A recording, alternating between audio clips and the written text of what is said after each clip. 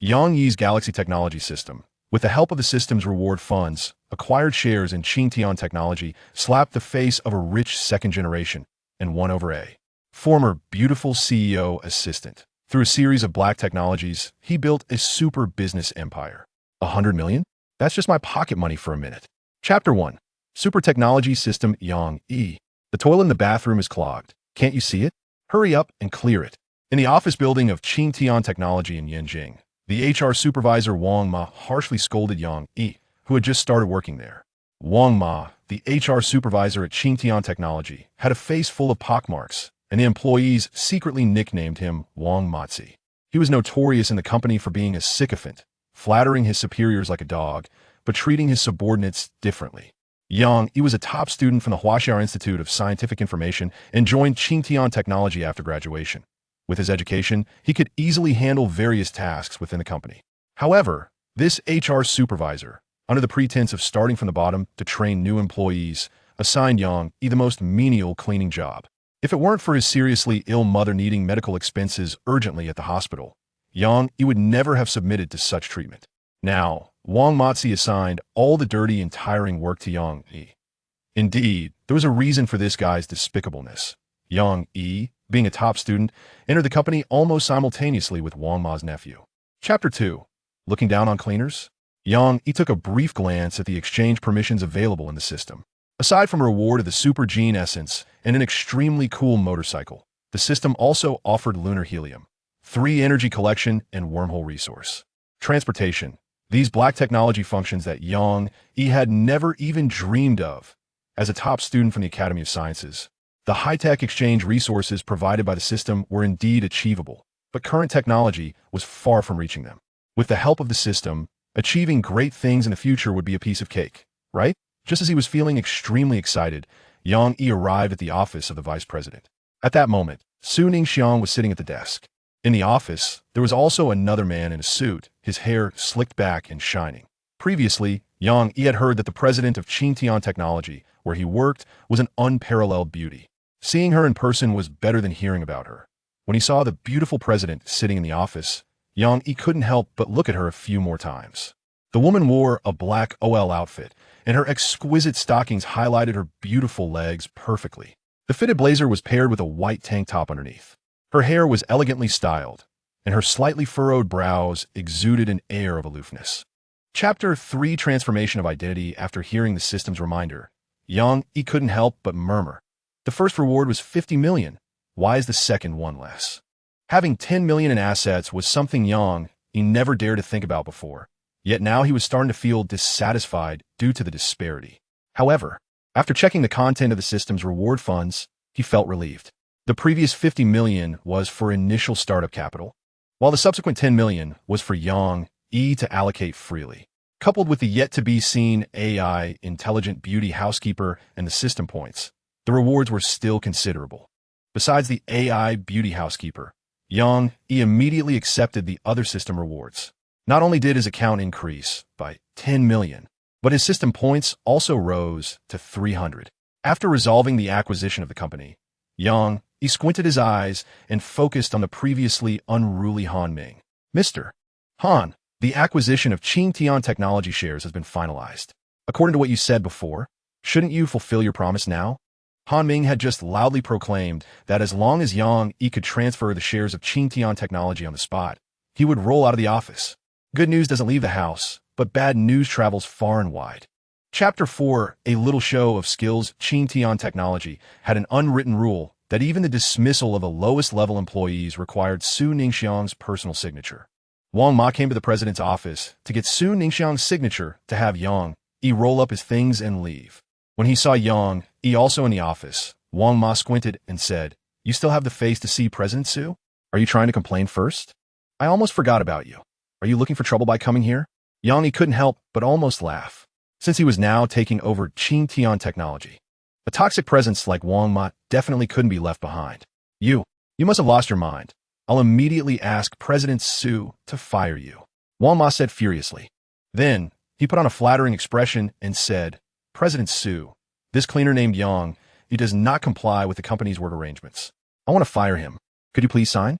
If he spoke disrespectfully in front of you just now, Please don't believe it. I'm loyal to the company and would never make a mistake. Wang Ma added.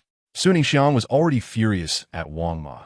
She was now an employee of Yang Yi, so how could an employee fire the boss? Chapter 5 Technological Innovation, however, thinking about the many things that could be exchanged in the system, such as wormhole material transportation, although it was high-tech. It required 10,000 points. This made Yang Yi worried about accumulating points for exchanging phone technology. To exchange for a plan for communications equipment that surpasses 20 years. It required only 10 points. With 300 points now, this 10 points was simply too cost-effective. Exchange. He almost didn't hesitate. But the subsequent reminder from the system made Yang Yi's heart sink. The technology integration plan needs to be exchanged along with a high-efficiency production line.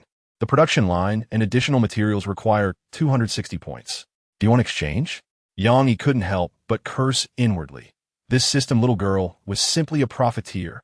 How could she engage in such bundled sales? Although the cost was a bit high, the whole production line would bring objective benefits to Yang Yi. So he hesitated for a few seconds and chose to exchange. The integration plan and concept machine PPT have been transmitted to the host's phone. The production line and materials have been sent to Tiantech Technologies' B9 district warehouse with a volume of 100 cubic meters. Please check and receive it. Immediately, Yang Yi's phone received an email from the system. Chapter 6 Chance Encounter. President Zhang. Look, they're mocking us, the enchanting woman suddenly said. She had just been lying in Zhang Yang's arms and, seeing Yang Yi standing behind with a silly smile, thought he was mocking them. Feeling a bit angry, she deliberately acted coyly towards Zhang Yang. Zhang Yang turned around and glared at Yang Yi, angrily saying, "You little brat, dare you laugh at me?" Hearing the woman making trouble for no reason, Yang Yi felt even more disgusted and disdainfully rolled his eyes at her. Look at President Zhang. He rolled his eyes at me. Seeing Yang Yi roll his eyes at her, the woman complained to Zhang Yang, her body twisting more violently against Zhang Yang. Are you tired of living? Little brat, do you believe I'll dig out your eyeballs? Zhang Yang glared at Yang Yi and said. Hearing Zhang Yang's words made Yang Yi even angrier. Just as he was about to teach him a lesson, the elevator happened to arrive at the basement. Thinking that Su Ningxiang was still waiting for him, Yang Yi decided to let him go this time. After all, he would deal with these pests tomorrow. He glared at Zhang Yang and said, "Humph, trouble comes from the mouth. You should mind your words." Then he turned to the enchanting woman and said, "I really don't know how you found him. Is he short enough to satisfy you?" After saying that, he ignored the two and walked out of the elevator. Chapter 7 Keep Your Mouth Clean. Sophia could make simple intelligent modifications to some electrical appliances at home through the bank system. As long as there was electricity and a network, she could control these things to operate on their own, just like a certain cat spirit, which was very convenient. After Yang Yi finished everything, he was ready to eat something and decided to cook for himself. At this moment, a scream came from the next room, and Yang Yi hurriedly opened the door and went out. Su Ningxiang, wrapped in a bath towel, hugged Yang Yi and shouted in panic, "Help, there's a ghost." Yang Yi was a bit stunned. He stood stiffly in place, feeling Su Ningxiang's two soft mounds pressing against his chest. A rapid breath came, and Su Ningxiang slowly raised her head to look at Yang Yi. Yang Yi's face turned red, his eyes darting around, and his hands hung in the air in a circular motion. Su Ningxiang pushed him away in a panic, hastily covering herself with the bath towel. Yang Yi was about to say something when Su Ningxiang slapped him on the face. "Little pervert," Su Ningxiang said fiercely, but then immediately showed a shy expression. "What is wrong with you, woman? Are you out of your mind?" Suddenly slapped, Yang Yi felt a surge of anger. Chapter 8 Extortion. Get lost. This has nothing to do with you. Yang Yi didn't want to deal with this idiot, so he said to Lin Yi bluntly, "You little brat, you've got guts." Lin Yi shouted at Yang Yi. Then he turned to his assistant and said, "You go call the security downstairs. From now on, don't think about getting treated here. Hurry up and get lost." Hearing Lin Yi say this, Yang Yi panicked. His mother had been to dozens of hospitals without any solutions for her illness. Only this Central City hospital had a way, though it couldn't completely cure her, at least it could stabilize her condition. At this moment, Yang's mother had a face full of hesitation. She quickly endured the pain and stood up, saying, "Doctor, I apologize for my son's rudeness just now. Please, as a generous person, don't hold it against him." Seeing this, Wang Shiyao felt delighted. How could she miss such a good opportunity? She had just been hit by Yang Yi, and now she had to repay this grudge. Don't even think about it. Just now your son hit me. Come on. You must take me away. We won't treat her anymore. Wang Shuyao looked at Yang's mother with a pained expression and said somewhat smugly. Chapter 9. Hospital Gossip. Dr. Lin. The security captain rushed to Lin Yi's side and shouted anxiously. Team Leader Li, you came at the right time. These two dared to cause trouble in our hospital and even hit our staff. Hurry up and drive them away. Lin Yi said to the security captain. What? Is this true? Someone, hurry up and drive them away. The security captain signaled his subordinates to prepare to expel Yang Yi. At this moment, a person squeezed in from the crowd. Wang Shuyao saw this young man and leaped towards him, urgently shouting, Brother. As she spoke, she lay in his arms and began to cry uncontrollably. Lin Yi hurriedly approached, trying to please him. Vice President Wang, you are here. The actions of the two were seen by Yang Yi, making him feel disdainful. Not to mention Lin Yi, just looking at Wang Shuyao. One could tell how weak she was, obviously spoiled by her family. The person who came was indeed Wang Shuyao's brother, Wang Yin, the most famous doctor in the hospital, and also Yang Yi's mother's attending physician. Yang Yi originally thought Wang Yin was a good doctor who saved lives, but just now, after looking at Wang Yan's file, he realized that this guy was a beast in gentleman's clothing. Relying on his status, he had done many bad things. Chapter 10. Too Deceptive. Master, are you sure you want to start initializing learning? Sophia asked. Hurry up. Saving lives is a priority, Yang Yi said firmly. The exchange is complete. Sophia began to assist the master in deep learning. Learning initialization. Learning completed. Yang Yi looked at his body and seemed to see no change. He suspected Sophia was deceiving him. Is this it? Yang Yi asked. Yes, master. The basic learning is complete. You could try data searching and then visualize the needed items in virtual reality, Sophia said with a smile. Yang Yi familiarized himself with the system settings and immediately understood what was going on. His brain was now a super knowledge repository, equipped not only with existing knowledge, but also with advanced extraterrestrial technology that did not exist at the moment.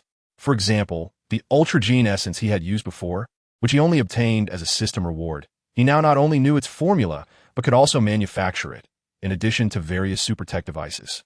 After browsing for a while, Yang Yi became more and more excited, but when he saw the manufacturing costs, he couldn't help but curse Sophia's entire family in his heart. Chapter 11. Strike. After Wang Yin was taken away, Yang Yi did not stay in hospital, but paid the medical fees and took his mother directly home. He urgently needed a quiet space to care for his mother. As for Lin Yi and the others, he had no mood to deal with them. Such scum deserved this outcome. At the Su family villa, Yang Yi stood by his mother's bedside, raised his hand, and closed his eyes. Sophia, search for the best private doctor. Notify me that I am willing to hire him at a high salary and have him come immediately. Also, get a housekeeper to take care of my mother. Yang Yi issued a series of commands to Sophia. Understood. Executing immediately, Sophia began to carry out the orders without hesitation. Sophia, you mentioned earlier that I could exchange the rewards in my mailbox for technology points, right? Yang Yi continued to ask. Yes, but the exchange is at an 80 recovery rate. Are you sure? Sophia replied. Master, I suggest you don't do that. I have already scanned your mother's health condition. Wang Yin has stabilized her condition, so you don't need to be so anxious, Sophia continued, her words filled with concern for Yang Yi. Yang Yi revealed a thoughtful smile and said, I know, but I feel there is no need for the rewards allocated by the system, since learning about your system's changes. I have come up with a new plan. Chapter 12. If you don't work, get out. Su Ningxiang looked at Zhang Yong, who suddenly barged in, her face filled with anger. Zhang Yong, what do you mean by this? Do you not regard me as the president? Su Ningxiang frowned and questioned. Zhang Yong realized he was a bit reckless and smiled, saying, President Su, I was reckless, but your salary. As he spoke, he glanced at the other leaders from the business department who followed him. That's right, President Su, your salary has been overdue for almost 2 months. If you don't pay, we won't be able to make ends meet. Yes, President Su, when will you pay us? Please give us a definite answer. The others, seeing Zhang Yong's signal, spoke up one after another. This, Su Ningxiang was momentarily at a loss for words. Yang Yi propped his chin with his hands, looking at the group of people demanding their salaries in front of him, squinting his eyes and measuring them. He began to understand that today's labor dispute was definitely related to Zhang Yong. Su Ningxiang now showed an anxious expression, turning to look at Yang Yi, her eyes showing a plea for help. Everyone, You all came to the president's office to demand your salaries, really not considering President Su at all? Yang, he said as he leaned back against the chair behind him. Chapter 13. Cleaning up trash. The crowd stared at the data for quite some time. No one daring to speak, each person calculating in their minds. They had originally come to demand payment, but unexpectedly found themselves facing a demand for repayment. Some began to blame Zhang Yong and Lin Xiaoli. If it weren't for these two instigating everyone to come to the president's office to demand their salaries, this embarrassing situation wouldn't have arisen. Who want to go first? Yang, he said, his tone carrying some authority. Zhang Yong, why don't you go first? Led by example? Zhang Yong's gaze fell on Yang Yi, and at this moment, although he appeared calm on the surface, his heart was in turmoil. How could he explain? Should he tell everyone that this money was embezzled by him, which would be a serious crime? He didn't speak, but stared intently at Yang Yi. Su Ningxiang's heart was also tumultuous. Her eyes sparkled as she focused on Yang Yi. What surprised Su Ningxiang was Yang Yi's data sheet. She had no idea how he managed to obtain it. From what she understood, Yang Yi had been in the company for less than a month. And according to this data, it consisted of some confidential documents that Yang Yi couldn't possibly access. Apart from Yang Yi himself, everyone was puzzled about how this was achieved. Of course, Yang Yi would never tell them how. Chapter 14. I call the shots. Hearing the voice before seeing the person, Su Ningxiang was also startled. The person who came was Zhao Yubin, the second largest shareholder of the company. Zhao Yubin, dressed in a suit, with a greasy face, strode over and sat down on the sofa. Su Ningxiang looked at him and smiled, saying, Chairman Zhao, what do you mean by that? We were just chatting casually, not holding a meeting. Zhao Yubin did not respond to Su Ningxiang's words. He lit a cigar, crossed his legs, and looked at Yang Yi with interest. Yang Yi met his gaze, surprised. He sensed a hint of danger from Zhao Yubin, but it was fleeting. You're the new shareholder? Zhao Yubin asked, exhaling a puff of smoke, while Yang Yi stared intently at the information about Zhao Yubin on the screen, saying, to be precise, it's your boss. Hearing Yang Yi's response, Zhao Yubin couldn't help but feel a hint of surprise. This young man in front of him gave him an unfathomable feeling. The bodyguard behind him seemed quite displeased with this remark and wanted to teach Yang Yi a lesson, but Zhao Yubin waved to stop him. Haha, you have guts, kid. You're the first one to dare speak to me like this, Zhao Yubin said with a light laugh. Chapter 15. Ross and Sky after the ringing sound. Zhao Yubin hurriedly pulled out his phone and awkwardly pressed the call off. He then quickly changed the subject, saying, Manager Yang, isn't it just voice control? The Triangular Star Company has had that for a long time. Yang Yi smiled without speaking and then said to Su Ningxiang, don't make a sound. Use your thoughts to send him a message. Upon hearing Yang Yi's words, Su Ningxiang immediately sent the command to send a message to the little figure in her mind. After a while, Zhao Yubin's phone notification sounded again. This time, everyone was shocked. Ross is a super tech communication tool that utilizes brainwave control. It encompasses all functions of existing mobile communication devices, including calls, text messaging, and internet surfing. It can even replace a computer and do many things. Yang Yi explained with a smile that all information from Ross will be displayed in the glasses you wear, and in the future, people will truly liberate their hands. Listening to Yang Yi's explanation, everyone showed expressions of disbelief. Zhao Yubin and Zhang Yong, who initially scoffed at him, were now utterly shocked beyond words. Especially Zhang Yong. Looking at the Ross that Su Ningxiang was carrying, he finally understood why Yang Yi could be so fearless even after firing him. Chapter 16. What the hell? Are you sick? The Audi owner, hearing Yang Yi suddenly shout angrily, felt aggrieved and said, I already apologized to you. Why are you like this? Yang Yi initially thought he would just teach her a simple lesson, but he didn't expect the girl to be so sensitive. Hey, you ran into me and you're acting all righteous? Yang Yi retorted. The Audi owner was momentarily at a loss for words, turning to say, aren't you fine? Besides, it's just a broken bicycle. I'll compensate you. Saying this, she took out 2 large red bills from her bag and handed them to Yang Yi, her face showing a semblance of guilt. Here, I think 200 is enough for your bike, right? The Audi owner said, tilting her head. Yang Yi abruptly shoved the money back at her. The Audi owner widened her eyes, glaring angrily at Yang Yi. She was trying to compensate nicely, but was rejected. Do you think being rich makes you special? Yang Yi said angrily, arms crossed. At that moment, the Audi owner's phone rang as she glanced at it. Frowning at Yang Yi, I don't have time to waste with you here. I've already given you the money. Take it or leave it. With that, she turned to get into her car. Chapter 17. private doctor while Yang Yi and the Audi girl were waiting for the ambulance. They began to chat and get familiar with each other. The Audi girl, named Su Xiaobai, was also a student at the University of Science and Technology, currently in her 4th year, making her a junior to Yang Yi. Senior, how did you learn medicine? Su Xiaobai looked at Yang Yi with wide, watery eyes. Yang Yi, feeling a bit embarrassed, said, "Actually, not much. I learned a little from my grandfather when I was a child." Of course, Yang Yi couldn't disclose how he could cure her illness. Even if he did, she probably wouldn't believe him. "Oh, I see. Then, senior, I have an unreasonable request. Can you help me?" Su Xiaobai asked shyly, looking at Yang Yi. Yang Yi looked puzzled. Senior, can I ask you to be my private doctor?" Su Xiaobai asked in a low voice. "Huh?" Yang Yi exclaimed. "How about I pay you 30,000 a month?" "Huh?" Yang Yi exclaimed again. "Senior, are you unsatisfied with that amount? How much do you want?" Su Xiaobai looked at Yang Yi's shocked expression, thinking she had offered too little. She knew that a medical expert like Yang Yi would surely charge more, as her family had previously spent a lot on doctors trying to treat her illness, but had not succeeded. Chapter 18. Refusal. After Yang Yi and Huang Bolong exchanged pleasantries for a while, mostly about trivial matters, Yang Yi briefly mentioned some minor incidents that had happened at the company since his graduation, but did not touch on the acquisition of the company. Huang Bolong offered simple words of consolation to Yang, mostly some harsh truths. Yang Yi felt he had said everything that needed to be said, and then asked Huang Bolong the purpose of calling him this time. "Junior Yang Yi, was it the teacher's intention to call you here?" Hearing Yang Yi ask about this matter, Yang Hao quickly interjected. Yang Yi smiled but looked somewhat puzzled. Though he didn't ask, Yang Hao continued, "Actually, it's nothing much. I've heard the teacher say you were outstanding, and since you graduated, I wanted to take this opportunity to meet you."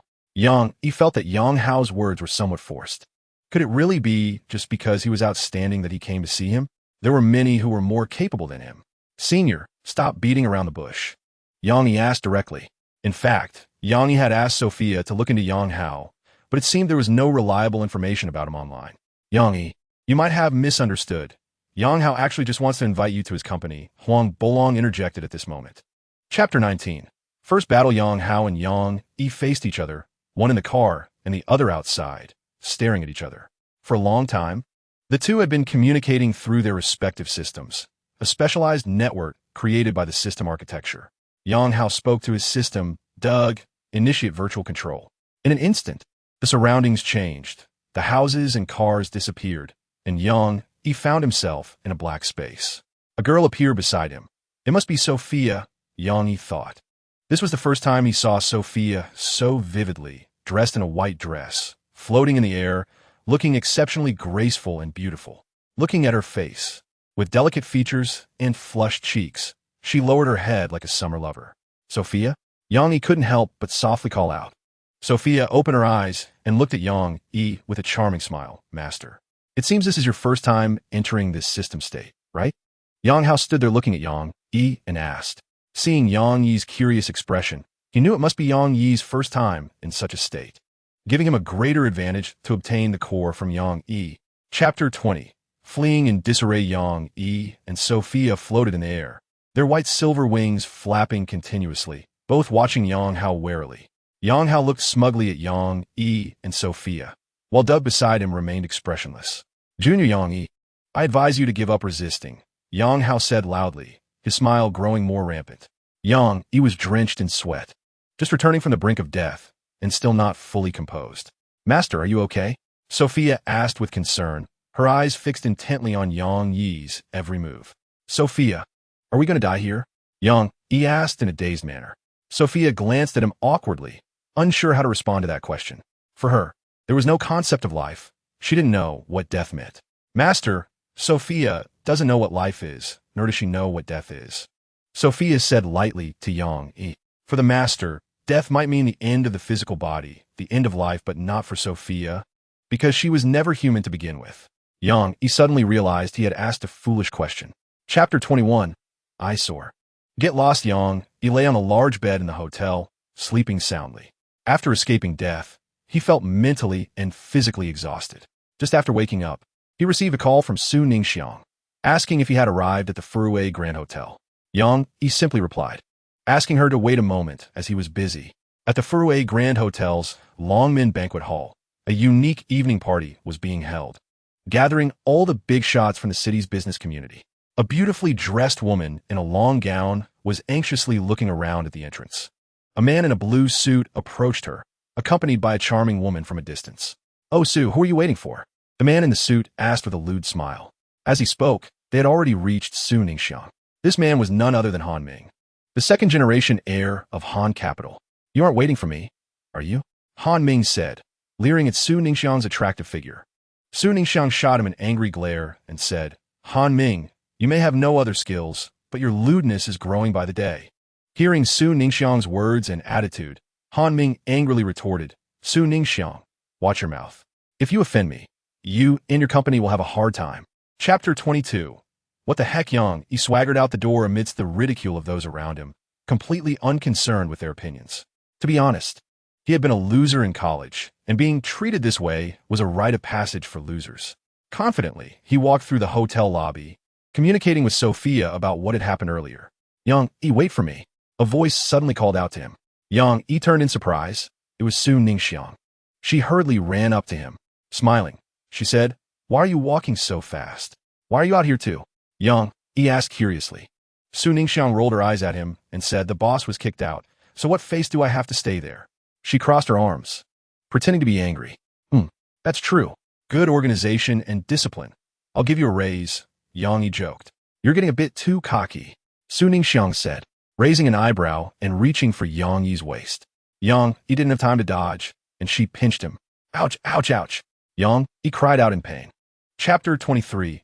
I wanted all Lina stood with her head held high, looking down at Yang Yi with disdain, while ordering the salesperson around. The salesperson dared not delay. For her, Lina was her golden client, not to mention she was the store's golden VIP. Okay. I'll pack it up for you right away," the salesperson hurriedly replied, rushing to the counter with the clothes. "Really useless. Can't even satisfy my woman with the clothes she likes," Lina said mockingly as she saw the salesperson starting to pack her clothes. She glanced at Yang Yi and then looked smugly at the chubby man next to her, pouting, "Changge, do you think I should get that one too?" Pointing to another piece of clothing. Yang Yi could no longer hold back, thinking about how foolish this woman was, showing off in front of him. Yang Yi scoffed. "At least my wife isn't a vase. She can buy what she wants herself." Lina, hearing Yang Yi's insult, angrily asked, "Who are you cursing at?" Yang Yi shrugged and replied, "I didn't say you. Why are you so worked up?"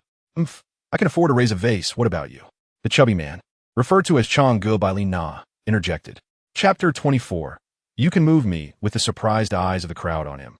Yang Yi walked up to the counter and smiled at the cashier, asking, "Excuse me, can I apply for a VIP membership now?" The cashier stuttered, Yes, of course." She quickly began processing Yang Yi's membership card. Yang Yi turned to Su Ningxiang with a smile and said, "Wife, pick what you want among those. If you don't want something, just donate it." Su Ningxiang rolled her eyes at him, but felt happy inside. After all, she was a woman. Which woman doesn't love clothes? Although Yang Yi's recent behavior was a bit excessive, at least he was showing some masculinity, right? Seeing Yang Yi acting so smug, Lina felt furious and pouted to Changge, look at this little thing. Changge was also fuming. He was a small leader supporting dozens of brothers, and being overshadowed by this little brat was a blow to his pride. "Don't worry, baby. I'll make sure he regrets it," Changge assured her. Chapter 25. Core device after the commotion. Yang Yi and Su Ningxiang left Yintai City with many bags in hand. Su Ningxiang felt heartbroken upon hearing the final total of 148,000 at the MV store. She felt like she could spit blood. The company needed money right now, and Yang Yi, the prodigal, casually spent over 100,000. Yang Yi noticed that Su Ningxiang looked unhappy and tentatively asked, "Hey Su, I bought you so many clothes, and you're still not happy?" Su Ningxiang shot him a glare and said angrily, "Just look at the result of your reckless spending. What's wrong? You don't like them? It's all money. Money." Su Ningxiang said, pained. "Should we return them then?" Yang Yi asked with a smile, seeing her distressed expression. "You dare? Never mind, you prodigal. Talking to you is pointless," Su Ningxiang said, pretending to be angry, and walked ahead without paying attention to Yang Yi. Yang Yi felt speechless. He couldn't understand what Su Ningxiang was trying to express. Women's hearts are as deep as the ocean, impossible to fathom. "Hey, you're going the wrong way. This is the way home," Yang, he helplessly called out to Sun Ningxiang, who had gone the wrong way. Chapter 26, Mysterious Girl Determined. Yang, he decided to check out 108 Happiness Street. Yang, he took a taxi out and asked the driver about a certain place. To his surprise, the driver confirmed its existence, which made Yang excited to set off. When he arrived, he found that it was a very ordinary neighborhood, and the buildings were somewhat worn with peeling paint. There weren't many people in the community. A few old men were sitting at the entrance playing chess. Yang approached one of them and asked, "Old Grandpa, do you know which building is number 108? The old man's smile faded instantly upon hearing number 108, and he replied stiffly, "I don't know. Ask someone else."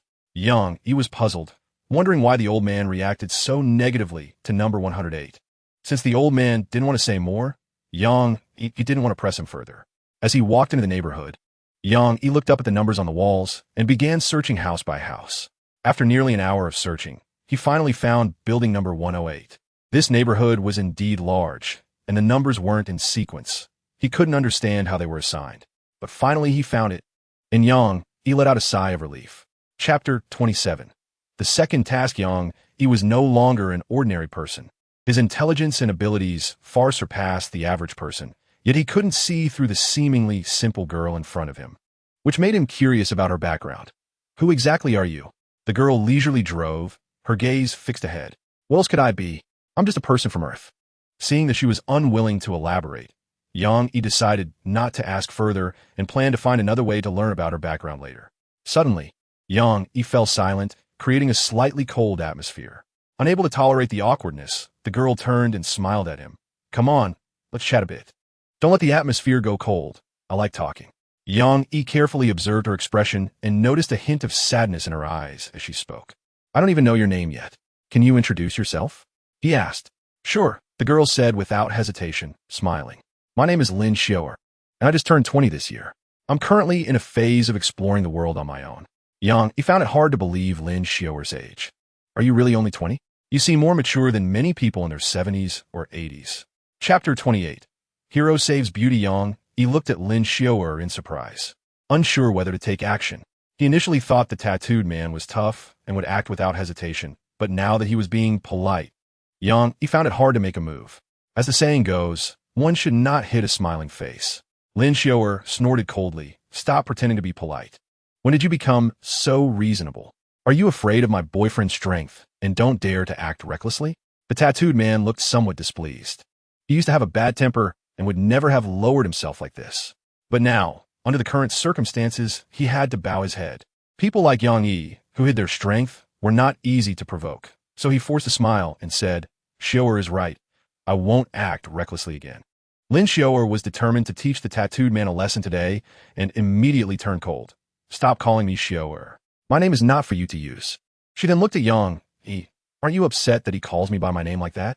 Yang realized that a fight was inevitable. After all, the tattooed man was not a good person, so there was no need to hold back. Yang raised his hand and slapped the tattooed man hard across the face. The tattooed man didn't even have a chance to react before he was sent flying by the slap, flipping in the air and crashing onto a nearby table. Chapter 29. A person with a story seeing the chubby guy crying and realizing he was truly sorry. Yang let go of him. "All right, I hope you remember what you said and become a good person in the future." The chubby guy nodded quickly, holding his wrist.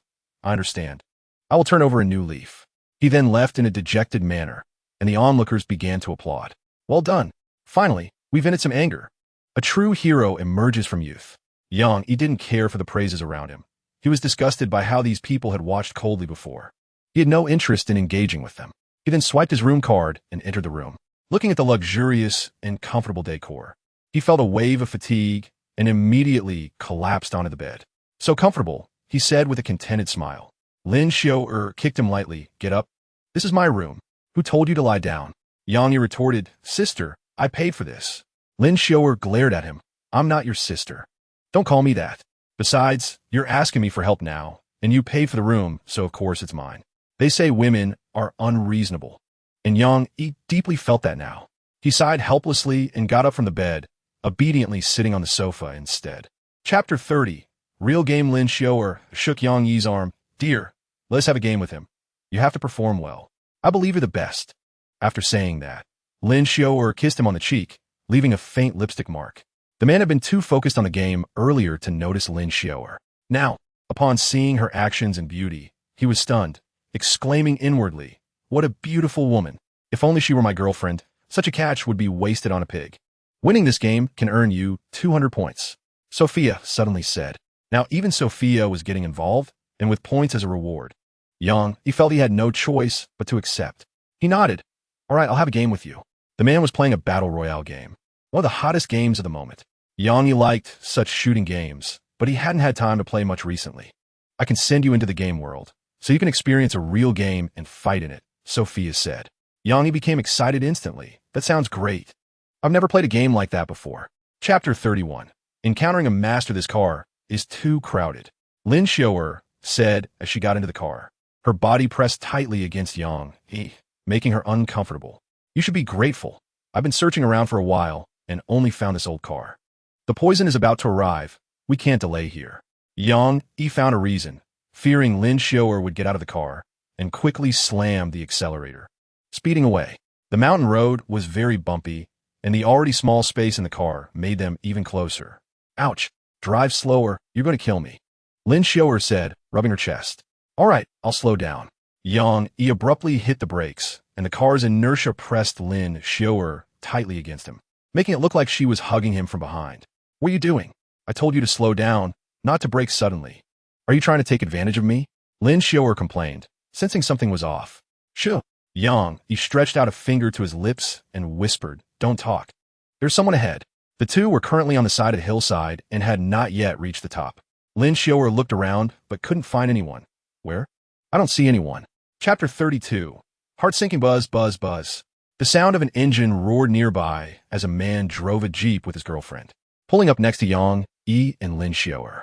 The man arrogantly honked the horn and said, "Get in the car. Teammates. I won't be heartless like you and abandon my teammates." Yang, he shook his head in silence, thinking how foolish that remark was. There could be snipers hiding nearby, and driving around in a jeep while honking the horn greatly increased the chance of getting shot. Yang, he replied, "No thanks, we have a car. Besides, we're not just teammates, we're also competitors. Don't forget, in the end, we have to determine the winner." The man ignored Yang, and turned his gaze to Lin Xiao'er. "Beautiful, get in my car." His car is too small and bumpy. The arrival of the man's jeep revealed that Yang, he had previously told Lin Xiao'er they couldn't find car. Yang, he looked at Lin Xiao'er, expecting her to blow up, stop trusting him, and get into the man's jeep. To Yang Yi's surprise, Lin Xiao'er still confidently got into his car, sitting closely beside him. Drive. Chapter 33. Dog and woman Yang, he quickly went to Tan Xinyue's side, placing a hand on her shoulder and beginning to treat her. Tan Xinhua looked closely at Yang, and suddenly thought he was quite handsome, mainly because he was a warm-hearted guy willing to lend a helping hand in this critical moment, something her boyfriend couldn't do. Soon, Tan Xinhua was healed, and Yang, he took her hand, quickly running toward the house. Tan Xinhua let Yang, he pull her along as gunfire erupted around them, feeling a bit like a pair of doomed lovers, which softened her gaze towards him. Upon reaching the house, Yang, he checked the snipers' positions and confirmed they couldn't attack where they were, letting out a sigh of relief. "You stay inside, don't go out. I'll deal with the snipers outside first." Tan Xinhua looked at Yang, with affectionate eyes, her face blushing slightly, and nodded. Yang, noticed her expression and felt a pang of anxiety, thinking, "She can't be developing feelings for me, can she? That can't happen. She's got a boyfriend, and I can't be the one to break them apart." At that moment, their hands were still tightly held, and Tan Xinhua intentionally rubbed her hand against his. Her gaze filled with infinite charm. Chapter 34. Priceless treasure. After treating Tan Xinhua, Yang, he went to treat Yingming. Yingming wanted to compete with Yang in the game, so he accepted Yang Yi's treatment. After that, Yang Yi wasted no time and continued to move towards the center of the safe zone with Lin Xiao'er, killing numerous people along the way. Yingming and Tan Xinhua followed closely behind Yang Yi, struggling to find opportunities to attack. Almost as soon as they spotted an enemy, Yang Yi would have already taken him down. Yingming felt that continuing to follow Yang Yi would only lead to defeat, and his girlfriend was always gazing at Yang Yi with a lovesick expression, which made him very angry. In a fit of anger, Yingming took his girlfriend elsewhere. No longer staying with Yang Yi, he actually managed to kill a few people, which boosted his confidence significantly. However, the game soon ended, with Ming only having killed 3 people, while Yang Yi had killed 23, making it an easy victory for him. Immediately after, the surrounding environment transformed back into the elevator they had been in before, with the time still the same. Ming looked down, unhappy. I lost. I'm willing to treat you both to a late-night snack.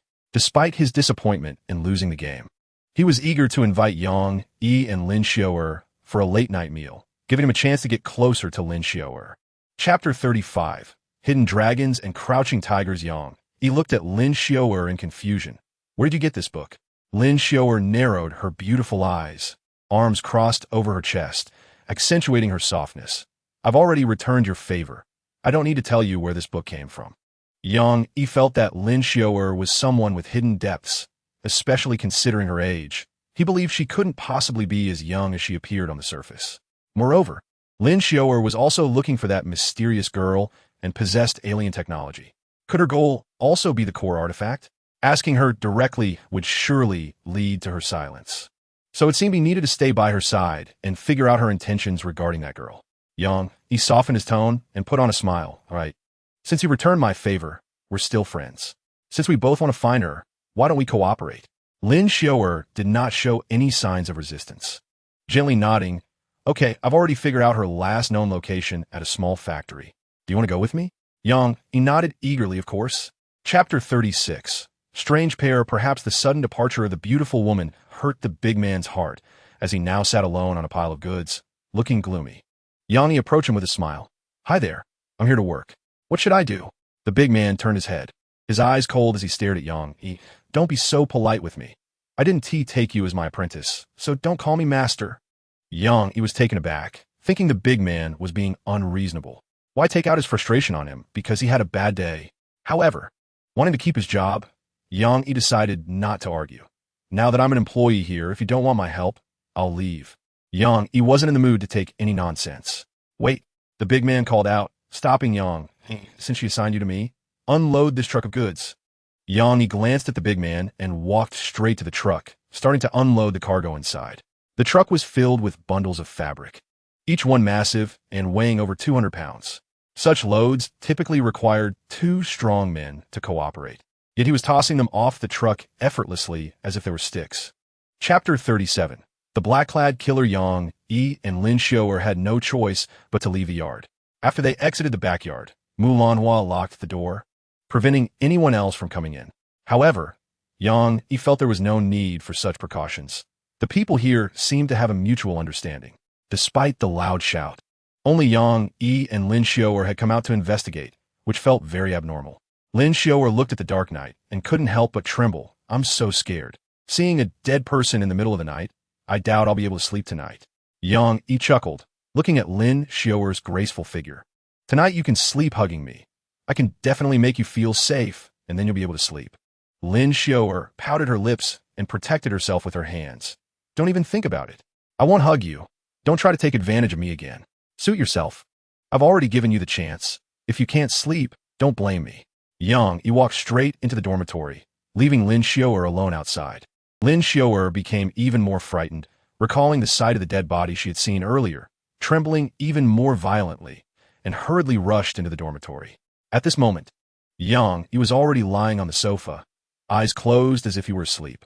Chapter 38. 2 books. Yang Yi examined Yin Zhengfeng in front of him and noticed a trace of blood at the corner of his mouth, and his chest was sunken in, as if he had suffered a heavy blow. The reason for Yin Zhengfeng's pale complexion was likely due to a significant loss of blood. You're not a ghost.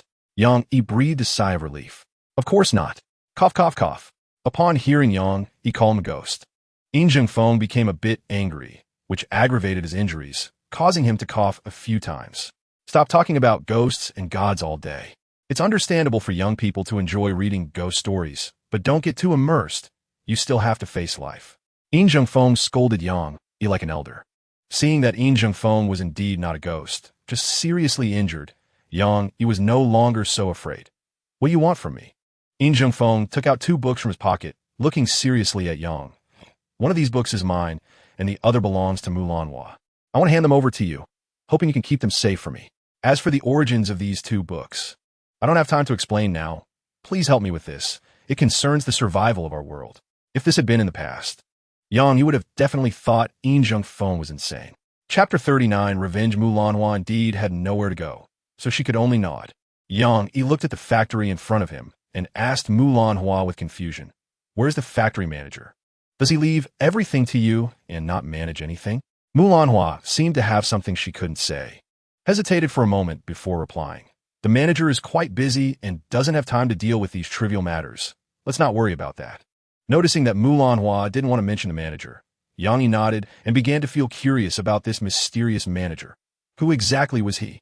There was no need to stay at the factory any longer, so Yang directly took Mulanhua and Lin Xiuer back to the villa he shared with Su Ningxiang.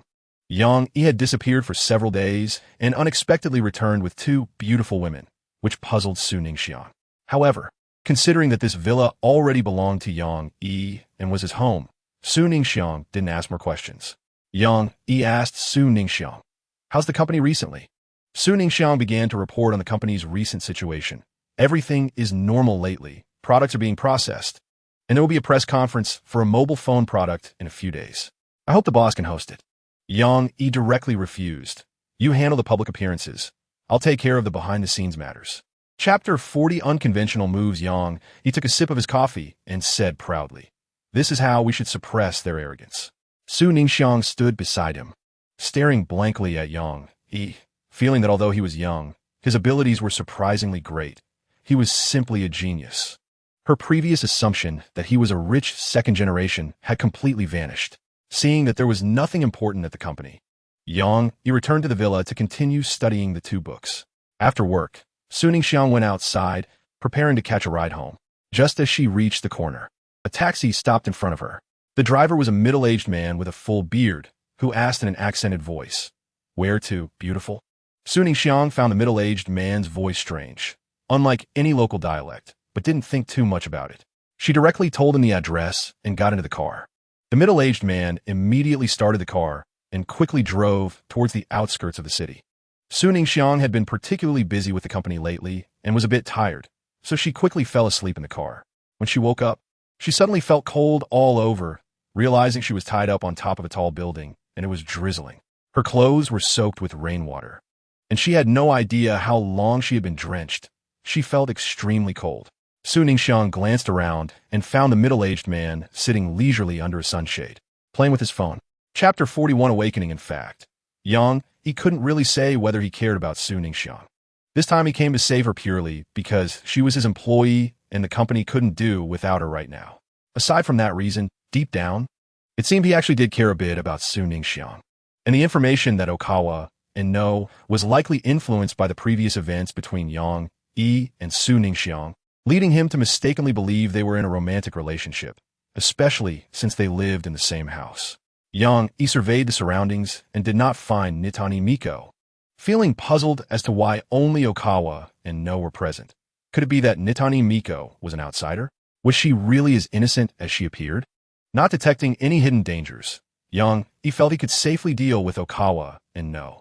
Yang stared at Okawa and No, sneering as he said, "You're just in time. I've recently been practicing a rare skill, just got the hang of it, and I'm not sure how powerful it is. You're just the right test subjects." Okawa and No also sneered. "You're too arrogant. Do you really think I have no abilities?" Immediately, Okawa and No spun around. In the driver's uniform they were wearing instantly transformed into ninja outfits, with a long knife appearing in their hands, glinting coldly under the nearby lights. Chapter 42, Alien Revenge. Yang said speechlessly, "Sophia, how long has it been? Why are you only rewarding me now?" Sophia stood in front of Yang, looking very cute. "I couldn't help it. The master was busy recently, and I was afraid of disturbing your good affairs." Yang reached out and tapped Sophia's white forehead. "You quirky little girl, forget it. I won't argue with you. Convert my reputation points into credits. Credits are very important to me, because I need to use them to exchange for high-tech in the future." Sophia giggled and said in a sweet voice, "Converting credits requires feedback from the product, so I can't convert it for now." Yang knew Sophia was a principled person, so he nodded. "All right, I'll wait a little longer." The Lowe's phone was selling so well, the feedback must have been great, so he believed it wouldn't be long before he could exchange it. At 10 o'clock at night, Yang was just about to rest when he suddenly heard the sound of the door. It was Su Ningxiang getting off work. Yang Yi went to the living room and saw Su Ningxiang sitting on the sofa with a tired expression, looking as if she were exhausted. The company's business had been very busy lately, and it had truly been hard on her. Thinking of this, Yang Yi felt a pang of heartache and walked over to help her massage her shoulders. Chapter 43, The Mysterious Lin Xiaoer. They were all living in fear. Some were residents of nearby villages who didn't even dare to go home and directly stayed in the factory. Strangely enough, half a month passed, and the people in the factory remained safe and sound, without any danger approaching. This made them feel strange. Many people believed that the factory was a blessed place.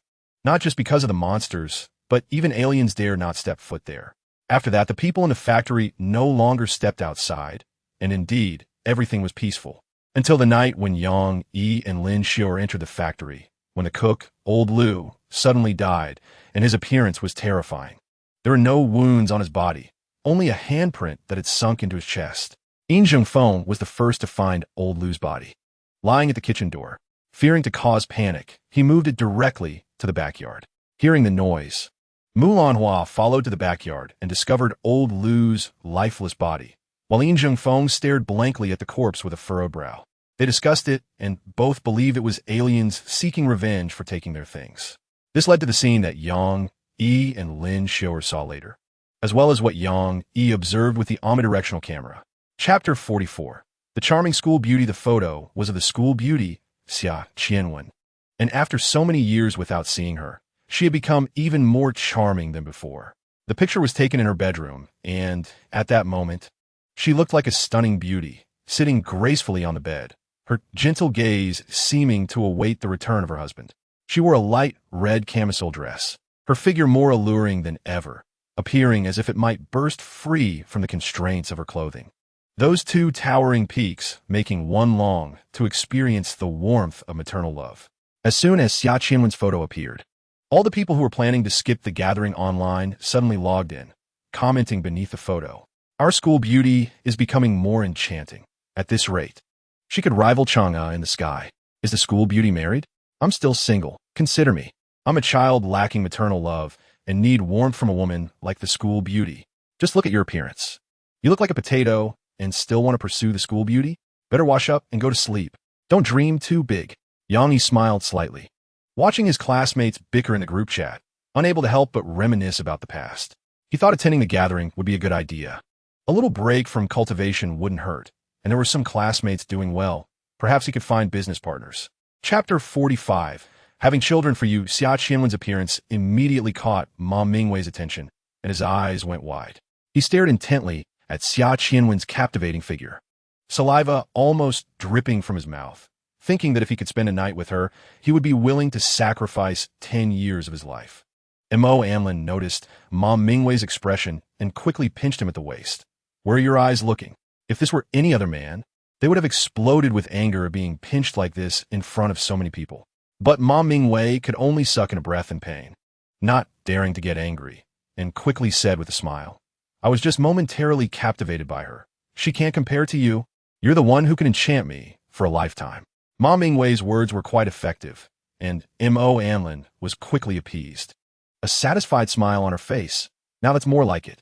In fact, Ma Mingwei was so afraid of Mo Anlin because she was his financial support. To be precise, Ma Mingwei had attached himself to this wealthy woman, thus becoming an executive at a tech company. Without Mo Anlin, Ma Mingwei would be nothing. Ma Mingwei was quite handsome, while Mo Anlin was average-looking and had an average figure. If it weren't for Mo Anlin throwing wads of cash at Ma Mingwei, they would never have been together. Chapter 46. The aura of aliens. Su Ningxiang glanced around with her beautiful eyes, radiating the authority of a strong woman, angrily saying, Don't be delusional. He is my man, and no one can take him away from me. After saying this, Su Ningxiang linked her arms with Yang Yi's, appearing delicate and dependent. Under the astonished gazes of everyone, Yang Yi left with the stunning Su Ningxiang. Sigh. Another gathering that ended unhappily, Su Ningxiang lamented. Yang Yi smiled. Sorry for making you come for nothing. You haven't had dinner yet. How about we find a place to eat? Su Ningxiang looked at Yang Yi, a hint of playfulness in her tone. Eating out isn't fun. Why don't we buy some groceries and cook at home? I really enjoy your cooking. During this time, Su Ningxiang had been busy, In Yang, he would help her prepare breakfast and dinner every day. Yang Yi felt that someone like Su Ningxiang, the CEO, could no longer be satisfied with delicacies. Having a meal at home was much more genuine. The two then went grocery shopping like an old couple, bought ingredients, and returned to cook, experiencing a bit of daily life together. After dinner, Yang Yi stayed in the room and suddenly thought of creating a pair of unprecedented new energy shoes. This idea came to him on the way back. Chapter 47. A well-endowed beauty, you've seen aliens. Yang Yi was even more surprised. Recalling what Mu Lanhua had said about the alien spaceship, Yang Yi felt that Yin Zhengfeng's words should be true. But because this guy had faked his death to deceive him, Yang Yi became wary. How can I trust what you say? Yin Zhengfeng smiled slightly. Believing or not is entirely up to you. I can't change your mind. Only you can judge for yourself. The reason I chose to fake my death was solely to find a murderer. But recently the murderer hasn't shown up. I find Lin Xiaoer, who is around you, very suspicious, so I decided to appear and remind you. Yang Yi knew that Lin Xiaoer had many secrets, but he had never been particularly wary of her. After Yin Jingfeng's reminder, Yang Yi thought it would be better to be cautious in the future. Yang Yi nodded. Thank you for the reminder. I will be careful. At this moment, Yang Yi remembered the two books Yin Zhengfeng had previously given him, staring at him and asking, You're not dead now. You want those two books back, will you? Yin Zhengfeng laughed and said generously, I'm not a stingy person. Once I give something away, I won't take it back. Besides, I can see that you really need those two books, and they've proven effective in your hands. Chapter 48. Just you wait, actually, Mu Lanhua was quite beautiful, with thick eyebrows and big eyes, bright red lips, and wearing large earrings. Especially today, she wore a black camisole dress, her devilish figure very attractive, exuding a mature aura. Mu Lanhua was a few years older than Yang Yi, and because of her maturity and grace, he somewhat wanted to treat her like an older sister. But at this moment, Yang Yi didn't want to see her as an older sister. Being a good friend would be nice too. Hugging and cuddling could bring some benefits. Mu Lanhua didn't notice Yang Yi's gaze and innocently led him to the backyard, where she saw the pavilion where old Lu had met his tragic end. And she couldn't help but shiver. Yang Yi knew she was scared and immediately patted his chest, saying, Don't be afraid. With me here, no monsters can harm you. Mu Lanhua looked at Yang Yi. Although he was younger, she felt an incredible sense of security from him, easing her fear. Mu Lanhua nodded and led Yang Yi to the depths of the backyard, where a back door appeared. As they walked out the back door, they were greeted by a dense forest, the extent of which was unknown, as it seemed to stretch endlessly. Chapter 49. The down-and-out man Mu Lanhua looked at Yang Yi in surprise, not expecting him to be so impressive. The person whom Yin Zhengfeng couldn't handle was easily defeated by him, and a sense of admiration for Yang Yi arose in her heart. Yang Yi was also surprised to see the black-clothed man fleeing from him. He hadn't anticipated the power of the blazing palm to be so strong. This was just a minor achievement. If he mastered it completely, the black-clothed man wouldn't stand chance. Yang Yi retracted his right hand and suddenly felt his left palm soft, as if holding something. He turned his head to take a look and quickly withdrew his hand, realizing that when he was protecting Mu Lanhua earlier, he had accidentally placed his palm over her heart. I'm sorry, it was unintentional. Yang Yi quickly apologized. Mu Lanhua's face flushed, and she also noticed that Yang Yi's hand was inappropriately placed, but she wasn't angry. It's fine. The atmosphere became a bit awkward, and Yang Yi hurriedly picked up two shovels, saying to Mu Lanhua, Let's head back. Mu Lanhua nodded and followed behind Yang Yi. Suddenly, dark clouds gathered in the sky, and soon thunder rumbled, followed by a torrential downpour. The two quickly quickened their pace and hurried back to the factory, finding a dormitory to take shelter. The rain had come unexpectedly, and both of them were drenched, the wet clothes sticking uncomfortably to their bodies. Chapter 50. Big Brother, don't make a move just after speaking. Ma Mingwei noticed a very beautiful woman in the restaurant, and his gaze was immediately drawn to her. He admired her alluring figure, exclaiming, I didn't expect to see such a beautiful woman in the countryside. It seems that beauties exist not only in the city, but also in rural areas. Ma Mingwei noticed that there was a man beside the beauty, presumably her boyfriend. He casually glanced at the man and was instantly stunned, then gritted his teeth and said, What a coincidence. I didn't expect to run into you here. Ma Mingwei stared at the two, sensing that their relationship was not ordinary. Mu Lanhua's gaze towards Yang Yi revealed affection, while Yang Yi's gaze towards Mu Lanhua also conveyed deep love. Seeing this, he smugly laughed. Yang, you rascal. You have a beautiful female CEO at home, and outside you have such a stunning mistress. It seems you're not as upright as you appear. However, he felt pity for such a wonderful girl, wondering how she could willingly be a rich man's mistress. Ma Mingwei sighed inwardly. He then took out his phone and snapped a few photos of Yang, and Mulanhua, deliberately choosing an angle that made it look like they were kissing in the pictures. Chapter 51. Talking about relationships, Yang nodded in satisfaction. Who sent you to deal with me? Wu Go, not wanting to offend Yang, the killing god, immediately sold out Ma Mingwei without hesitation, pointing at him as he was still eating breakfast outside. It's that guy. He called me to come, gave me 3,000 yuan to teach you a lesson, and said not to touch your girlfriend, claiming he'd handle it himself. Ma Mingwei, sitting outside, shivered. He hadn't expected Yang to be so formidable, easily sending 5 burly men flying with just a few slaps. How terrifying must that power be? Seeing Wu Gu readily betray him and reveal his plan regarding Mulanhua, Ma Mingwei knew he couldn't stay there any longer and immediately turned to run. Yang kicked a stool, which struck Ma Mingwei's back, causing him to fall to the ground with a thud, losing several teeth in the process. Ah, my teeth! Ma Mingwei wailed on the ground, unable to escape for the time being. Yang focused on Wu Gu, still lying on the ground, and asked, how should I deal with you today? Seeing Yang Yi's cold gaze, Wu Gu trembled all over, goosebumps rising on his skin. He swallowed hard and said, forget the money the guy gave me. I'll give it all to you, and I'll pay for your meal too. Let's just be friends today. Please let me off, and don't hold it against a small fry like me. Chapter 52.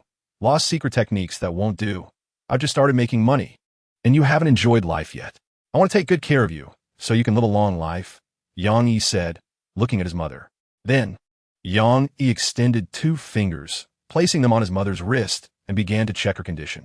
Some of her organs had already started to fail, and the current medical methods could only sustain her life for a limited time.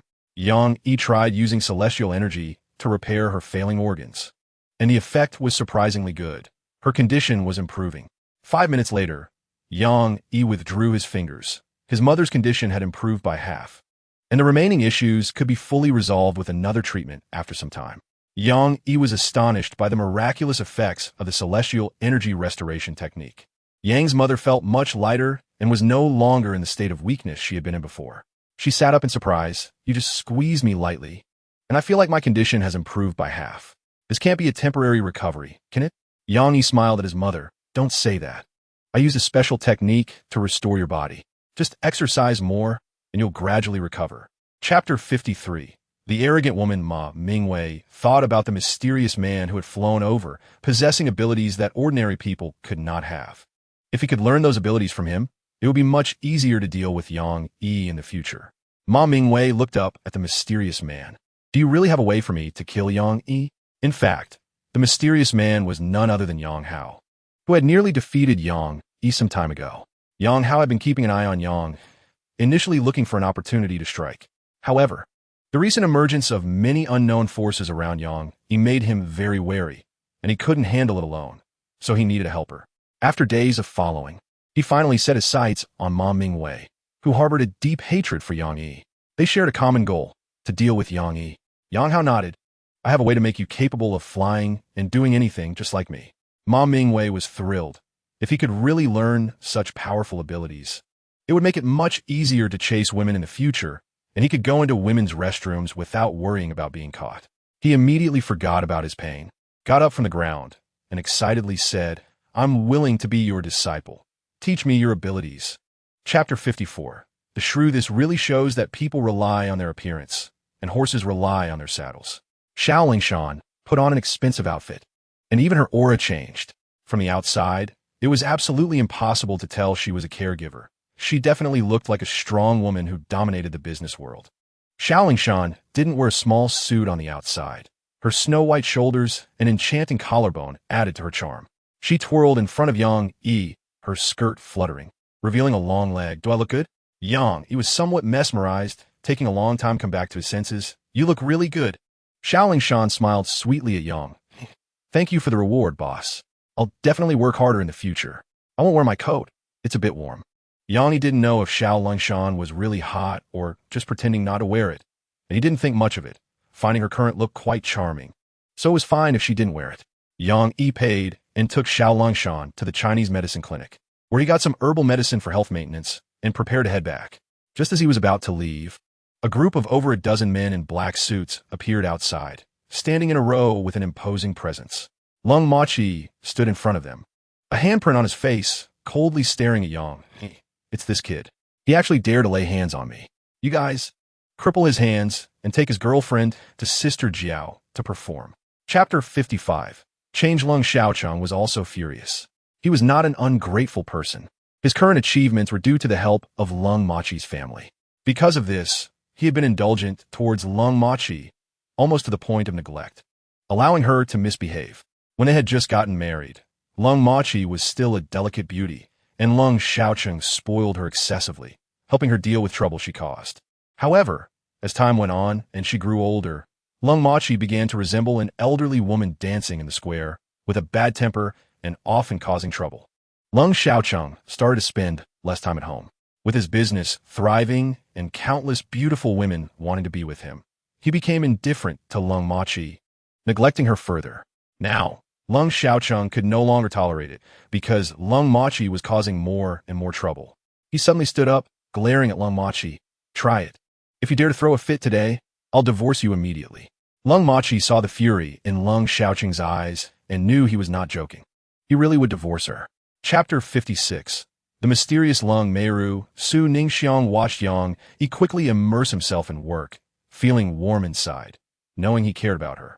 She felt very happy and reluctant to leave, so she curled up on the sofa, watching the busy Yang Yi, and soon fell asleep with a happy smile on her face. Given Yang Yi's current abilities, the work in front of him was a piece of cake. He finished it all in no time. Seeing Su Ningxiang had not gone back and had fallen asleep on the sofa, Yang Yi took off his coat and draped it over her, then instructed the staff not to disturb Su Ningxiang for a while, feeling relieved as he left. As he walked out of the company, Yang Yi took out a note from his pocket. It was the note given to him by Audi's female owner, Su Xiaobai, asking him to check her condition when he had time. Yang Yi felt that since he had accepted the note, it was equivalent to agreeing to this matter. And since he had some free time now, it was fine to help Su Xiaobai check on her condition. Then, Yang Yi drove to the address on the note No. 688, Yuxian Community. Upon arrival, Yang Yi realized it was a large villa community, with each villa being independent and having its own courtyard.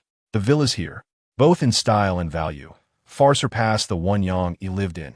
This was truly a gathering place for the wealthy. Chapter 57.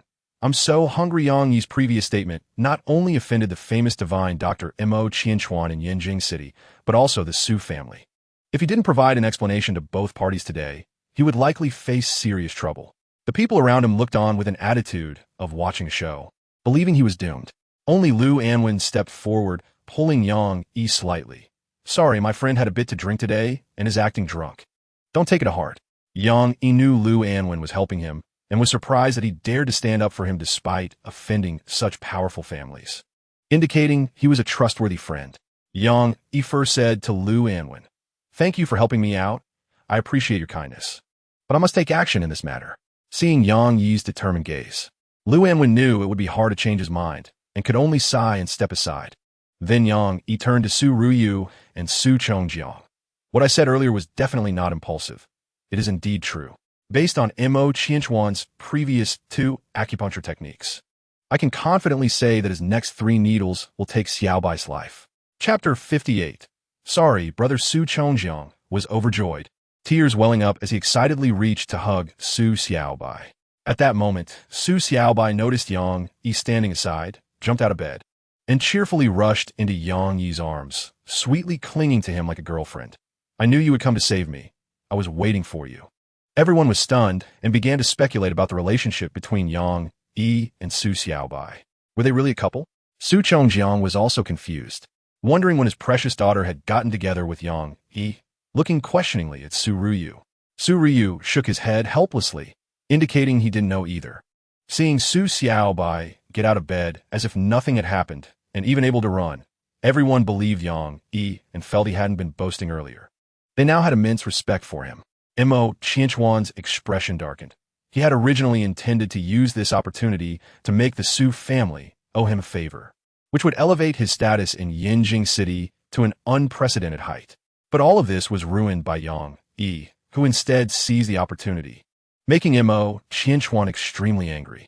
Yang Yi looked at the particularly adorable Su Xiaobai in his arms and said, "I will definitely do what I promised you." Chapter 59. Unique technique. All unrelated people left, and the room was left with Yang Yi, the Su family, and Lung Meru, along with the hidden medical god Mo Qianquan. Mo Qianquan stared coldly at Yang Yi, his anger reaching its peak. "I've realized you really love to meddle in other people's affairs. What does this have to do with you? Why do you want to get involved in everything?"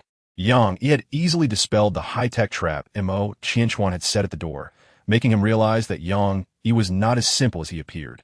Yang Yi smiled faintly, reaching out to embrace the petite Su Xiaobai. "You see, I'm her boyfriend. Her family's matters are my matters. If you want to harm them, you must first get past me." Su Xiaobai felt a sudden rush of sweet and secure feelings as she was held in Yang Yi's embrace. In fact, when she referred to Yang Yi as her boyfriend, she was using him as a shield because her father had previously wanted her to marry a man she didn't like. Out of anger over this, she had triggered an old ailment, leading to her fainting. That man was a typical second-generation rich kid, known for causing trouble and harming many girls. She despised such men and vowed never to marry him. Chapter 60. A hasty escape. Immediately, the wound on Lung Meru's shoulder healed at a visible speed, returning to its original fair appearance. Lung Meru looked astonished. "Your medical skills are truly miraculous." Yang Yi smiled faintly, not explaining the specific principles of his medical skills, and turned to leave. Lung Meru was furious when she saw Yang Yi ignoring her. "How can you do this? Are you just going to leave me here?" Yang Yi replied without turning his head. "Xiao Bai's uncle is poisoned. I need to hurry back to help him detoxify. You have hands and feet. You can walk back by yourself." Soon, Yang Yi disappeared as quickly as he had come. Lung Meru looked in the direction Yang Yi left and couldn't figure out how to face him in the future. Previously, she had planned to find an opportunity to deal with Yang Yi because he had taught her stepmother a lesson. But now, Yang Yi had saved her, and she owed him a favor, making it impossible for her to take revenge on him. Finally, Lung Meru sighed helplessly and headed towards the Su family. Yang Yi arrived at Su Xiaobai's room and found Su Ruyu had already been moved to the bed. His face had turned a dark brown, and the foam he was spitting out had turned black. Chapter 61. Trap. After leaving the Su family, Yang Yi planned to check on the company. It was quite busy now, and he didn't want Su Ningxiang to be so tired. Riding his cool motorcycle, he arrived at the company building and saw many people using the products he had invented. The Ross phone had become a necessity for everyone, and the new energy shoes he invented were also seen everywhere on the streets. The reason these two products were so popular was not only because of their cutting-edge technology, but also their affordable prices that everyone could afford. Unlike the phones sold by fruit companies, where ordinary people had to sell a kidney to buy one.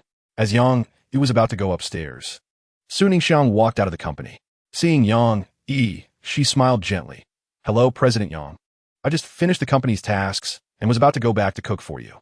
Remembering how exhausted Su Ningxiang had looked a few days ago, Yang Yi felt a pang of heartache, stepped forward, and took her hand. "You don't have to work so hard to cook for me. Let's eat out instead." Su Ningxiang also thought they rarely dined out together, so occasionally eating out wouldn't hurt and could help cultivate their relationship. She nodded and let Yang Yi lead her to the car. Chapter 62. Exit. Su Ningxiang felt a tingling sensation on her scalp. Her legs went weak, and she had no strength to run away. Yang Yi sighed and had no choice but to carry her and flee. Just as they reached the woods ahead, numerous poisonous scorpions crawled out, rushing towards them in swarms. There happened to be a large rock nearby, and Yang Yi jumped onto it, letting Su Ningxiang sit on one side. He extended his hand and unleashed a flame, starting to burn the surrounding poisonous scorpions and snakes. The flames Yang Yi conjured were extremely hot. The poisonous scorpions and snakes were turned to ashes before they even touched the flames. He continued to burn them, gradually mastering the fiery palm technique, with his proficiency steadily increasing. Half an hour later, with a casual swipe of his palm, he could create a firestorm with a diameter of about 10 meters, incinerating thousands of poisonous scorpions and snakes that no longer dared to approach. Yang Yi smiled proudly and looked at the blue sky, saying, "Yang Hao, you're not just messing with me. You're clearly finding ways to train me. Sooner or later, I'll make you kneel before me." At that moment, Yang Hao was busy creating difficulties for Yang Yi and dealing with Sophia, having no time to pay attention to him. Chapter 63. Finding the black-clad man after that. Yang Yi and Su Ningxiang went to the supermarket to buy groceries like an old married couple, and then returned home to cook. Lin Xiu'er, seeing Yang Yi, who had disappeared for several days, finally returned home, wanted to find an opportunity to ease their relationship. However, with Yang Yi and Su Ningxiang working busily together in the kitchen, she felt embarrassed to interrupt. So she waited until Su Ningxiang was not by Yang Yi's side to approach him. After dinner, Yang Yi sat alone on the living room sofa reading a magazine, while Su Ningxiang was not beside him. Lin Xiu'er quickly came downstairs, sat next to Yang, and tried to strike up a conversation. "You've been quite busy lately. I haven't seen you for days." Yang Yi looked up from the magazine and glanced at Lin Xiu'er. "Why are you starting to care about my whereabouts?" Seeing Yang Yi looking at her with a guarded expression, Lin Xiu'er replied unhappily, "Why are you always so defensive? Haven't I already told you? I'm here to protect you, not to harm you." Yang Yi tossed the magazine aside and looked at Lin Xiu'er. "I don't feel like you're protecting me. I think you're full of doubts." Lin Xiu'er said angrily, "Fine, since you want to know the truth, then come with me." Chapter 64. Taking over. Why are you trying to kill the factory people and me? Is it just to silence us? Yang Yi asked the black-clad man his doubts. The black-clad man snorted coldly, turned his head away, and firmly said, "You won't get any information from me." Seeing him so stubborn, Yang Yi began to think of a way to make him speak. At that moment, the black-clad man suddenly convulsed, his face turned dark, and he spat out a mouthful of black blood, then died. Yang Yi looked at the black-clad man in shock, while Lin Xiu'er sighed, "Don't look anymore." This guy had poison in his mouth. Seeing he couldn't escape, he swallowed poison and committed suicide. Yang Yi looked up at Lin Xiu'er. "How did you find him? And what's up with the compass in your hand?" Lin Xiu'er proudly said, "Actually, I had a confrontation with this black-clad man before at the factory I took you to. I planted something on him, so I knew where he was." Then Lin Xiu'er took out the compass, waved it in front of Yang Yi, and said, "This is just an ordinary compass I bought at a 2-yuan supermarket. Later, I added some modifications inside, so it can help me find the exact location of the black-clad man." Chapter 65. Take me home, Dachuan, and you were so frightened that they trembled all over and quickly knelt on the ground, begging for mercy. "Please give me another chance. I will definitely complete the mission." Dachuan and he knew very well what the consequences would be when they returned. Their superiors placed great importance on obtaining the patent authorization from Tiantech technology, so returning would surely mean a near-death experience. The masked beauty smiled. "There's no need to panic.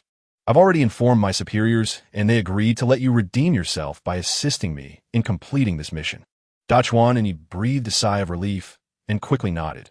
"Rest assured, we will cooperate fully."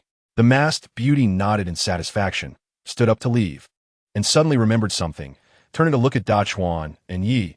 "I know what little thoughts you men have. Yamada Miko has probably been taken advantage of by you during this time. I warn you, I'm not like her, so don't have such thoughts about me, or the consequences will be severe." Dachuan and Yi wiped the cold sweat from their foreheads, quickly redirected their gaze, and nodded. "Understood." The masked beauty left with her long, beautiful legs. Dachuan and Yi collapsed to the ground, feeling almost faint from the tension. Chapter 66.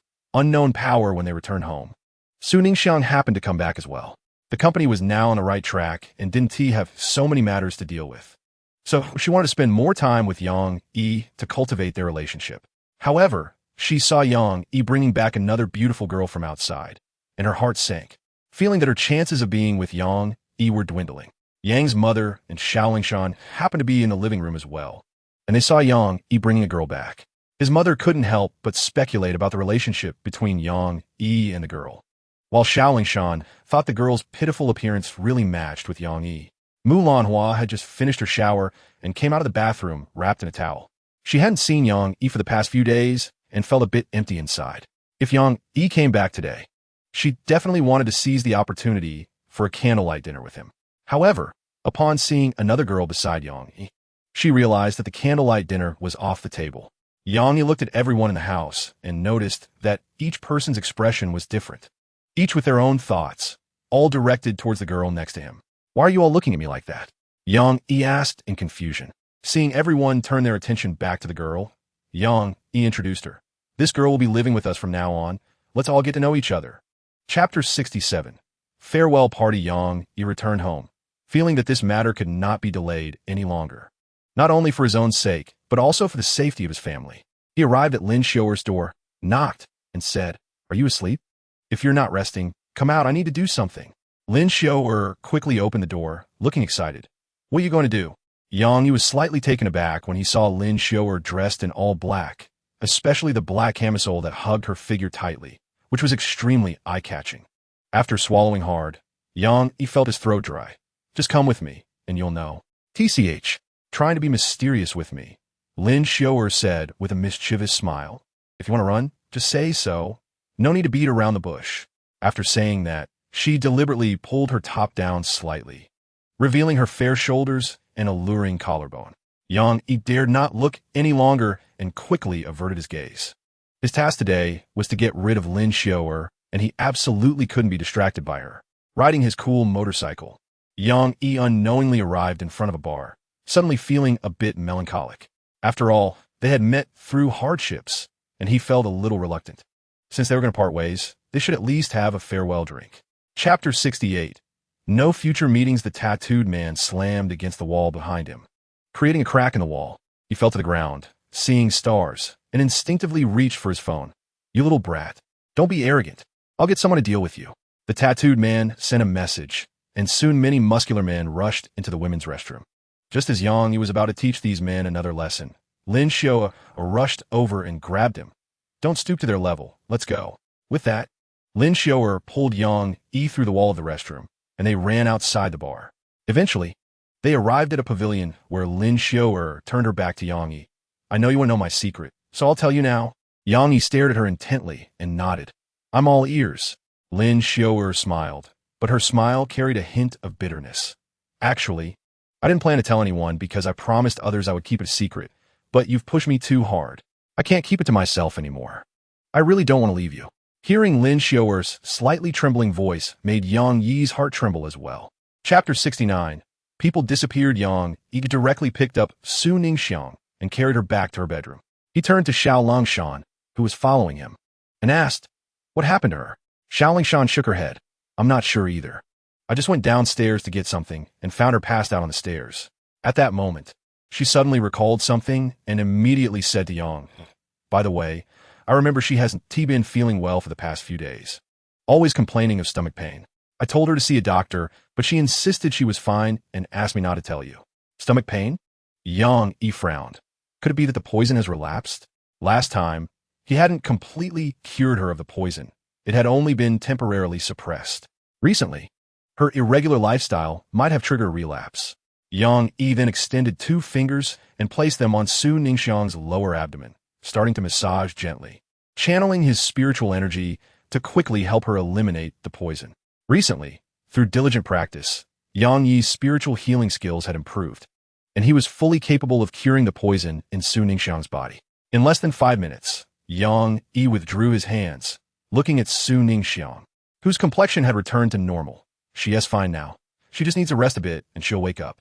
Chapter 70. Treatment of strength. However, Su Chongjiang frowned with concern. "That guy is lurking in the shadows while we're out in the open. We're bound to be ambushed by him in the future. Therefore, our top priority now is to build a good relationship with Yang Yi, because only he can deal with Mo Qianquan." Su Ryu nodded in agreement with Su Chongjiang's view. Su Chongjiang looked at Su Ryu and said, "So you need to go on my behalf and invite Yang Yi over. We'll host a grand banquet to properly treat him, thank him, and also try to win him over." Su Ryu felt a bit awkward and said, "I don't think I'm suitable for this. We had a little conflict before, and if I just go to invite him, he probably won't come with me." Su Chongjiang smiled. "You don't need to worry about that. From my previous observations, I think he is not a petty person and won't hold a grudge against you. Besides, our family will rely on him in the future. You must take this opportunity to clear the air with him." After contemplating for a moment, Su Ryu felt Su Chongjiang's reasoning made sense and nodded. "All right, I'll go." At Yang Yi's door, Su Ryu stood hesitantly, unsure of how to start. Chapter 71.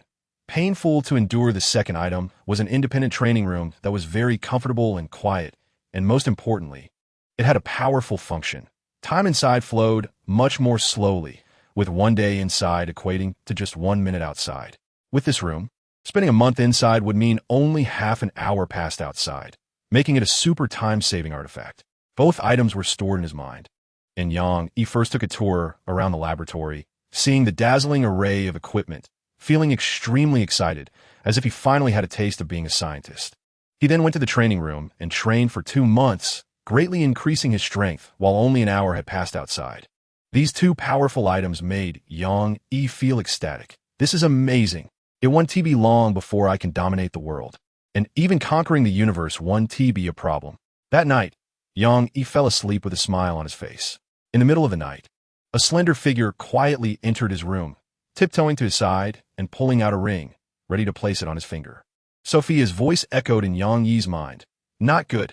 Someone is trying to harm the master. Yang Yi immediately woke up, and upon opening his eyes, he saw a person in black crouched beside him, and he quickly reached out to grab the intruder. Chapter 72. Trading heads Noda Miko immediately complied, running to the bathroom to fill a tub with hot water, then helping Daisuke and Noda into the hot water. Ah, so comfortable. Dechuan and Yi had a very enjoyable expression on their faces.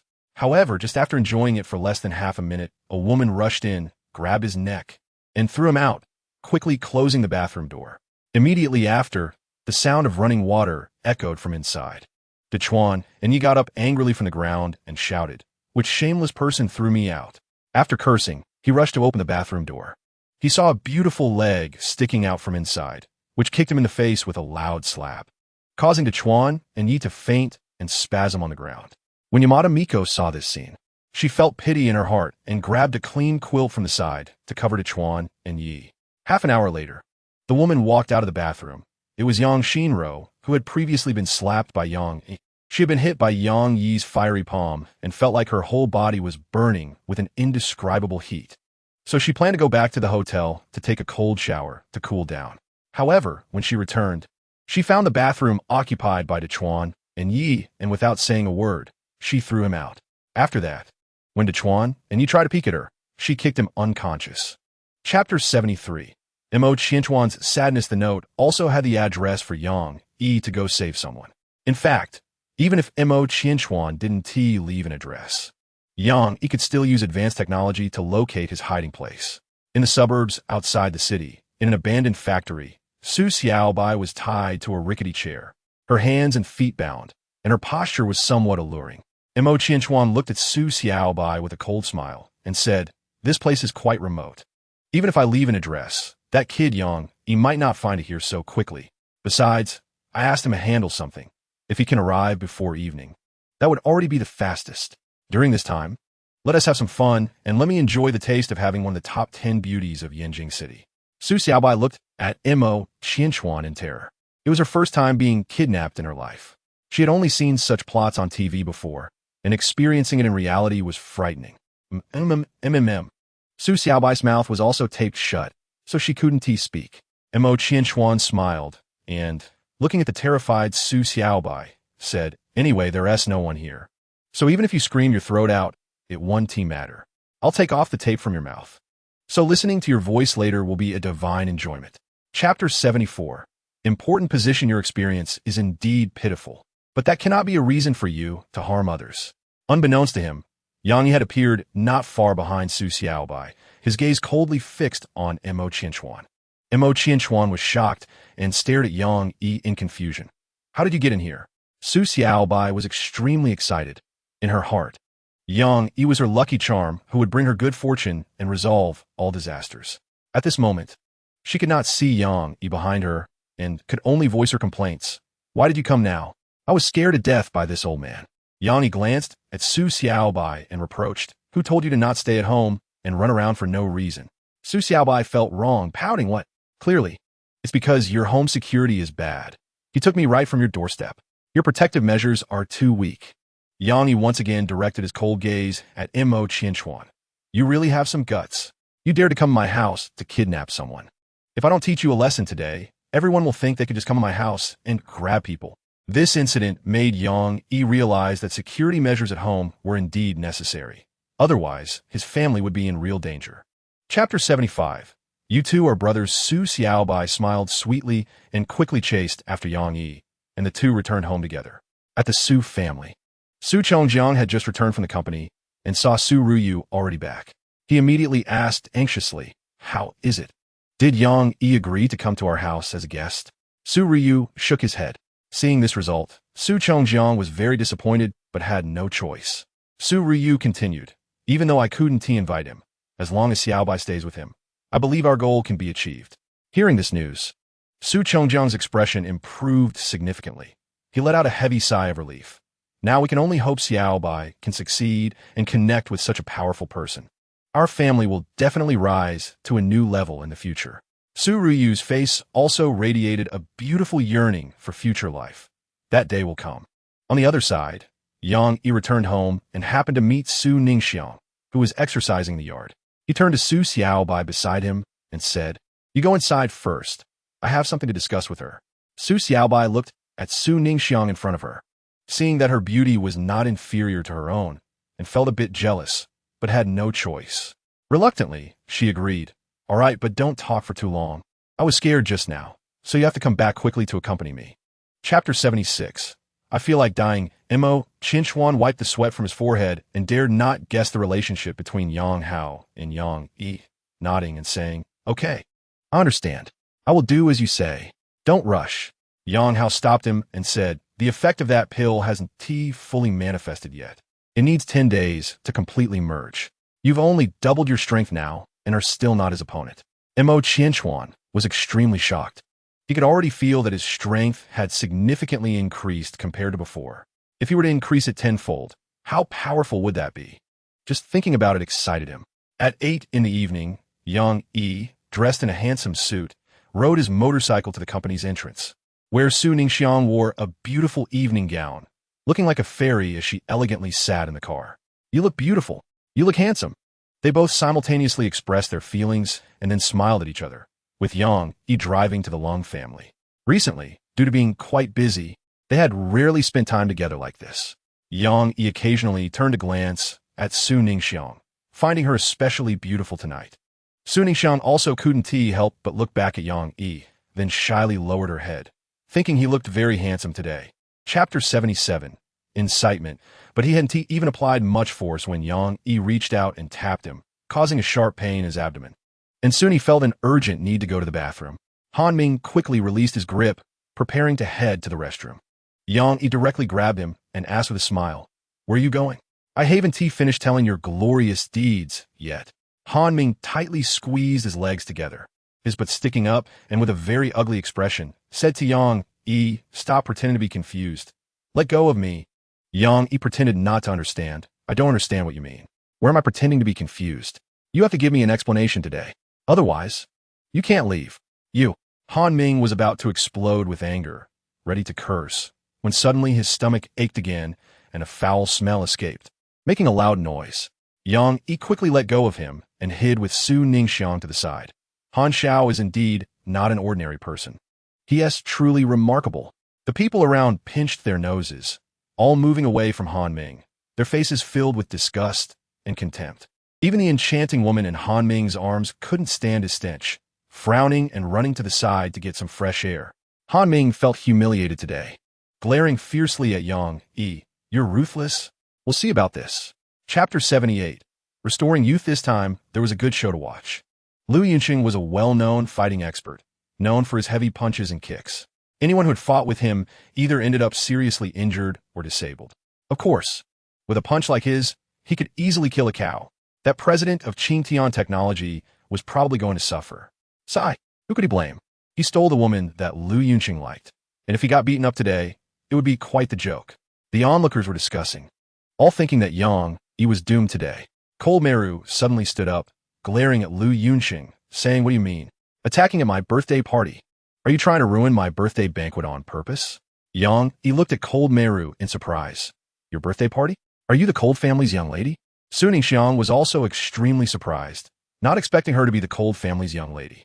Cold Meru turned to Yang Yi with a slight smile. "Yes, what's wrong? Do you think I'm not worthy of you?" Before Yang Yi could respond, Lu Yunqing shouted, "Xiaomei, that's not what I meant. I'm just trying to liven up the atmosphere for your birthday party." Cold Meru said irritably, "Enough. Who doesn't know you're a fighting expert? What are you showing off for here? I'm telling you, he's the man I like. If you hurt him, I won't let you off the hook."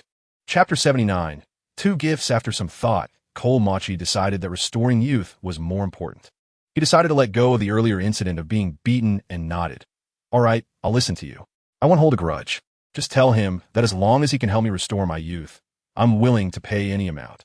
Seeing her stepmother agree, Cold Meru was overjoyed. Great. It's a deal. I'll go find him right now. When she got downstairs, Cold Meru found that Yang Yi and Su Ningxiang were already gone. After searching the living room, she realized they must have left. Cold Meru stamped her foot in anger. Yang, not only are you playing both sides, but you also left early, not even eating my birthday cake. I must chase you home today and cause a ruckus. She then went to the garage to drive, asking around for Yang Yi's address, and headed straight for it. On the way back, Yang Yi glanced at Su Ningxiang in the passenger seat, knowing she wasn't asleep, just pretending not to talk to him. He could see that Su Ningxiang was angry, so he hurriedly took her away from the Cold family to avoid Cold Meru's entanglement, which would create unpleasantness between him and Su Ningxiang. Chapter 80. Zombie movie. At this moment, their attention was all on the center of the brick piles. So Cold Meru and Su Ningxiang didn't notice that Yang Yi had taken advantage of them. Roar, roar, roar. Ahead came a series of howls, seemingly from some kind of beast. The sound felt familiar to them, but they couldn't quite remember what it was. They stepped closer to the center, where there was a large pit, and all the brick piles were surrounding it. The howling was coming from the pit. Soon they reached the edge of the pit and finally saw the main attraction inside, which made their scalps tingle and their hearts race. Surrounding the pit were countless zombies. Cold Meru and Su Ningxiang screamed in fear and jumped into Yang Yi's arms. Yang Yi held the two beauties, feeling enchanted, especially with those four soft mounds, making him feel as if he were floating.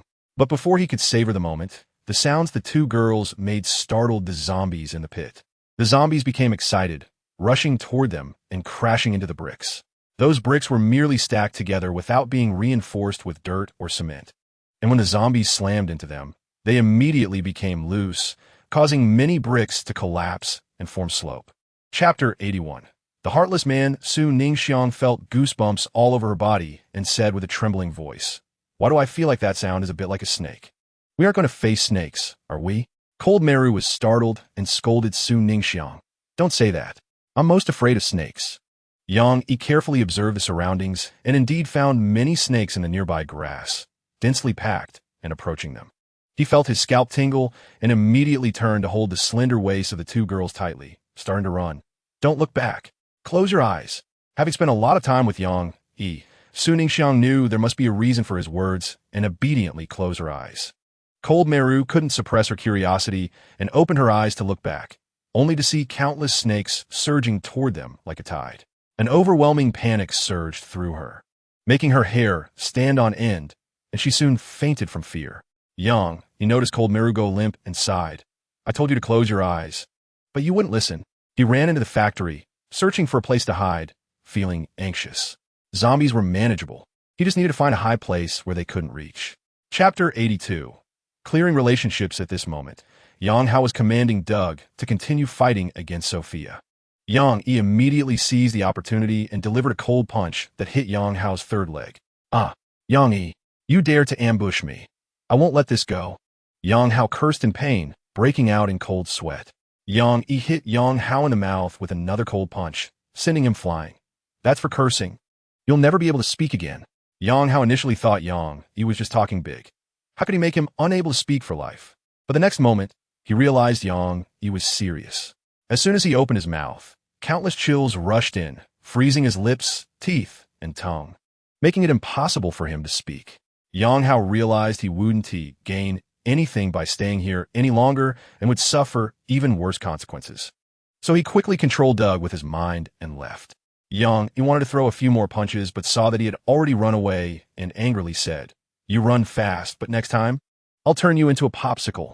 He then turned around and saw a particularly beautiful scene. Cold Meru and Su Ningxiang finally emerged from their ordeal, feeling the sunlight in the real world, and couldn't help but start dancing, their graceful figures captivating. Chapter 83. Lost self. Cold Meru recalled the moments she had shared with Yang Yi over the past few days. They had shared hardships together. They were more than friends. Now that her friend was in trouble, choosing to leave was indeed too much. She realized her earlier actions were excessive and was about to say that she would support Yang Yi moving forward when she noticed that Yang Yi had appeared behind her without her knowing and said in agreement, "I think your idea is right. You should leave now and not stay here any longer." After finishing, Yang Yi turned and left directly. Lung Meru, a bit angry, said to Su Xiaobai, "What kind of attitude is that? My reaction just now was normal. Why is he still angry?"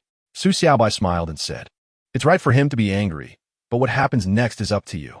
She reached out and patted Lung Meru's shoulder, then walked towards Yang Yi's house. Lung Meru shook her head speechlessly and had no choice but to follow her to Yang Yi's house. Yang Yi returned to his room, feeling uneasy, and asked Sophia, whose bloodstains were on the rooftop, "Can you tell?" He was a bit worried that Lin Xiao'er was the one injured. Sophia immediately replied, "I already tested it, and those bloodstains belong to Lin Xiao'er." Chapter 84. Preventing future troubles. Yang Yi turned around and walked back to the riverbank, stretched out a leg to wade into the river, and found that the big river behind him was real. The previous door had indeed disappeared. He was surprised and puzzled, wondering who had left him that door. Was it the aliens Lin Xiao'er had mentioned before? "You don't need to guess who I am. My identity has nothing to do with you. You just need to know that Lin Xiao'er is seriously injured while trying to help you. I can only stabilize her condition for now. You must take action." A man's voice echoed from all directions. Yang Yi didn't expect Lin Xiao'er to be so badly injured and urgently asked, "Where is she?" "Follow the path forward. There's a small house in the center, and she's inside. Hurry and find her," said the mysterious man. Right now, healing Lin Xiao'er's injuries was the most important thing. And Yang Yi had no time to consider who this mysterious man was, so he immediately followed the path forward. On both sides of the path were bamboo groves, much larger than those outside, stretching as far as the eye could see. Fortunately, the path wasn't long, and Yang Yi quickly reached a bamboo house. He pushed the door open, and Lin Xiao'er was indeed lying inside. Chapter 85. Finally home. Yang Yi was startled and immediately looked around for Lin Xiao'er, only to find that there was no one around. "Not good. I've been tricked again," Yang Yi said angrily.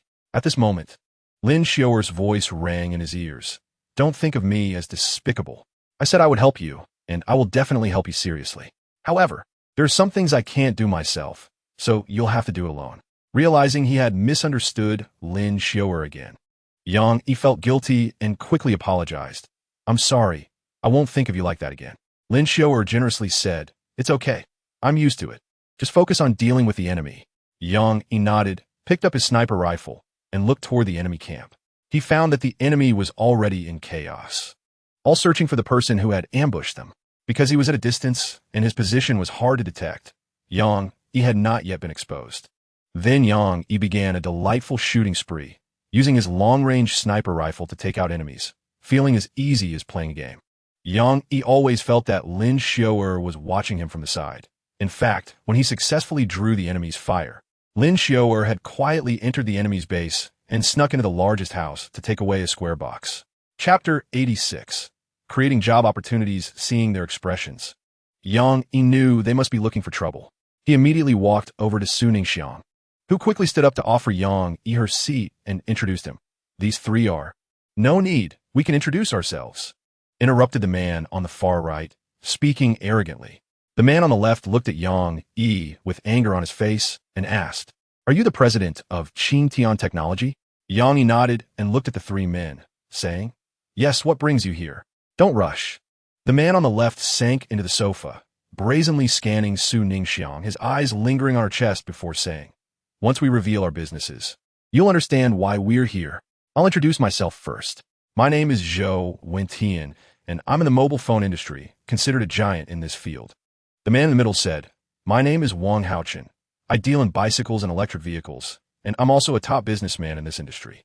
The man on the right said, "My name is Li Chun Fan, and I have two companies, a bus company and a taxi company." Chapter 87. Please hire a killer. Zhou Wentian felt a bit embarrassed by Qin Yashuang's words, feeling quite displeased, but it wasn't a good time to lose his temper. He glanced at Qin Yashuang's graceful figure and thought, "I'll let it go for now. Your company is the weakest. One day, when I acquire you, I'll enjoy it." Li Chunfan looked at the other three and said, "Wang brother is right. Getting angry won't help. We should think of a solution instead." After speaking, his eyes greedily scanned Qin Yashuang, especially below her collarbone, making him dry-mouthed and wanting to taste the experience. Qin Yashuang remained calm and noticed their gazes, already knowing they had been eyeing her for a long time. She smiled and said, "You are all my seniors. In terms of experience, I can't compare. So, I will patiently listen to your insights." Hearing themselves called seniors by beauty, the three men felt proud and all wanted to show off. Zhou Wentian spoke first. "Based on my analysis, Yang Yi's products have already taken root in the market, making it difficult for us to compete with him. We might as well think of an extreme method." After finishing, he made a killing gesture across his neck. Chapter 88. Three big bowls. Yang Yi walked around the big house, inspecting every room, and the more he looked, the more satisfied he became. Sophia scanned every room and said to Yang, "Master, I've scanned it. There's no problem with this house. The materials and workmanship are the best." After hearing Sophia's words, Yang Yi was even more determined to buy the house. While wandering around the house, he overheard others discussing softly and learned why the owner was selling it. The owner of this house had a significant background. It was said he came from Longdu and was a business tycoon, someone who could easily outdo the richest person in Yanjing, the Lung family, with substantial funds. Just this house in front of him was built to allow his elderly mother to breathe fresh air in the south, costing billions. The reason for selling it now was entirely due to his mother's serious illness and impending passing. The old lady wanted to return to her roots and go back to the north, making this house meaningless for the big figure. He didn't want to return to this sorrowful place anymore, so he sold the house at a low price. However, many people came to buy the house today. Not only rich people from Yanjing, but also wealthy individuals from outside. Chapter 89. Little tyrant off-road vehicle, then I'll trouble you, Zhou Wentian said with a bow.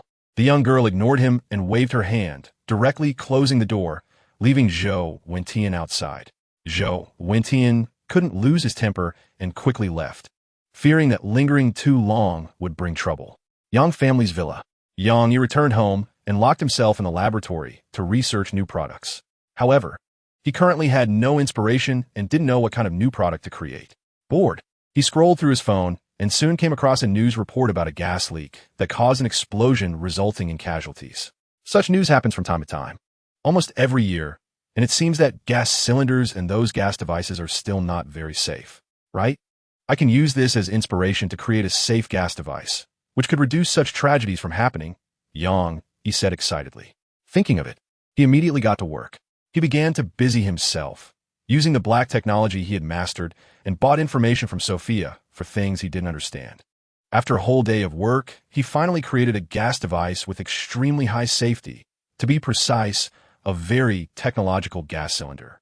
Its appearance was similar to an ordinary gas cylinder, except it had an intelligent display screen. Chapter 90. Trapped female, assassin. Yang Yi looked in the rearview mirror and found that a red sports car was indeed following closely behind. Through the car window, he saw an extremely beautiful girl sitting in the sports car, but her eyes were filled with murderous intent, clearly indicating she was not an ordinary person. Shake her off.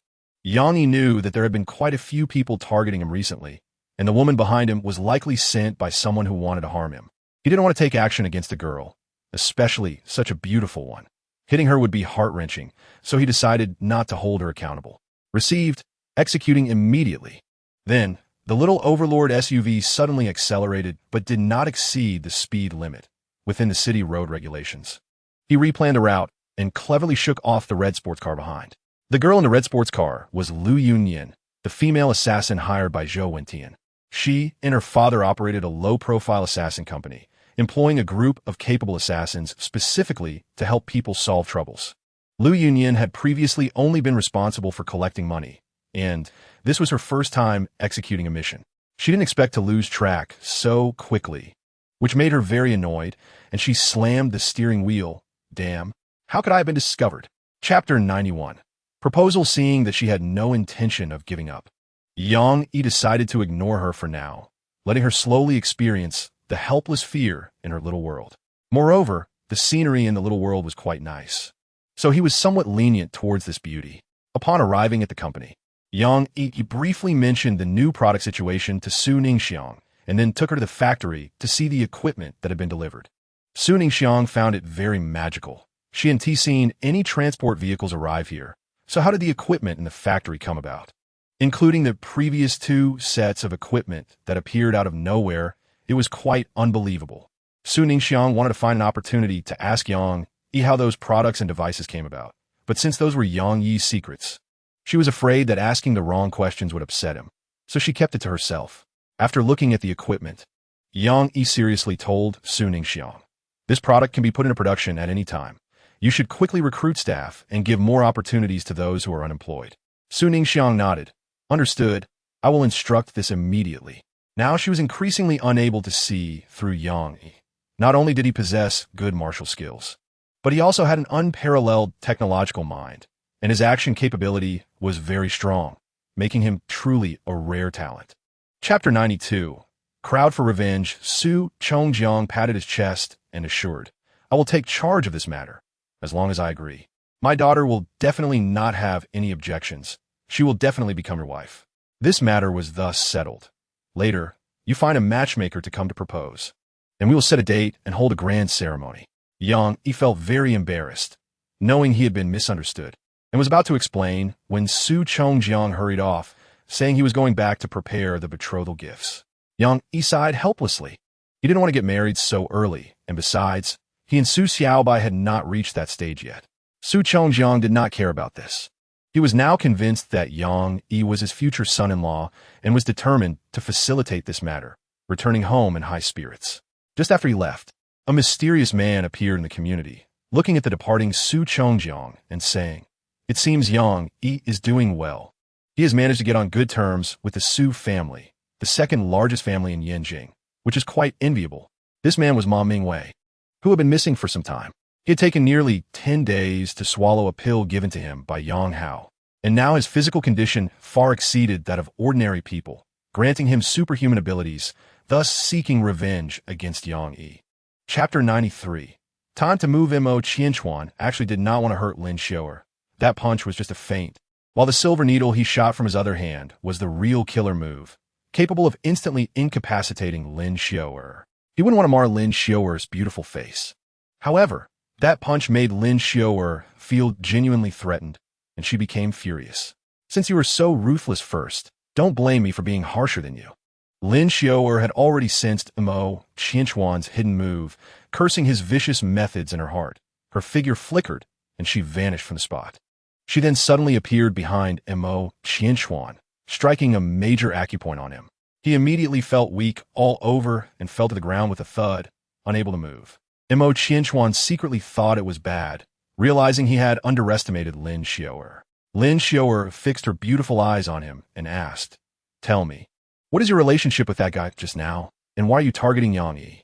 At this moment, Mo Qianchuan was extremely puzzled. Thinking to himself where Yang Yi found such a beautiful female bodyguard, he wished he had such luck. "Miss, look at my age. Please don't bully this old man. As long as you let me go, I promise I won't come back again."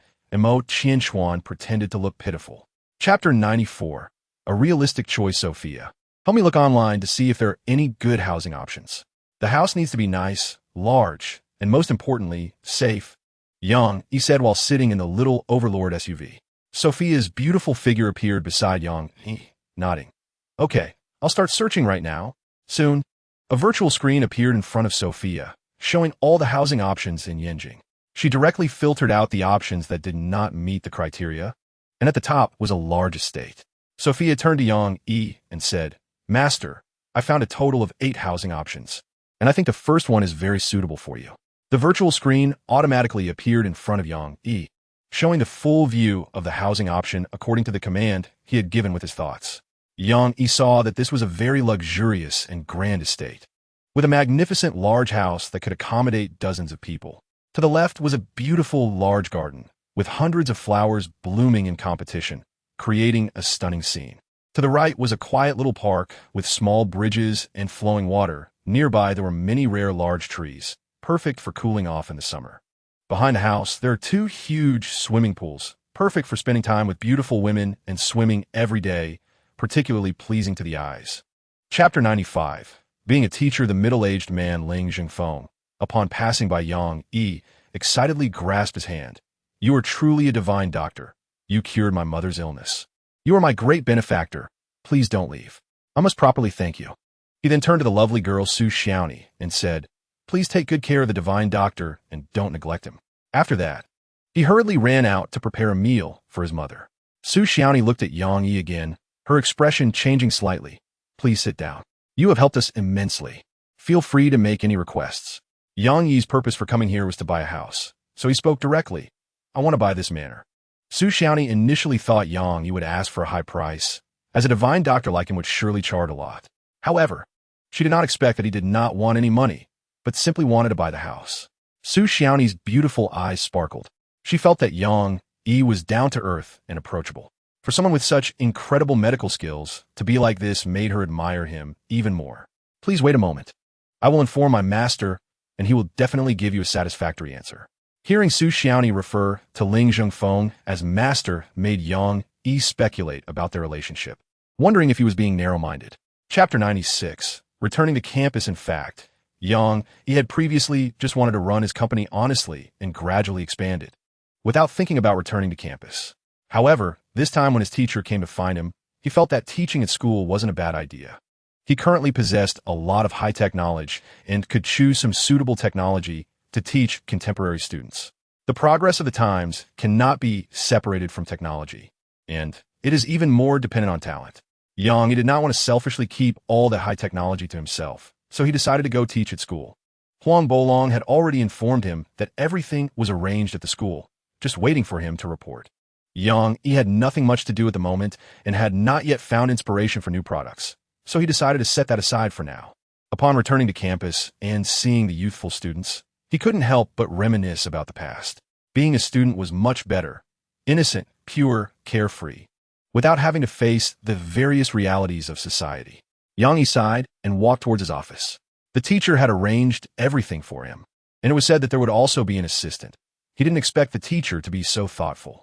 Just as he arrived at the office door, he heard voices inside, seemingly arguing. Chapter 97. Preparing to escape. That incident was a disaster for a man. He would rather die than encounter such a thing. Nangong Lingyao was immediately panicked.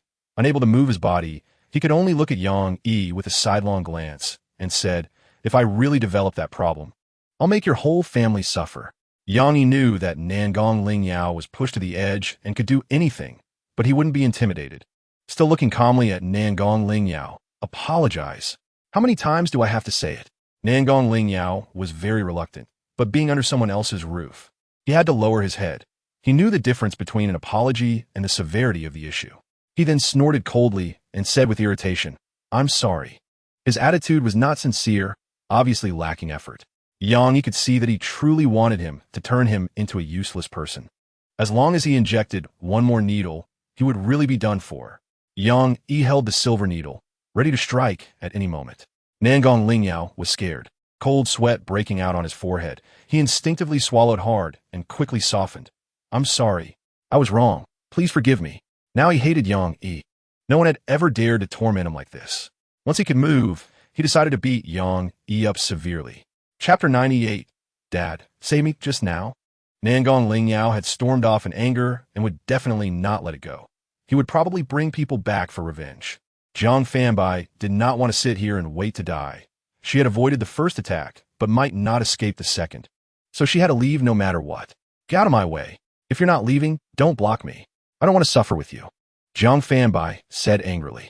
Yang Yi was slightly taken aback, not expecting her to be so furious. If you want to go, then go. Why get angry? I want to stop you.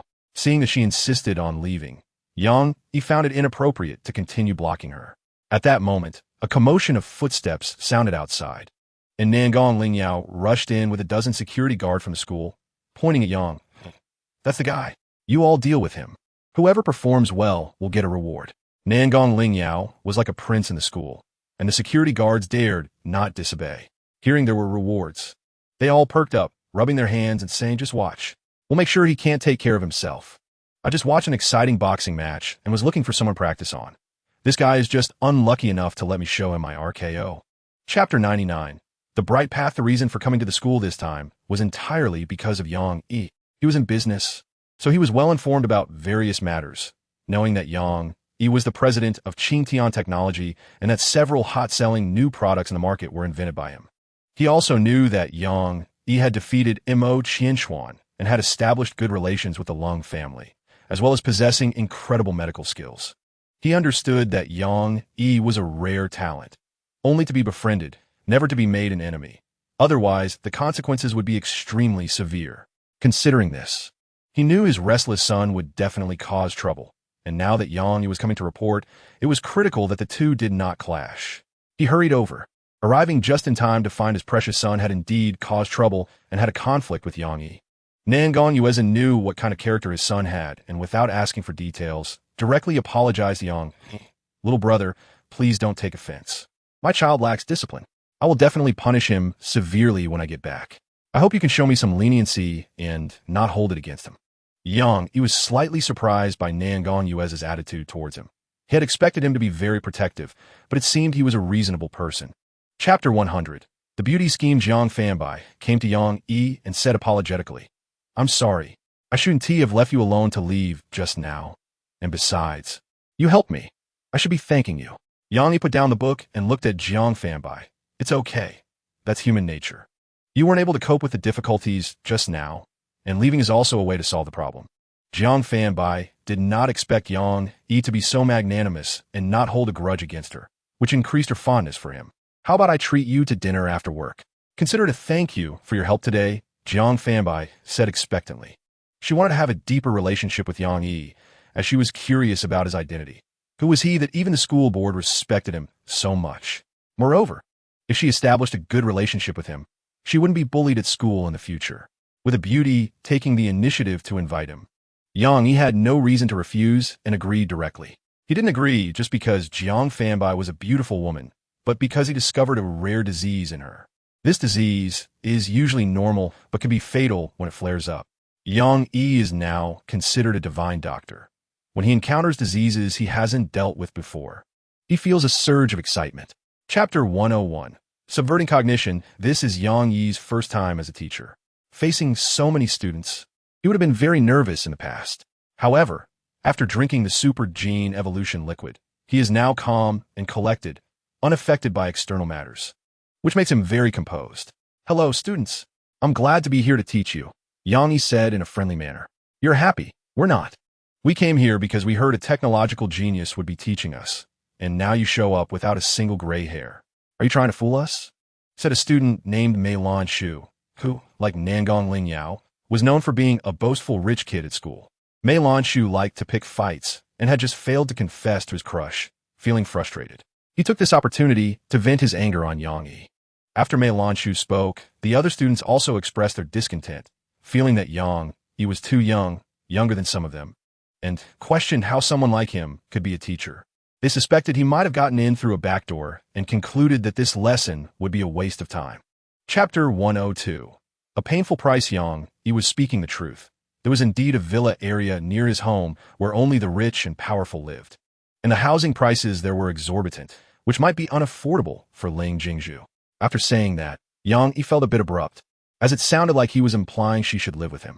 Ling Jingzhu didn't think that way at all. She happily said, That's great. This way I can get to know you, the technological genius, up close and gain more knowledge in technology.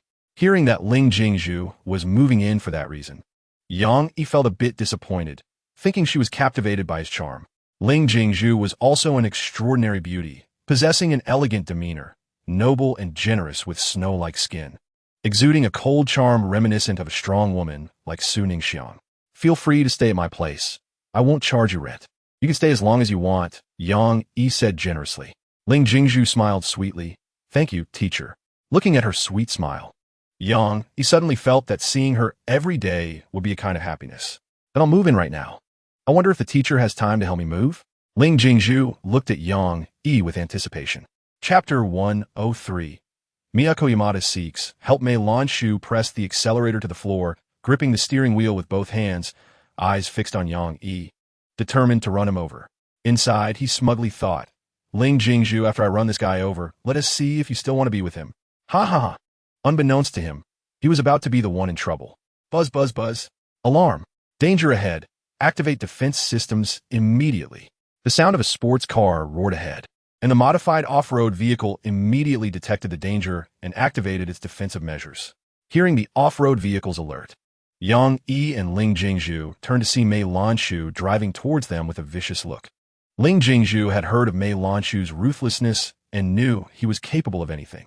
She was terrified and felt helpless, thinking she might not be able to escape this time. Instinctively, she dove into Yang Yi's arms to hide. Seeing this scene only enraged Mei Lanchu further. He maxed out the modified power, ready to end this couple's lives to rid himself of their presence. Chapter 104. Changing tasks. The goal was to uncover his secrets while obtaining product patents. Yang Yi felt that Yamada Miyako's arrival was a good thing for him because he could use Sophia to scan her brain and gather information. Realizing this, Yang Yi decided to play along, preparing to accept Yamada Miyako's request for help, and said to her, "Since that's the case, it's only right to help a friend. What kind of help do you need?" Yamada Miyako gazed at Yang Yi, surprised at how easily he agreed and that he considered her a friend, which warmed her heart and made her reluctant to play tricks on him. However, she had to follow the mission assigned by her superior, so she had no choice but to adhere to the steps set for her. She said to Yang Yi, "I used to be an assistant, and I don't want to change careers, so I hope to be your assistant, preferably following you every day."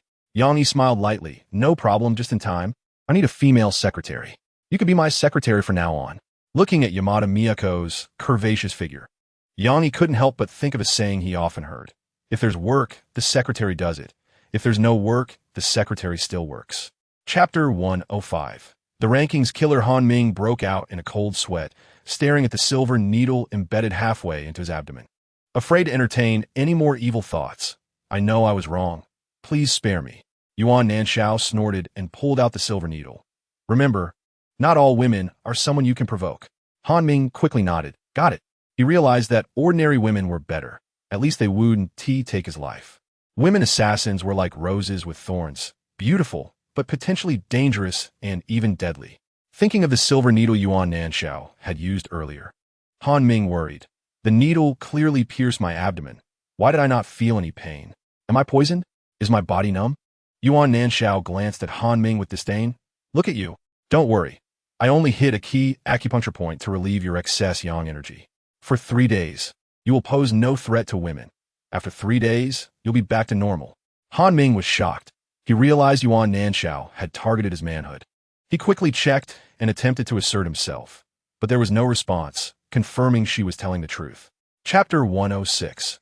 Making the news. Yuan Nanshao felt an indescribable chill, bone-deep cold that nearly took her life. She immediately gathered all her strength, exerted herself, shattered the ice around her, and fell to the ground. Gasping, "I didn't expect that kid to be so powerful. I really let my guard down this time." This wasn't entirely her fault. She hadn't encountered a master in many years and had only been assigned tasks involving ordinary people who posed no challenge for her. Now, suddenly facing a master had caught her off guard. Who? Just as Yuan Nanshao was about to use her energy to warm herself, she sensed someone nearby and quickly looked up to see Lu Yunyan trapped in a small world. "Who are you? Why are you here?" Yuan Nanshao was on guard, sensing that the girl in front of her was not simple. Lu Yunyan thought that Yuan Nanshao's situation should be similar to hers. She too must be someone caught by Yang Yi and trapped here. She said calmly, "You don't need to be so wary. Save some energy.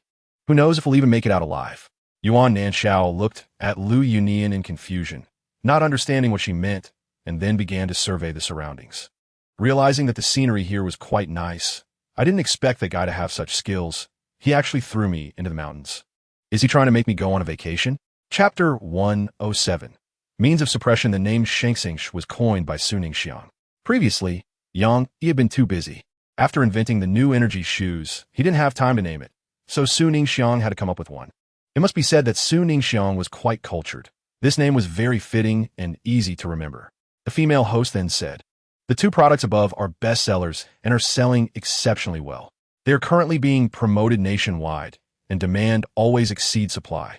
In such a situation, Tiantech Technology did not stop its research and development and recently launched a new safe gas stove, which combines the gas tank and the stove into one, claiming to prioritize safety. We all know that gas explosions happen from time to time, and cases of gas poisoning are also frequent. Considering this issue, technology has invented this safe gas stove today. The scene then shifted back to everyday life, where many consumers, having trusted Tiantech Technology due to the previous 2 products, purchased the safe gas stove without hesitation. After market testing, many consumers were very satisfied with the safe gas stove. It was not only much more convenient than before, but also much safer, gaining recognition from numerous consumers. Chapter 108. Internal Struggle. Zhui Yihong's words made sense. Although the means were not honorable, it was currently the only way.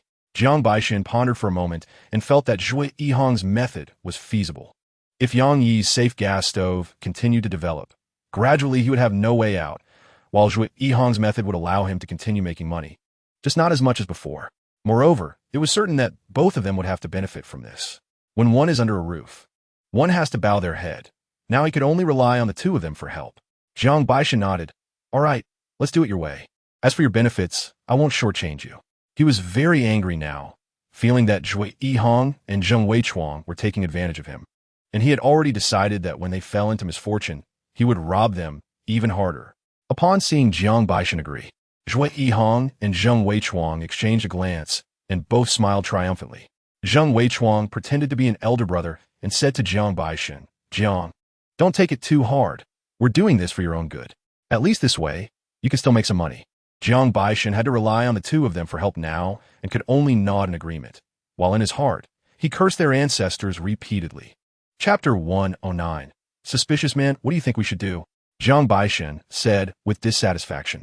Although he was wary of Zheng Weichuang's strength, he felt that sending him a lot of money for nothing had gone down the drain, which left him with a lot of grievances. But he didn't dare to express them. Zheng Weichuang could tell how deep Jiang Baishan's grievances were, but he didn't care. After all, he had gained significant benefits from Jiang Baishan. He smiled and said, now you only have one last road to take. A sharp killing intent flashed in his eyes. Jiang Baishan knew what he meant and hesitated. I know that's the last resort, but I have no connections. The people I know are all dirty, and I'm afraid if they don't get the job done, it will implicate me. Zheng Weichuang sneered and said, this matter can be left to me. I know killers on the dark web who will guarantee to do it cleanly and efficiently, leaving no trouble behind. Jiang Baishan certainly understood what he meant. This would make him bleed heavily again. After careful consideration, he thought that as long as Yang Yi was eliminated, Tiantech technology would be easy to deal with, and his business would gradually recover to what it was before. Spending a little money now would be considered a way to avert disaster. Chapter 110. A one-time discount. Seeing him so flustered and looking guilty, Yang Yi knew he must have a problem. You still haven't answered me. What are you doing here?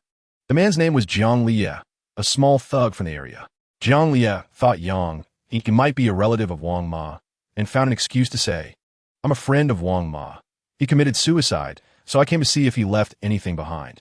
If I find something, I'll hand it over to his family. Yang Yi looked at Jiang Liye's shifty eyes and knew he was not an ordinary thief. He definitely had another purpose for being here, not just for property. As far as I know, the valuable things here have already been taken by his family.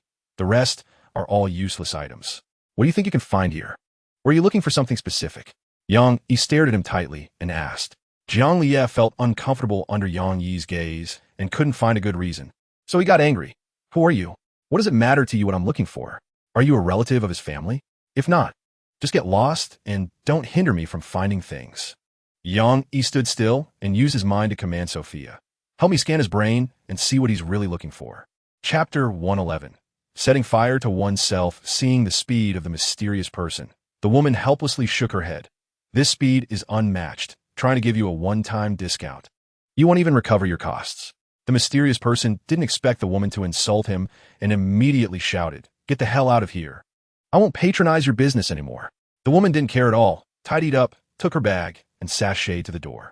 Seeing Yang Yi standing at the door, she smiled gently and said, little brother, if you're willing, I'll give you that one-time discount. The mysterious person was furious and hurriedly turned to grab a stool, ready to hit the woman. Seeing the situation was not good, the woman quickly ran away, faster than a rabbit. In fact, this mysterious person also had a significant background. His name was Liu Chenfan, ranked 97th on the dark web killer list, known for his silent personality and clean and efficient work. The reason for his silent demeanor was because he had a secret. He was too quick in that aspect, always finishing before he could even begin, making him feel embarrassed in front of others, thus becoming taciturn and not liking to make friends. Yang Yi stood at the door, looking at Liu Chenfan, who was still holding the stool, and said, Wang Ma's incident is related to you, isn't it? Chapter 112. The Pitiful Boy Ding. Congratulations, Master. for uncovering the true cause of Wang Ma's death. Task completed successfully, earning 400 points and a level 2 research center. Sophia said cheerfully. Just as Yang Yi was about to claim his reward, Sophia continued, ding. Because Lu Chunfan has killed too many people, reaching a point where everyone wants him dead. Please eliminate him with a task reward of 10,000 points. Yang Yi didn't plan to let Lu Chunfan go anyway.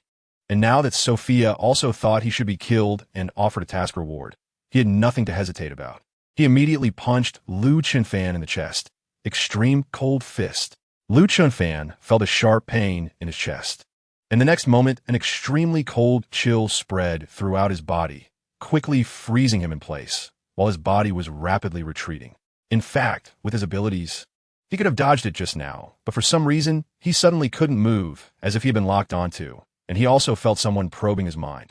Seeing that a punch had not taken Lu Chunfan's life, Yang Yi immediately gathered his strength and threw out another punch. A cold fist was aimed at Lu Chunfan's chest, and just as it was about to hit him, a white barrier appeared in front of him, blocking the icy punch. Chapter 113.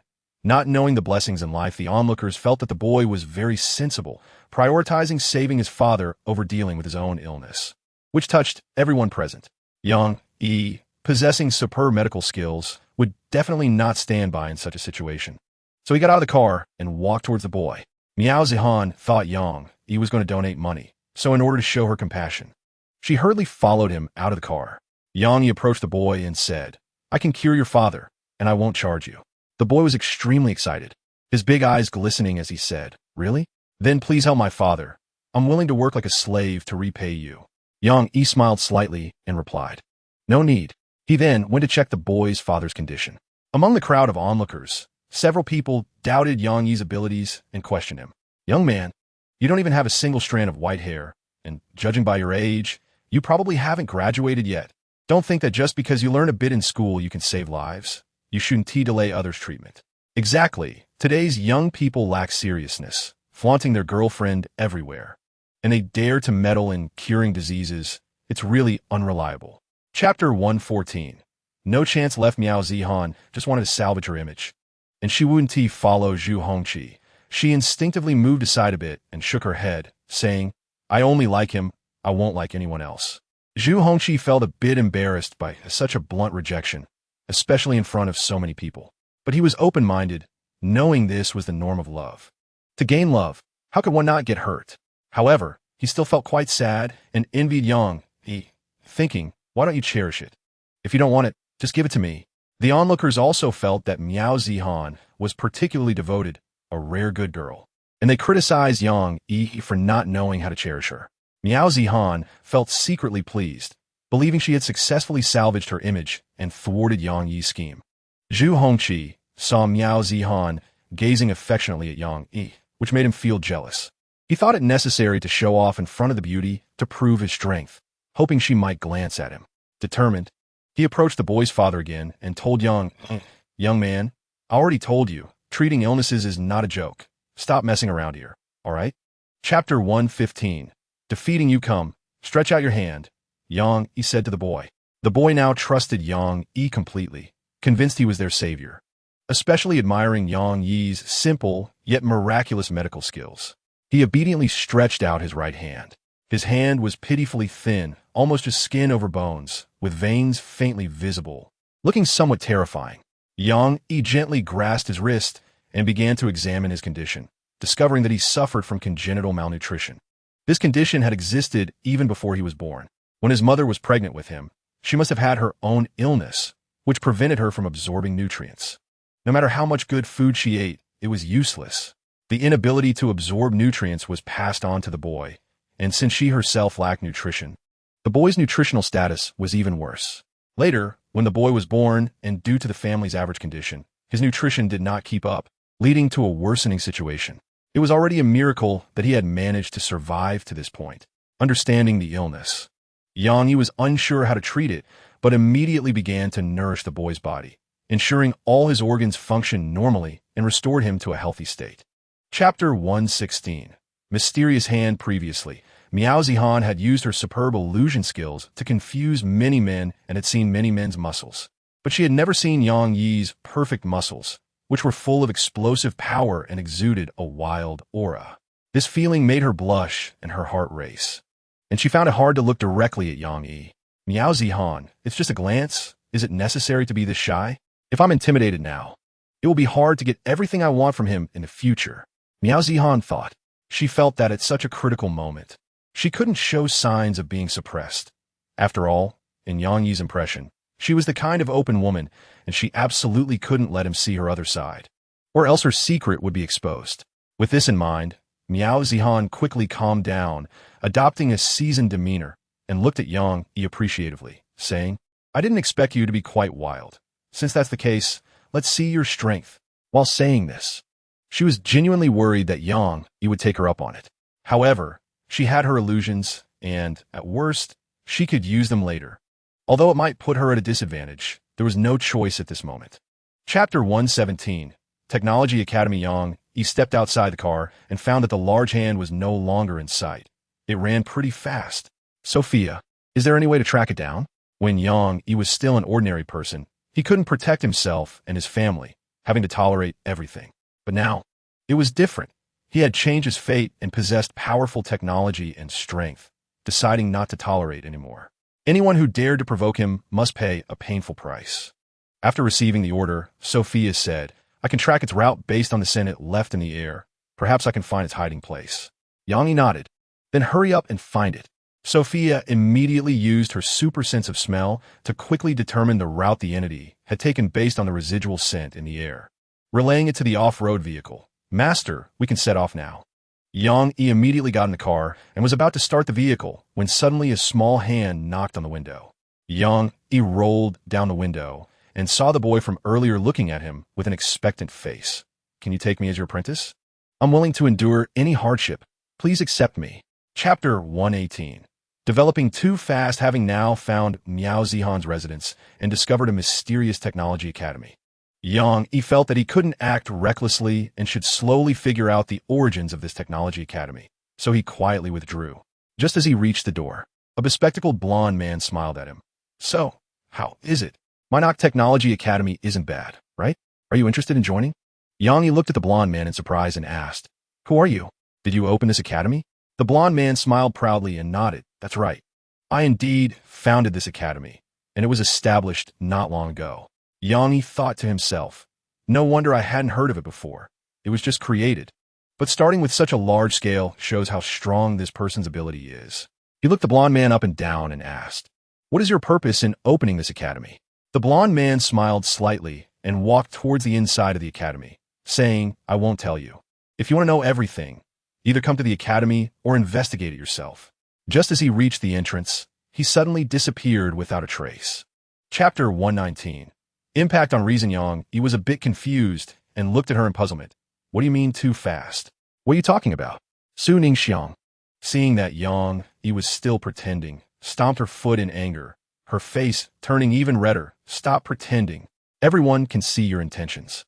Yang Yi was even more bewildered, not understanding what she meant, and hurriedly grabbed her hand again. Stop dawdling. Come with me quickly. Seeing Yang Yi so anxious, Su Ningxiang became even more flustered and believed he was up to something, causing her heart to race, unsure of what to do. Yang Yi pulled her into the bedroom, preparing to show her his new invention, but saw her obediently lying on the bed with her eyes shyly closed, looking like she was ready for anything. Yang Yi looked at Su Ningxiang's graceful figure and couldn't help but swallow. What are you doing? After waiting for a long time without Yang Yi pouncing on her, Su Ningxiang opened her eyes in confusion and saw a huge machine resembling medical equipment in the room. What is this machine? This is my new invention. An automatic health check and treatment device, Yang Yi said proudly. Chapter 120. Simple and brutal. Arriving at the new hospital recently purchased by Su Ningxiang, Yang Yi looked at the grand building and felt very satisfied. This was indeed a newly built hospital. The building was still new, just finished renovations, and had not yet been put into use. The location was also excellent, right in the city center, surrounded by many commercial streets, making it a densely populated area. The hospital's environment was also pleasant, with a small garden in front and several pavilions in the back where inpatients could take a walk.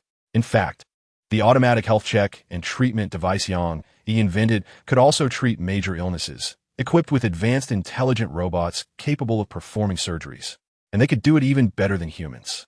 Yang Yi thought that with the hospital in place, the next step was to invent more automatic health check devices, as one could not handle so many patients. He walked into the hospital lobby, pondering how to arrange his automatic health check device. Su Ningxiang silently followed behind him, watching his back and feeling increasingly attracted to his charm, maturity, kindness, and ambition, all of which drew her closer to him. Just as she was daydreaming about how Yang Yi would pursue her in the future, she suddenly felt a cold wind blowing around her. Chapter 121. Preparing to fight back, however, when he arrived in the small jungle world, he saw Su Ningxiang already unconscious on the ground, while Nan Feilong was crouching beside her, greedily staring at her, his hands reaching out. Beast, you will pay.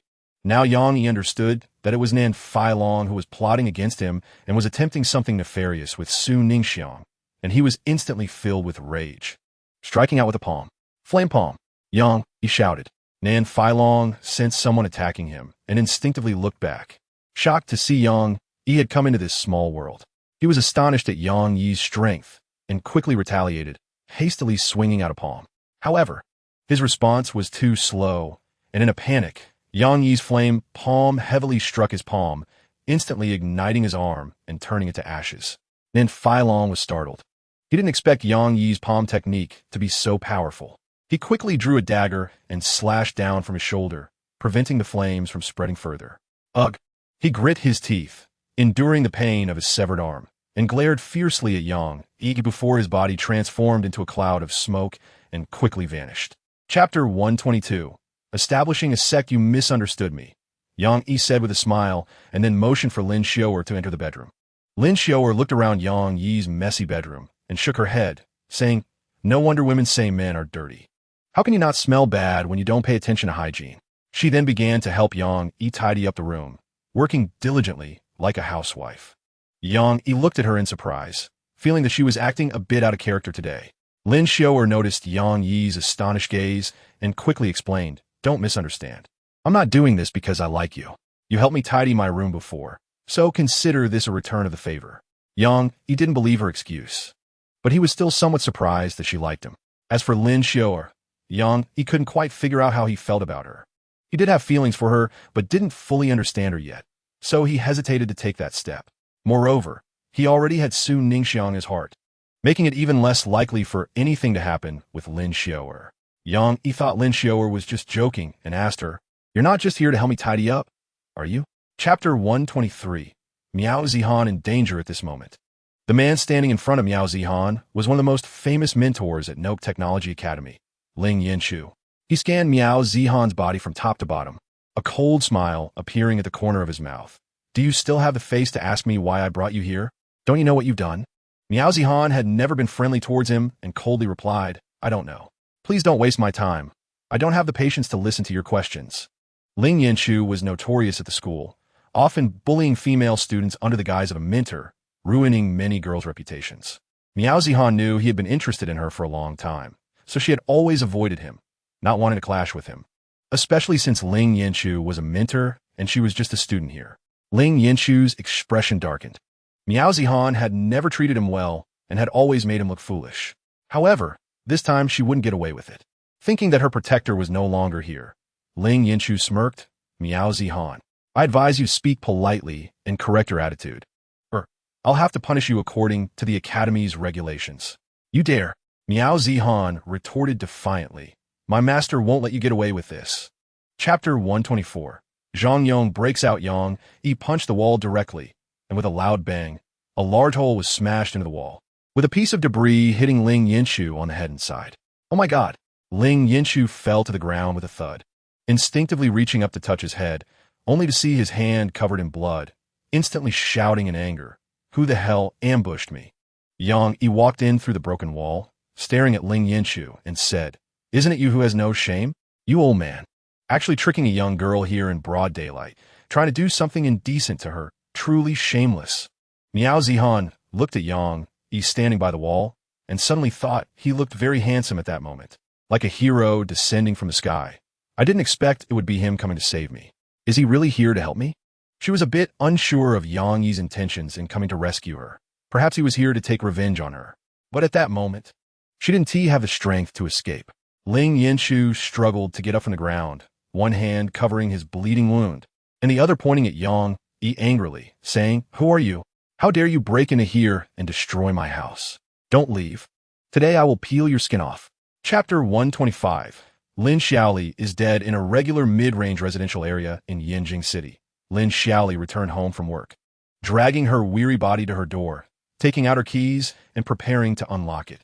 Suddenly, a man quickly appeared behind her, blocking her against the wall, covering her mouth with his hand, and warning, "Don't make a sound, or I'll tear you to pieces." Lin Xiaoli looked at the man in front of her with terror and realized it was Zhang Yong, whom she hadn't seen for a long time. She immediately relaxed, pushing his hand away and saying angrily, "So, it's you? You scare me to death by suddenly appearing." Zhang Yong coldly stared at Lin Xiaoli, snorting, "Not bad. Now that I'm not your boss, you dare to talk to me like this." Lin Xiaoli tried hard to push Zhang Yong away, but despite using all her strength, she couldn't budge him an inch. Angrily, she said, "What do you want? If you have something to say, say it. Don't waste my time. I still have to go to the hospital to see my child." Zhang Yong's gaze swept over Lin Xiaoli. Although she was already a mother, she had maintained her figure well. Anyone who didn't know would think she had never been married. "What do you think I want? We haven't seen each other in so long. Shouldn't we get familiar again?" Zhang Yong said greedily while staring at Lin Xiaoli. Chapter 126. Poorly bred, what is going on? Yang Yi asked Su Ningxiang. Su Ningxiang helplessly replied, "She claims to be Lin Xiaoli's friend. Lin Xiaoli was beaten to death at home yesterday, and today she came to ask me for money, saying Lin Xiaoli was an employee of the company. And now that something has happened to her, the company should compensate her. Out of kindness, I gave her several tens of thousands, which already amounts to several months of Lin Xiaoli's salary. But she is still not satisfied and wants 2 million from me. When I refused, she became like this." After hearing Su Ningxiang's words, Yang Yi felt that Su Ningxiang had done nothing wrong. This woman's demands were truly excessive. Lin Xiaoli's death was not the company's responsibility, and it was already quite generous of Su Ningxiang to offer several tens of thousands as compensation. Yang Yi sat on a nearby chair, looking at the sorrowful and tearful Lu Shiwen, saying, "Miss, your demands are indeed excessive. We really cannot agree to them. We are sorry for what happened to Lin Xiaoli." Previously, Yang Yi had only dismissed Zhang Yong and had not made things difficult for Lin Xiaoli. After all, she had a sick child to take care of and could not lose her source of income. Lu Shiwen cried sadly, her face covered in tears, sobbing to Yang Yi, "I know my demands are excessive, but I really have no way out. I don't know who else to turn to." Chapter 127. Destroying the tools of crime. Although the male doctor Zhao Shichu was very angry, he did not dare to confront Yang Yi. He could see that Yang Yi was very muscular, and the muscles on his arm showed how strong he was. Zhao Shichu usually lacked exercise, coupled with an irregular lifestyle and frequenting women. So in terms of fighting, he was far from Yang Yi's opponent and could only shout a few words.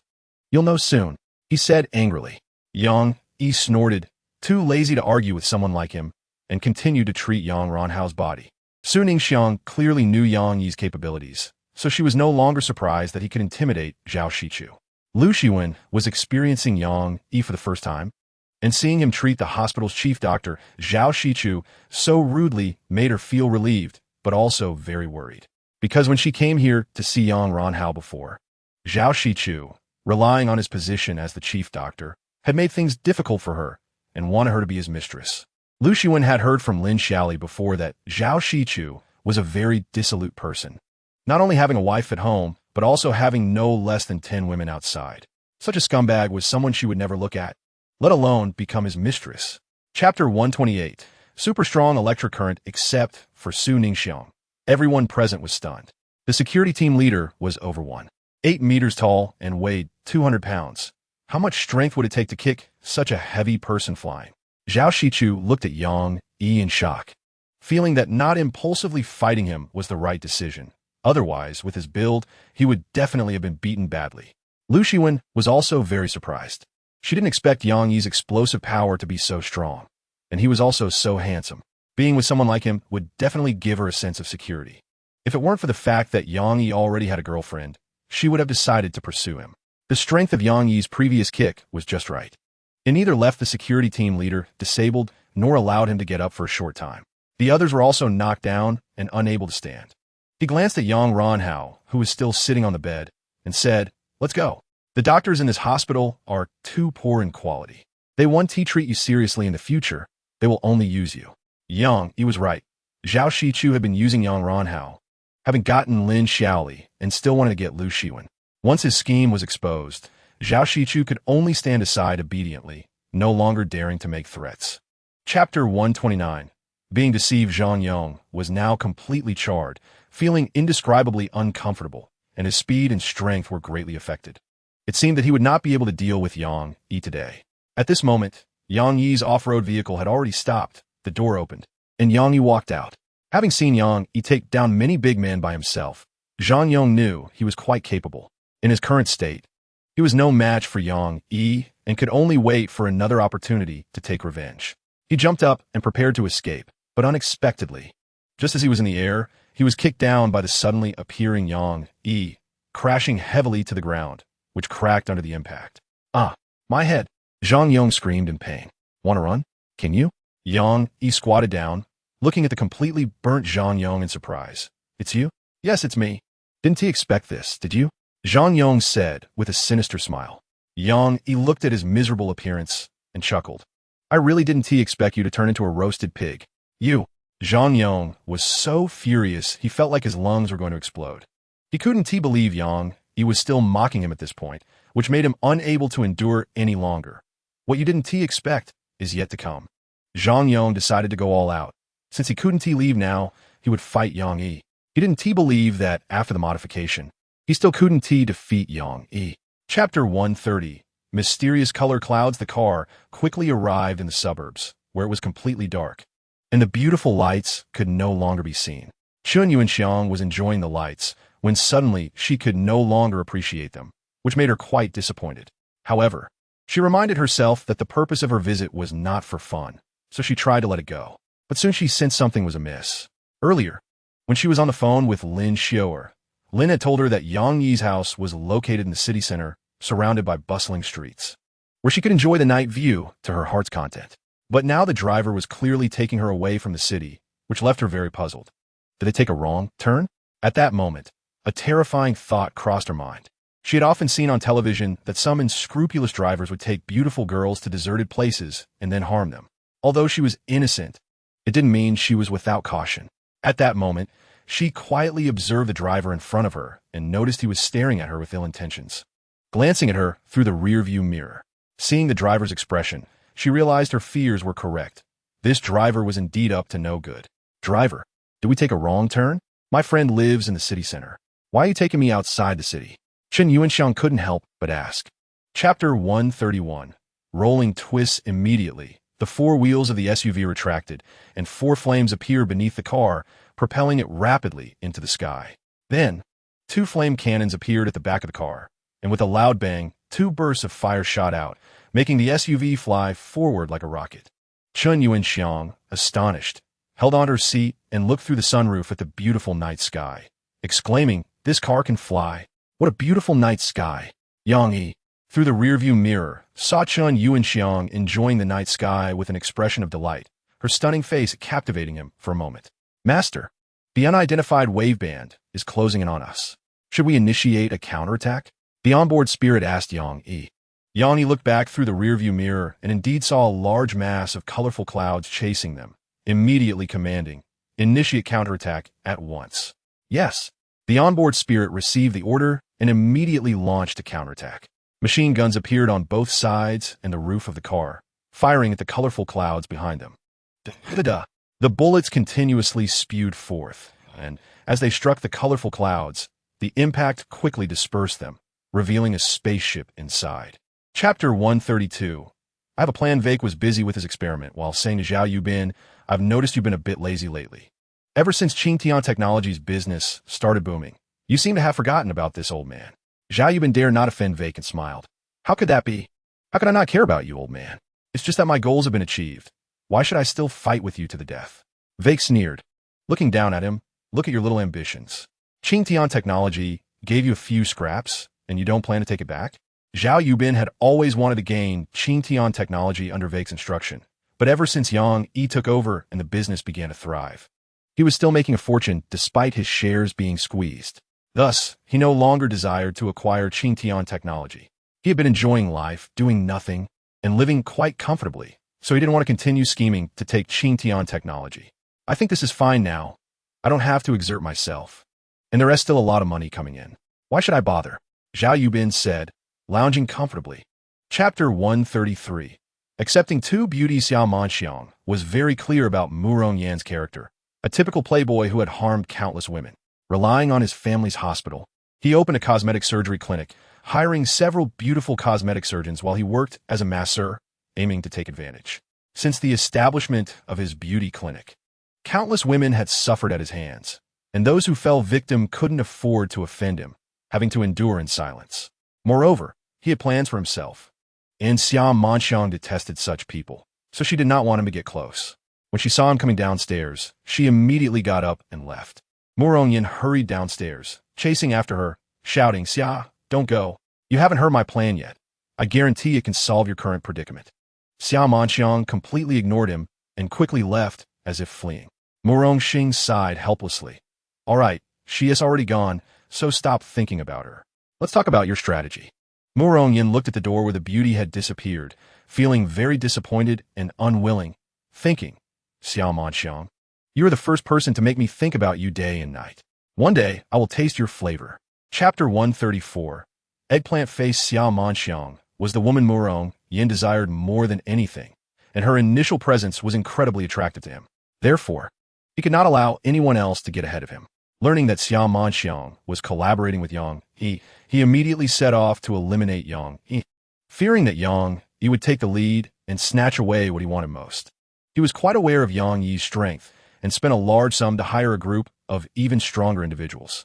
At that moment, those people stood behind him, cloaked in black, each radiating a strong aura of killing intent, a result of living on the edge for a long time. Murong Yan said to the leader of the black-clad men, "That kid seems to have entered the realm of cultivation. Are you absolutely sure?" The leader of the black-clad men confidently replied, "Rest assured, my men and I have all reached the realm of cultivation. Dealing with him alone is more than enough." Murong Yan nodded in satisfaction. "Good, then I'm relieved. You all set off now."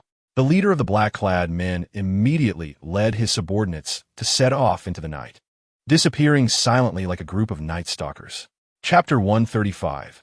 Hiding strength. Yang Hao glanced at the two of them, slightly annoyed, and said in a hoarse voice, "All right, we're all on the same side. You cannot harm each other. You should unite against the enemy." His words immediately silenced Mo Qianquan and Ma Mingwei. Now Ma Mingwei realized that both he and Mo Qianquan shared a common enemy, Yang Yi. Regardless, they were all in the same boat. With this in mind, Ma Mingwei regretted having hit him so hard earlier and apologetically said, "I'm sorry, I didn't know you were my ally. If I had known in advance, I definitely wouldn't have fought with you." Mo Qianquan was still furious, having taken a beating for nothing. Anyone in his position wouldn't forgive the person who had hit them. He coldly huffed, "Get lost. I'll remember this grudge today and definitely pay you back double in the future." "You old man, why are you so petty?" Ma Mingwei replied speechlessly. "Petty? You think it's easy to be the one getting hit? Of course, you can sit here and talk nonsense." Mo Qianquan was about to explode with anger. This guy was simply unreasonable. Not only did he hit him, but now he wanted him to forgive him as well. Was he out of his mind? Unable to bear it any longer, Mo Qianquan prepared to make a move right then and there. Chapter 136. Nita Mizuko's plan. Zhao Yobin's plan had failed, and knowing he couldn't escape this calamity, he lowered his head and said, "Now that I've fallen into your hands, I have nothing to say. Go ahead and do it." Vake smiled faintly, showing no intention of taking action. He approached Zhao Yubin and produced a red pill in his palm. "Take it. This pill can help heal your injuries. You are a warrior I spent time and effort creating, and I won't destroy you before you complete your mission. As long as you obey, I promise not to hold the earlier incident against you." Zhao Yubin looked up at Vake, surprised that he hadn't punished him. He was of course happy to continue living, and without hesitation, he took the pill and swallowed it.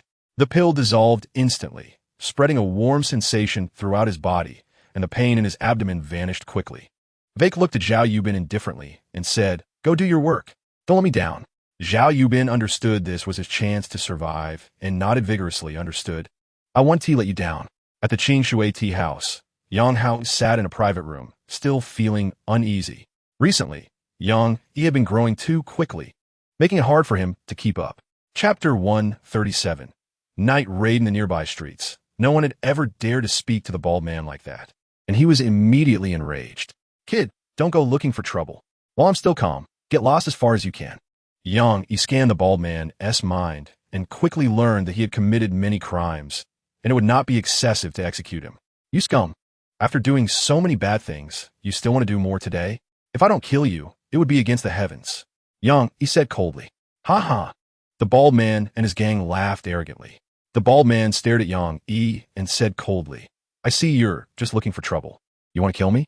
Let us see how much you weigh before you talk big. You want to be leaving today. I'll chop you into pieces and feed you to the dogs. A young man with yellow hair stepped forward, cracking his knuckles, and arrogantly said, Boss, this guy is a worthless piece of trash. Since he wants to be a hero saving a beauty, I'll let him know the cost of that. The bald man nodded. Remember what I said? Chop him into pieces and take him away to deal with. I'll catch up with this beauty. Chapter 138. Successful ambush. Yang Yi sensed danger and quickly retreated, just in time to see Ma Mingwei and Mo Qianquan rushing toward his previous position, colliding violently. Bang! The loud crash echoed, and they immediately separated, both having landed a punch on each other. Ma Mingwei couldn't help but complain, Old man, watch where you're hitting. Make sure before you punch, don't take personal revenge here. Mo Qianquan was also very annoyed, feeling that the punch he received was retaliation from Ma Mingwei. He angrily replied, Stop talking nonsense. It's clearly you taking personal revenge. Don't push all the blame onto me. In the air, Yang Yi watched the two below and thought, when did they become so strong? They don't seem to get along, which gives me an opportunity. In an instant, Yang Yi appeared behind Mo Qianquan and delivered a heavy, freezing punch that sent him flying. Mo Qianquan spat blood midair and crashed straight toward Ma Mingwei. Ma Mingwei was startled and quickly dodged while yelling at Mo Qianquan, Old man, don't come at me. Chapter 139. The changed Wang Shuyao Noda Miko saw Yang Yi covered in blood, with a large hole in his chest continuously bleeding. She quickly pressed her hands against the wound to stop the bleeding. It was her first time facing such a situation, and she was terrified, quietly sobbing. The SUV automatically drove back home, and just as she was about to call for an ambulance, Yang Yi suddenly came to life, flipping over and grabbing her hand that was reaching for the phone. No need to call an ambulance. I'm fine now. Noda Miko was astonished and pointed at Yang Yi's chest, saying, But your wound hit your heart, and you're still bleeding. You can't be so strong. Yang Yi smiled faintly. I'm really fine. Just take a look. He tore open his shirt where it was torn, revealing solid chest muscles. And the wound had disappeared without a trace. Not even a scar left. Noda Miko was shocked, her mouth agape. How is this possible? Yang Yi smiled, and didn't explain to Noda Miko. In fact, he was also very surprised, thinking he would really die this time, but woke up completely unharmed. While he was unconscious, he felt the Shenqi Shu Fu Shu, Shenqi healing technique, working on its own, believing that was what saved him. Chapter 140. Interfering at that time, she still didn't know that the Yang Yi who established the first hospital of Jishur was the same Yang Yi she had offended before.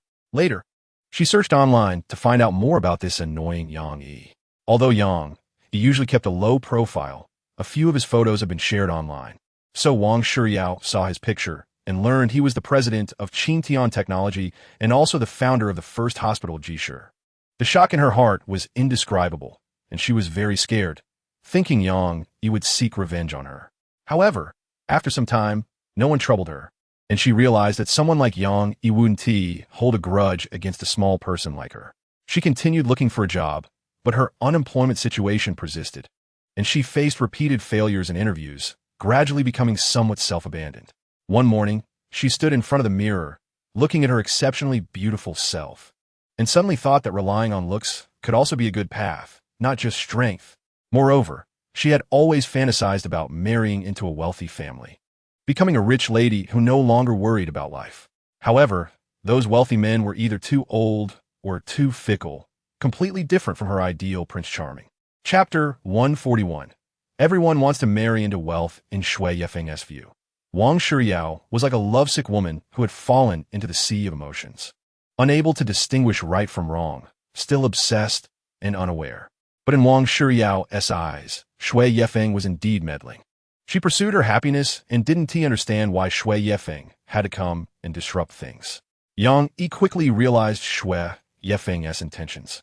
Knowing he was interested in Wang Shuriao, which was why he was meddling, he smiled at Shui Yefeng and said, "You might misunderstand my relationship with her. Actually, we are innocent. You know there won't be a good outcome for her and me, so separating now is for her own good. I think you two have a good connection and can try to get to know each other.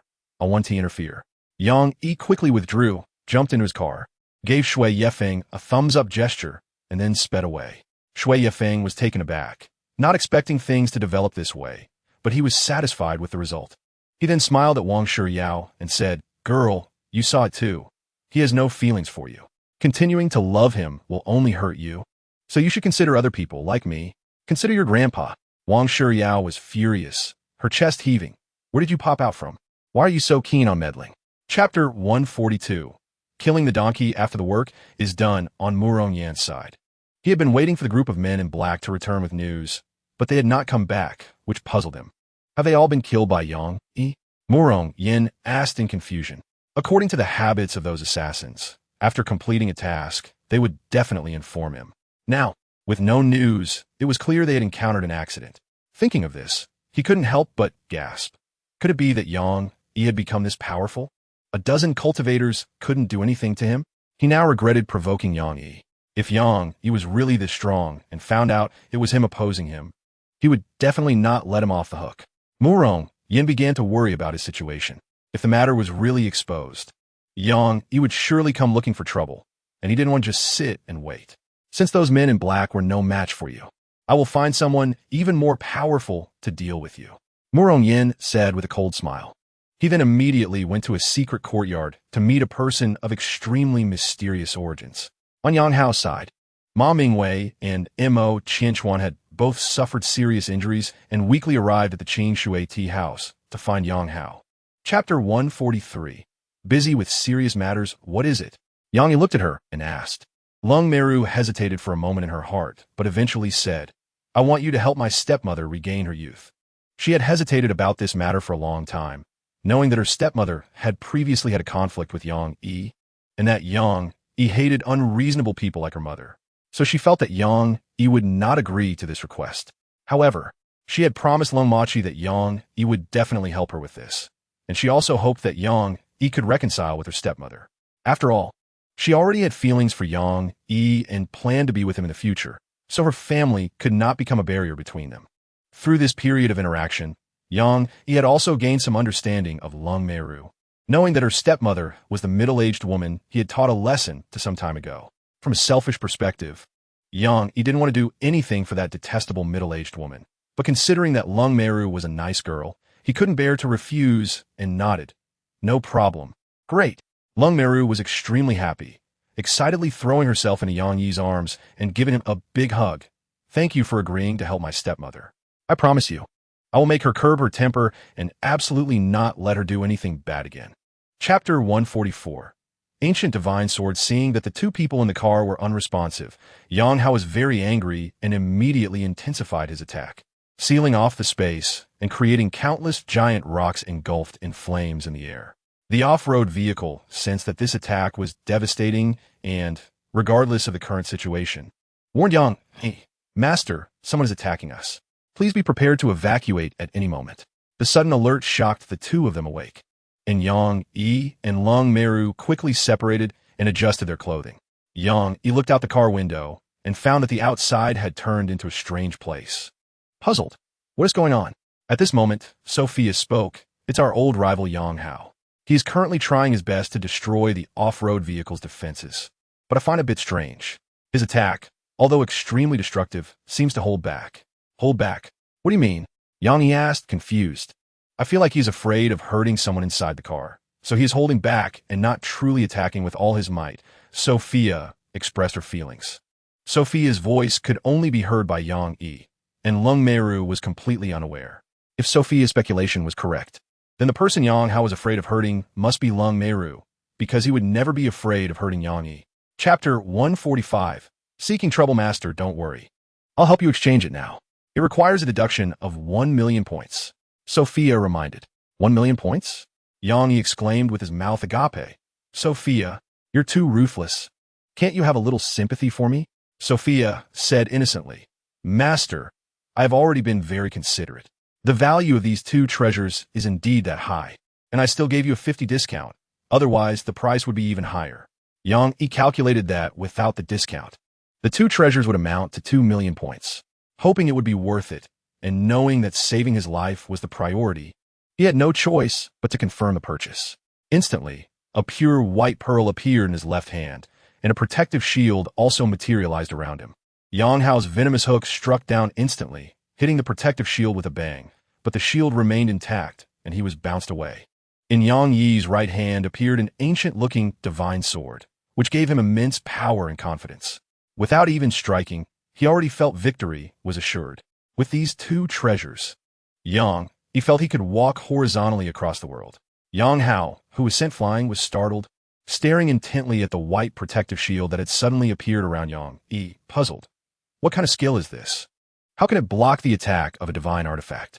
Chapter 146. Severing father-daughter relationship. Lung Muru didn't understand what the butler meant and smiled. I found him a good son-in-law. He should be happy about it. Why is he so furious? Cold Zongi anxiously said to her. Oh, my young lady, you think that way, but the master does not think so. I advise you to quickly let him leave. Otherwise, if the master sees him, he will definitely blame you. Lung Meru didn't believe this and was determined to be with Yang, and no one could stop her. She looked at the butler and said, I understand. I will explain this matter to him myself. You go ahead and be busy.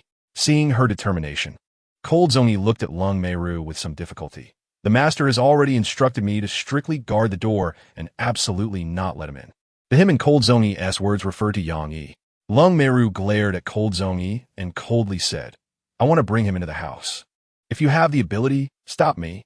Cold Zongi showed a distressed expression but did not dare to block Lung Meru outside, so he sighed and made way. That's more like it. Seeing the butler no longer daring to stop her, Lung Meru was satisfied and led Yang into the house. Chapter 147. Love you to death. Seeing that they couldn't get out, Lung Meru immediately looked at Cold Xiaocheng and Zhengxian, tightly guarding Yang and saying, with me here, none of you can harm him. Seeing his precious daughter still protecting Yang, Cold Xiaocheng was almost driven to madness, angrily saying, what is so good about this kid? Why are you protecting him so much? The reason he was so angry was also that Lung Meru had moved into his house just a few days after meeting Yang, which, from an outsider's perspective, looked like they were living together. Such matters in the family, especially in their large family, were taken very seriously regarding reputation, and this incident nearly made him explode with rage. He had initially wanted to take Lung Meru back immediately, but during that time, Tiantech technology had a significant impact on his business, leaving him no time to deal with personal matters, which was why it was delayed. Meru, wake up. This is your home. Your parents who raised you are here. You can't just leave like this. Moreover, for matters of lifelong importance, you should respect your parents' opinions. And Zhengxian said with a heart-to-heart expression. Lung Meru sighed. She didn't want to argue with her father, so she softened her tone and said, Father, I have never asked you for anything since I was a child.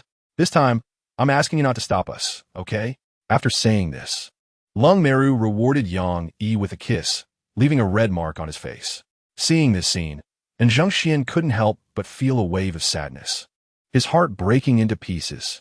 Lung Xiaocheng quickly came to Zhengshuan's side to check on him, and said to Yang, you've caused big trouble. Do you know who he is? He is Zhengxian, the young master of the Yin family in Jiangnan province. Yang had heard of the Yin family, but he didn't care at all. With his current abilities, he was fully capable of handling it, so there was no need to be afraid. So what? This is all his own doing. Yang said indifferently. Lung Xiaocheng's words brought Lung Meru back to reality. Just now, she felt that Yang dealing with Zhengxian was quite satisfying, since that guy had always been pestering her. But then she thought, the Yin family is the most powerful family in Jiangnan province, and its strength is there. It's not an easy target to provoke. As far as she knew, anyone who had grievances with the Yin family ended up not well, because the Yin family would retaliate ruthlessly. Lung Meru felt that things shouldn't escalate too much, so she immediately said to Yang, dear, please treat his injuries? Let's not stoop to his level. Yang could tell that Lung Meru was concerned about him and didn't want him to be at odds with the Yin family. In fact, when she was young, she was also an extraordinary beauty, making countless men go crazy for her. Otherwise, she wouldn't have had the strength to become Lung Xiaoqing's official wife. Back then, she was so glamorous, not only possessing stunning beauty, but also exceptional talent.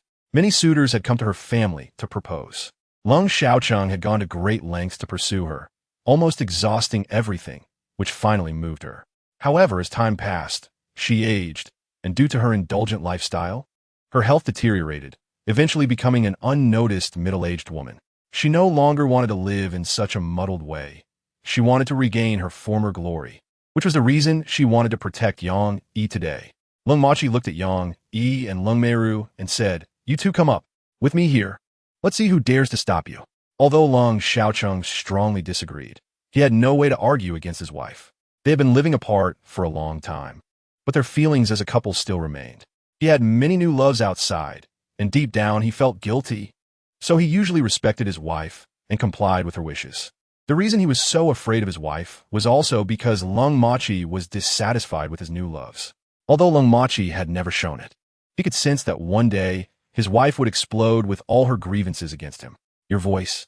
Lung Xiaoqing looked at Lung Machi in surprise, feeling that her voice sounded very similar to his wife's, and the more he looked, the more familiar she seemed. The clothes she wore were exactly the same as those his wife wore last year on her birthday, so he was very familiar with them. "You're Machi?" Lung Xiaoqing said in disbelief. "How did you lose so much weight?" He saw Lung Machi's current appearance in the mirror. Although she had lost a lot of weight, she still resembled her younger self, so he recognized her. Hearing her husband's surprise, Lung Machi was even happier and quickly turned around, looking at him gently and saying, "Husband, if I can regain my youth, would you treat me like you used to?" Lung Xiaoqing looked at Lung Machi in surprise, not expecting her to lose weight. If she could really return to her youthful appearance, he would certainly be willing to treat her like before. After all, Lung Machi's beauty in her youth was unmatched. And although he had several women now, they paled in comparison to the young Lung Machi. He nodded without hesitation. "If you can regain your youth, I am willing to cut off all my other women and come back to accompany you every day." Lin Xiaoer's speed far surpassed Lu Yiheng, easily kicking him away.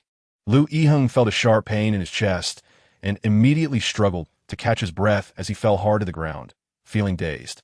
However, years of being a killer and surviving had taught him not to give up easily. Enduring the pain, he immediately prepared to fight back. However, Lin Xiaoer's dagger was already pressed against his neck, rendering him unable to move. "Who are you? Why were you lying on the car roof? What is your purpose?" Lin Xiaoer coldly stared at Lu Yiheng. So fast, Lu Yiheng thought in shock. He knew he was no match for Lin Xiaoer, so he stopped resisting, snorted coldly, and said, "You won't get anything from me. Still dare to talk back." Lin Xiaoer's beautiful eyes turned cold, and she slapped Lu Yiheng's face hard, saying, "I'll let you talk back." This slap was heavy. Lu Yiheng felt half of his face swell up, and there was blood at the corner of his mouth. Hoping he wouldn't be disfigured, he coldly stared at Lin Xiaoer, not expecting such a beautiful girl to be so ruthless, hitting him right in the face. How would he go about picking up girls in the future, especially as she wanted to prove it to Mrs. Wang beside her? She had been competing with Mrs. Wang all her life, starting from when they were young.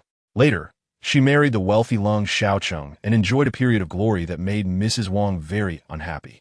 Afterward, as her beauty faded, she was neglected by Lung Xiaoqing, which made Mrs. Wang very pleased, mocking her for a long time. Therefore, she wanted to take this opportunity to return all the grievances she had suffered. Lung Machi deliberately pointed to Mrs. Wang and said to Yang Yi, "You especially need to take care of this lady. Her life has been so hard. Her husband wants to divorce her. If she can regain her youth, perhaps there is still hope for reconciliation." Mrs. Wang's situation was exposed, and she was extremely angry, curling her lips and saying, "You still have the mood to mock me? Aren't you the same? Your husband has several mistresses outside. You." Lung Machi was hit where it hurt, feeling a surge of anger, but she wouldn't turn against her. She quickly suppressed her anger and said, "My situation is different from yours. As long as I regain my youth, I can restore my family. But you might not be able to." What she said was the truth. Although Mrs. Wang was also a beauty in her youth, she was an ordinary beauty compared to Lung Machi. At this moment, even Lung Meru was shocked, holding Lung Machi's hand and looking at her nonstop. Mom, you were really this beautiful when you were young. Your skin is so good. Lung Machi looked at her reflection in the mirror, and her excitement was beyond words. Hearing her daughter's praise, she smiled with satisfaction. Now you know I wasn't lying to you before. Lung Meru nodded vigorously. I really believe it this time. At this point, Mrs. Wang anxiously said to Yang Yi, it's my turn now, right? Before Yang Yi could respond, Lung Machi snorted coldly and said, weren't you just worried that the equipment would harm your body? Why aren't you worried now? Mrs. Wang looked very displeased, but in order to regain her youth, she didn't mind losing a bit of face. She immediately apologized to Yang Yi, saying, Dr. Yang, I was wrong just now for speaking ill of your new product. Please don't take it to heart. I am willing to accept any punishment, but you must let me try your new product. Then she turned to apologize to Lung Machi, saying, Sister Lung, I was unreasonable before, and I truly realize my mistake. Please don't hold it against me. I promise I won't argue with you anymore. Mrs. Wang was usually a very strong-willed person who never took the initiative to admit her mistakes, but today she did, which showed how much she wanted to regain her youth. Chapter 154.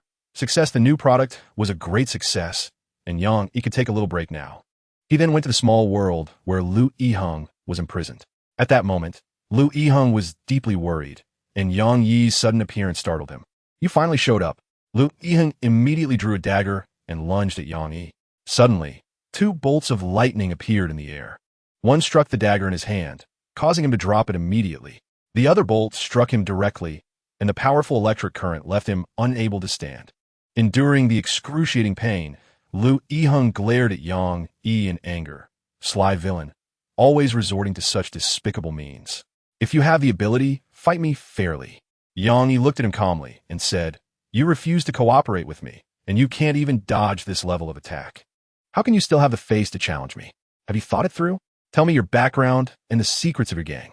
Lu Yiheng struggled to get up several times, but failed, collapsing to the ground and gasping weakly. Wishful thinking. Even if you kill me, I won't say anything. Yang Yi smiled and said, all right, I've given you the opportunity, and it's your own fault for not cherishing it, so don't blame me. Chapter 155. Come back to get me. Lu Yunyan was heartbroken, crying loudly while holding her father's corpse. Dad, you left me like this. What am I supposed to do alone? Who did this? Who is so cruel to kill you?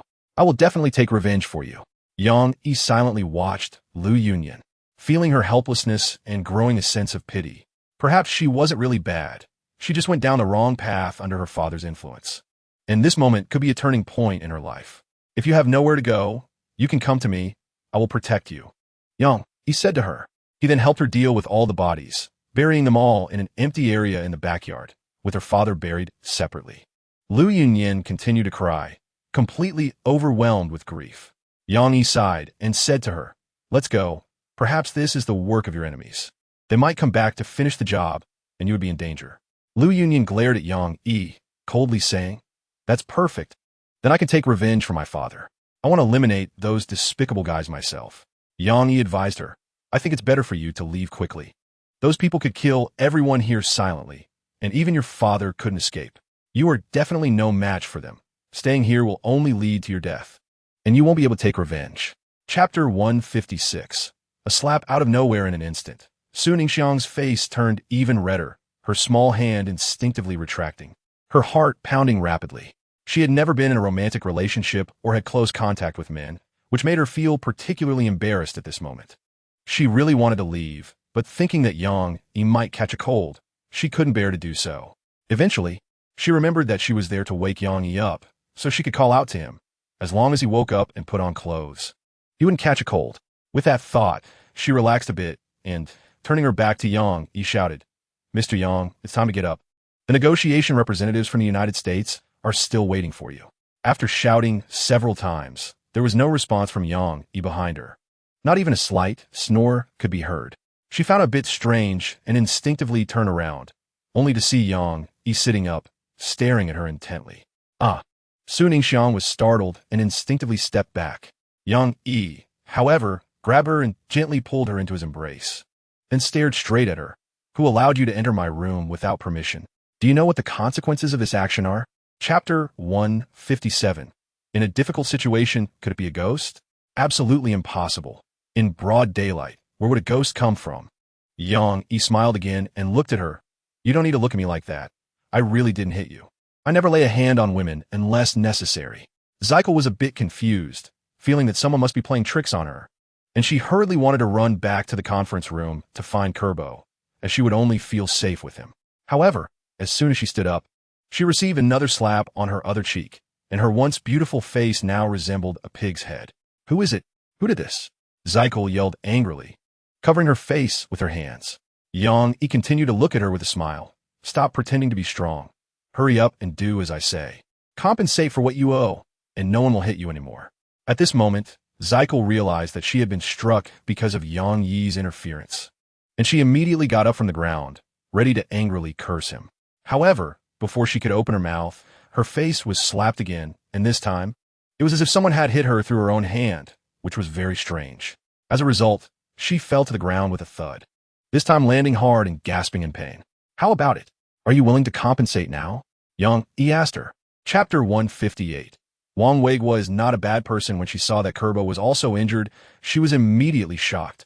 Who did this? Kerbo sighed. Who else could it be? Of course it's Yang Yi. So it was him. Zykel was very surprised. He even dares to hit you. He's too arrogant. Should we call the police and let him know that we are not to be trifled with? Kerbo shook his head. No, we shouldn't escalate things too much for now. Otherwise, it won't be good for the negotiation process. As for the grievances from today, once the negotiations are complete, I will get back everything with interest. Zykel knew that he was someone who would repay any grievance, and he had many methods, so she temporarily suppressed her anger.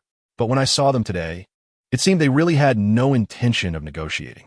Will this negotiation be successful? Zykel said doubtfully. Yang Yi's attitude was very tough this time, and he even resorted to violence against them, clearly showing that he had no intention of negotiating and was not afraid of offending them. Zykel did not dare to have high hopes for this negotiation. However, Kerbo did not think so. Don't worry, our company's strength is there. A dead camel is bigger than a horse. Even though he is currently soaring, it will still take time for him to surpass us. I believe he understands this logic. Chapter 159. A huge opportunity. As for why he sold so many medical devices that are harmful to the human body, it was entirely because technology was his weak point. The integration of medicine and technology had gone awry. After he dedicated himself to the technology industry, he made many attempts to combine traditional Chinese medicine with technological instruments. But there were few successes and a high failure rate. Many problems in the instruments that left the factory went unnoticed by them, which led to mistakes. Wang Weiguo is a very responsible person. When issues arose with the medical instruments produced by the company, he did not evade responsibility and promptly compensated consumers for their losses. His problem is that his abilities are limited, and he cannot break through many technological barriers. Seeing his sense of responsibility, Yang Yi found it rare in the business world and wanted to help him.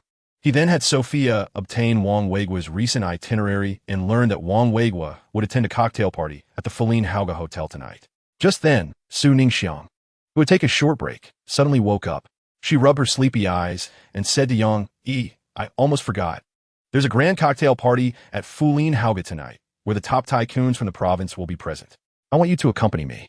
Chapter 160. Encountering injustice, you're not being ulterior, are you? Wang Yi did not believe Yang Yi would be so kind. She thought he was just like those scheming businessmen, approaching them with ulterior motives. Yi, don't be rude. Mr. Yang is willing to help us. This is a huge opportunity for us. Like a timely help in our time of need. Such a great favor. We should be grateful to him. You must not slander Mr. Yang. Wang Weiguo reprimanded Wang Yi. In fact, he had long intended to cooperate with Tiantech technology, and if he could get Yang Yi's help, the difficulties he faced in technology would be easily resolved. You trust him so much. Be careful he doesn't ruin you completely. Wang Yi coldly snorted. Why are you so ungrateful? Mr. Yang also wants to help you. You really don't know a good person. Su Ningxiang couldn't stand it anymore and lectured Wang Yi. Wang Yi looked Su Ningxiang up and down and sneered. You must be Su Ningxiang, right? I've heard about you. You sold the company to him and even sold yourself to him. You are quite generous. You. Su Ningxiang's face turned red with anger. She stole a glance at Yang Yi and then confidently said, I want to. You can't even sell yourself. Chapter 161. Mysterious woman. He was tall and strong, with a physique comparable to a basketball player. That kick would definitely send Wang Weiguo flying. Dad, get away. Wang Yi shouted anxiously. No. Su Ningxiang and the beautiful woman spoke simultaneously. As that kick was about to land on Wang Weiguo, he would surely be kicked away, and tonight he would definitely end up in a hospital. Yang Yi suddenly appeared in front of him, grabbing the man's ankle and smirking coldly, bullying women and the elderly. I see you don't want this leg anymore. Crack. Ah, my leg. With a squeeze, the man's ankle was broken, and he let out a scream like a pig being slaughtered. You dare to break my leg? Do you know who I am? I am Qiu Yuanshu, the young master of the Qiu family. If you provoke me, none of you will escape. You will all die. Qiu Yuanshu shouted angrily. He's Qiu Yuanshu. Both Wang Weiguo and Wang Yuer changed their expressions. The Qiu family is the third largest family in China, possessing great wealth and being a family of martial artists with countless experts. Moreover, it is rumored that they have some assassin organizations under them. Anyone who opposes them does not have a good ending. Chapter 162. I want to live in your house, Yang. He was slightly taken aback. Extending his hand to create a white barrier that blocked the blue sword the mysterious woman had thrust at him. He then unleashed a flame palm, sending a fiery palm attack toward the mysterious woman. She seemed to know Yang Yi would use this move, immediately flipping backward to easily dodge the attack. Where's your divine sword? Why don't you take it out to deal with me? The woman coldly stared at Yang Yi, seemingly aware of all his secrets. Yang Yi was shocked and confused, looking at her and asking, How do you know I have a divine sword? Who are you? The woman sneered. If you want to know who I am, you must defeat me first. Yang Yi's gaze turned cold. All right, you asked for it. The next moment, he appeared behind the woman and landed a frost fist. She was startled and realized it was too late to dodge, so she could only block with the blue sword to absorb part of the impact of the frost fist.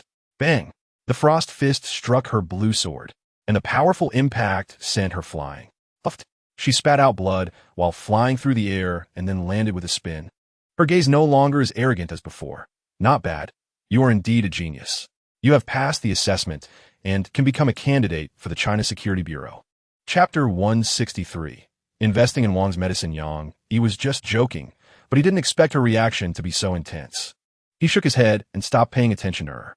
Lai Yima also didn't want to make things awkward, as she would be around Yang Yi for a long time in the future. She softened her tone and said, Don't worry. As long as you don't cross my bottom line, I won't easily lose my temper with you. Moreover, my task is to protect you and deal with your enemies. I will follow you in an invisible state and won't affect your daily life. Yang Yi didn't think much of it at that moment. He was more concerned about how to learn the secrets of the women around him. Almost every one of them approached him with a purpose, which made him quite uncomfortable. Master, I have a way to make them reveal their secrets, Sophia suddenly said. What method? Yang Yi immediately asked. It's a special ability that allows you to see the favorability and various information of others, as well as their weaknesses. You can exploit their weaknesses to increase their favorability toward you, making them completely trust you, and then they will naturally reveal their hidden secrets, Sophia explained. This was indeed a good method. Yang Yi immediately said to Sophia, Hurry and give me this ability. Chapter 164. Deserved punishment. Zhou Jiangyao was indeed a contributor to the company. Although he had a bad temper and looked down on everything, his work ability was very strong, and he had helped the company overcome many difficulties. Zhou Jiangyao sneered and arrogantly looked at Wang Weiguo, saying, You've really grown capable. Not only have you handed over the company, but now you even want to take action against me, the second largest shareholder. I think you're truly getting senile. You should step aside and let me take your place. Wang Weiguo had long known that Zhou Jiangyao had ambitions to seize the company. But because most of the company's elders supported him, Zhou Jiangyao did not dare to act recklessly. Now that Wang Weiguo had given most of the company's shares to Yang Yi, he had pushed Zhou Jiangyao to the edge, and he even directly revealed his ambitions, indicating that he was ready to take action. Zhou Jiangyao, you truly have the heart of a wolf. If it weren't for my pity in taking you in back then, how would you have today? You ungrateful beast, Wang Weiguo said angrily. Zhou Jiangyao was once just an obscure college student with no ability when he entered society, and he had suffered quite a bit due to his poor family background. Wang Weiguo saw that he was not afraid of hardship and intentionally nurtured him, giving him opportunities to train, allowing him to gradually become the second largest shareholder of the company. Chapter 165. Strange Gaze. Yang He was unsure of what this little girl was up to. Since he had nothing to do today, he agreed. They arranged to meet at a scenic area in Yinjing City by a large lake. When Yang Yi arrived, Wang Yue was already waiting there. She was wearing a white spaghetti-strap dress today, and her devilish figure was captivating. She stood by the lake, enjoying the breeze, looking like a beautiful painting. Yang Yi was slightly taken aback. This little girl looks quite pretty today. Usually, Wang Yue had a willful and domineering personality, and her attire matched her character, making it hard for anyone to approach her. But today, she had changed her style, appearing like a good girl, which, combined with her inherent beauty, surprised Yang Yi a bit. "I'm here. What do you want me to help with?" Yang Yi asked from behind her. Wang Yue turned around, suddenly becoming a bit shy. "I want you to be my boyfriend." Yang Yi was momentarily stunned, staring at her intently. She quickly explained, "It's just pretend. I only need you to help me, not really to be my boyfriend." Yang Yi smiled slightly and shook his head. "No, I can't help you with that." "Why?" Wang Yue asked, puzzled. Chapter 166. Wang Yue's matter. After both sides introduced themselves, Yang Yi learned the names of 3 boys and 3 girls. The handsome boy Wang Yue liked was named Lu Zimu, a wealthy young man, though his family was not as well off as the Wang family. Lu Zimu liked a girl named Mu Yushi, a top student and a beautiful but aloof girl who enjoyed challenging difficult tasks. The boy who resembled a monkey was Huang Yiqiang, a bit of a jokester who liked to tease others. The girl with big earrings was named Tang Ranyan, and she was very close to the girl sitting next to her, Tian Xiaogu. The last boy who had not spoken was named Nan Xinghua. Since Wang Yue entered, he had been stealing glances at her. Yang Yi could tell that the guy had a crush on Wang Yue. After a short break, Tang Ranyan stood up and said, "Let's set off," aiming to reach the top of the mountain before dark. Huang Yiqiang looked her up and down with a smirk. "Why the rush? Are you afraid someone will take advantage of you on the way back?" Tang Ranyan shot him a sideways glance. "You're the one I trust the least here. Keep your distance." Amidst the banter, everyone gradually exited the room. Yang Yi kept observing Wang Yue. Although she was chatting and laughing with her classmates, there was a hidden emotional turmoil within her. Chapter 167. Deceived. Faced with Tang Ranyan's kindness, Yang Yi could only chuckle. He was there to help, not to meddle in their relationships. However, he still found it hard to believe Wang Yue's situation. Rumors at school suggested that Wang Yue and Lu Zimu had been in a relationship, even living together. But somehow they broke up and had been in a Cold War since then. Many believe their breakup was due to Mu Yushi. It was also rumored that Wang Yue had become pregnant with Lu Zimu's child. Lu Zimu had vehemently denied this, while Wang Yue had been genuinely upset for a while, and the child was lost. The matter had stirred up a lot of gossip, and it was said that Wang Weigua intervened to suppress it, later taking Wang Yue out of school to keep an eye on her at home. After hearing about this, Yang Yi found it hard to believe. When he first met Wang Yue, he felt she was a self-respecting girl, not someone who would do such things. But in this day and age, many girls were quite open, and knowing someone on the surface didn't mean knowing their heart. He dared not jump to conclusions. The two walked along a very narrow mountain path toward the large mountain in the middle. The path was difficult to navigate, and Yang Yi supported Tang Ranyan, which inevitably led to some physical contact between them. Chapter 168. Falling off the cliff. You should ask her. Mu Yushi directed her gaze at Wang Yue, coldly asking, "She knows this place better than we do, and it was her idea to come here." Tang Ranyan sensed something was off and also looked at Wang Yue, asking, "What's going on? Why is it different from what you said?" The others turned their attention to Wang Yue, wanting to know why she had deceived them. Seeing everyone starting to doubt her, Wang Yue awkwardly smiled. "Why are you all looking at me like that? Do you think I would harm you?" At that moment, Yang Yi noticed a hint of panic and fear in her eyes, as if she had indeed done something wrong. Everyone thought Wang Yue was a simple girl, and even if she was deceiving them now, it might just be a joke. They all said, "You should tell us the actual situation here. Survival in the wild is no joke. We mustn't encounter danger." "Yeah, the mountains are so hard to navigate. There could be wild animals around. You should tell us everything you know. If you don't tell us the actual situation, we won't follow you any further." Facing the crowd's suspicions, Wang Yue knew she had to explain, quickly smiling and saying, "It's not as serious as you think. I've been here a few times before, and there are no wild animals around." Chapter 169. Gone silent. However, there was no sound from below the cliff at all, indicating that Lu Zimu was likely in serious trouble. Mu Yushi looked at Wang Yue with suspicion, opened her mouth to say something, but ultimately held back. "Help!" Huang Yiqiang fell into the cave. A girl shouted, and it sounded like Tang Ranyan. Mu Yushi and Yang Yi exchanged glances. Then Mu Yushi told Wang Yue, "Stay here. Don't move. We'll go check it out." Then the two ran toward the direction of the sound. As soon as they left, Wang Yue looked in the direction they had gone, her face showing a guilty expression. The two arrived next to Tang Ranyun and found a very deep cave nearby, sloping downwards with some broken branches inside, indicating that Huang Yiqiang had indeed fallen in. What happened? How'd he fall in there? Mu Yushi asked anxiously. This cave was obvious and could be seen from a distance. They weren't children, so how could they not notice it and accidentally fall in? Tang Ranyun cried. We were looking for something nearby, and he saw that no one was around, so he tried to take advantage of me. I fought back desperately and just pushed him hard, and he fell into the cave. Chapter 170 all disappeared, seeing he could still talk back. They both knew he was not seriously hurt. Yang Yi quickly helped him up, but as soon as he moved, Huang Yiqiang yelled in pain. Don't touch me. I feel like my whole body is hurting, like I've fallen apart. Yang Yi checked his injuries and found multiple fractures all over his body, with bruises everywhere, likely from rolling down the mountain. He quickly began to treat him, channeling his energy into Huang Yiqiang. In less than 5 minutes, most of his injuries had healed. The bones were realigned, and many bruises had faded. He wasn't in as much pain anymore. You should be able to walk now. Let me help you leave. Yang Yi said, looking at him. Huang Yiqiang had long wanted to leave this place. Just now, he was moaning alone here when he heard some strange noises from the depths of the cave, thinking they were monsters from hell, which scared him into a cold sweat. He felt his body again and found that it really didn't hurt as much, so he nodded and let Yang Yi support him as they walked out. Huang Yiqiang didn't know what had happened just now, but Mu Yushi was very clear. She observed that Yang Yi's hand was on Huang Yiqiang, and his injuries were visibly healing at a rapid pace. Chapter 171. Framing and entrapment. The person Yang Yi was thinking of was Lai Yunma, who had been following him around and had a lot of research on various strange matters. What happened today should not be difficult for her. Yang Yi found a corner and began to ask Lai Yunma, do you know where the others have gone?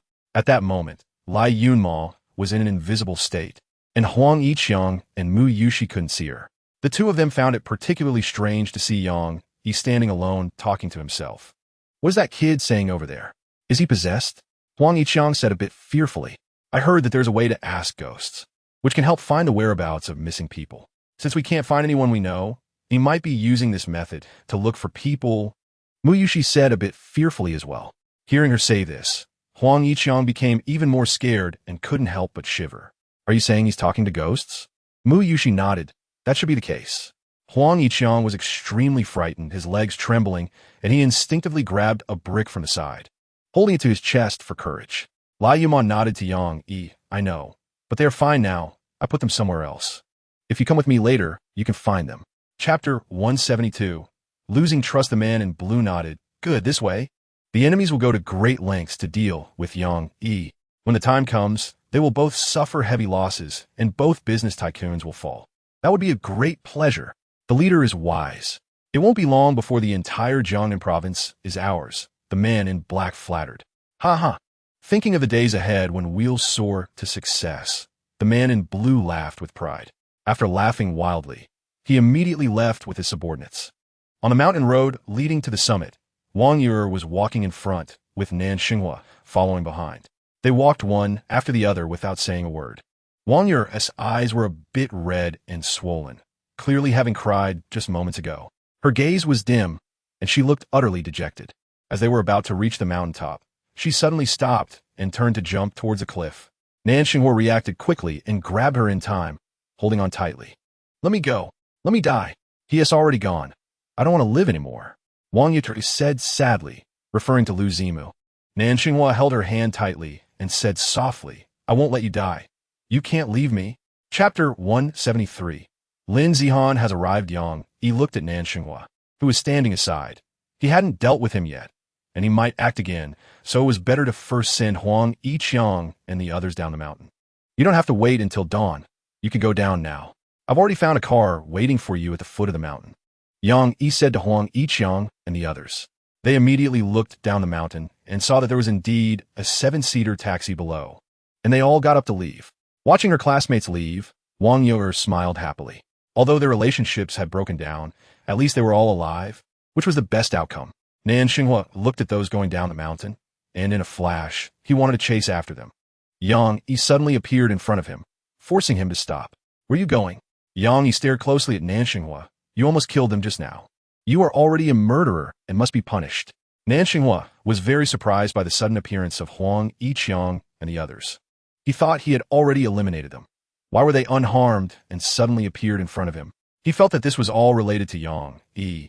That Yang Yi had disrupted his plans, so he glared angrily at Yang Yi. Did you save them? Why do you have to meddle in my business? Chapter 174. Finding weaknesses. Yang Yi had always wanted to investigate Lin Zihan, as he knew too little about her. However, Lin Zihan was very mysterious and kept a low profile. She rarely appeared unless there was something going on, and she was much more low-key than Yang Hao. Moreover, she left no traces when she acted, making it very difficult to investigate her. What do you want from me? Yang Yi asked from behind her. Lin Zihan turned around, looking at Yang Yi with a charming smile. Why are you standing so far away? Are you afraid I'll eat you?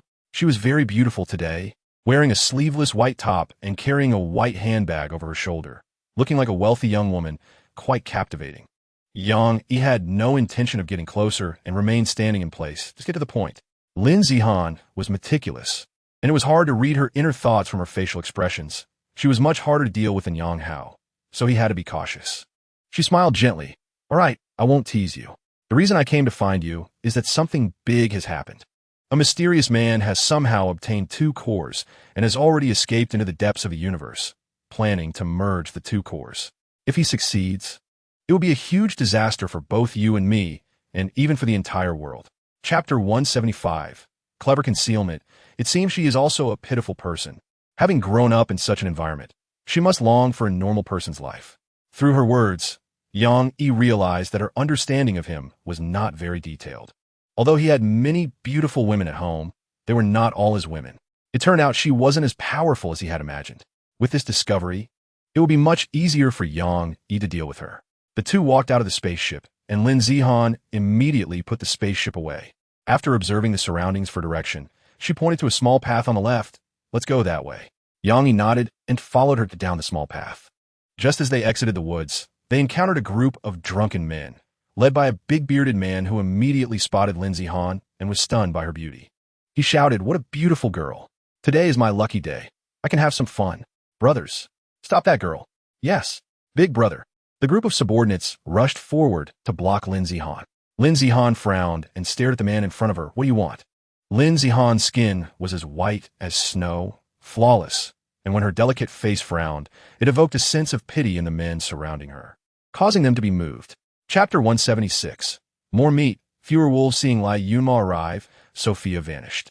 Yang Yi asked Lai Yunma, "Isn't your task to ensure the safety of the earth? Why did you come here with me?"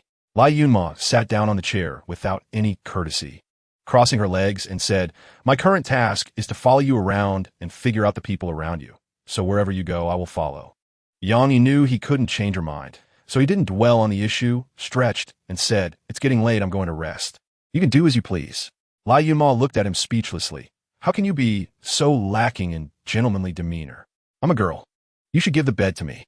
Yang Yi lay on the bed, showing no intention of getting up. "Why should I give it to you? You chose to follow me. I didn't force you. Besides, I have things to do tomorrow. So I need to rest well today."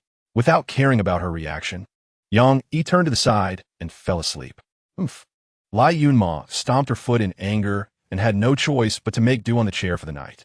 There was no other option. After all, this was ancient times and there were no sofas in the room. The next morning, Yang Yi stretched energetically and looked at Lai Yunma, who was frowning. "What's wrong?" Chapter 177. The crucial rank. The reason they were so angry was that men were too precious in this world, a very rare resource. Some women might never see a man in their entire lives, dying alone and suffering. In this world, any man could have thousands of wives, and that's the minimum, which shows just how scarce men were here. Therefore, when they heard that someone had killed men, and several of them at that, the women were all extremely furious.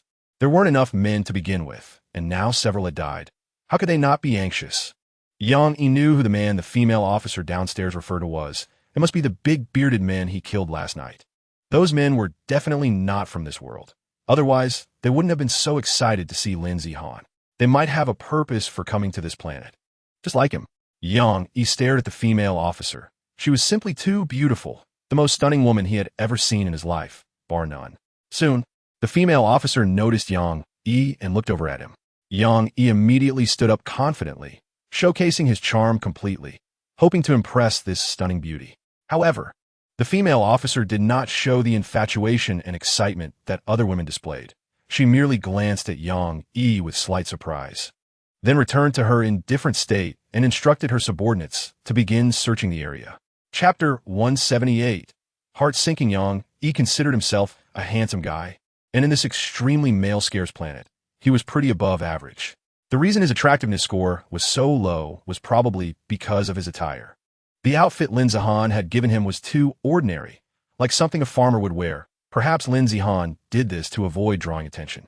Yang Yi decided to find a nice set of ancient clothing to dress up well for the ethereal Huan. At this moment, Lin Zihan suddenly appeared behind him and said, "I finally found an opportunity to speak with you alone. It wasn't easy. This planet is vast and rich and has many rules. I found the location of a star spring, but getting there is very troublesome, so you need to find an officer to guide us. Only then can we approach it quietly. I've already picked someone for you. It's Huan, whom you met today. She has privileges here. As long as you can win her over, we will have succeeded halfway." Chapter 179. Doubting Lin Zihan now that everything was ready, it was time to meet Huan. At that moment, Huan was handling a case in the yamen. Yang Yi arrived in a sedan chair at the entrance of the yamen and said to the guards at the door, "Go find her leader, Huan. I have important matters to discuss with her." Men's status in this world was already very high, and with Yang Yi being a very charming man, he was treated even better. The two guards were deeply impressed by Yang Yi's charm, showing infatuated expressions, and one of them quickly agreed and ran inside to inform Huan. The other guard stayed behind, looking at Yang Yi with a lovesick expression, almost drooling. "Handsome guy, have you filled your quota of wives? If not, please take me. I'm willing to serve you no matter what." Yang Yi glanced at the guard and noticed she was a tall girl, over 175 meters tall, with fair skin and a slender figure, but with very clear curves, a rare beauty. He nodded in satisfaction. "Sure, leave your name." Seeing Yang Yi agree, the beautiful guard burst into tears of excitement. "Thank you so much.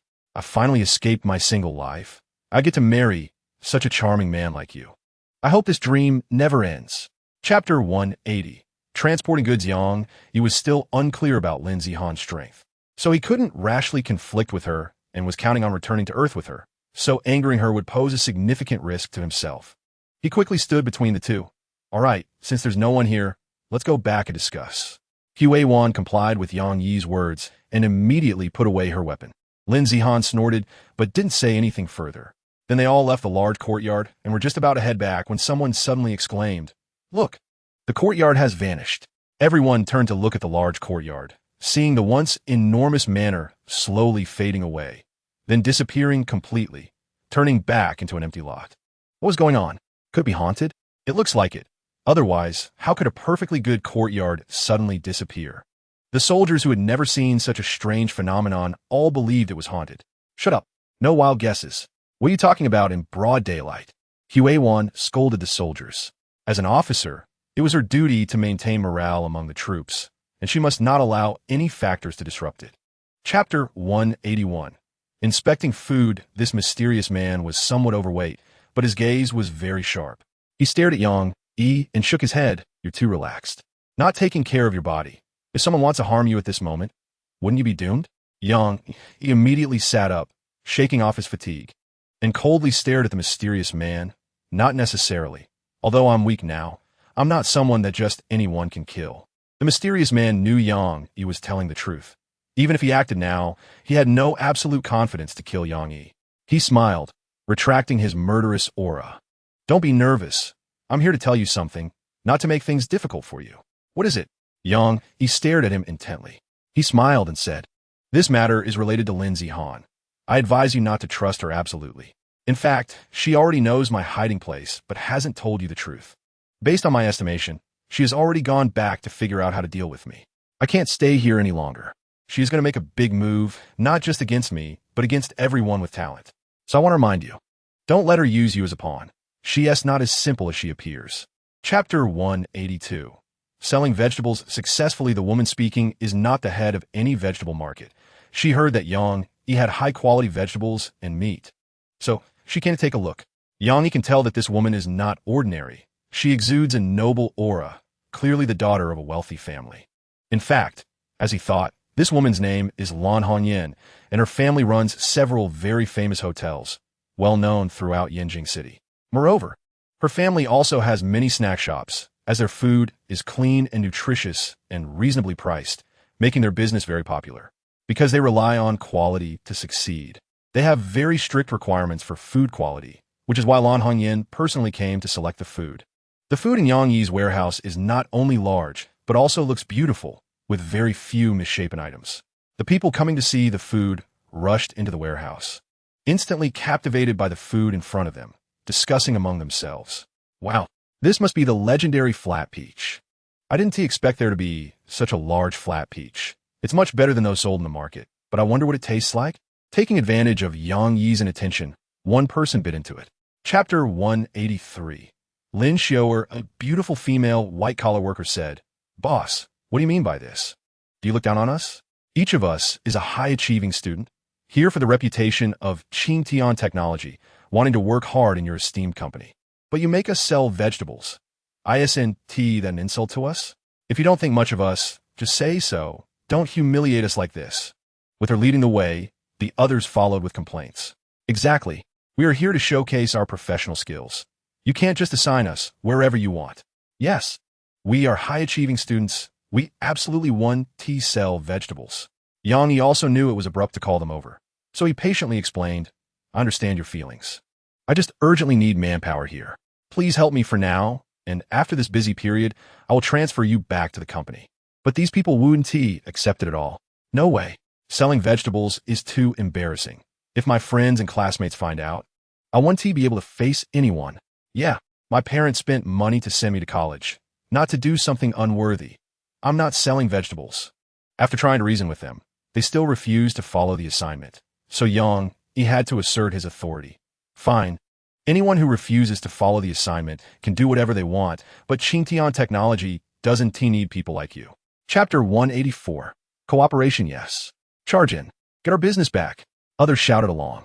The leading strong man already had a hatred for the rich, and now, seeing such a beautiful girl in front of him, he felt even more unbalanced. No matter how hard he worked, he could never own such a beautiful woman, while the rich could easily possess such women, even multiple ones, playing with them without any responsibility. Thinking of this, the strong man became angrier and more convinced that Yang Yi was not a good person, and he charged in with his men. Lin Xiaoer immediately coldly warned, "I advise you not to come any closer, otherwise I want to be polite." The strong man snorted, "Little girl, stop trying to scare us. You should go home and discuss with your parents whether what you're doing can bring them any glory." He thought Lin Xiaoer was a toy for the rich, no longer a good girl, thus losing his previous good attitude and looking down on her. Lin Xiaoer is an orphan. She is particularly sensitive about discussions regarding her parents, and now they have seriously crossed her taboo. She directly kicked the strong man away. Chapter 185. All doors were open. Brother Lei took everyone away to prepare, planning to work for Yang Yi from now on. Although he has resigned himself to this fate, he hasn't changed his hatred for the rich. He has just shifted his mindset. Fighting against the rich won't lead to good results. It's better to cooperate with them, learn from their experience, and make himself stronger, as the wealthy must have skills. Otherwise, they wouldn't be able to grow their businesses so large. Brother Lei has begun to fantasize about his future life after reaching great heights. He too wants to have beautiful women on both sides and enjoy various beauties. Originally hating the rich, he is slowly entering the ranks of those being resented. While Yang Yi was busy with business, a major upheaval occurred in the Qiu family. Hundreds of family members were all killed, leaving no survivors. Their deaths were very strange. With no wounds on their bodies, all died with eyes wide open and mouths agape, as if they had seen something terrifying before they died. Hundreds of people died in this manner, leading everyone to believe that the entire family was killed by vengeful spirits. Otherwise, this incident couldn't be explained. Forensic experts autopsied the deceased and found that they had all died from extreme fright. Chapter 186. Kindness mistaken for malice. The old man, fearing that Yang Yi would not let this matter go, quickly said, "Young man, I know I went too far, but I'm not the only one doing this. Many people are like this.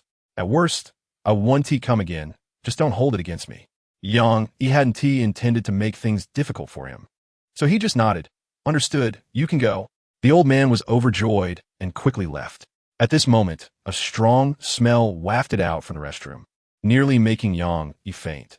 He hurriedly closed the restroom door. Wow, this smell is really strong. It seems this house is going to be uninhabitable. No wonder Zequin hasn't come back. Then he walked around the house, finding nothing suspicious, and was about to leave when Lai Yunma suddenly appeared behind him. Yang was startled and asked her, "When did you arrive?" Lai Yunma carefully looked around, trying to find some clues, and said to Yang, "I've been following you. Did you forget?" Yang had been very busy these days and really forgot about this matter. At this moment, he thought of the peach blossom world and hurriedly asked Lai Yunma, "Since you've been following me, does that mean you saw everything I did before?" Chapter 187. Underwater cave. Lai Yunma felt that her wound no longer hurt. Instinctively, she reached back to touch it and found that the wound had disappeared. And it seemed she hadn't been injured at all, with no scar left. She realized clearly that everything that happened before was definitely not a dream. Now she understood that Yang had really healed her wound. But even if he healed her, there was no need to hold hands afterward. This clearly seemed like taking advantage of her vulnerability. Lai Yunma didn't know that Yang's method of saving people was unique. He needed to make contact with the injured person to help them heal. She still believed that Yang was trying to take advantage of her situation and had ulterior motives. "Thank you." Lai Yunma looked seriously at Yang and said. She wasn't a stingy person. After all, Yang had healed her injuries, so she sincerely thanked him. As for Yang taking advantage of the situation, she would find a way to get back at him later. Yang returned to the driver's seat, pondering the origins of those people and why they had attacked him and Lai Yunma. When they had gone to the house earlier, those people didn't seem to be there. But then they suddenly appeared and attacked them. Were they targeting them specifically? Ever since Yang rose to power, there had always been various forces trying to assassinate and attack him. He couldn't just sit back and wait. He had to find a way to counterattack, at least to get a clear understanding of the enemy's background. Chapter 188. A wasteland. The guard immediately heard the conversation and turned to look at Yang and Lai Yunma's hiding spot, then rushed over. Yang quickly activated his invisibility technique and quietly dodged the guard, rushing toward the basement. Lai Yunma also activated her invisibility technique and closely followed behind him. Now Lai Yunma was very surprised that Yang could accurately find the hiding places of these mysterious people. How did he do it? As Yang rushed into the basement, he casually eliminated a few mysterious people with white marks. In the end, he caught 2 mysterious people with black marks inside, then quickly left the place. Yang brought the 2 mysterious people to an abandoned factory and threw them harshly to the ground. The 2 mysterious people were dazed from the fall and immediately began to curse. "Humans from low-level planets dare to attack us. You must be tired of living. If our leader finds out how you've treated us, you'll be guaranteed a death without a corpse." Yang was completely unconcerned by their threats and coldly stared at them, saying, "Will you tell me your origins, or should I find the answers from you myself?" The 2 mysterious people were quite tough, stubbornly saying, "You think you can get any secrets from us? We will never tell." Chapter 189. Turning waste into treasure. Are we starting work today? Chen Shaoling didn't expect Yang to be so eager. Yang nodded, "Yes, go quickly." Although she found Yang eagerness hard to understand, he was the boss, and Chen Shaoling had to listen to him, so she drove the off-road vehicle to the nearby village. Chen Shaoling had previously been a white-collar worker and had bought a car worth around 100,000, so she could drive an off-road vehicle. Before being a white-collar worker, she had worked as a car evaluator for half a year, test driving many cars, from low-end to high-end, sedans to off-road vehicles, and even commercial vehicles. She could be said to have seen countless cars, and it was hard for an ordinary car to give her a sense of enjoyment. Now, driving Yang off-road vehicle, she felt an unprecedented enjoyment. Both the comfort of the seats and the car's interior made her extremely comfortable. She had felt this even while sitting in the back, but sitting in the front made it even more pronounced, and the driving experience was fantastic. It was her first time driving this car, and it felt like she and the car were one, driving it however she wanted, with the vehicle perfectly following her thoughts without any deviation or sluggishness. Chapter 190. Encountering a wall of ghosts, Chen Shaoling nodded and then went to the car to get things. Because there were many items, including blankets, clothes, and various daily necessities, she couldn't carry so much alone, so Yang came out to help her. This made her feel that Yang was an approachable person. Unlike other bosses who had big egos, and she developed a bit of fondness for him. In the afternoon, Yang Yi sent Chen Xiaoling to a nearby village. The seeds had already been planted, and they just needed to wait patiently. However, since these were not ordinary seeds, for safety reasons, Yang Yi planned to build a wall to block them off. There were many idle people in the nearby village who were worried about not being able to find work, and Yang Yi gave them this opportunity to form a construction team to help him build the wall. Yang Yi found the village heads of several nearby villages, rented a large piece of land near the wasteland, signed contracts with the villagers, and prepared to establish a breeding farm. After obtaining the land contract, he immediately had people start working to set up the breeding farm in the shortest time possible. After finishing all this work, it was already evening. Chen Xiaoling lay in the room, admiring the not-so-large energy-efficient house, which she found very exquisite and comfortable. Chapter 191. A finger to overturn you, damn. Seventh brother. That can't be a female ghost, right? A young man said, looking at Chen Xiaoling's figure. Pang Qi looked at Chen Xiaoling's beautiful figure, nearly drooling. If she's a female ghost, that's just perfect for me. He was so excited because he thought of something that made him extremely happy. He had only been to the city, which was the farthest place he had ever traveled, and even then, he didn't go often, at most 2 or 3 times a year. He spent most of his time in the countryside, so he had never seen such a beautiful woman before, and for a moment he was smitten. The others felt the same way. They were all enchanted by Chen Xiaoling's charming appearance. Pang Qi thought that forcing a woman to do something she didn't want to do would land him in jail, but what if it was a female ghost? That should be unregulated, right? Such a beautiful female ghost, even if she took some of his yang energy, would be worth it. Brothers, we've been single for so long, and it's likely we won't marry in this lifetime. Today, we have a rare chance to encounter such a beautiful female ghost. Why don't we go crazy for a bit? Pang Qi said to the others. The others, already enchanted by Chen Xiaoling, immediately nodded in agreement with his suggestion. All right, let's all go together, catch that female ghost, and make sure she doesn't escape, Pang Qi said excitedly. Chapter 192. A breeze blows through. How could Yang Yi not notice her little action? Yang Yi immediately understood her thoughts, so she likes me. Since that's the case, there's no need for me to be reserved. Otherwise, wouldn't it be a pity to miss such a good girl? He secretly made a decision. The next time Chen Xiaoling took the initiative with him, he would seize the opportunity. The next morning, all the seeds had sprouted, creating a lush green sight that was very pleasing. When Chen Xiaoling saw that the seeds had really grown, and it had only been one night, she was shocked and gasped. Oh my gosh, this seed has a growth cycle of only 7 days, and it's not affected by the weather. Does that mean we can eat fresh vegetables and fruits all year round? Yang Yi nodded. That's right. This way, our dietary level will greatly improve. Now Chen Xiaoling understood why Yang Yi was so eager to build the wall. Such good fruits and vegetables must be well protected, or else they would be stolen. The construction team arrived early in the morning. Yang Yi informed them about the wall's location, and they immediately began construction, acting quite swiftly. Yang Yi had brought in 2 batches of construction teams. The other team was taken to the breeding farm to start building the walls and factory. Chapter 193.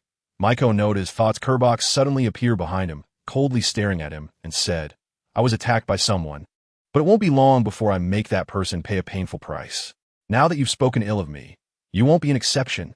Okawa and Noda quickly turned around and saw Kerbox's icy gaze. He was so frightened that he trembled all over and hurriedly said, I know I was wrong. I won't dare again. Please let me go. It's too late. Kerbox snorted coldly and directly punched through Okawa's body, killing him on the spot. Okawa's eyes widened in disbelief. He never expected Kerbox to hide his strength and end his life over a slight dissatisfaction. Now it was too late for regrets. Kerbox withdrew his fist, and Okawa fell to the ground with a thud, eyes wide open in death. At that moment, Yang Shinro happened to arrive and witnessed this scene. Gasping in shock and warily looking at Kerbox. What do you want with me? Kerbox took out a white claw from his pocket and wiped his blood-stained right hand. This guy was arrogant and dared to look down on me, so I had to let him know the price of disrespect. You all should learn to have the right mindset and help me with my work in the future. Chapter 194. Using their own methods, this was indeed a bargain. The energy-efficient houses had air conditioning and independent bathrooms where one could take shower. This was a huge benefit for migrant workers who worked all day, sweating profusely, as they could take a hot shower at night to wash away their fatigue. Capable migrant workers bought one on their own, while some frugal workers shared one, as the space could accommodate 4 or 5 people. In this way, each person only needed 100 yuan to live in such a comfortable house. This was just a low-end, energy-efficient house. Higher-end ones even had TVs and Wi-Fi, though they were a bit more expensive. Even so, they were still cheaper than houses in the city, and many people were willing to buy them. However, due to space constraints, most buyers of energy-efficient houses in the city were migrant workers, as they had enough open space at construction sites to set them up. Thus, energy-efficient houses became highly sought after by migrant workers. Once they came to the city for work, they would definitely buy one, allowing couples to have their own rooms. The site bosses could also save on accommodation costs, as they only needed to provide space for the workers. Chapter 195. Su Ningxiang is kidnapped now that you've consumed the poison I specially developed for you. You'll have to obey my commands from now on. Whatever I ask you to do, you must do, and everything you possess will soon belong to me. Ha ha! Thinking of the wonderful life ahead, Kerbok laughed heartily. At that moment, Yang Yi suddenly stood up and grabbed his neck. Your ambition is truly great. By doing this, you not only gain everything I possess, but can also secretly oppose the fruit company. Truly a double-edged sword. Kerbok and Yang Shinro, who he brought with him, looked at Yang Yi in shock. He exclaimed, "You're not unconscious." Yang Yi nodded. "Of course, otherwise I wouldn't be able to grab your neck." Kerbok quickly realized where the problem lay, turning his head to look for Maiko Noda, but with his neck in Yang Yi's grip. He couldn't turn his head and could only glare at Maiko Noda sideways. "You traitor! One day I'll make you suffer." Yang Shinro immediately moved, rushing towards Maiko Noda, now understanding that Maiko Noda and Yang Yi were in cahoots. If she could capture her, she could threaten Yang Yi. Chapter 196. Mysterious individuals. The blue-marked alien sneered. "It's not that we want to deal with you. It's that you have something we want." "Who told you that you are the chosen one?" So they were after the core? Yang Yi thought to himself. He refrained from voicing this thought because he knew Lai Yunma was nearby, and he couldn't let her know about the core, or it would cause unnecessary trouble. Yang Yi's guess was correct. At that moment, Lai Yunma was indeed by his side, having heard the alien's words. She frowned in contemplation. What could Yang Yi have that the aliens want? Not only was Lai Yunma hiding beside Yang Yi, but there were also 2 people hiding in the distance, a man and a woman. The man, in his 70s, had a head of white hair and a goatee, looking like a wise elder. The woman was petite and cute, around 20 years old, with an excellent figure. "Grandpa, what could that man have that would make those aliens so concerned?" the girl asked softly. The old man with white hair shook his head. "I'm not sure, but I can tell this young man is not simple." "Oh, in what way is he not simple?" The girl became interested. Chapter 197. Extraordinary abilities. She was right. The old man was indeed highly respected here. Even those with status in the city treated him with utmost respect. He was by Wan Qian, the leader of the Panlomen, and because he was a practitioner of Taoism, skilled in the arts of divination and strange methods, many came to seek his guidance, treating him as a transcendent figure. However, Yang Yi didn't believe in that nonsense and wasn't interested in knowing his identity. He glanced at them indifferently and then turned to take Su Ningxiang to the car. Seeing him about to leave, Bai Wanxian became anxious and glared at his granddaughter Bai Ruoshui. "You girl, can't you tell what's important? Didn't I just tell you?" Bai Wanxian rarely scolded her, and now he was so stern. Although she felt wronged, she understood her grandfather's intentions. "I'm sorry, Grandpa. I know I was wrong. What should we do now?" Bai Ruoshui said pitifully. Bai Wanxian's mind raced, and suddenly he had a bright idea. "Let's go. We need to stop him." The 2 approached Yang Yi again, blocking his path. Bai Wanxian smiled and said, "Young brother, the skills you just demonstrated really impressed my granddaughter and me. Especially my granddaughter. She wants to be your disciple. I hope you can consider it." Chapter 198. The red handprint lay, couldn't quite believe everything was real. He tried again, jumping in place, and, just like before, he jumped to a height of several dozen meters. He had unexpectedly acquired the lightness skill seen on TV. This discovery made him extremely happy. Great. With such amazing lightness skills, I can do whatever I want, and no one can catch me. At this moment, he recalled what the shadow had said earlier. He was indeed very dissatisfied with his life. He was someone with high aspirations, but low abilities. Always wanting the best, but never considering if his abilities matched. Take his marriage, for example. He dreamed of marrying a woman with a good figure and looks, but ended up marrying one who lacked both. Every day, he was frustrated just looking at her. Because of this, after work every day, he would drink and look at beautiful women in the city, only to return home and vent his frustrations on his unsatisfactory wife. He didn't have the ability to change before, but now it's different. He has superhuman abilities and can do whatever he wants. At this moment, he thought of something he wanted to do in the past, but didn't dare to do, which is to pursue the widow Wang from the neighboring village. The widow Wang is extremely beautiful, not inferior to the beauties in the city, but her fate has not been good. Shortly after getting married, her husband died in a car accident. Chapter 199. Women must earn money. Han Shizhu sighed and said, I don't know what got into that family. I went in and followed the rules, asking how Widow Zhao died. But those people suddenly went crazy and lunged at me, slapping me. Those women were quite fierce. They hit my ears so hard that they're still buzzing.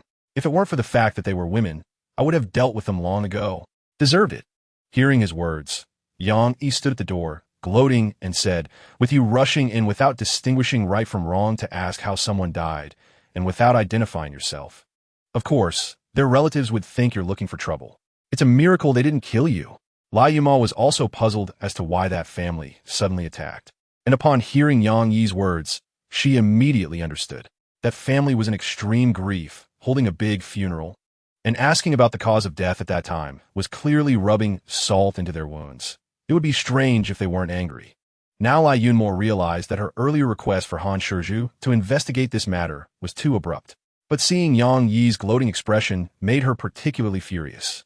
She coldly snorted and said, well, we are better than some people who put on a facade of righteousness, but are actually very cowardly at heart, with no sense of justice at all. Chapter 200.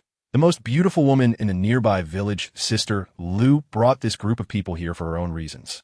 Her husband also works away from home every year, leaving for a whole year and only staying home for 3 days at the end of the year, immediately leaving after the new year.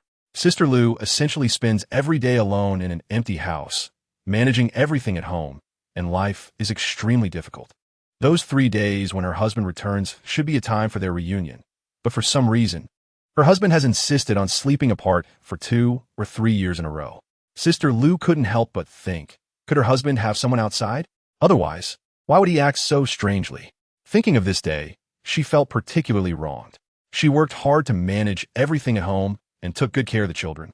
Yet her husband did such a thing, which truly hurt her feelings. She is also a strong person and has thought about getting a divorce and remarrying. But years of farming have left her skin rough, and with age, remarrying is not that easy. Therefore, she wanted to earn money and take care of herself like the women in the city. As long as she became beautiful, why would she worry about not being able to marry? This was exactly why she came to find Yang Yi, hoping to find a job with him. However, she had heard that Yang Yi was a monster, which made her a bit scared, so she brought a large group of people for some support. Chapter 201. Who is the murderer, however? Yang Yi is not the kind of person who is superficial and would look down on others because of their reputation. He nodded lightly and said, I understand. He felt that if he directly refused, it would certainly make Wang Xiao feel very awkward, but he couldn't immediately agree either. After all, they had only met once, so this vague answer was the best. Wang Xiao noticed Yang Yi looking at her. Her little heart raced nervously. She initially thought Yang Yi was an oily old man, but unexpectedly he was so young and handsome, which made her a bit moved. She shyly glanced at Yang Yi and then lowered her head. Sister Lu directly pulled Wang Xiao over and pushed her next to Yang Yi, saying, still shy? Cherish this fate well. You two really look like a couple. The others echoed. It really is like a couple. If you two get together, you will definitely be happy. Xiao is lucky to have remained single all this time. She was originally waiting for Yang Yi. The reason everyone was so eager to match them up was that if they got together, they could also benefit and perhaps get a promotion at work, earning more money. Wang Xiao became even more nervous, her face so red it could bleed. She was both excited and anxious, excited to have found a good man, yet anxious about whether he would be willing to marry her. Chapter 202. Finding the murderer, Yang immediately used his mind to ask Sophia, help me find Brother Lei's information. The more detailed, the better. Currently, Yang Yi knew very little about Brother Lei. He only knew that everyone called him Brother Lei, but he didn't know his real name. Okay, Master, I will check right away. Sophia quickly found Brother Lei's information for Yang Yi to review. Yang Yi carefully looked at Brother Lei's information and found out that his name was Lei Dachuan, an ordinary farmer who often worked in the city and had nothing special about him. This puzzled him, He felt that Widow Zhao's death must be related to Lei Dachuan. But if he was just an ordinary person, how could he have killed Widow Zhao? Now that the cause of death has been clarified, Widow Zhao was drained of her blood and flesh by a mysterious suction force, turning her into a dried corpse. This matter is related to Lei Dachuan. At this moment, Lei Dachuan was staying in the construction site dormitory. If he was indeed the murderer, then the women in the vegetable garden would also be in danger. So Yang Yi hurried back. Lai Yunma saw Yang Yi returning and quickly followed him, leaving Han Shizhu alone to investigate the scene. Han Shizhu also wanted to follow Lai Yunma back. He wanted to spend more time with her, but work kept him from leaving, so he could only stay and continue his investigation. Chapter 203.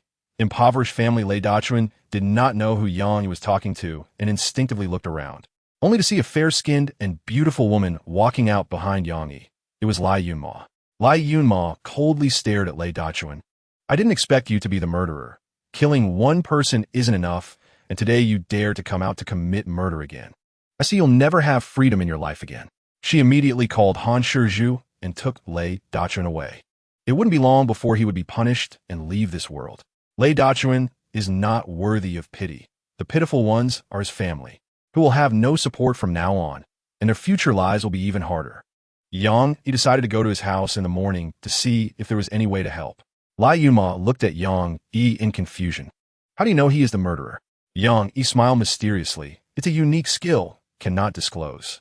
Teased, Lai Yunma felt very uncomfortable, with an impulse to strangle Yang Yi.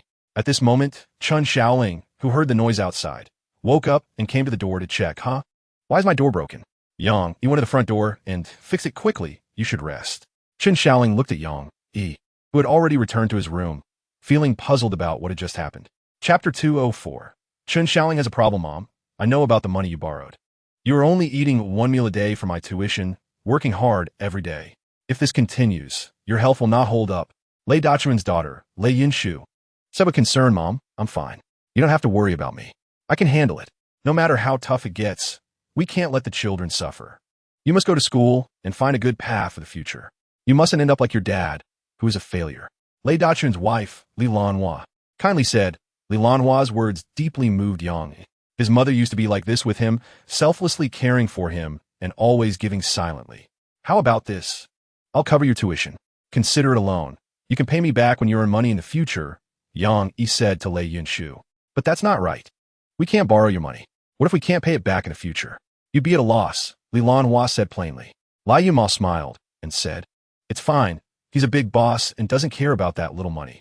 Just look at his car. He could support 100 college students without issue. And he loves doing good deeds, so don't hesitate. Yang Yi glanced at Lai Yunma, thinking to himself that she knew how to handle people and said all the right things. Chapter 205.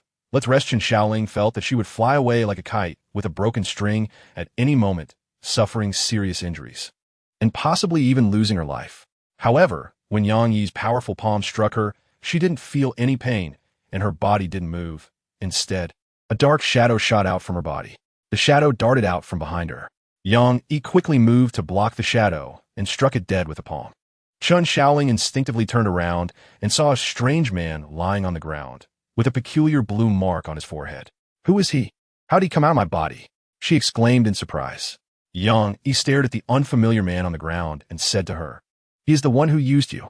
He sensed your dissatisfaction and manipulated you to attack me. Chun Shaoling's face turned a bit pale. Indeed, she was dissatisfied and had just made Yang Yi drink a beverage with pills in it. She quickly said, I'm sorry. It's all my fault. Are you okay? Yang Yi shook his head. That kind of drug had no effect on him and had long been neutralized. Now that he saw aliens targeting him again, it seemed that those aliens had not been completely eradicated, and they still had accomplices that had not been discovered. Chapter 206. Encountering an old friend. Su Ningxiang pouted playfully and nestled into Yang Yi's embrace, reluctant to come out. The next morning, Su Ningxiang packed everything and prepared to return to the company to continue her business. Yang Yi held her tightly. Wife, I can't bear to see you go. Su Ningxiang smiled. Silly, I won't leave you. I just have to do business. I've already started training a successor. Once she's fully capable of handling everything, I'll come home to be your full-time wife. Yang Yi excitedly nodded. Okay, I'll wait for that day. Su Ningxiang smiled again. You don't have to wait for that day. Once I finish my work, I'll come back to accompany you. I can't bear to leave you." The two embraced tightly, feeling each other's heartbeat. Su Ningxiang suddenly said with a hint of sadness, "I considered this yesterday. You are a remarkable person, and your future achievements are limitless. Of course, you can't have just me as your woman. I don't ask for too much. As long as you have me in your heart, that's enough. As for the rest, as long as you're happy." Yang, he was slightly taken aback, thinking that she was agreeing to him having many women. He didn't know what to say, so he could only embrace Su Ningxiang in silence.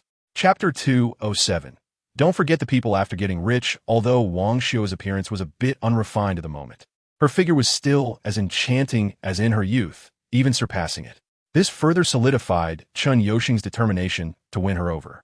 Wang Xiu glanced at her dirty clothes and then at Chun Yoshing's clean car, shaking her head. "No need. I can walk back myself. It's not far anyway." Chun Yoshing quickly stopped her. "Don't be so polite with me. Who are we to each other? If I say you should sit, then you should sit." With his years of experience in pursuing women, he felt that Wang Xiu must be particularly embarrassed at the moment. He had pursued her before, and she had looked down on him. Now that he had succeeded, she would surely regret not agreeing to him back then. Wang Xiu felt a bit displeased when Chun Yoshing blocked her, as her lunch break was limited, and she needed to get home immediately to pack and move to the dormitory. She thought Chun Yoshing was still the same as before, persistently pursuing her, while she had no feelings for him at all. "Really, it's fine. I have things to do and can't waste time here. I'm sorry." Wang Xiu directly bypassed him and ran home. Chun Yoshing watched her hurriedly leave and believed even more that she didn't know how to face him and regretted her past decision, which is why she left in such a hurry. Chapter 208. Confession failure. Sister Lu felt that this wish was unattainable. Wealthy older men would definitely seek young girls and would never look for someone like her, a middle-aged woman who had lost her charm. She sighed deeply. "It seems this is my fate." Suddenly, she thought of a way to change her destiny. Have her daughter pursue Yang Yi. If they got together, she wouldn't have to work anymore and could enjoy life at home. With Yang Yi's abilities, he would surely provide her with a villa, allowing her to live a wealthy life. But it was all too late. Not to mention that Yang Yi already had a girlfriend and was being pursued by a secretary in Wang Xiu. If she pushed her daughter to go after him now, it would clearly be sending her daughter to be a mistress. As a mother, how could she do that?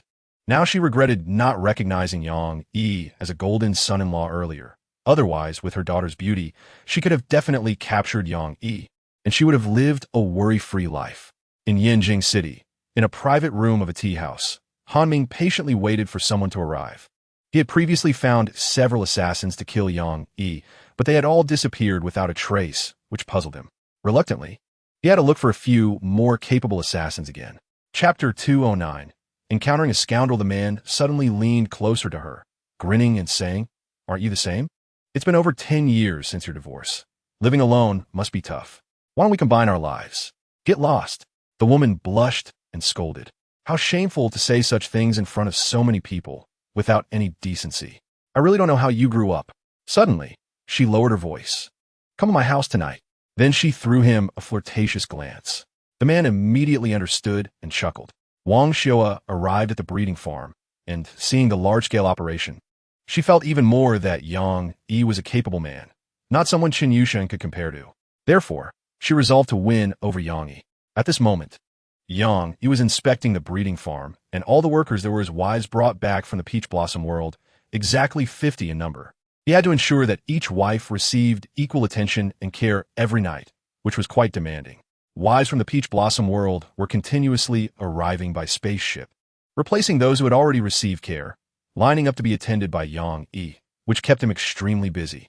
Despite being very busy, he complained not at all, working diligently every day, giving his all to satisfy his wives. Chapter 210. Surprise attack. Who hit me? Are you tired of living? Sun Chung shouted in pain. Yang Yi's strike was so fast that he didn't have time to see who had attacked him before he was sent flying. The subordinates standing beside him also didn't see clearly. It felt as if Sun Chung had flown out on his own. Sun Chung understood in his heart that this matter must be related to Yang Yi and immediately said to his subordinates, "What are you still standing there for? Go hit him." For subordinates swung their fists towards Yang Yi. Bang, bang, bang, bang. For quick, dull sounds rang out, and those four subordinates were also sent flying, crashing hard onto the road, scraping their bodies in many places, blood flowing freely, and they gasped in pain. Wang Xiao stood beside Yang Yi, and when she saw that it seemed Yang Yi had sent the young men in front of her flying, she was surprised at how powerful Yang Yi was, and suddenly felt very safe being with him. Sun Sheng also realized at this moment that their being sent flying was definitely related to Yang Yi. Continuing to entangle with him would not yield any benefit, so he glared fiercely at Yang Yi. "We are leaving." "Wait, did I say you could leave?" Yang Yi looked at them and said. Sun Sheng was shocked and coldly stared at Yang Yi. "What else do you want?" Chapter 211. The beastly six brothers without Yang Yi as a formidable enemy. Han Ming's courage grew much larger. He then prepared to be a kind-hearted passerby, helping Wang Xiao take Yang Yi back for burial, and taking the opportunity to get closer to Wang Xiao. Just as he was about to sit beside Wang Xiao to take advantage of the moment, he suddenly felt a sharp pain in his chest, and hurriedly looked down to find the 3 steel needles from earlier now embedded in his body. He let out a painful wail, clearly feeling the deadly poison spreading through his body. His legs went weak, and he fell to the ground with a thud. Yang Yi sat up, looking at him with a smile. "How's it going? Not feeling good being stabbed by your own poison needles, huh?" Han Ming looked at Yang Yi in shock. "You weren't injured just now. You're lying to me?" Yang Yi nodded. "That's right. Your little tricks can't hurt me. I'm very curious how you learned these skills. Who taught you to use hidden weapons?" Han Ming gritted his teeth. "Enduring the pain. You'll never get anything from me. I'll tell you even if I die." Yang Yi could tell that Han Ming's willpower had strengthened a lot compared to before. It would be very hard to make him reveal the mastermind behind it all. He smiled and said, "No problem. I have plenty of time to torture you. Sooner or later, you will speak up." Chapter 212. Beating the 6 brothers when he was young. Due to his frail build and bad reputation, he was often bullied and had no ability to retaliate. Later, he married a wife and vowed never to be bullied again, so he urged his wife to give birth to 6 sons in one go. Fortunately, the 7th was a daughter. Otherwise, he would have gathered the 7 brothers of the gourd to ensure that his 6 sons grew up to be extraordinarily brave. He named them Tiger, Leopard, Lion, Wolf, Eagle, and Snake. As expected, these 6 children grew up and did not disappoint him. They were all tall and strong, with fiery tempers, and they listened to no one but him. Jiang Laohan's wife, having given birth to too many children, seriously depleted her health and passed away before the age of 40. Under the leadership of Jiang Laohan, his 6 sons committed all kinds of crimes and quickly became a scourge in the village, making the villagers suffer greatly, yet they were helpless. The villagers hated these 6 people and secretly called them the beastly 6 brothers, but no one dared to say it openly. Yang Yi was the first. The second son, Jiang Bao, who had the most explosive temper, immediately got angry. "What did you say? You dare to call us beasts? Today, I will beat you into a beast." Chapter 213. Sun Maiwan's vanity pretty good. On the first day, the big boss returned. He dealt with the scourge of the village. "It seems you have indeed made something of yourself," Sun Maiwan said, looking at Yang Yi's back. She was extremely shocked. Was this still the silly boy who once pursued her? How did he suddenly become so powerful? Not only was he skilled, but he also made a lot of money and became even more handsome than before. Yang Yi turned around and saw Sun Maiwan looking at him with a smile. Her eyes filled with admiration. Sun Maiwan was one of the few beauties in Xiaoqiao village. In Yang Yi had been her classmate from elementary to high school and had once pursued her. However, at that time, Yang Yi was just an ordinary person, not outstanding, and his family was not well off, so Sun Maiwan did not think highly of him and even disliked his entanglements at one point. After a few years, Sun Maiwan had become even more beautiful, stylish, and trendy, with no trace of a rural vibe. "You flatter me. I'm not as good as you say." Remembering her previous indifference and dislike towards him, Yang Yi instinctively didn't want to have too much interaction with her. Sun Maiwan sized him up and noticed that his aura had also changed, becoming much more mature and stable, more charming. "In a few days, I will be getting engaged. You should come to my engagement party," she said with a smile. Chapter 214. Taking us as disciples, Jiang Laohan's face lit up, thinking that his sons were saved this time. However, when he saw Yang Yi's indifferent expression, the smile on his face instantly disappeared, and he looked at Yang Yi in silence, not daring to breathe. Jiang Yi knew her father was afraid of Yang Yi, and she hurriedly said to Yang Yi, "All right, you promised to save my brothers, so hurry up and pay the medical fees. Don't make it hard for my dad."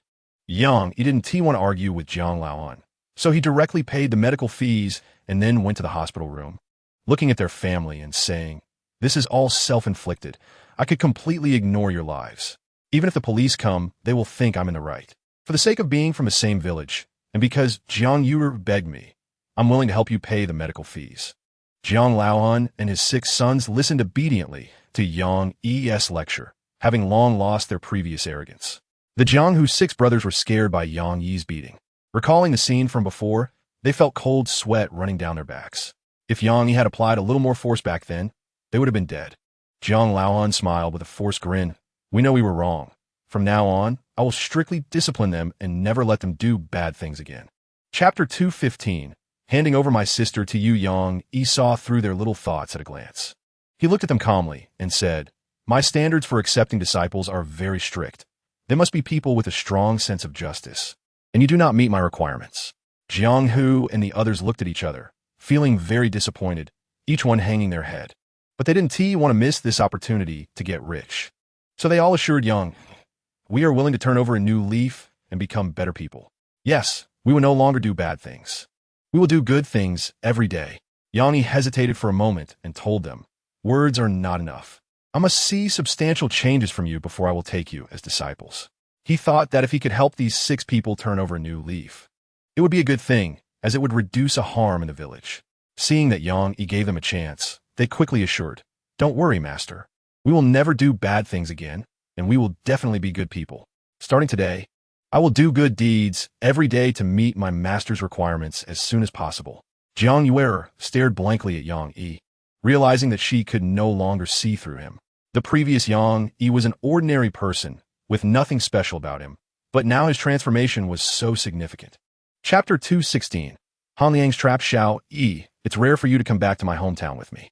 Now that you have a wife, I think it would be a good opportunity to hold the wedding, so I won't have to worry about it anymore, Yang's mother said seriously to Yang Yi. Both Yang Yi and Jiang Yue were surprised by this. Jiang Yue was planning to find an opportunity to lay everything out with Yang Yi later. She couldn't marry so early. Before she could speak, Yang Yi spoke first. "Isn't this too rushed? I have no mental preparation at all, and I'm so busy with work that I have no time." The reason Yang Yi refused was that he wanted to marry Su Ningxiang first and then discuss other plans.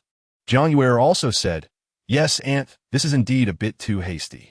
Marriage is a big deal. Everything needs to be arranged, and we are not familiar with each other. We need some time."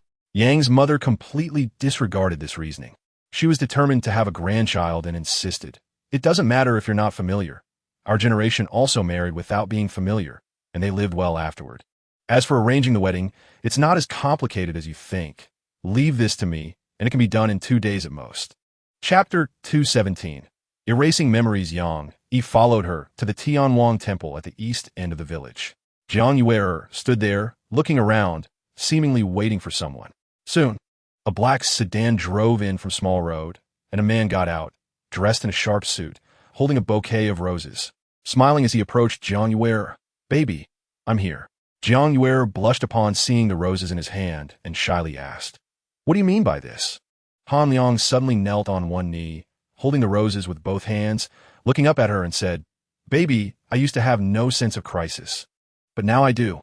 Many people want to have you, so I must take action and get you before they succeed. Marry me." This was Jiang Yue's first marriage proposal, and she was very excited, her face turning redder. "This is so sudden. I have no mental preparation at all. Can you let me think about it?"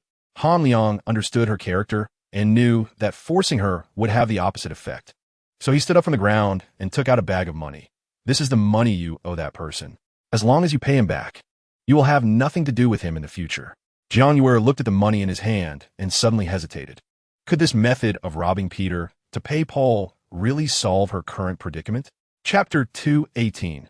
Taking the initiative. Yang's mother looked at the obedient and sensible Jiang Yue, becoming more and more pleased, thinking that it would be wonderful to have such a good girl as her daughter-in-law. However, she felt a bit hesitant in her heart. She turned to look at the equally obedient Xiao Lingshan, feeling somewhat troubled. Xiao Lingshan had been taking care of her meticulously, doing housework inside and out since she arrived. And Yang's mother had originally planned to match her with her son, but her son was too busy and hadn't found a suitable opportunity. Now that there was finally an opportunity, Jiang Yue had appeared as a competitor, leaving her unsure of what to do. After thinking for a while, Yang's mother decided to let Yang Yi choose for himself. After all, the person who would marry in the future was him, and he wouldn't regret his own choice. Yang's mother found Yang Yi and shared her thoughts, pointing to the busy Jiang Yuer and Xiaoling Shan in the yard and said, "You choose for yourself. I can't help you with this matter. You must make your own decision." Yang Yi looked at the two beauties busy in the yard. He would certainly be willing to accept both, but he knew that this was difficult to achieve. Moreover, he was currently troubled about how to delay his mother. And this was a good opportunity. Chapter 219. The owner of the time, the middle-aged man, suddenly revealed a sinister smile, filled with pride. As if he had succeeded in a scheme. "You are too careless. Don't think that I can only control time. In fact, I have other ways to deal with you." Yang Yi felt a sense of crisis and instinctively withdrew some of his power, not daring to push forward too much to avoid falling into his trap. Then he saw the middle-aged man disappear, and the surrounding scenery changed, and they suddenly appeared in a small mountain village. Lin Xiaoer and others, who had been frozen in time, returned to normal, looking around in confusion. Lin Xiaoer puzzledly said, "Huh? What is going on? Weren't we just in the factory? How'd we end up here?" Mulanhua and the others were also confused, gathering together, fearing that dangerous people or beasts might jump out. The middle-aged man said in a voice only Yang Yi could hear, "Don't be afraid. I'm just giving you a chance. Haven't you always wondered how to win them over? Now the opportunity is here. This is a treacherous island, filled not only with hundreds of assassins, but also with various wild beasts. Enjoy the thrill of being hunted." Chapter 220. Office battle. Yang Yi was well aware of Lin Xiaoer's strength and didn't need to worry about her safety. The more people, the more helpers. So he agreed to let her come out with him. The two used various methods to destroy and eliminate the hidden dangers here, destroying the environment. Looking at the desolate ground in front of him, Yang Yi suddenly remembered a game he had played before, survival in the wild. Now he had a bold idea to invent a real wilderness survival game, just like the previous chicken-eating game, allowing people to enter the game and genuinely experience the fun of it. Yang Yi immediately shared this idea with Sophia to see if it could be realized. Sophia nodded and said, "No problem. I know a place that resembles the scenes in wilderness survival. The master can go there to experience it and then detail the game's features." Yang Yi nodded excitedly. "Great, after we get out of here, we will go to that place you mentioned immediately."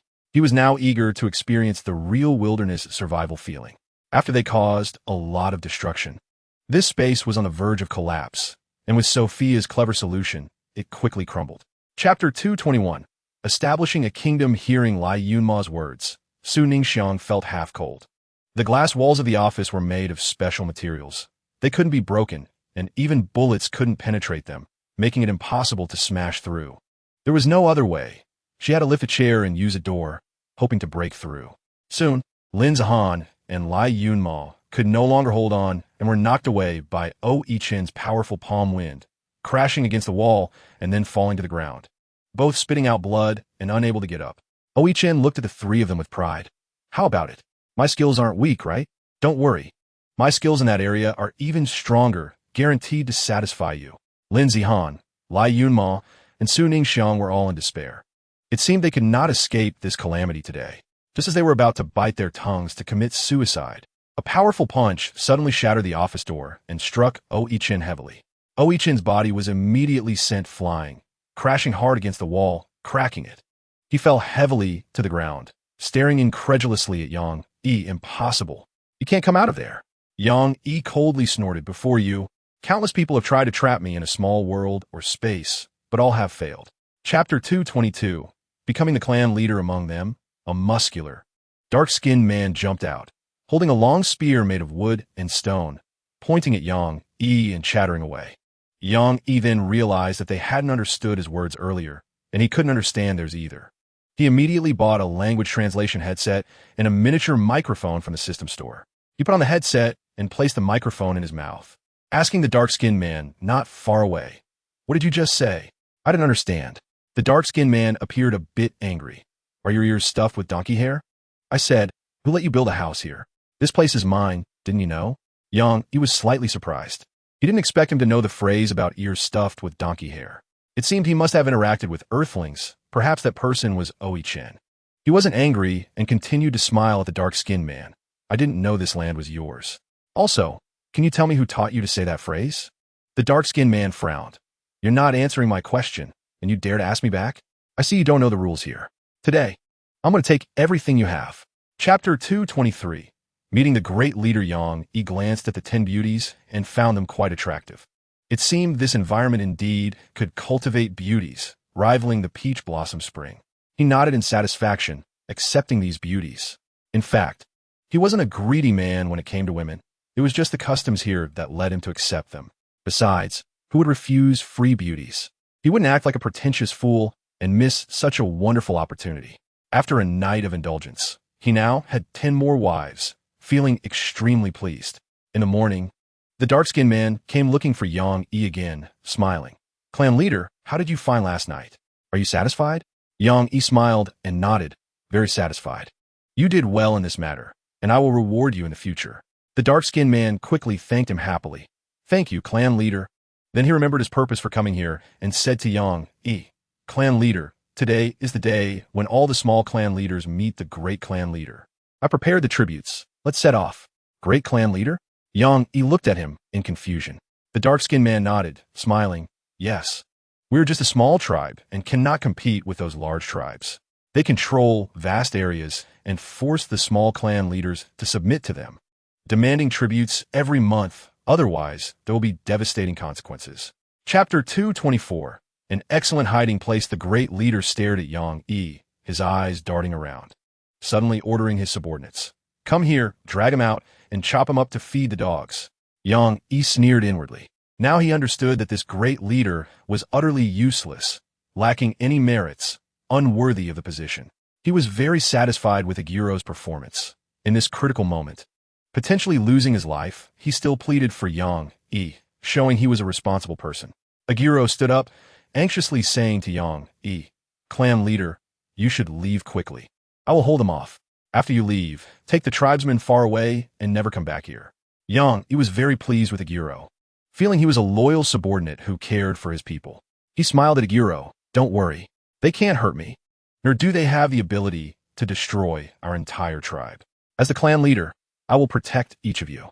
Then he threw a punch, instantly hitting the great leader with a cold wind. Soon, his whole body was frozen, leaving only his head barely able to move. Yang Yi stomped his foot, and a gust of wind spread outward from him, as if the wind had eyes, directly avoiding unrelated people and violently striking those guards trying to rush over. Chapter 225. Sun Meiwan, who wants to marry into a wealthy family for this reason. Oichin dared not show his face on this planet, only daring to hide in a very desolate desert. There were few people here, and the few tribes he had taken for himself helped him with some trivial matters.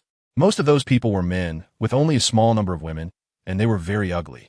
Because of this, when he encountered beauties, he would be so excited and eager to obtain everything from Yang Yi. On Yang Yi's side, now that his power had grown, he had Agiro help him track down the whereabouts of aliens, reporting to him immediately upon receiving any news. He also helped the tribesmen invent some machines that would aid in planting crops, allowing them not only to rely on hunting for survival, but also to grow food, thus providing them with more security so that no one would starve. The tribespeople regarded him as a deity and respected him greatly. His research and observations here were nearly complete, and he was preparing to return. He planned to create 2 games, namely Wilderness Survival and Real Gun Battle. Both realistic games where players could enter the game world and truly experience the fun of gaming. Yang Yi invented a gaming pod where players could lie in it, resting their bodies while relaxing their minds, achieving the best of both worlds. Chapter 226. Developing Sales Channels of. Indeed, once a man has money, he turns bad. Wait until I become your wife in the future. Let's see how I deal with you. Sun Meiwan pouted angrily. She thought Yang Yi was like most wealthy men, having some money and taking advantage of it, mingling with various young girls. This did not affect her determination to marry Yang Yi. She believed that only charming men would attract so many girls around them.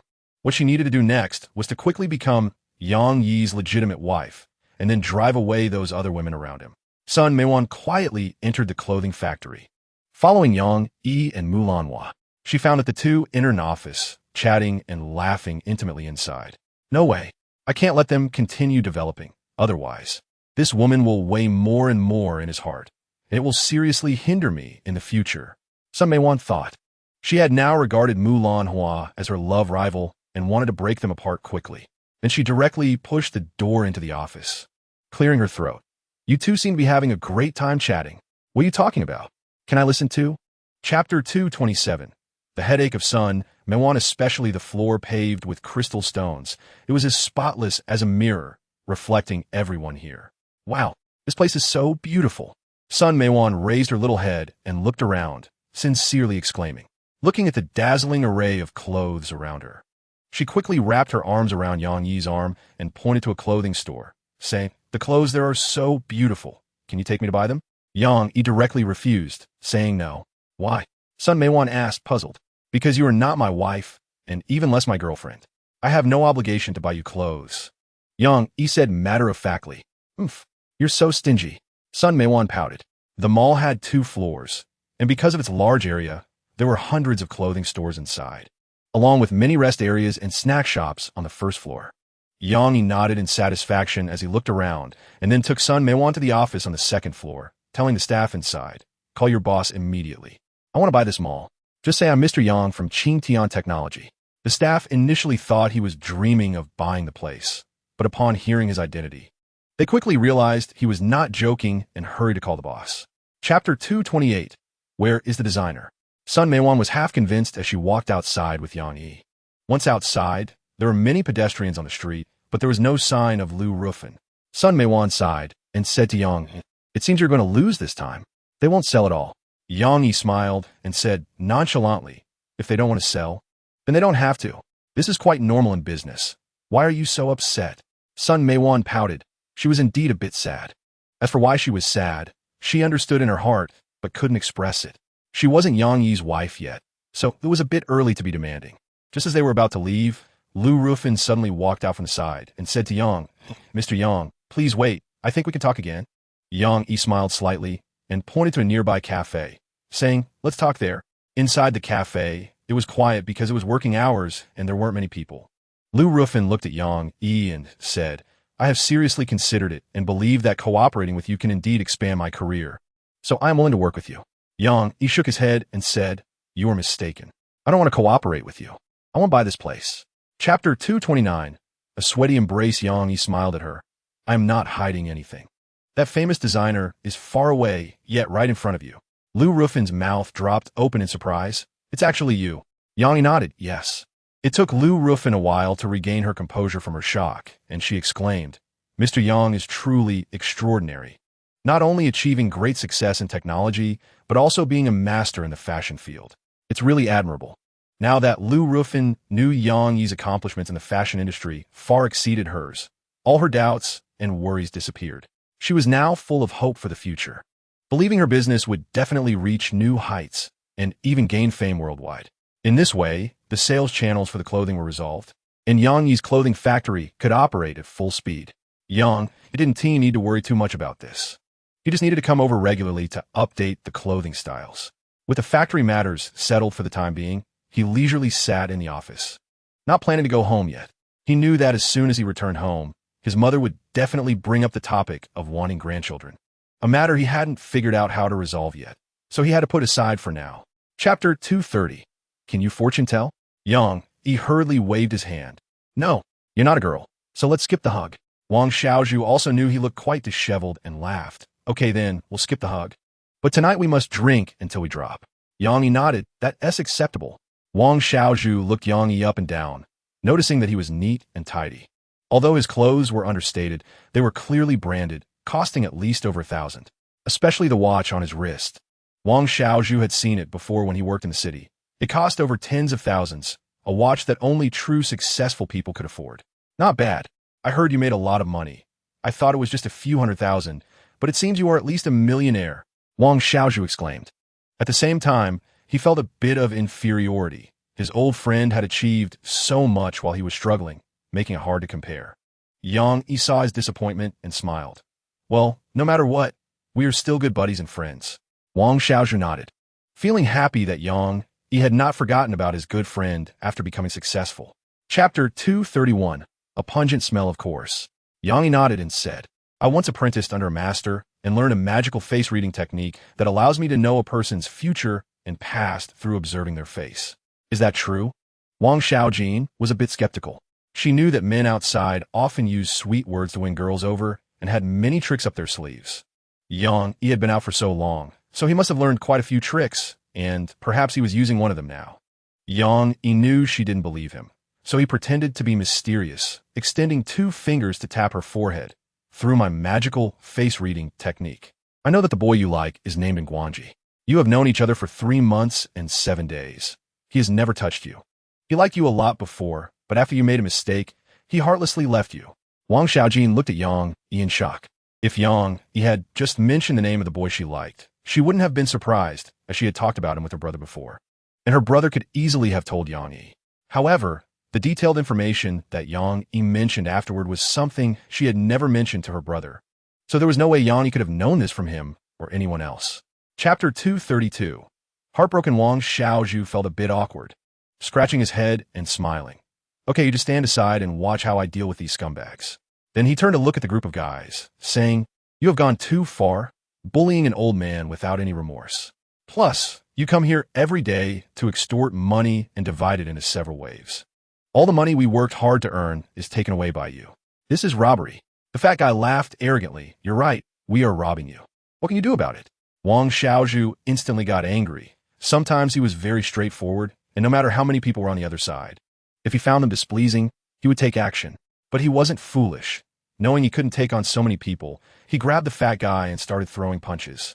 Wang Xiaozhu's fists were tough from years of practice, having fought countless times since childhood, and most people would easily be intimidated by his momentum. Within 2 or 3 punches, he had swollen the fat guy's face, and the fat guy had almost no strength to fight back and fell unconscious. The others, seeing the fat guy being beaten, were about to rush forward to help. Wang Xiaozhu immediately grabbed a long-haired youth who charged in front, grabbed his hair, and slammed him to the ground, kicking him fiercely. Chapter 233, 2 Paths. Wang Xiaojin is the kind of carefree girl with a hint of wildness. The girl beside her is named Sei Xiaoqi, her good sister, who had previously stood up for her and tested the scumbag. Sei Xiaoqi is a lively and cute girl with fair skin and beautiful looks, making it easy for people to develop feelings for her. And Guangji particularly likes girls like Sei Xiaoqi, which is why he couldn't help but sneak peeks at her from under her window and always stole glances at her while talking. Wang Xiaojin realized this and understood that he didn't actually like her, but rather her good sister Sei Xiaoqi. Feeling heartbroken, she decided to get drunk and never see this person who made her feel miserable again. She turned and left, her back appearing particularly lonely and helpless. Sei Xiaoqi thought Guangji hadn't performed well, so she quickly scolded him a few times and hurried after Wang Xiaojin, saying, Why are you leaving? He's already admitted his mistake. Don't you want to make up with him? Wang Xiaojin stopped, looked at Sei Xiaoqi with a bitter smile, and said, There won't be a result between us. His heart isn't with me at all. Sei Xiaoqi was confused and didn't understand what Wang Xiaojin meant. Chapter 234. The factory director is back. The two were about to return to the village when they encountered Wang Xiaozhu outside. He was standing among a crowd, tiptoeing to look at something inside. Yang Yi walked over and patted him on the shoulder, asking, What are you looking at? I heard there are dead people inside. Over a dozen of them. Wang Xiaozhu replied, turning to Yang Yi. Yang Yi and Wang Xiaojin exchanged surprised glances and quickly squeezed through the crowd to see many corpses lying haphazardly in the alley inside. They had all been disemboweled, and their innards were missing. Yang Yi stared at the bodies and noticed that the wounds seemed to have been torn open by a wild beast, instantly furrowing his brows. Wang Xiaojin was terrified by the scene and quickly hid in Yang Yi's arms. This was the first time Wang Xiaozhu had seen such a bloody scene. He couldn't bear to look after one glance, fearing he would have nightmares that night. What do you think? Who did this? The methods are too cruel, Wang Xiaozhu said, still shaken. I don't think it was done by ordinary people. It might not even be human. Yang Yi said, frowning. Not human? Don't scare me. I have a weak heart, and I can't even sleep after watching a ghost story, Wang Xiaozhu said, looking terrified. Chapter 235. Wang Xiaojin is sad. No, you can't leave me. I can't live without you. Ren Shizhong cried out heartbreakingly. Mulan Hua, who was checking the backyard, heard the cry and found it somewhat familiar. She immediately opened the back door and saw Ren Shizhong heartbroken on the ground, crying like a child. Director? You're back, Mulan Hua exclaimed. Nighttime, Daki in town. It was already late at night, and Yang Yi and Lin Shoer were hiding on the rooftop of a tall building, closely watching the street below.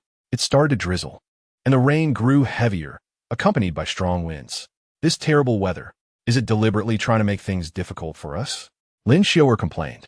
She was dressed lightly, wearing only a floral long dress, her snow-white shoulders quite charming. The rain quickly soaked her clothes, causing her to shiver uncontrollably. Yang Yi hurriedly bought 2 raincoats from the system shop, draped one over her, and then put one on himself.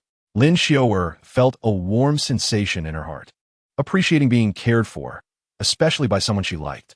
The murderer hadn't shown up yet, so she felt like chatting and smiled at Yang Yi, saying, "You're quite fast. Not only did you get Su Ningxiang, but now you've also got Wang Xiaojin. Who are you planning to get next?" Chapter 236. A village 500 kilometers away. Yang Yi felt that Wang Xiaojin would definitely not accept someone like him, who had no boundaries between men and women. He regretted what had happened between them.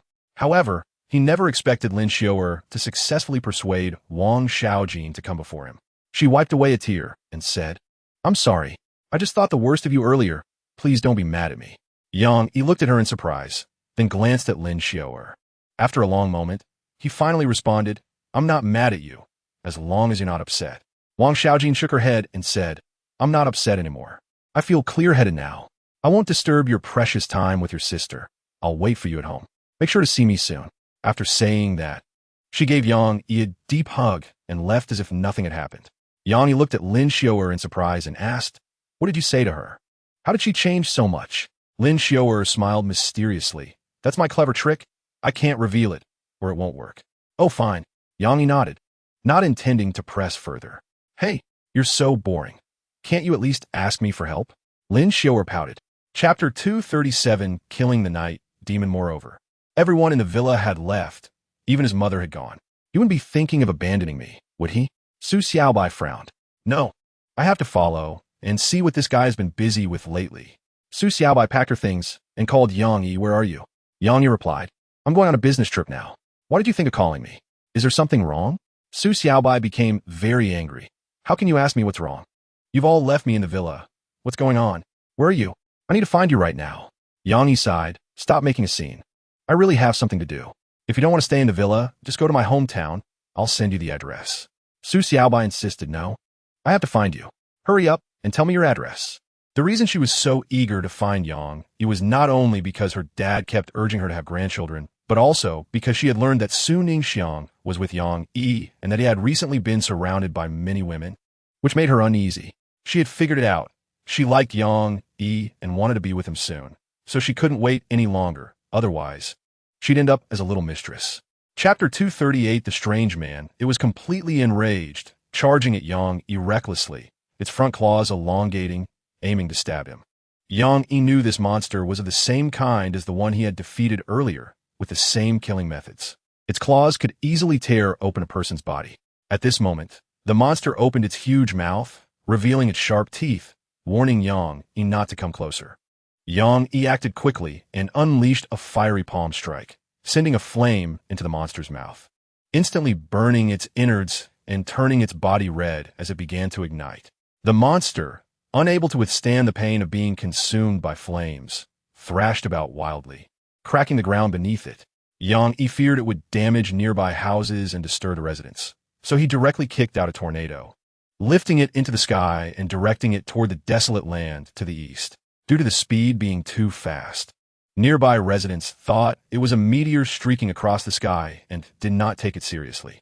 Only a few young men and women made wishes to the sky, hoping to meet the right person or have a better life in the second half of the year.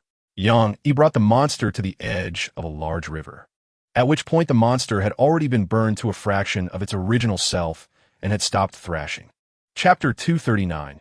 Angered in Zhengfeng, Yang Yi pretended to be indifferent and chatted with Su Xiaobai, completely treating Meng Xingming and Yin Zhonglu opposite them as heir. Meng Xingming was so angry that he couldn't stand it, thinking, is Yang Yi pretending to be indifferent on purpose, or does he really not care? Doesn't he want to know who his enemy is? This kid is really strange, always playing by his own rules. It makes me want to slap him. Meng Xingming understood in his heart that he couldn't really make a move because he wanted to obtain a treasure from Yang Yi, which was the knowledge core that would lead Yang Yi to the peak of his life. Their Meng family had received news that Yang Yi was thriving in business because he possessed the knowledge core, constantly creating miracles. This made them very envious, wanting to obtain at all costs, but they currently didn't know how to use the knowledge core and could only observe in secret. Although Meng Xingming had been very arrogant in the family, he understood that it was only because of his father's influence that others did not dare to offend him.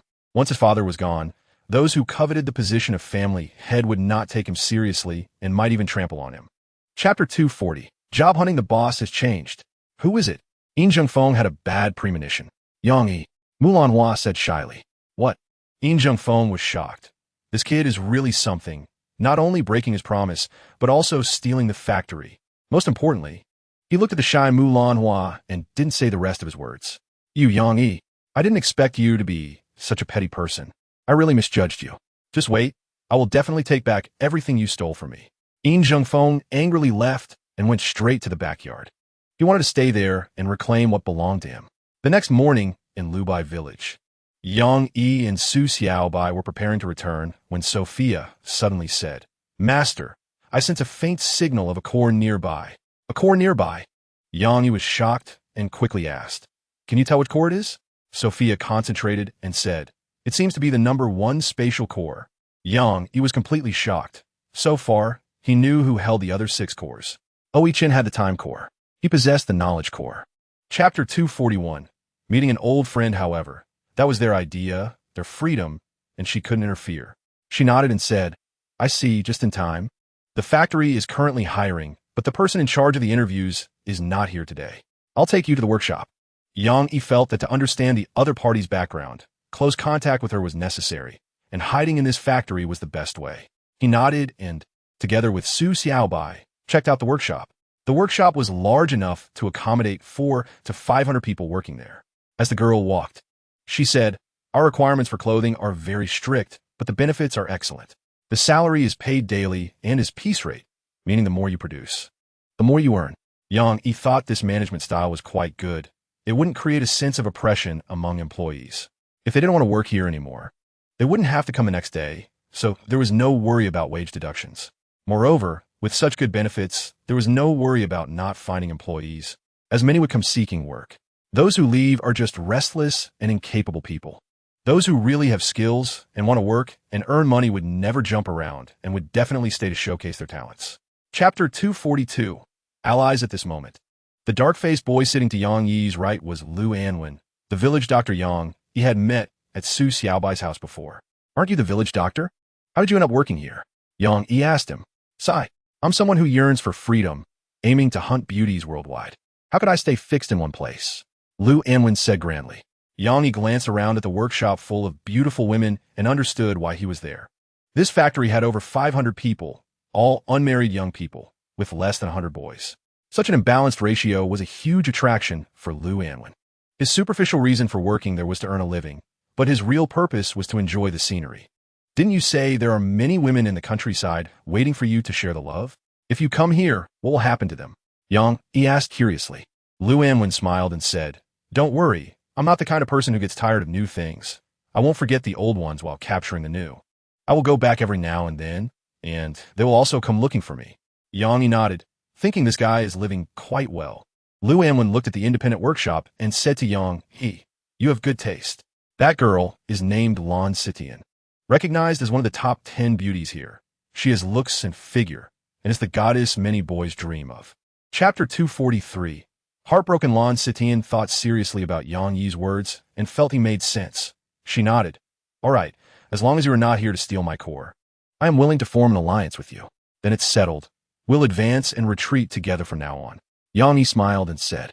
In fact, Yang Yi hadn't necessarily decided to take the core from her, as long as the person who possessed it wasn't a bad person and didn't use it for evil deeds. He would feel at ease.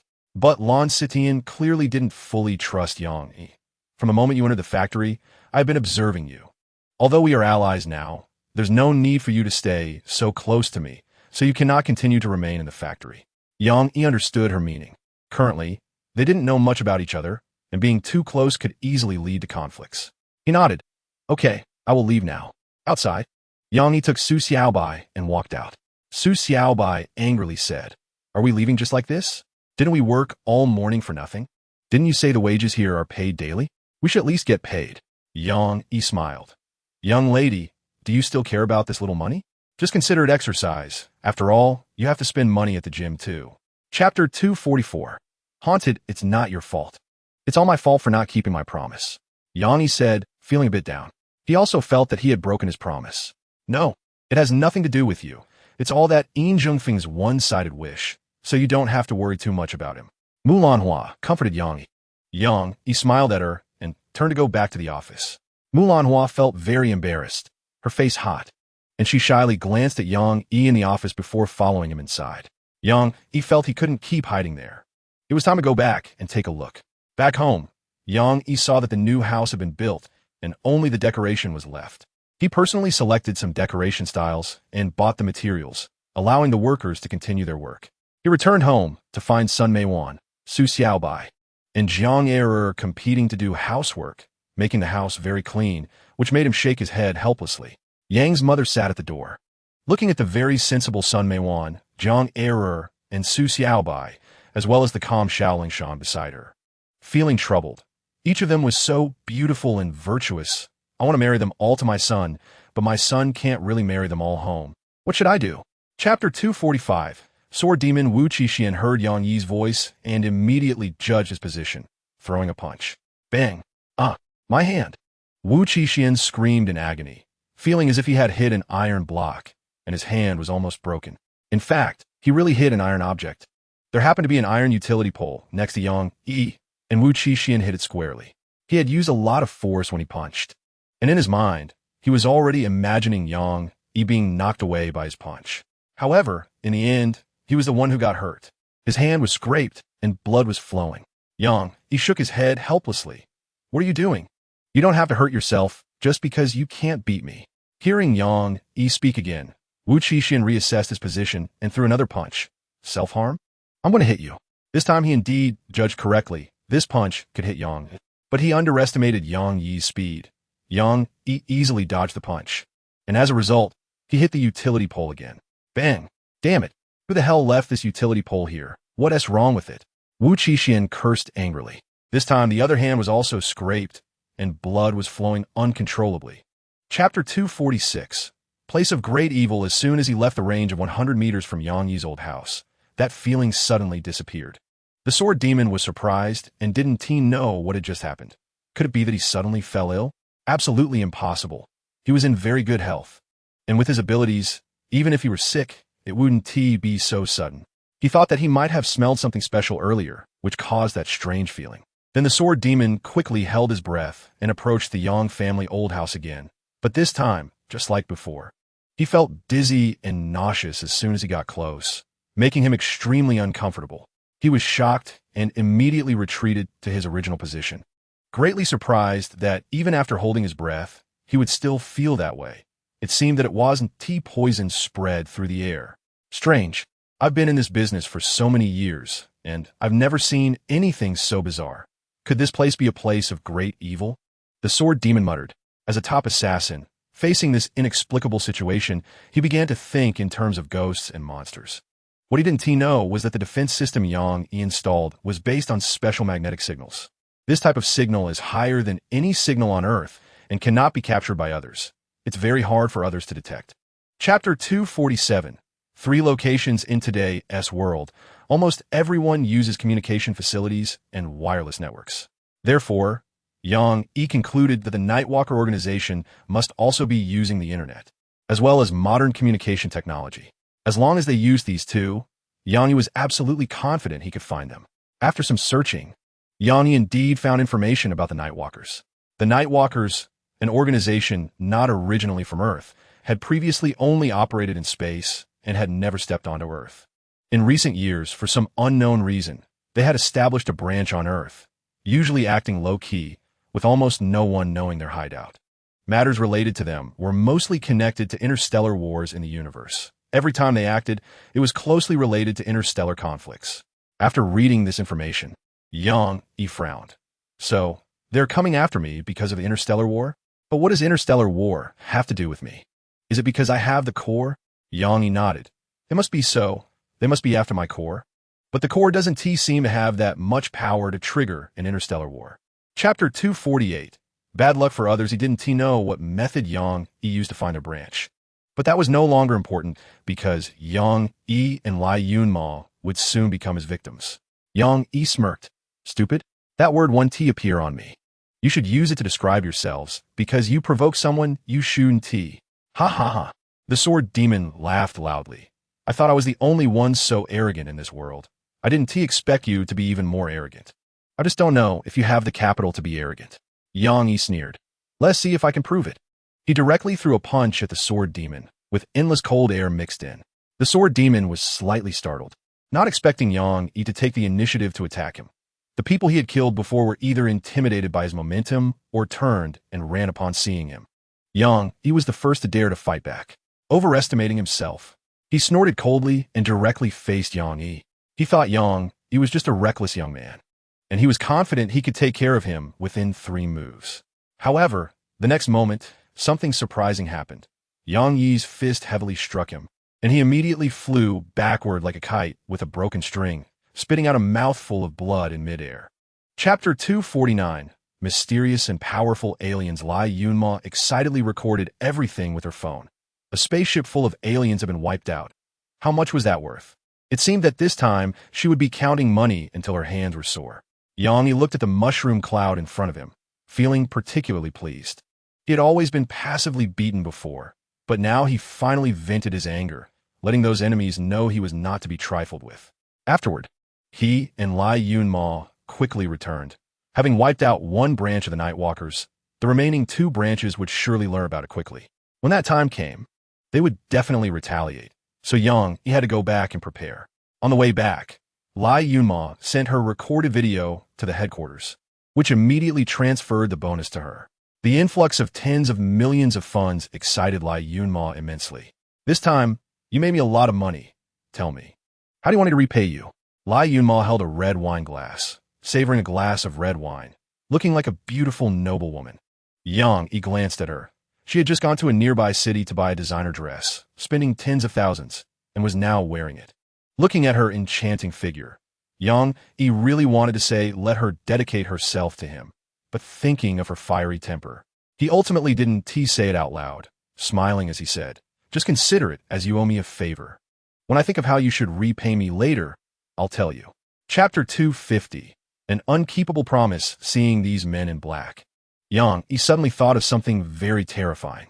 If those spaceships didn't crash by accident, it's very likely they were attacked.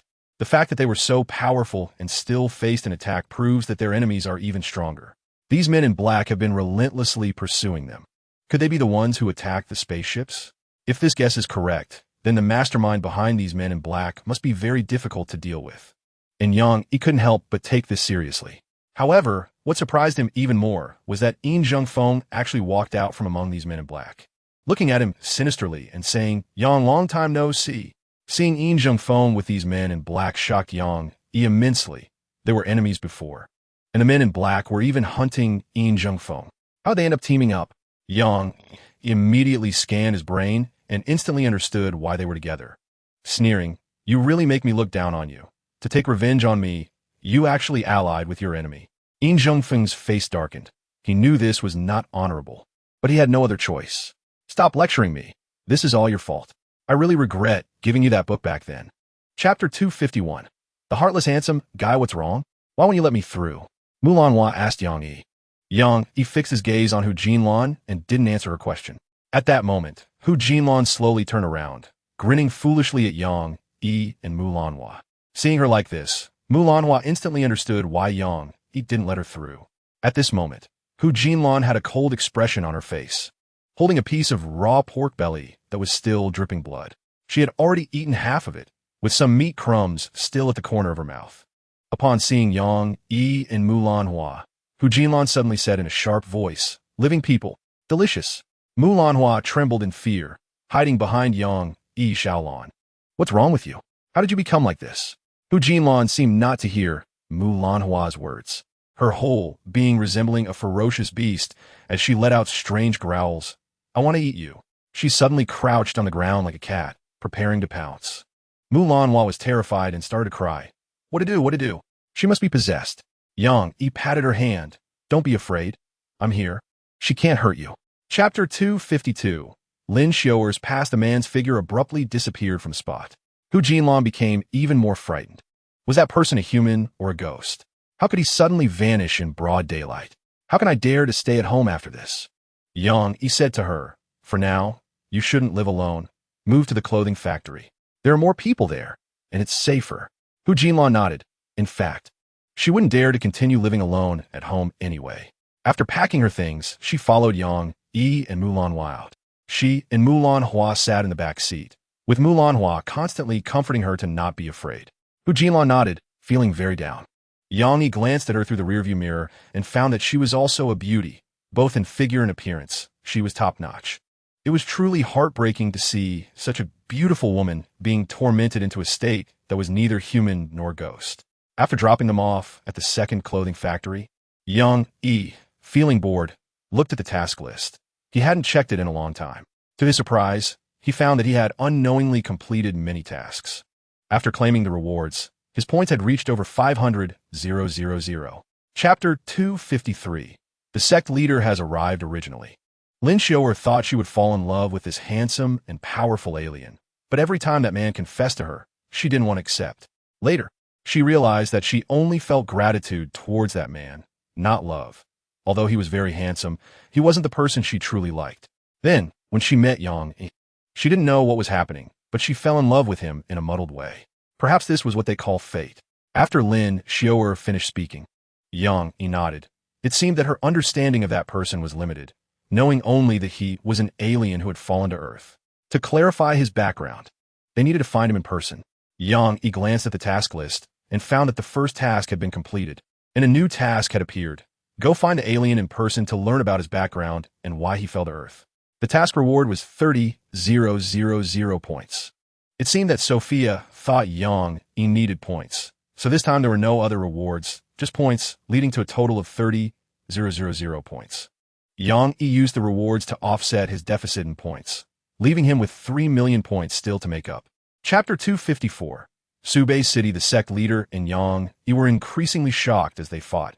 He didn't expect Yang to be even stronger than he anticipated. The most formidable person he had ever encountered. After hundreds of moves, the sect leader finally struck Yang Yi's long knife with all his might. Seeing the dawn of victory, and exclaimed, "You are indeed very powerful, the likes of which I've never seen in my life, but it ends here." He believed that since Yang no longer had a long knife, he had lost his means of attack and could only passively take hits. However, Yang remained calm, a faint sneer appearing at the corner of his mouth, which made the sect leader feel provoked, and he angrily swung his knife at Yang Yi's head. Yet, before his knife could touch Yang Yi, he felt a sharp pain in his body. Looking down, he found that Yang Yi had already stabbed through his chest. Yang Yi sneered, "You were too careless. Just now, you saw that I could easily produce another knife. Did you think that by cutting my knife, I wouldn't have another one?" The sect leader then realized that a small oversight had cost him his life. Yang Yi suddenly pulled a knife out, and the sect leader fell to the ground with a thud, eyes wide open in death. Chapter 255. The girl who likes to deceive many migrant workers have settled here, allowing them to have jobs while enjoying beautiful scenery, making it a great city to settle down in. Moreover, Subei City is not far from Yinjing City and Yang Yi's hometown, just a 2-hour drive, allowing for same-day trips. Yang Yi drove to near the high-speed rail station and turned to ask Nangong Jianren, who was sitting in the back, "Now that we're here, shouldn't you tell me your plan?" Nangong Jianren nodded and said, "All right, as far as I know, a large number of aliens come to Earth, mostly heading for this city. I'm not sure of the specific reason, but to understand their purpose, we must come to this city. I've already thought it out. I will hide in this city and quietly gather information. Meanwhile, you need to settle down here quickly, capable of contacting anyone. This way, we can learn the aliens' purpose here as soon as possible." Yang nodded. "Okay, then how do we keep in touch?" Nangong Jianren glanced around and noticed a car repair shop nearby that was up for transfer. He said, "You buy that shop, and once I hear the news, I'll come to find you here." Chapter 256. A hero sent by heaven. "Oh, so it's my big brother who wants to see me. Please wait outside for a moment while I get ready to meet him," Yang Xiaodao said, nodding and bowing. The man in sunglasses coldly stared at her. "Are you insulting my intelligence? You've tricked me so many times these days. Do you think I would fall for it again? If we wait outside, you will definitely run away again. You don't need to put on makeup. You already look good enough." Hurry up and come with us. If you dare to play tricks again, don't blame us for being unkind. Yang Xiaodao was extremely frustrated. She didn't expect the man in sunglasses to be so wary this time, and that she couldn't deceive him. It seemed there was no way to escape here.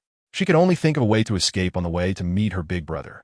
Yang Xiaodao put down her luggage and said to Yang Yi, "I'm really sorry. I have something to take care of.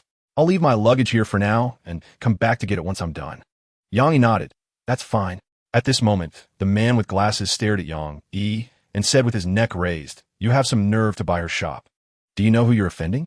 Yang Yi could tell that the group of men with glasses were not good people. If they took Yang Xiaotao away, they certainly had bad intentions. Chapter 257. I must get you seeing that Yang Yi easily defeated all his subordinates. The man in sunglasses immediately realized, based on his years of experience, that Yang Yi was definitely not someone he could provoke. Without any hesitation, he knelt down with a thud, clasping his fists, and begged for mercy. "Big brother, it was my fault for not recognizing your greatness. Please, considering that I haven't laid a hand on you, don't hold it against me. The reason I made things difficult for you earlier was because I had no choice. If I didn't do that, I might lose my job, and without an income, I would starve on the streets. Please, don't hold it against me considering my pitiful situation." All these crooked reasons he gave were learned from Yang Xiaodao, but his acting was too poor, and coupled with his weak excuses, it was obvious he was lying. Yang Yi sneered. "Do you take me for a 3-year-old? You dare to say such a clumsy excuse? At your age, would you really starve if you didn't do this?" The man in sunglasses remembered how Yang Xiaodao had once deceived him and immediately mimicked her. Crying and making a fuss, "I don't care. People are so pitiful, you can't bully me. If you bully me, you're a bad person. Besides, I'm so cute, would you really bully me?" Chapter 258. Jiang Yuer's worry Uncle Wang is the village head, and perhaps he really has something important to discuss with me this time. Moreover, he is quite gossip-prone, so if I neglect him, he will surely spread some idle talk in the village. Yang Yi's mindset has already transcended beyond such matters and naturally wouldn't care about his gossip. But Yang's mother is someone who values face, and since she will be living in her hometown for a long time, she cannot be talked about behind her back. Therefore, Yang Yi immediately stood up and hurried home with Su Xiao by. Fortunately, it wasn't far, just 2 hours. Before leaving, Yang Yi assembled a security system and placed it in the repair shop, advising Yang Xiaodao that if she encountered danger, she should hide inside the shop, which could help her escape a disaster. Yang Xiaodao felt very reluctant, but seeing Yang Yi's serious expression, she knew he really had something to do, so she had to be understanding and let him go back. Yang Yi promised her he would return as soon as possible and urged her to get the repair shop running quickly. Yang Xiaodao sighed deeply and had no choice but to comply. By the time they returned to the hometown, it was already 11 o'clock at night, and village head Wang Fushun was still at Yang's house chatting with Yang's mother. In fact, Yang's mother was already tired, but since Wang Fushun wouldn't leave, she had no choice but to stay up and accompany him in the living room. Chapter 259. Am I still your daughter? Jiang Yuer's heart sank. It's over. Yang Yi's question means he definitely has feelings for Wang Xiaodu. It seems my position is not secure. Her worries were indeed justified because Yang Yi and Wang Xiaodu were classmates, having been together from elementary school to high school. They had been in the same class for a long time until they separated for college. During that time, Yang Yi had certainly seen Wang Xiaodu's stunning figure and beauty and knew how her nickname came about. Thus, Jiang Yuer felt a sense of crisis. However, the reality was not as she imagined. Yang Yi's question stemmed from the fact that Wang Fushun still hadn't revealed his true intentions. Wang Fushun rubbed his hands, looking a bit unnatural. Of course, this matter is particularly important to me, and I feel you can't delay. Delays can lead to changes. You should get engaged as soon as possible and set a wedding date. I'm still waiting for your bride price. His last sentence revealed his true motive. Yang Yi smiled and thought, Wang Fushun, you really have some nerve. Is it just to ask for money? You even go around in such a big circle and even sold your daughter. Yang Yi knew that Wang Fushun was genuinely in trouble, and this was something only he could help with, so he asked him, all right, since Uncle Wang thinks so highly of me, let's talk about the bride price. Chapter 260. Wang Fushun's hidden trouble. I consider your feelings, but who considers my feelings? Do you know? If you don't agree today, I will die tomorrow, and you and your mother won't have a good ending either. What you're doing is not for me. It's for our family, Wang Fushun said anxiously. Wang Xiaodu felt that her father was acting a bit strange, Although her father usually spoke with a lot of exaggeration, he was not someone who liked to lie. Today, he was so anxious, which must mean there was something he couldn't say. Dad, what exactly is wrong? What will happen tomorrow? What's going on? Wang Xiaodu asked, puzzled, sensing her father's unease. Sigh. At this point, I don't want to hide it from you anymore. I've been framed and owe a lot of debt. I can't possibly come up with that much money, so I have to resort to this plan. I'm not lying to you. Those who set me up are very vicious. They came to find me this morning and said that if I don't give them money by tomorrow evening, they will kill me and not let you two have a good time either. As he spoke, Wang Fushun tore open his collar, revealing a wound on his chest, as if it had been slashed with a knife. Fortunately, the wound was not deep, and the blood had already coagulated. It had been simply treated. Chapter 261. Simple KTV. Wang Xiaodu carefully thought about what her father had said. Although the words were rough, they made sense. She was her parents' only daughter and had no sons. Once she got married, it would be impossible for her to always send money to her parents. After all, she would be someone else's daughter-in-law and would live in their home. How could she always take money back home? Her parents had no other source of income besides a meager salary and farm income. While they were still young, they could work a bit, but as they grew older, walking would become a problem. And who would take care of her parents? From this situation, even if she wanted to marry, she couldn't move too far away. Otherwise, she wouldn't be able to take care of her parents. However, the hometown was so small, and with her high aspirations, who here could catch her eye? Moreover, who could casually take out 850,000, the bride price for letting her parents enjoy their old age? To marry her, one must take out 1 million. Although she is exceptionally beautiful, this amount of money is not a small figure and is something that an ordinary person cannot afford. After thinking it over, she really only had the path of marrying Yang Yi left. Wang Xiaodu sighed and chose to accept her fate. After all, who let her have such a father? All right, I will follow your orders and am willing to marry Yang Yi. Chapter 262. True Purpose. The fat man shook his obese body and went inside to report. Soon, a young man walked out. The aura emanating from this young man was different from that of ordinary people, exuding an infinite chill from head to toe. Yang Yi then realized that the reason it was so cool here was not because of air conditioning, but because of the young man in front of him. All the coldness was coming from him. The young man was very cold, with a tuft of slanted bangs covering one of his eyes.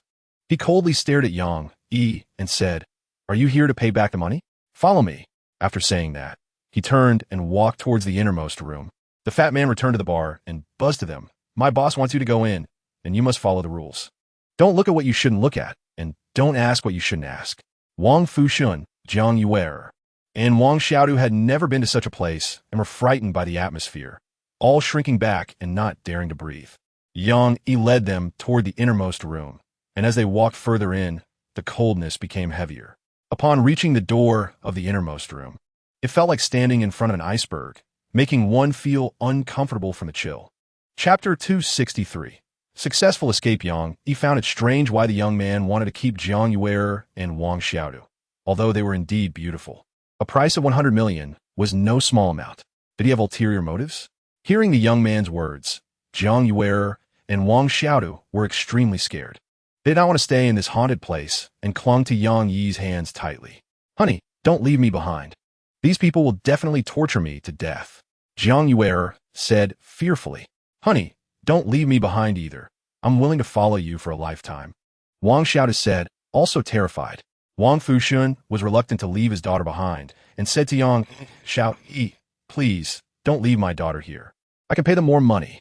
If 100 million won to work, then 1 billion. Yang Yi sneered, thinking to himself, "You're quite generous. 1 billion might not even settle this matter, as they are not after money." However, he didn't want to voice these thoughts, fearing it would hurt their feelings and make them even more scared. Yang Yi looked at the young man and said, "Actually, I didn't come here today with the intention of giving you money." Wang Xiaodu and Wang Fushun both looked at Yang Yi at the same time. And Wang Fushun suddenly had a very bad premonition. "Xiaoyi, what do you mean? You and T really want to leave my daughter here, would you?" Chapter 264. Too indulgent this time. Yang Yi didn't manage to figure out what those people really wanted from Jiang Yuer and Wang Xiaodu, which he found a bit regrettable. However, being able to escape safely was also a good thing. Yang Yi could tell that those people were not ordinary people, and not even earthlings. Their sudden appearance must have some ulterior motive. This purpose could only be revealed when their accomplices acted again. What Yang needed to do next was to wait patiently. Upon returning home, Wang Fushun was still somewhat worried. Xiao Yi, do you think those people will come and take revenge on me? I feel like they must have more people. We have angered them this time, and they definitely won't let it go easily. Yang Yi smiled and said to him, don't worry, Uncle Wang. They absolutely won't dare to come after you again. I will help you settle this matter completely. Then he magically took out a black box from his body and handed it to Wang Fushun. Uncle Wang, take this home. This is a new safety system I invented. As long as you place it in your house, those who have ill intentions towards you won't dare to approach your home. As long as you stay at home, you will be absolutely safe. Wang Fushun took the black box, fully trusting Yang Yi, believing it must be some high-tech system worth a lot in the market. Chapter 265. Cannot treat him as an ordinary person faced with his mother-esque questioning. Yang Yi didn't know how to respond. If he told her everything he had experienced, she definitely wouldn't believe him and would think he was making excuses. After thinking it over, he felt it was better to reason with her. Mom, you've misunderstood me. I'm not the kind of person you think I am. Just think about it. The girls who are with me, what kind of people are they? I believe you know very well that they are definitely not the kind of unwholesome women. As for me being with multiple partners, it's because my fate has changed. Think about it. If it weren't for heaven's favor, how could I suddenly have such enormous achievements? Those wives are also gifts from me, Yang Yi said passionately, attributing everything to heaven's blessings. Yang's mother thought seriously for a moment and seemed to agree. She knew her son. Previously, Yang Yi was just an honest and ordinary person, well-behaved, with nothing particularly special. Then, in just a few months, he became the boss of a listed company, possessing billions in wealth, driving luxury cars, and living in mansions. These were all sudden changes. If not for heaven's blessings, it was hard for Yang's mother to imagine her son could suddenly become a genius at making money. Chapter 266.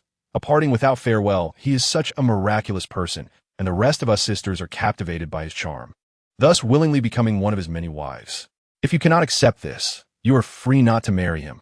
He won't force you. So please don't slander us. Don't think of us as so unworthy. In fact, we are much purer than you imagine. Su Xiaobai said firmly. In fact, it was hard for her to accept this point before, but later, under Lin Xiuer's brainwashing, she naturally accepted it, leading to what happened afterward. Jiang Yuer and Wang Xiaodu were extremely shocked after hearing this, and were even more indecisive. Now, they felt a sense of reluctance to miss out, and gradually accepted Su Xiaobai's viewpoint. I'm sorry, Sister Xiaobai, I was wrong before. I shouldn't have misunderstood you. Wang Xiaodu was the first to admit her mistake.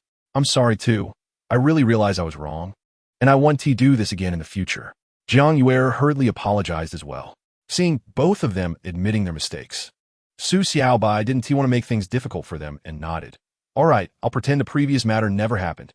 You can go back. Chapter 267.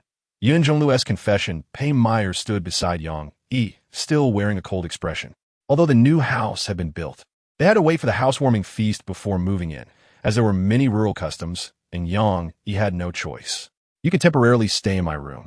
If there is anything, I will come find you, Yang Yi said to Pei Meyer. Pei Meyer had no objections and turned to go to the room arranged for her by Yang Yi. Upon entering the room, she discovered that there was another girl inside, who was Wang Xiaodu. She felt a bit dissatisfied and instinctively did not want to share a room with someone she wasn't familiar with. So she immediately went to find Yang Yi. Team leader, can you arrange another room for me? I don't want to share with someone else. Yang Yi looked at her speechlessly. Miss, take a good look at my home. There are only a few rooms in total. Each one is occupied. Where do you want me to arrange a single room for you? If you really don't want to, then you can stay in town. At most, I'll pay for it. Pei Meyer glanced at the Yang family house and knew Yang Yi was telling the truth. Under these circumstances, she had no room to complain. She couldn't go to town to stay since she needed to assist Yang Yi with some work, and if anything went wrong, she couldn't afford the consequences. Chapter 268. Beautiful. This lie was something she had thought of long ago. Yin Zhonglu believed that with her beauty, if she actively pursued Yang Yi, he would surely not suspect anything and would instead be eager for it. Yang Yi saw through her scheme and decided to play along, immediately showing a very surprised expression. Really? To be liked by such a beautiful girl like you is truly a blessing I could never earn in several lifetimes. Since you're here, don't just stand outside. Hurry and come home with me. Yin Zhonglu looked at the old Yang house and felt a shadow in her heart. Not daring to approach, she waved her hand and said, "No need, it's already very late today. I'll come back tomorrow instead. Visiting your house at night could bring bad influence." Yang, he shook his head. "You're mistaken. If you come to my house, it absolutely won't bring bad influence. Rather, it will bring glory to my face. If the neighbors see me with such a beautiful wife, they'll all be envious. No, I still won't go. If you really want to be with me, let's go outside," Yin Zhonglu said with a flushed face. She dared not go to Yang Yi's house, and if Yang Yi stayed at home, she would have no chance to get close, so she had to lead Yang Yi out. Chapter 269. The big brother is back. Yang Yi couldn't bear to tease him as he looked too disheveled, which is why he took Yin Zhonglu out to meet him. It was the hottest part of the day, and the weather outside felt like a big oven, causing sweat to flow continuously from people's bodies. Meng Xingming wiped the sweat from his forehead and said to Yang, "Brother Yang, it's too hot today, why don't we sit in my car?" Yang, he shook his head. "No need, let's talk about your purpose for being here." He did this because he didn't want to talk to Meng Xingming for too long. If he had something to say, he should say it quickly, and if not, he should leave. Meng Xingming came from a wealthy family and couldn't stand such discomfort. While wiping sweat, he quickly lost patience. "I came this time to partner with you, Brother Yang. I've long heard that you excel in business. Every industry you touch becomes a disaster for those in it, and everyone who collaborates with you makes a fortune." Yang Yi smiled slightly. "You're overpraising me. Since it's a partnership, you should come to my company. I've handed over business matters to others to manage." Meng Xingming had no intention of going to Yang Yi's company. His goal was the resources on Yang Yi, so he needed to stay close to him. Chapter 270. Strange people AIMO and Fire Boss nodded respectfully and immediately prepared to kill Yang Yi to redeem their sins. "Wait." Shengwan Yenya stopped them, turned around, and said, "You two are not his match. I'll send a master to assist you. I hope you won't disappoint me." AIMO and Fire Boss immediately bowed respectfully and said in unison, "We will not disappoint, brother." Shangwan Yenya nodded and said to a follower beside him, "You go help them complete this task. Make sure it's done cleanly and swiftly." The subordinate nodded, "Don't worry, brother. I will not let you down." Just as the three were leaving, a middle-aged man, slightly older than Shangwan Yenya, appeared. He looked at Shangwan Yenya and said, "Second brother, when will you grow up? You play tricks on Earth. Have you forgotten our purpose for coming here?" Shangwan Yenya, facing the middle-aged man, was no longer as frivolous as before and became much more respectful. He looked at the middle-aged man and said, "Brother, I just wanted to learn from those powerful people on Earth for fun. Since you say so, I won't play around anymore." Chapter 271. What is Lu Dague's purpose? Yang, he wanted to clarify the matter, so he immediately wrapped his arm around Xiao Lingshan and flew toward the sky, landing at the place where the person had just appeared and following the direction he had fled. Xiao Lingshan's feet never touched the ground. She was tightly held by Yang Yi's strong hand, as if she were an object effortlessly carried by Yang Yi to chase the terrifying person from earlier.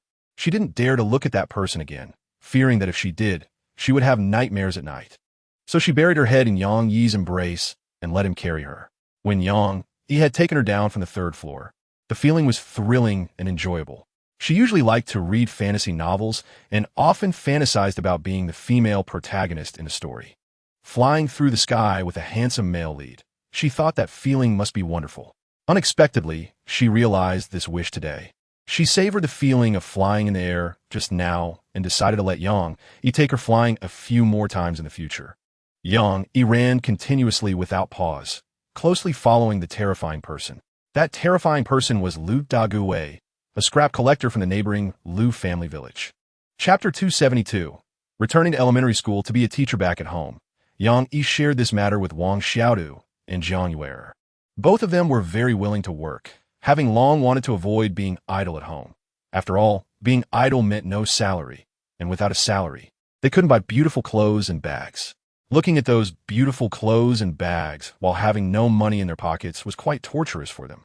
Since they had not yet become Yang Yi's wives, they could not ask him for money and could only earn it themselves. As for the location of the company and factory, Yang Yi chose a large pit near the east side of the village. This large pit was dug out by the villagers' collective effort because when everyone built houses, they would pull soil from nearby to lay the foundation. The only place nearby that was unclaimed was that area, so they could only pull soil from there. After a long time, it created a large pit nearly 20 meters deep. Every summer during heavy rains, because of the low-lying terrain, the pit would fill with rainwater, becoming frighteningly deep. Villagers often warned their children not to go there, declaring it a forbidden area for children, and if they did go, they would receive a severe beating upon returning. Chapter 273. Meeting an old acquaintance, Yang Zichuan brought Yang Yi to the principal's office. Yang Yi took a glance and found that not only was the room dilapidated, but also lacked furniture, with only a very small desk and a square stool. Besides that, there were no other pieces of furniture. Yang Zichuan awkwardly smiled, took a stool over, and placed it in front of Yang. "Ah, it's too simple here, there's even no place to sit. You can use my stool." Yang Yi felt a pang in his heart and returned the stool to Yang Zichuan.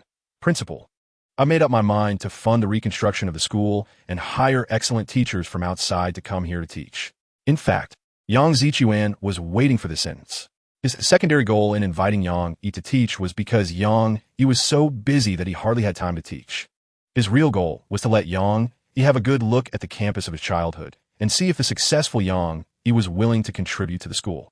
At the same time, he was testing whether Yang Yi was a person who knew gratitude. Now that he learned the result, he was overjoyed. "Xiao Yi, this is exactly what I was waiting for. I have imagined countless times that one of my students would return and help revitalize the school. As I simply cannot do it alone, I can only maintain the school's operations." Chapter 274. Special person. I've long heard that Yang is a person who loves beauty, known as the beauty harvester. His sudden arrival here is probably also aimed at the beauties here, Lu Anwen said with a grin to Yang Yi. Ever since he learned that Lu Anwen had ulterior motives for approaching him, Yang Yi's impression of him plummeted, and he was not as friendly as before. "Oh, are there beauties here?" Yang Yi replied lightly. "What do you mean, are there beauties?" "There are definitely big beauties here," Lu Anwen said excitedly. He pulled Yang Yi to the dormitory entrance and pointed to the girls' dormitory not far away. "Did you see that? The beauties are right there." Yang Yi followed the direction he was pointing and saw several girls standing at the railing on the second floor of the girls' dormitory, among whom two were exceptionally beautiful. One of the beauties was lively and talkative, while the other appeared cold and aloof. Yet, the two had a great relationship and were chatting on the second floor. Yang Yi was a bit puzzled about how such contrasting personalities could become good friends. "How about it? Pretty good, right?" Lu Anwen said with a grin, his eyes glued to the two beauties, drooling. Chapter 275. Misunderstanding. I say, Brother Yang, which of these two beauties are you interested in? If you're not interested in either, I might have to take action, Lu Anwen said, looking in the direction of Du Moyen and Zhao Wenmin as they walked away. However, no one responded behind him. Lu Anwen quickly turned around and found that there was no one there. Yang Yi had long since left. "Huh? Where did this kid go? When did he leave without even saying goodbye? That's so ungrateful. Sigh. It seems I need to change my habit of chasing beauties. Otherwise, if I delay President Land's plan, I'll be in trouble again. But such beautiful beauties. Not looking at them feels like a waste. What should I do?" Lu Anwen paced back and forth in distress. Yang Yi arrived at the office and found only one woman inside. So he asked her, "Excuse me, are you Ouyang Shuowei?" The woman instinctively turned around and nodded at Yang Yi. "I am. Are you Ningxiang's husband?" Yang Yi nodded. "Yes, that's me. Please come in." Ouyang Shuowei quickly invited him in. Yang Yi sat down on the sofa and looked at Ouyang Shuowei, discovering that she was indeed a stunning beauty, her looks rivaling Su Ningxiang. Chapter 276. A school with harsh conditions. Du Moyen refused to listen to Yang Yi's explanation and was ready to take action. The more composed Zhao Wenmin stopped her. "Don't rush to deal with him. Let's hear what he has to say. If what he says is wrong, we can deal with him later." For Zhao Wenmin's sake, Du Moyen temporarily suppressed her anger. "All right, I hope he can come up with a reasonable explanation. Otherwise, I won't let him off easily." Yang Yi breathed a sigh of relief and quickly used his Ross phone to open the virtual screen and play the video he had just recorded for them. The content showed Yang Yi following the real culprit to the girls' dormitory, as well as the fight that had just occurred. Fortunately, Yang Yi had been cautious and knew it would be easy to stir up trouble at the girls' dormitory, so he turned on his phone's recording function. Both Du Moyen and Zhao Wenmin had Ross phones and knew that the video Yang Yi recorded was not fake, which is why they believed him. It was him. I didn't expect him to look like a gentleman on the surface, but be so despicable behind the scenes, Zhao Wenmin said coldly. "Now that you know who the culprit is, I don't need to stay here any longer. I hope you both can be more careful in the future," Yang Yi said as he walked toward the exit. Chapter 277. The 5 elements technique principal Yang Zichuan saw Yang Yi bringing teachers into the campus and quickly led all the students out to welcome them. In fact, he had long been prepared for the reception, but just now, when he saw that all the people standing at the school gate were young and beautiful girls, he thought they were tourists from the city and did not realize they were the teachers sent from the county to teach. Seeing Yang Yi leading them into the campus, Yang Zichuan finally confirmed that they were the teachers coming to teach. Oh dear, all the teachers have entered the campus, and here I am still outside to welcome you. It's truly a sin. It's hot outside. Everyone hurry inside to cool off, Yang Zichuan said with a smile. Everyone indeed felt extremely hot. It was now June, the hottest time of the year, standing under the blazing sun, sweat pouring out like it was free. As everyone walked into the principal's office, they were surprised to find that there was no air conditioning, yet the room was unusually cool. Yang Zichuan noticed everyone's confusion and smiled. Our school is an old building. Although it's quite dilapidated, it's very cool inside, which is why it's so refreshing. Everyone nodded. At this time, they noticed that although the school was very old, the desks and chairs inside were all new and made of very expensive materials. Chapter 278. Special Network, but little did he know, Yang Yi's confidence came from absolute strength. Brother Jean suddenly put his hands together, folded down 6 fingers, leaving only 2 fingers together, and suddenly jabbed towards Yang Yi, shouting, "Gold technique." Instantly, a beam of golden light erupted from between his 2 fingers, piercing towards Yang Yi like a sharp sword. Zhao Wenman couldn't help but exclaim upon seeing this. That's too much. This Brother Jean is actually using a deadly move right from the start. Brother Jean showed a smug smile at the corner of his mouth. The reason he used a deadly move right from the beginning was that he had already discovered that Zhao Wenman and Du Moyen were hiding nearby. These 2 women were also targets of their leader, Shangwan Yunying, who had repeatedly ordered him to bring them back at all costs, but he had failed every time. Now that he had finally found them, he had no intention of wasting time with Yang Yi. So he planned to kill Yang Yi with one blow and then seize Zhao Wenman and Du Moyen to report back. Du Moyen frowned at this moment, feeling very worried about Yang Yi. She and Zhao Wenman were both very clear about the power of Brother Jin's strike. Yang Yi would definitely be left with no bones remaining. Chapter 279. Glasses that show combat power leader. I have great news to tell you. We found Yang, and he's right at his doorstep, Zhao Wenman said excitedly. The alien man on the screen had a calm expression. I already knew about this, and I have known where Yang Yi lives for a long time. You two really should spend more time online. Zhao Wenman and Du Moyen exchanged awkward glances, feeling a bit embarrassed. They had wanted to take credit in front of their superior, but ended up being reprimanded instead. Unwilling to give up, Zhao Wenman continued, Leader, we saw him in action today. He killed a lot of aliens in an instant. His power is astonishing. A hint of surprise finally appeared on the leader's face. Oh, so he is already this strong? It seems I need to take this seriously. Seeing the leader finally take her information seriously, Zhao Wenman felt a surge of joy. I already know about this matter. You two continue to stay close to him and must not raise a suspicion. I will notify you when there is further action. The leader instructed them. Leader, are we not going to recruit him for ourselves? Du Moyen asked, revealing their purpose for contacting their superior. Chapter 280. Clothes for warm winters and cool summers. What are these numbers? Pei Meyer asked. Yang Yi explained the function and role of the glasses, and she immediately understood. So that's how it is. Your combat power is 800. Is this number high or low? Pei Meyer asked again. Yang Yi smiled slightly. You can activate the self-test function of the glasses to see your own combat power, and you will know whether this number is high or low. All right. Pei Meyer reacted and began the self-test. However, when she saw her own combat power, she was immediately disheartened.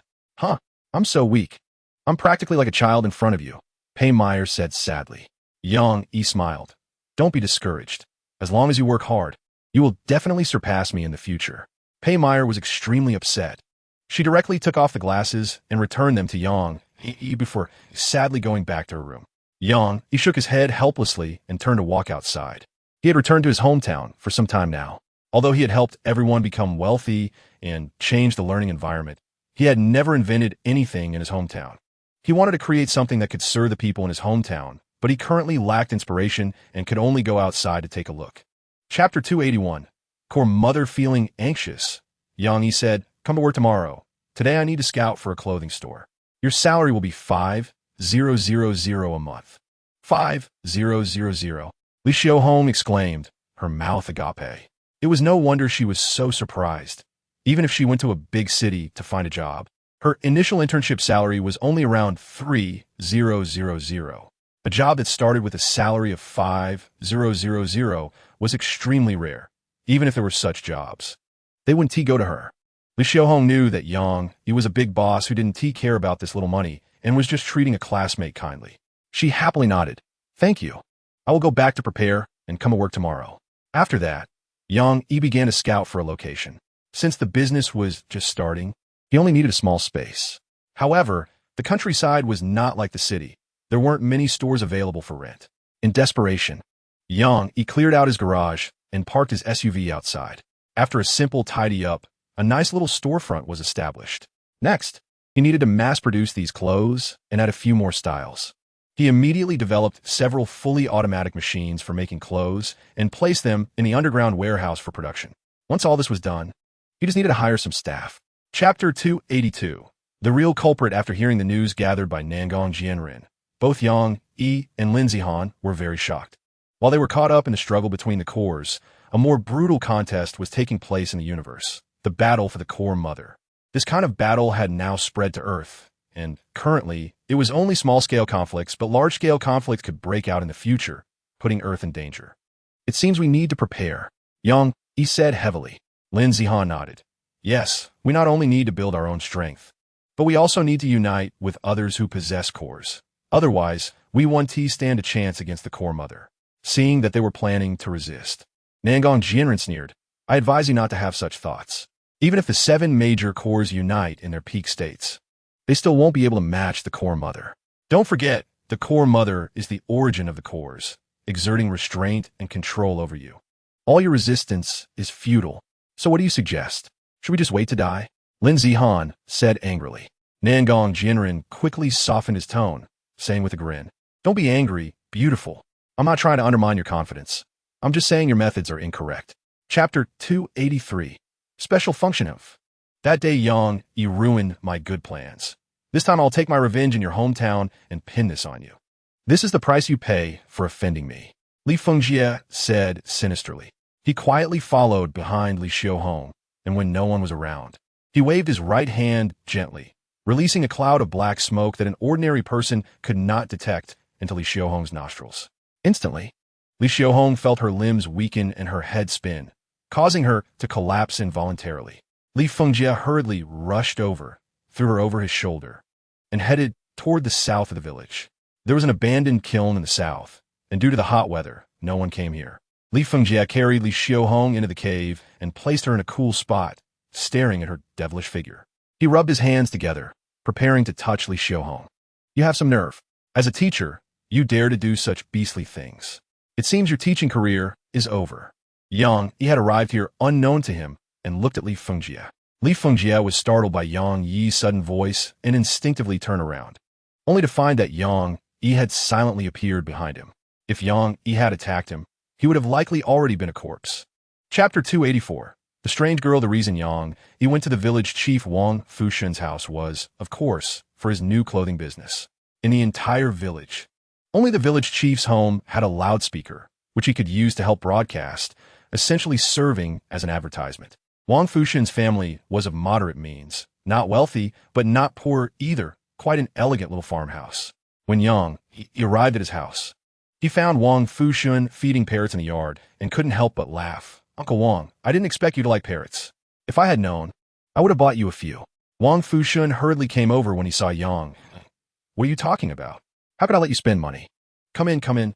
Let your aunt cook a couple of dishes and we can have a good drink. Ever since Yang arranged a job for Wang Xiaodu, Wang Fushun was determined to make Yang his son-in-law. This was because Yang had given Wang Xiaodu a salary of 10,000 a month, which amounted to 120,000 a year, a significant income for Wang Fushun. This is just the salary. If Wang Xiaodu really marries Yang in the future, they will have no worries about food and drink for the rest of their lives, and they might even live in a villa. The reason Yang gives Wang Xiaodu such a high salary is that she is his fiancée. He can't be too stingy. Chapter 285. Worthy of the surname, Wang Fushun snorted. Elder?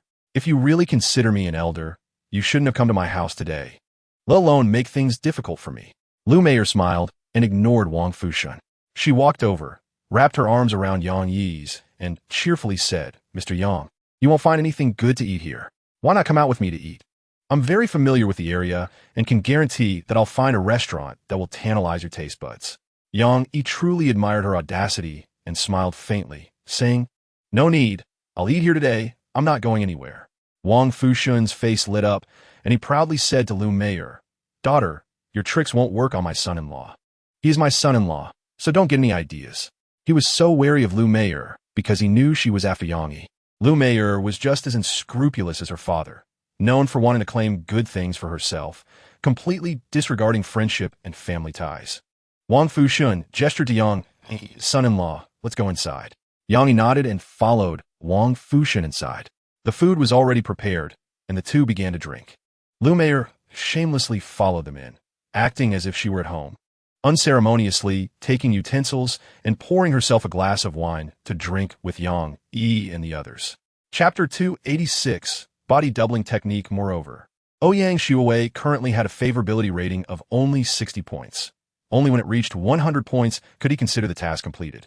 Yang Yi didn't want to entangle himself with her here, so he easily maneuvered behind her, creating some distance, and smiled, saying, Want to be my wife? It's not that easy. After saying that, he proudly left.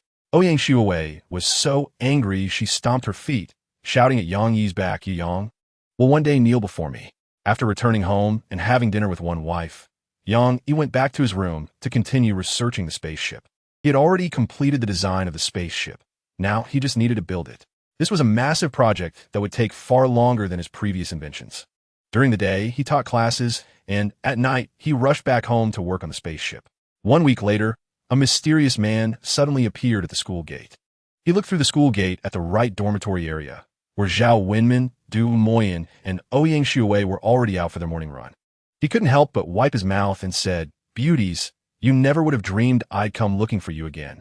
Chapter 287, Bold Idea. Yang Yi smiled and said, Of course I killed him. A wicked person like him would never leave so easily. He was right. Li Fengjie was willing to stay at the school as a teacher just to get Zhao Wenmin and Du Moyen. How could he leave easily before winning them over? Du Moyen nodded and asked another question that had been on her mind. How did you know I was in trouble here? Actually, it was thanks to the safety system invented by Yang Yi. The system detected that Li Fengjie was up to no good and sent Yang Yi a message. That's how he arrived just in time to prevent the bad deed from happening. The safety system not only protected the Yang family residence, but also covered a radius of several kilometers. If any safety risks were detected, Yang Yi would receive the system's alerts immediately. However, this was Yang Yi's secret, and he wouldn't reveal it. He said to Du Moyen, After all, this is my territory. Any disturbances will certainly not escape my notice. Du Moyen knew Yang Yi didn't want to say more, so she didn't press further. But she still couldn't move. So she said to Yang Yi, Now that the bad guy has been killed, can you take me to the hospital? Chapter 288, Lin Zihan's concern. Yang Yi and Lin Zihan really wanted to slap him in the face. This guy was just too ominous with his words. But with a great enemy looming, they had to give their all, so they didn't bother to argue with him. Before they left, Nangong Jianren, fearing they might not return, asked Yang Yi to teach him how to operate the spaceship. The three of them agreed that if Yang Yi and Lin Zihan hadn't returned after a week, Nangong Jianren would start the spaceship and leave with the hard-won power they had built, coming back later to take revenge. Yang Yi and Lin Zihan looked at him disdainfully before setting off. In Beicheng, they followed the location provided by Nangong Jianren to find Nangong Yan's home. However, what lay before them was a wasteland with no one living nearby. It clearly looked abandoned for a long time. Did that guy make a mistake? Why is there no one here? Lin Zihan wondered.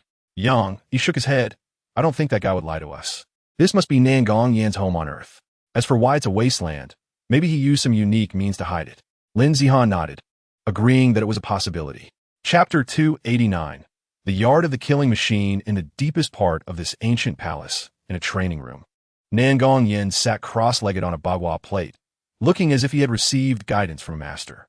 The indifferent man who had just discovered Yang Yi and the others knelt on the ground and said to Nangong Yan, Master, someone has intruded again. These people are not ordinary. They seem to possess the ability to traverse space and actually disappeared before my eyes. Hearing this news, Yin, who had his eyes closed, suddenly opened them. "Oh, is that so?" The indifferent man, Su Shermu, replied, "Yes, I have dispatched everyone to search for their whereabouts, but so far, we haven't found them." Yin nodded and said, "Understood. I'm currently at a critical point in my training, so leave the outside matters to you. Make sure no one disturbs me." Su Shermu nodded. "I understand. I will handle things outside." Yin nodded in satisfaction and waved his hand. Su Shermu respectfully exited and closed the door. Yin looked at the closed door, a cold smile appearing at the corner of his mouth. Then he suddenly stood up and disappeared in a flash. Chapter 290. The terrifying power of Yin. In fact, unbeknownst to her, her favorability rating for Yang had already reached 65 points. It's hard to say why. Sometimes being with someone just feels free and relaxed. Maybe that's what people often refer to as the most suitable person. Although the two of them fell silent in time, they were still discovered by Su Shermu.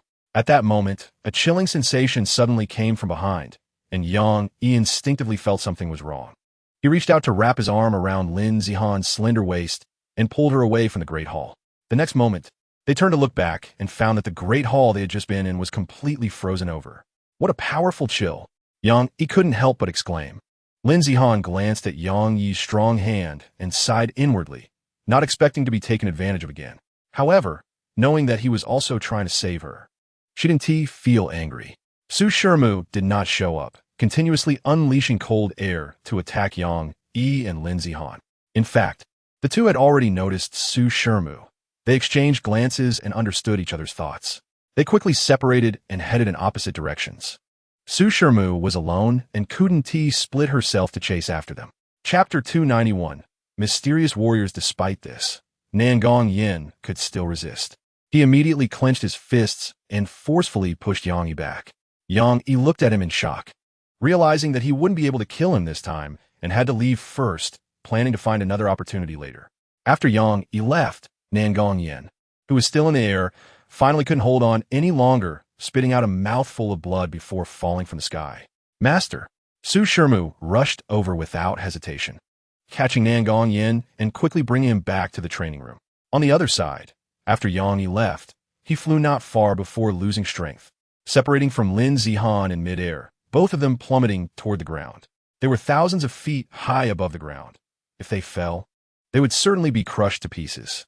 Just as they were about to hit the ground, suddenly two beams of light appeared in the sky, one blue and one red. The blue light caught Yang, while the red light caught Lin Zihan. Then, the two beams of light carried them away, quickly disappearing into the sky. When Yang opened his eyes, he found himself in a very clean room, decorated in a unique style that didn't seem to belong to Earth. Chapter 292. Insufficient points. Seeing that Lin Zihan was fine now, Yang prepared to leave with her. They stepped outside, and Yang said to the blonde beauty and the blonde man, "Thank you for saving us. We will remember this kindness. And if you ever need our help in the future, we will definitely assist you. We need to return urgently, so we won't stay here any longer." Seeing that they were about to leave, the blonde man showed an extremely reluctant expression. "Don't go. I want to spend more time with you." Lin Zihan realized he was interested in her, but she felt nothing for him, standing coldly to the side before choosing to stand behind Yang, hiding from his view. Compared to her brother, the blonde beauty was much more composed. She smiled at Yang, and Lin Zihan, saying, "Since you insist on leaving, we want to keep you. Here are our business cards, with our contact information. If you need our help in the future, feel free to reach out."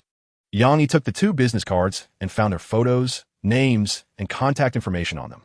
The blonde beauty's name was Gu Feiying, a Dark Star person and a warrior of the Cosmic Star Alliance. Chapter 293.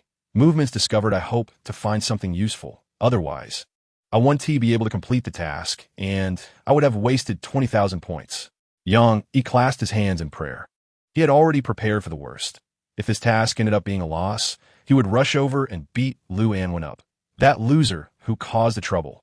After searching, Yang indeed found something useful.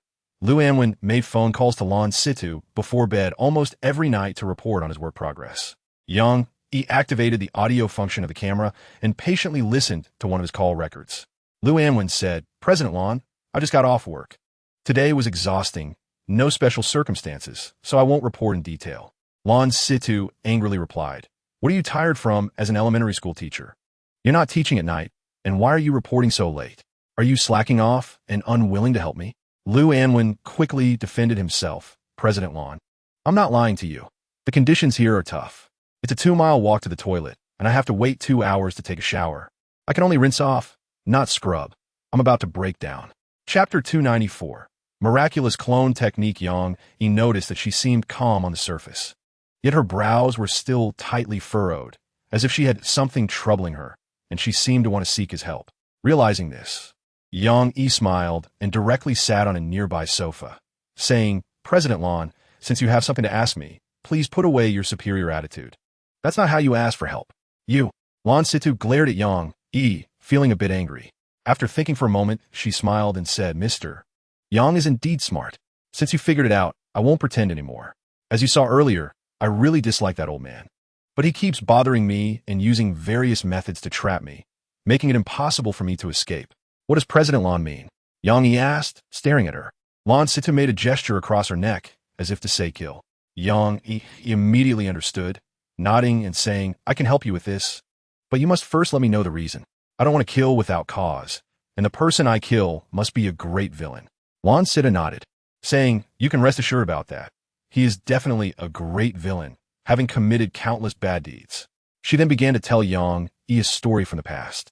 Chapter 295. Qin Shui lands worry gradually. Yang noticed that this middle-aged Taoist seemed to be intentionally stalling for time and did not genuinely want to engage in a life-and-death duel with him. As they fought, Yang realized he was deliberately trying to lead him into a corner, seemingly attempting to trap him. In a corner to the north, a person suddenly appeared behind Yang and struck him on the back with a palm. He felt a sharp pain and couldn't help but spit out a mouthful of blood before falling from the sky. Fortunately, he managed to stabilize himself in time, barely standing on the ground, looking in shock at the person who had suddenly appeared, realizing it was actually Lon Situ. Lon Situ smiled proudly and said to him, How about that? You didn't expect this, did you? You didn't think you would meet your end here? Yang coldly glared at him, angrily saying, Everything you said before was a lie. That's right, the middle-aged Taoist stepped forward and said, You were too careless. Since I have the ability to know your daily schedule, I can naturally find out where you are. I knew you were hiding outside the office all along. So my junior sister and I devised a plan to lure you here and then kill you to take the core device on you. Yang sneered. What flawless plan? Chapter 296. Strange father and daughter. This meant that no matter how much Qin Tian technology developed, it would be limited. Having lost the great Yang as its pillar, the future wouldn't see much growth. Meanwhile, the company Fan Shun, founded by Yang, was still in its growth phase, but with Yang's abilities, it wouldn't be long before it surpassed Qin Tian technology, becoming a globally renowned company. Qin Shui Lan was unwilling to see her future end like this, so she wanted to stay by the side of this technological genius Yang developing alongside him. That was her purpose for staying. Yang saw through her thoughts and also wanted to get closer to this president, so he nodded in agreement. Because Qin Shuilan won't stay here for long, Yang still needs to find an outstanding person to be the factory manager. However, he is not familiar with the employees in this factory and doesn't know whom to promote. While he was pondering this issue, Liu Dague called him. Is this Yang? I'm Liu Dague from the neighboring village. I used to come to your house to collect scraps. Do you remember me? Yang was surprised that he would call him, but smiled and replied, Of course, I remember. What is the matter, Uncle Liu? Liu Dague hesitated and said, Actually, it's not a big deal. I just want to ask you for a small favor. You know my daughter, Qinjuan, graduated, and she's a filial child who doesn't want to work too far away. She wants to stay close to me. Chapter 297. Exposing the behind-the-scenes manipulator. Qin Shuilan was curious to see Yang Yi's reaction, so she came to the window and looked inside. As a result, she saw Yang Yi completely entranced, gazing at Liu Qinjuan, and then they embraced each other. She didn't want to watch any longer and left angrily. Her impression of Yang Yi plummeting. When she reached her dormitory, she suddenly felt her reaction was a bit excessive. Why was she angry? Yang Yi wasn't her boyfriend. Even if he had an affair with another woman, it was none of her business. Her purpose for being here was simply to learn valuable experiences from Yang Yi and to reach a new height in life, not to concern herself with his private life. Realizing this, she took a deep breath and quickly calmed her emotions, returning to her dorm as if nothing had happened. But to say she was completely calm would be impossible. She lay in bed still thinking about the matter, from then on believing that wealthy men would all turn bad, especially the more capable they were. In the office, Yang Yi chose to get close to Lu Qinjuan to understand why she was being controlled. Through interaction, he discovered that there was a faint black mist in Lu Qinjuan's brain affecting her neural pathways. Perhaps it was this black mist that was controlling her. Chapter 298. Going to Lu Anwen's hometown, what's wrong with me? Why am I suddenly like this? Am I sick? Why would I get sick at this time? Lu Anwen was filled with questions. In fact, he didn't know that this was the effect of Yang Yi's security system. Earlier, Yang Yi had turned off the security system to facilitate Lu Daguai and his daughter coming to him. Now that he had figured out their situation, the security system could be activated again. Lu Anwen was standing in the area where the security system's power was the strongest, which is why he felt like he was suffering immensely. How about now? Do you see I'm not just talking big? Yang Yi stared at him. Lu Anwen was now in extreme discomfort, unable to bear the torment, instinctively wanting to beg for mercy. But as soon as he opened his mouth, he couldn't help but vomit. Yang Yi felt he had tortured him enough, so he grabbed his neck and took him outside the factory, throwing him onto the street. I know you're also being manipulated. If you're willing to tell me who is behind the orders against me, I might consider letting you go. Now that they were outside the range of the security system's defenses, the extreme pain Lu Anwen felt disappeared entirely, and he now realized how precious health was, no longer wanting to experience that torturous feeling. Chapter 299. A difficult woman looking at the cornfields on both sides of the road, which were taller than a person. Qin Shuilan couldn't help but say, "It's the corn growing season now. The village is surrounded by corn. Isn't it very unsafe for girls to walk down such rural paths?" Lu Qinjuan nodded. Yes, this is the most dangerous season of the year. We girls absolutely cannot go out alone at this time and must be accompanied by elders or men. Moreover, I often hear villagers say that many outsiders come here to kidnap children, and many such incidents have already happened. Not only that, but some bodies of victimized girls have also been found in the cornfields, so this time is the most dangerous for girls and children. We must never go out alone. Qin Shuilan was frightened by what she heard. Her complexion changed, and she instinctively nodded. Soon they arrived at Heliu village. Lu Anwen's home was at the far east of Heliu village. Right outside the door was a field of corn taller than a person, looking very dangerous. Remembering the conversation they had in the car, both Qin Shuilan and Lu Qinjuan were scared and instinctively didn't want to stay there. Seeing their expressions, Yang Yi smiled and said, "Don't be afraid, I will protect you well." Chapter 300. Xiao Yin is dead. Seeing the woman leave, Yang Yi and Qin Shuilan both breathed a sigh of relief. At that moment, they looked at each other and realized their movements were a bit too intimate, leading them to quickly separate. Qin Shuilan's face turned red, and she didn't dare to speak. It was the first time in her life she had been so close to a boy, especially to a legendary figure like Yang Yi. Yang Yi was not as embarrassed. After all, he had multiple wives and was no longer shy about matters between men and women. "Thank you for helping me out." Yang Yi sincerely thanked Qin Shuilan. "Don't be so polite. I just can't stand that woman clinging to you," Qin Shuilan said, her face still red. After that, they both didn't know what to say and went their separate ways. After returning, Qin Shuilan kept reminiscing about the scene earlier. The feeling of being in Yang Yi's arms was so solid, and this feeling lingered with her, following her into a sweet dream. Yang Yi did not rest immediately after returning, but went to the small world and told Lu Anwen about what had just happened. Lu Anwen informed him that the woman's name was Xiao Yin, also from Heliu village, but she was a widow. They had met because of a medical visit, and shortly after, they got together, spending many beautiful nights together. Chapter 301. Taking the initiative to be bait Lai Yunma's side, and said, "I finally completed the task of tracking you closely. I was out on vacation, but unexpectedly strange things happened here, and the headquarters immediately recalled me to cooperate with you in the investigation." The man accompanying her was Han Shizhua, Lai Yunma's lackey. Han Shizhua looked at Yang Yi with disdain and then turned his head away, showing a face of disgust. Yang Yi was too lazy to argue with him, touched his face in surprise, and asked, "How did you recognize me?" Lai Yunma smiled and said, "It's simple. After all, I've been tracking you for so long. I'm sensitive to your scent." Hearing her words, Han Shizhua felt a wave of imbalance in his heart, instantly disliking Yang Yi even more. Yang Yi then sniffed himself. "Scent? What scent do I have? Is it body odor?" Lai Yunma couldn't help but roll her eyes. "All right, this isn't the time to talk about that. Let us get ready and make sure to catch the murderer the next time he strikes." Lu Anwen walked over and said fiercely, "Not only should we catch him, but we should also dismember him." Yang Yi sighed and said to Lu Anwen, "I think you should gather your wives together. We need to protect them collectively and must not let any more accidents happen." Chapter 302. Old friend Yang How. The sudden shadow that appeared was none other than Yang Hao, who hadn't been seen for a long time. This guy seemed to have encountered some fortuitous events recently, as his strength was greater than before. Yang Hao glanced at Lai Yunma beside Yang Yi and grinned. "You really are lucky. Every time I see you, there are different beauties by your side, which makes me quite envious. But I won't be envious for long, because today I'm going to kill you and take the core from you. Your good fortune will then transfer to me." Yang Yi sneered and said, "I've heard that kind of talk countless times, but each time your wishes went unfulfilled, and this time will be no exception. Is that so? Then let's see who can survive until the end today." Yang Hao coldly stared at Yang Yi. Lai Yuma knew a great battle was about to happen and turned to Yang Yi, saying, "You don't have to worry about me. I can take care of myself and have the ability to deal with him together with you." Yang Yi nodded and released his grip on her shoulder, saying, "Be careful. His methods are not ordinary." Lai Yuma nodded, her gaze fixed on Yang Hao, ready to strike at any moment. Yang Hao smirked with pride and immediately ordered Doug, start.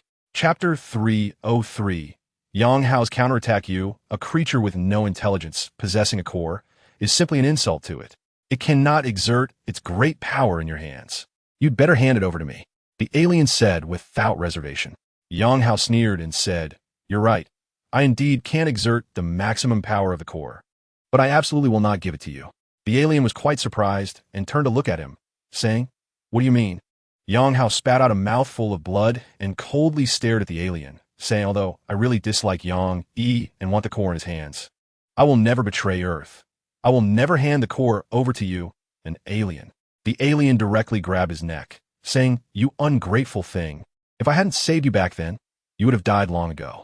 Yang Hao snorted coldly and said with great effort, "Don't pretend to be kind here. You saved me back then just to use me. Now that I'm no longer valuable to you, you plan to kill me. Do you think I have no preparations? What do you mean?" The alien stared closely at Yang Hao, feeling an ominous premonition in his heart. Chapter 304. The bold youngsters Lu Anwen chuckled bitterly and said, "I used to think you were a remarkable big shot, but it seems now that while you'll become a big shot, there are also many hidden dangers around you. I don't want to be so close to you anymore, for fear of bringing me danger. After you leave, I will take my wives to a new place to live. Let's not meet again in this lifetime." Yang Yi knew that he had suffered during this time, lost a lover, and was tired of various conflicts, feeling quite guilty towards him. "Then I wish you a smooth journey." Back home, Yang Yi immediately locked himself in his room, now that he possessed 2 cores. It was a huge piece of good news. He tried to awaken the sleeping Doug, wanting to have it just like he had Sophia. However, no matter how hard he tried, Doug remained unresponsive, still just a square object, floating calmly in his mind. Yang Yi sighed and asked Sophia, "Do you know how to use Doug?" Sophia, also floating in his mind, shook her head. "I don't know, but I noticed it has upgraded. It's very different from the last time I saw it." Chapter 305. The frog at the bottom of the well. After hearing Yang Fengfan's words, Yang Yi understood why these people were so cold towards him. They must think he was too young and inexperienced, even though he had been to college. His experience was limited, and opportunities to apply it in reality were rare. Yang Yi now doubted whether these people were even young people of the present. Didn't they read the news? They didn't even know who he was, which was too ignorant. But then he thought that these people were all here for the aliens. Perhaps their attention was focused on them.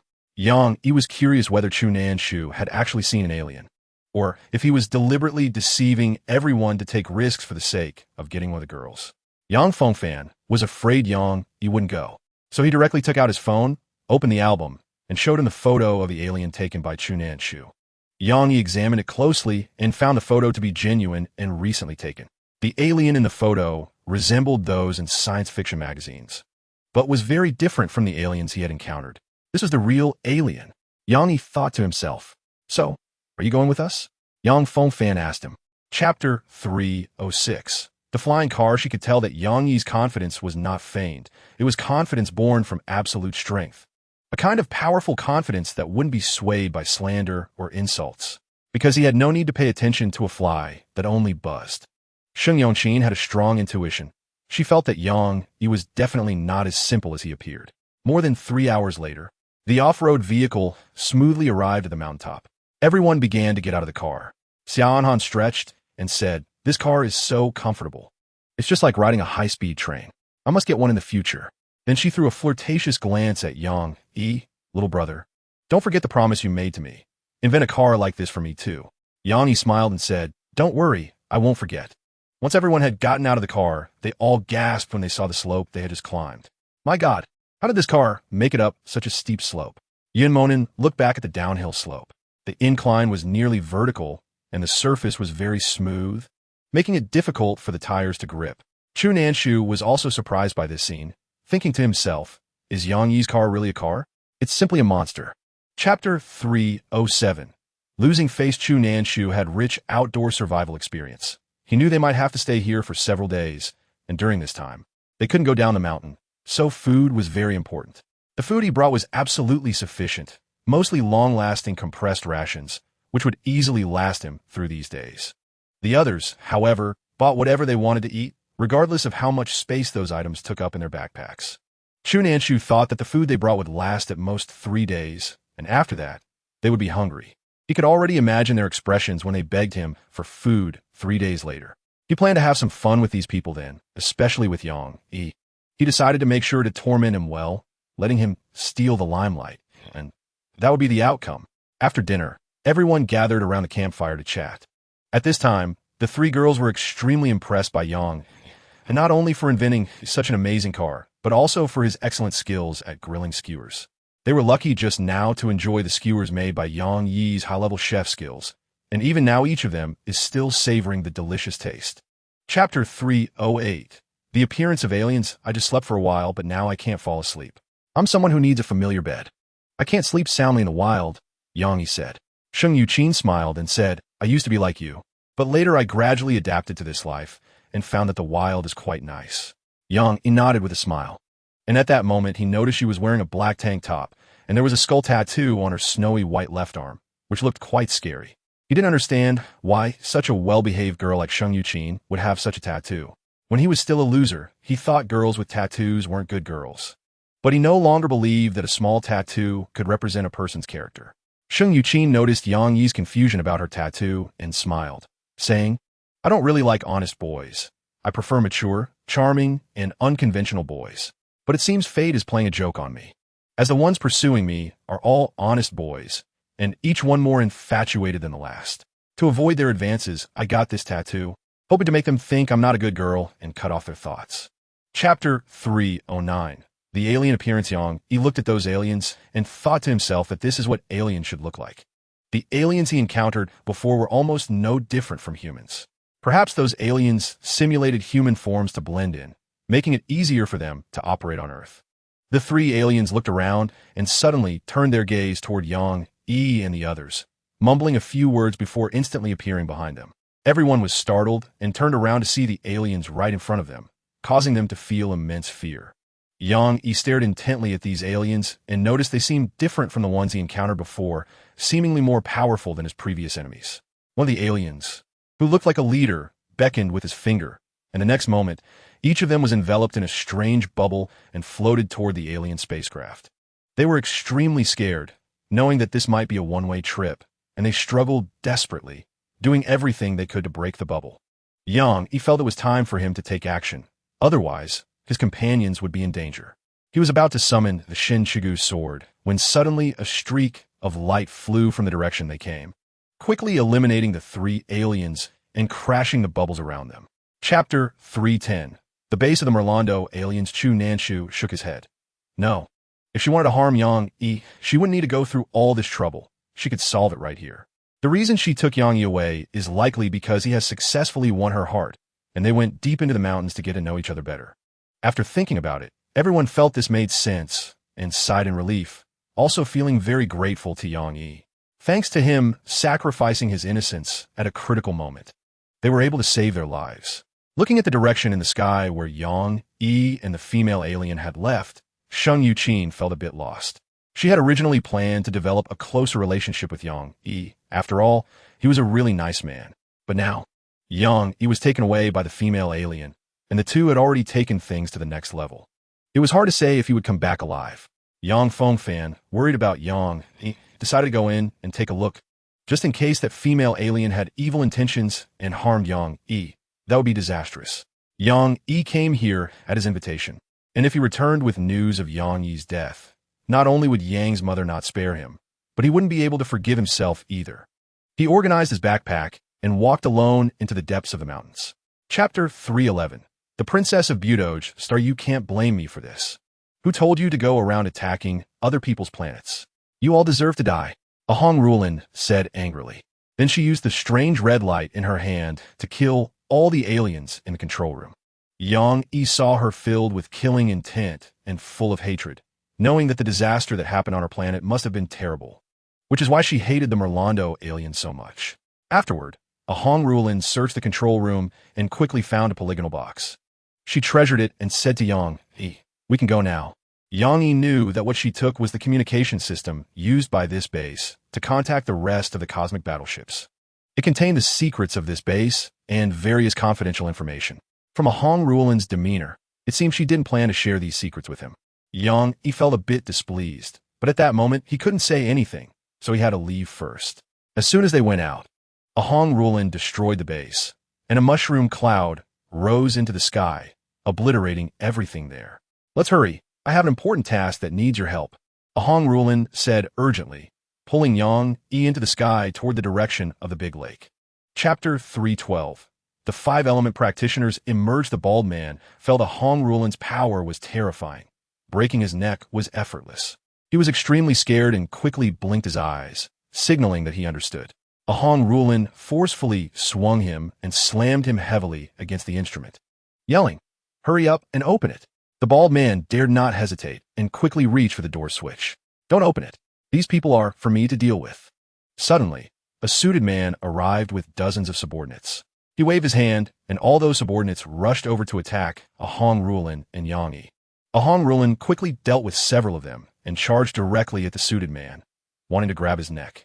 The suited man sneered and casually waved his right hand in front of him, and a faint red, strange energy instantly bounced Ahong Rulin back.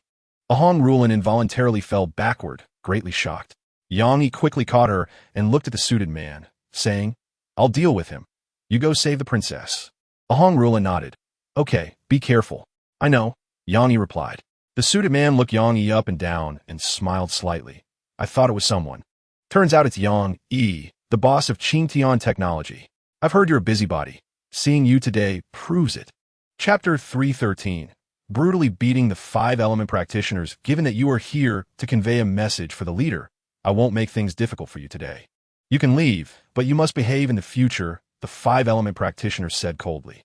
Aja quickly nodded, understood. Then he hurriedly got up from the ground and left quickly. The five-element practitioner turned to the mountain gate behind him and said, "A moo, a two." Whoosh, whoosh. Two figures quickly appeared behind the five-element practitioner, respectfully calling out, "Master." The five-element practitioner nodded and then showed a sad expression.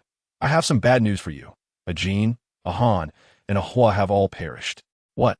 Mu Lauda and Tu Lauda were both extremely shocked, followed by immense anger. "Who killed them? We must avenge them." "Yes, I must personally slay the enemy, skin him alive, and turn his bones to ashes." The elemental master nodded. "Of course, I too must avenge my deceased disciples. Now, the leader has given us a mission, and our target is exactly that enemy. Let us set off." Mu Lauda and Tu Lauda nodded in unison. Yes. That night, Ahong and Ruelan, taking advantage of the quiet night, brought Yang Yi back to the large lake deep in the mountains. The two of them submerged again, entering the spaceship. Chapter 314. The 100-strong of the Dark Army. As they divided their focus, Ahong and Ruelan immediately seized the opportunity and struck them hard. Mu Lauda and Tu Lauda were instantly sent flying, spitting blood in midair before crashing heavily to the ground, severely injured. At this moment, the elemental master reacted. He possessed the unique skills of the five elements, which could generate and restrain each other. Now being burned by fire, he of course should use water techniques to extinguish the flames on his body. Realizing this, he immediately employed water techniques to put out the fire. When he got up from the ground, he was in a disheveled state, reminiscent of a beggar on the street. He stared fixedly at Yang Yi, finding it increasingly difficult to see through him. With his years of combat experience, he felt like a child before Yang, utterly powerless to resist. Moreover, he had just been struck dumb, burning all over, and had actually forgotten to use water techniques to save himself. Now he understood that none of his elemental skills could match Yang, and he had to improve his strength. Otherwise, defeat was inevitable today. He turned to Mu Laoda and Tu Laoda and said, "It's time." When he saw their current state, he was so furious that he almost spat out a mouthful of old blood. Chapter 315. The strange courtyard looking at the ruins before him. The leader-like alien said, "Who did this? Who is so bold as to dare attack the base established by us, the Malondo aliens?" An alien warrior beside him said, "Leader, the most important thing now is to inform the captain about this situation and have him send someone to handle it as soon as possible." The leader nodded. "Good. You immediately send a message to the captain, create an image of the situation here, and send it to him." "Yes," the warrior replied, and immediately gathered images, creating a message to send to the warship in space. Outside Earth, hidden in the darkness were several spaceships, among which the largest one received a transmission from Earth. The captain, who was checking the situation in various places, saw this message and was instantly furious. "These damn Earthlings have destroyed our established base. Immediately notify the leaders of Team 3 and have them launch an attack on Earth." A strategist-level alien said, "Captain, we cannot do that yet. Before we set out, the commander instructed us that we must not attack Earth until his orders are given. We cannot disobey his command." Chapter 316. The past of the small courtyard. As soon as he finished speaking, both he and Chu Nanshu shivered at the same time. A wave of fear surged from all directions, as if many people were living in this quiet courtyard, all staring at the two of them at that moment. Chu Nanshu, trembling, said, "I think we shouldn't discuss this here. Let us talk outside." Yin Xingfei also knew that discussing this matter in the courtyard was inauspicious, nodded, and the two supported each other as they walked out. Just after leaving the courtyard, the dizziness and nausea they felt disappeared, which made them even more terrified of the courtyard behind them. The two discussed and decided to ask Yang what was going on with this courtyard, whether someone had died here before. With the decision made, they headed towards Yang's house. As they got close to Yang's house, the dizziness and nausea returned, forcing them to retreat. Alas, Yang's south house is too close to this small courtyard and has also been affected. "It seems we can only call Yang out to ask," Chu Nanshu said. Yin Xingfei replied, "Hurry and call him. If there really is a problem with this courtyard, we'll move out today." Chu Nanshu nodded and called Yang, explaining the situation. Chapter 317. A deceptive feast after leaving the chief examiner. Li Chong quickly received news that someone had reported him for cheating, and his top student status was immediately revoked. This position was taken over by someone he didn't know, and later he found out that this person was the chief examiner's nephew. He realized that the chief examiner had sabotaged him and taken away his title. Considering the years of hard study he had put in, the chief examiner did not pursue the matter of his cheating and sent him back to his hometown. After returning to his hometown, Li Chong grew angrier the more he thought about it, but he was helpless, ultimately hanging himself.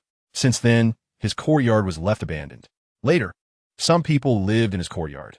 Those who were upright had no issues, but those with ill intentions felt uncomfortable and even faced life-threatening dangers.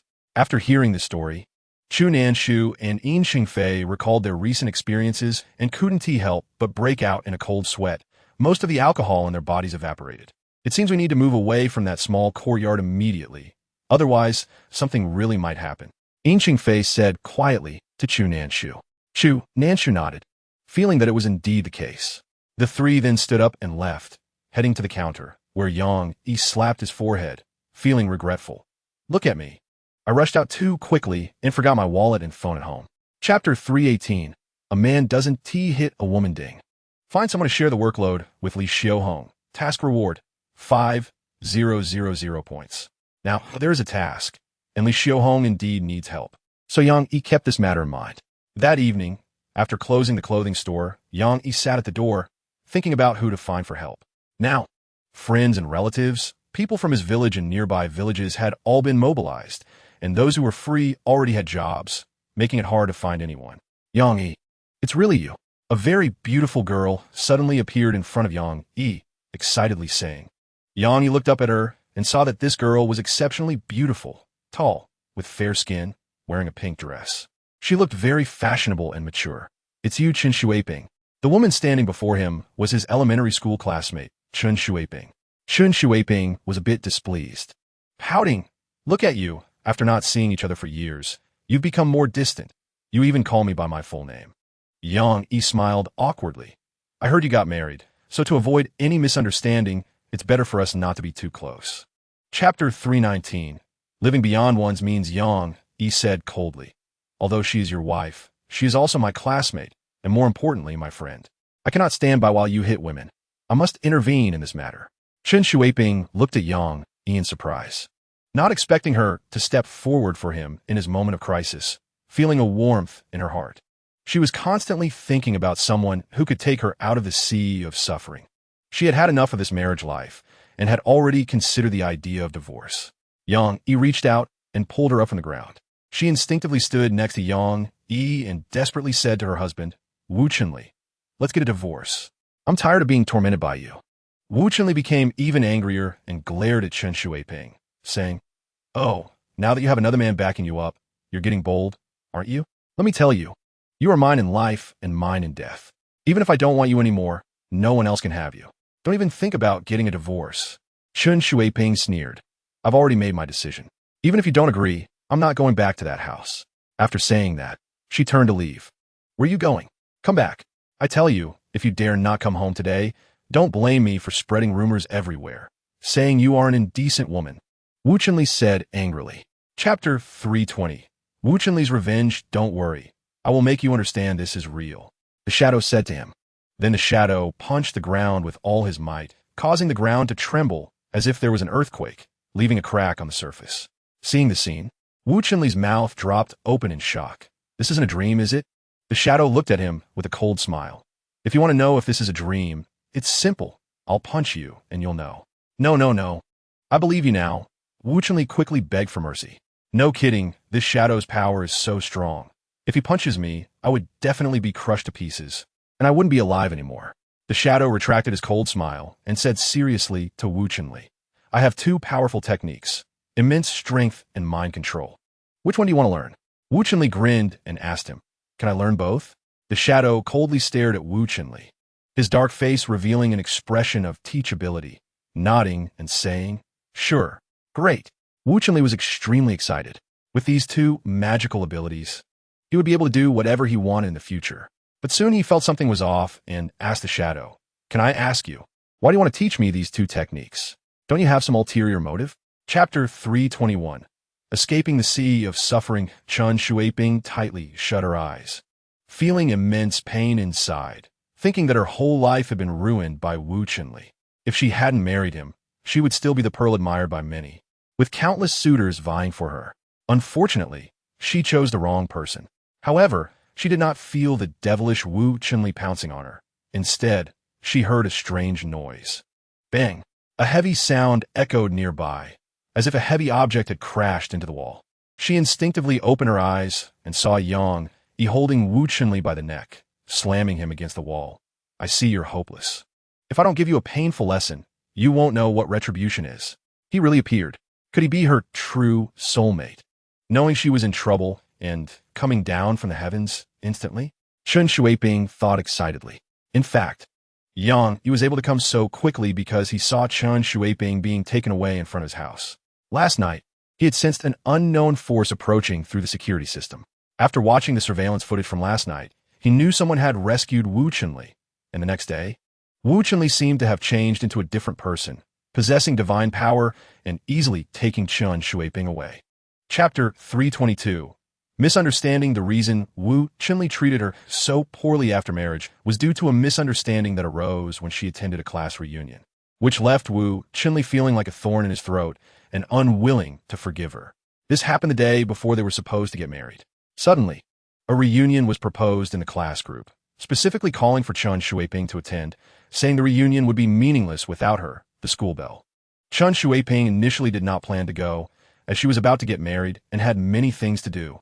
Moreover, there were many boys in the class who pursued her, and she didn't want to meet them again to avoid misunderstandings. But many classmates joined in urging her, saying that now that Chen Shuiping had a husband, she had forgotten her old classmates, and this might be their last reunion. In the future, Everyone would have their own families, and it would be difficult to gather again. The boys would never see the school bell again, so they wanted to hold a reunion to commemorate it. Chen Xueping felt she couldn't be too unreasonable. After all, she might still meet her classmates in the future and couldn't be too extreme. Softening her heart, she agreed. However, the worst thing she feared happened. Several boys who had once pursued her, feeling they would never have another chance, took this opportunity to express their feelings for her frantically. Chapter 323. Another purchase due to the recent death of her son. Lu Shi had lost her sanity. Seeing Chen Xueping getting close to Yang Yi these days, she believed that Chen Xueping was the reason for her son's divorce. It was precisely for this reason that her son died. Unable to determine the cause of death, she concluded that her son had committed suicide, unable to bear the blow after just getting divorced. Among the crowd was a young man, Lu Shi's nephew, named Wang Biao, who had practiced martial arts for 10 years in martial arts school and was very skilled, capable of smashing 10 bricks with one punch. The reason he was brought here today was to take revenge for his son. Wang Biao, go over there and beat that pair of dogs into cripples, so they won't have a good life for the rest of their lives. Lu Shi said viciously, rest assured, I will make sure they can't have a good life. I want to beat them into paralysis so they can never walk again and live independently. Wang Biao clenched his fists, looking fierce as he walked toward Yang Yi and Chen Xueping. Chen Xueping had heard of Wang Biao's reputation. He was a good fighter, and 3 to 5 ordinary people were no match for him. Moreover, if he got serious, he could easily cripple someone. Chapter 324. Breaking in, is there any difference between these two? Yang Yi asked. Of course there is. Qi refers to the smell on a person's body, while Qi Shi is the strange aura left by a killer's cultivation techniques, Sophia said. Got it, Yang Yi nodded. He then opened the system store and searched for the aura tracker, quickly finding the item, but the price shocked him. It was 30,000 points. So expensive. Why don't you go rob a bank? Yang Yi couldn't help but complain. Sophia had an innocent expression. Master, I can't control the prices here. Please don't say that about me. Okay? Otherwise, I'll be sad. Sigh. Yang Yi sighed, thinking to himself that as a system spirit, if she couldn't manage this or that, what use was she? He could only think this in his heart and didn't dare to say it out loud. Otherwise, Sophia would definitely cry, and he would have to comfort her. With no other choice, Yang Yi had to click to purchase, thus accruing a debt of 76 million points. Thinking about spending these points to find out the identity of the murderer, he felt even more at a loss. But in order to not make Lu feel so sad, Yang Yi couldn't care too much. Chapter 325. The mysterious water ball. Yang Yi felt a bit worried. Although he had obtained 2 core nuclei, Doug was still in a state of sadness and currently in a withdrawn state, making it impossible to use them. Relying solely on Sophia's 1 core nucleus will be difficult to compete with Xing Ziquan's 2 core nuclei. Xing Ziquan knew that Yang Yi had just obtained Yang Hao's core nucleus, and that he wouldn't be able to complete the fusion in such a short time. So he knew that Yang Yi could only use the power of 1 core nucleus to fight against him. He decided to take the initiative and not give Yang Yi a chance to strike. He directly kicked the bed away, sending it crashing towards Yang Yi. Yang Yi immediately unleashed an extremely cold fist technique, freezing the bed into powder. Xing Ziquan couldn't help but be startled, greatly wary of Yang Yi's fist and leg skills. It was precisely because of this that he wanted to test Yang Yi's strength before daring to truly attack him. Seeing that his immense strength posed no threat to Yang Yi, he decided to use mental techniques to attack. Xing Ziquan extended both hands forward, spreading his fingers, and released a strange signal towards Yang Yi. Not good, Master. This is a mental attack from the mental core nucleus that can confuse people's minds. Sophia reminded. Chapter 326. The suddenly appearing steel needle. Yang Yi shook his head. Forget it, this can't be blamed on you. The other party was clearly prepared and wanted to trace its whereabouts, which was indeed very difficult. However, Yang Yi still felt disappointed for not being able to obtain the 2 core nuclei from Xing Ziquan. But this battle helped him awaken the reality core nucleus, which was still a significant gain. On the other side, outside Xiaoqiao village, Chu Nanshu had gained 2 magical abilities and was particularly excited, deciding to find someone to test them out. The ability of immense strength didn't excite him enough, but the ability to control the mind was something he really liked. He was planning to use this ability to control the mind of a beautiful woman and then win her over. While he was pondering which beauty to target, he passed by the Xiaoqiao village primary school. and saw Ouyang Shuwei hanging clothes in the courtyard. Ouyang Shuwei's fresh and beautiful face, along with her incredibly attractive figure, instantly captivated him. My goodness, in such a shabby primary school, there is such a beautiful female teacher. It's really surprising, Chu Nanshu exclaimed. He then walked toward the primary school. Approaching Ouyang Shuwei from behind, he coughed and said, "Beautiful lady, hello. I ask if I could do an activity with you?" Chapter 327. Not letting one go, then Yang Yi patted Ouyang Shuwei's shoulder, and she immediately regained her clarity. Yang Yi took her hand and left. Ouyang Shuwei obediently followed behind him, with a happy smile on her face. Although her mind had been controlled by Chu Nanshu just now, since Chu Nanshu's skills weren't proficient, he hadn't completely controlled her. It was just her movement ability that had been restricted. Ouyang Shuwei saw the scene where Yang Yi saved her, feeling particularly moved. Yang Yi finally began to care about her. Yang Yi brought her to the dormitory and said, "From now on, if you see anything suspicious, you must shout loudly and find a way to escape. You must not stand still. If I hadn't arrived in time today, you would have been harmed by that guy." Ouyang Shuwei nodded. "I understand. Thank you for saving me just now. To show my gratitude, I would like to invite you to dinner." Yang Yi understood her character. The dinner was likely just an excuse, while her true intention was to get closer to him. At that moment, Yang Yi inadvertently noticed that her favorability towards him had reached 90 points, which surprised him. He didn't expect her favorability to increase so quickly. Chapter 328. Two brothers with different purposes watching his team members being slaughtered by Yang Yi. Han Changtian was extremely furious. These people were his life and death comrades. Every time one died, it felt like a knife was cutting into his heart. "I'll fight you to the death." Han Changtian roared in anger, raising his gun and launching a fierce attack at Yang Yi. However, all his attacks were blocked by Sophia's shield and couldn't harm Yang Yi at all. Soon, all his team members were killed, and he himself was slashed on the arm by an ice blade, almost losing his gun. Yang Yi suddenly appeared in front of him, coldly staring at him and asking, "Whose man are you? Who ordered you to assassinate me?" Han Changtian gritted his teeth and angrily replied, "You don't think I'll reveal any information to you? My team members were all killed by you, and I won't live on. Today, I will fight you to the death." He lunged at Yang Yi like a fierce wolf. However, before he could get close, he was bounced away by a strange force and crashed hard to the ground. Yang Yi sighed and said to him, "I respect you as a man. I'll give you one more chance. As long as you are willing to reveal who sent you, I will let you go." Chapter 329. Asking brother for help, Ouyang Shuwei shook her head. "I won't go. I'm feeling a bit unwell. Let's go back." Yang Yi saw through her thoughts and didn't want to force her, so he nodded. Once back home, Yang Yi suddenly felt very tired. Recently, he had been frequently involved in fights, which made him feel mentally exhausted. He decided to relax a bit. He had a battle royale game on his phone, and thinking back to the times he played games with Lin Xiaoer, he suddenly felt nostalgic and couldn't help but click on a game. Soon, just like last time, he entered the game world. The game automatically matched him with 3 teammates, and everyone patiently waited for the game to start. In Sabaiching, at Shangwan Yuning's home, Shangwan Yuning felt that he could no longer sense Han Changtian and the others' presence and was greatly shocked. They are dead again. What exactly is Yang Yi? Why is he so difficult to deal with, continuously causing me to suffer losses? He was extremely angry. Since he started his career, such a situation had never occurred. Just for a few women, he had lost more than half of his skilled subordinates. He wanted to send an even stronger expert to deal with Yang Yi, but then thought better of it, fearing that the expert would be killed as well.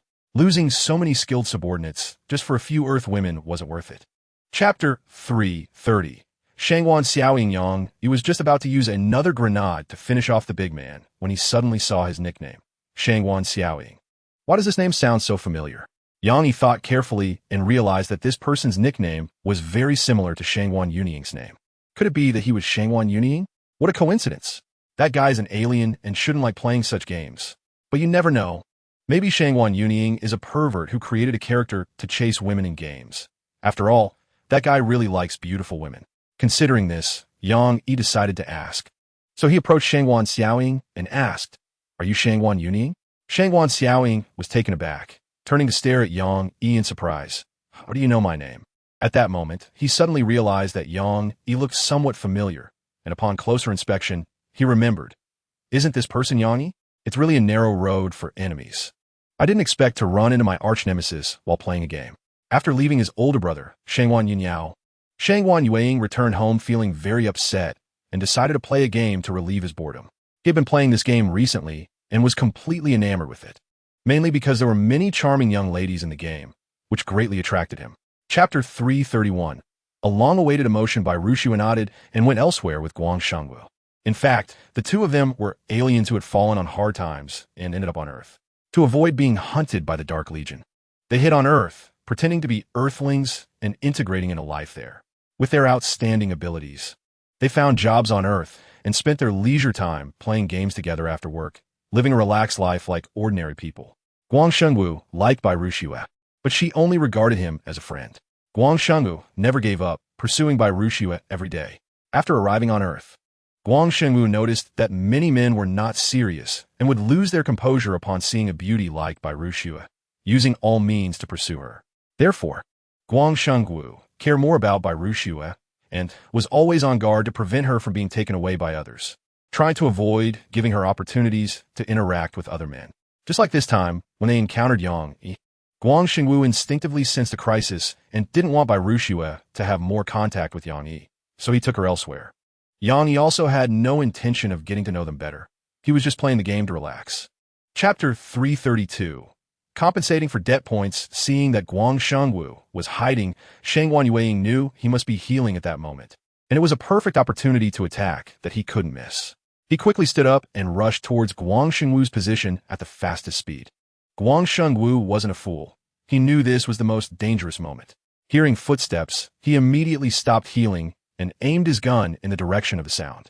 As a result, Shangguan Yueying chose to jump from the air and landed directly behind a rock, engaging in a struggle with Guang Shengwu. Meanwhile, a hidden sniper realized he couldn't deal with by Rushu in the short term, and Guang Shengwu and Shangguan Yueying had clearly exposed themselves in front of him. Not wanting to miss this opportunity, he immediately picked up his sniper rifle and fired 2 shots, killing both Guang Shengwu and Shangguan Yueying. When Guang Shengwu and Shangguan Yueying exited the game, they both felt extremely regretful. This was truly unavoidable. Guang Shengwu was not upset about losing this game. He was worried that by Rushu might develop feelings for Yang Yi because of this game. Shangguan Yueying was furious.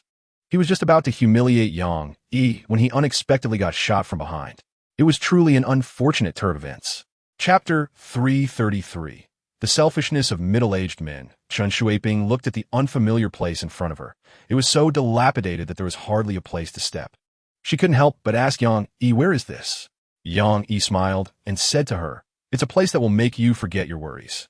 Chen Shuiping carefully experienced the environment and found that it really could make her forget her troubles because the environment was so harsh that all resources had been destroyed, and survival had become the primary concern, leaving no mood to think about anything else. However, she still found it strange. When Yang Yi had just taken her to the bedroom, she thought he was going to do that kind of thing, feeling very shy. But unexpectedly, after entering the room, she inexplicably ended up here. Was all of this a dream? She realized she couldn't understand Yang Yi anymore. Was he still the same person she had known before? Seeing her frown, Yang Yi smiled and said, "I know you have a lot of questions, but I don't have time to answer you right now. What we need to do first is survive here. Don't worry, I will definitely protect you and ensure that not a single hair on your body is harmed." Although Chen Shuiping didn't know where Yang Yi's confidence came from, she understood Yang Yi and knew he wasn't someone who boasted, so she nodded. Chapter 334. I see who dares the middle-aged man. Tambis could see that Chen Shuiping was with Yang Yi. If he didn't let Yang Yi in, Chen Shuiping definitely wouldn't want to enter either. So, for Chen Shuiping's sake, he allowed Yang Yi to pass his inspection and enter their safe zone. Upon entering the courtyard, Yang Yi saw that it was a large family courtyard with dilapidated buildings on both sides, where many people lived. Clothes and quilts were hanging on the railings in front of the doors. At this moment, Yang Yi remembered the monsters he had just eliminated outside and asked Xiaoying, "By the way, why did those people who attacked you turn into that?" Xiaoying sighed and said, "This is the result of the Dark Legion's evil deeds. They have sent some very terrible monsters to deal with us. Those monsters have toxic mouths and claws, and anyone harmed by them will be infected with the poison and, after death, turn into terrifying poison beings." Yang Yi nodded, feeling that this was similar to the zombie movies he had seen. "Since you're new here, if you want to live here long-term, I must take you to meet the person in charge here," Xiaoying said. Yang Yi nodded and followed Xiaoying, with Chun Shuiping behind her, to the innermost independent villa. Chapter 335. The ungrateful person. Long Gaoyan's influence in this safe zone was weakening. So she desperately needed someone like Yang Yi, who was not afraid of the high control of nobles, to handle this matter. The guards immediately stopped and looked at the high noble who was still lying on the ground, silently asking what to do. The high noble was furious and shouted at the guards, "What are you idiots looking at? Hurry up and throw that kid out." "Yes." The guards answered and charged towards Yang Yi again. "Do you still consider me at all?" Long Gaoyan said angrily. She didn't expect the high noble's power to be so strong that even the guards in front of her didn't listen to her. "Don't mind her. Just go for it. Throw that kid out. After it's done, I will reward you handsomely," the high noble said. "You." Long Gaoyan looked at the high noble, not expecting him to be so arrogant. The guards no longer hesitated and rushed towards Yang Yi, swinging their fists to strike him. Yang Yi kicked the person in front of him directly, sending him flying and crashing into the people behind. "Useless. All of you are useless." Seeing the guards being knocked down by Yang Yi with one kick, the high noble was almost furious. Chapter 336. A treasure found. The method that Shangguan Yundao mentioned was actually a method previously used by Xingzi Quan. That was to find a person who could simultaneously accommodate both power and mind abilities. The stronger this person was, the better, and then let him help kill Yang Yi. Xingzi Quan had limited abilities and could only find someone who could bear second-tier power at most. Shangguan Yundao was different. His strength far exceeded that of Xingzi Quan, and he could easily find a suitable person. Thinking of this method, Shangguan Yundao immediately set to work, using perception techniques to find suitable individuals for his own use. After about 10 minutes, he finally found a suitable person. In a small street in the southern district of Yanjing City, Lei Shuoyi was walking down the street dejectedly. He had just attended a matchmaking event, chatted with several girls, but ultimately failed in every encounter. The girls all rejected him because he had no house, no car, and was living in a rented place. They were unwilling to date him, let alone marry him. Lei Shuai felt very sad and regretful, regretting that he hadn't worked hard in the past, hadn't saved money, so at the age of 29, he was still single and had never been in a relationship. He had been working for 10 years, but due to his low education level, he could never find a good job, and on top of that, he lacked patience. So he never stayed long in any job he took. Chapter 337. The Hungry Wolf Pounces. The leading woman, Yun Churen, cast a disdainful glance at him before continuing to slay the poisonous beings that tried to rush forward. She appeared calm on the surface, but inside, she was also very scared of dying here. After all, she was still so young, and life had just begun. The number of poisonous beings rushing in increased, and the demonic beasts were continuously spraying venom. The obstacles they had intentionally left in the courtyard were quickly destroyed, and the poisonous beings were getting closer, leaving everyone in despair. Where did Kai Gio go? Didn't he also break through the encirclement? Why isn't he here to save us? The boy, Zhao Wenxuan, who had just called Yun Charen's sister, said in despair. Yun Charen sighed. There are so many poisonous beings outside, and there are also many demonic beasts. They must be surrounded by poisonous beings just like us. Zhao Wenxuan was completely despondent. Kai Gio being surrounded was equivalent to losing their rescue, and they could only wait to die here.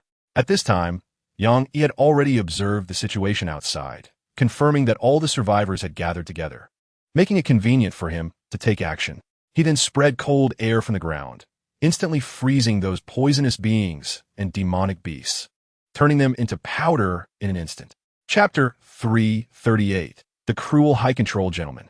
Yun Charen walked over to Kai Gio and said, "You should go eat something too. This gentleman is a great benefactor. He saved us and provided us with food."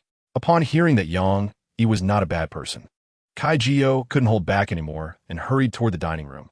"Save some for me. Don't eat it all." Yun Charen shook her head helplessly as she watched his back.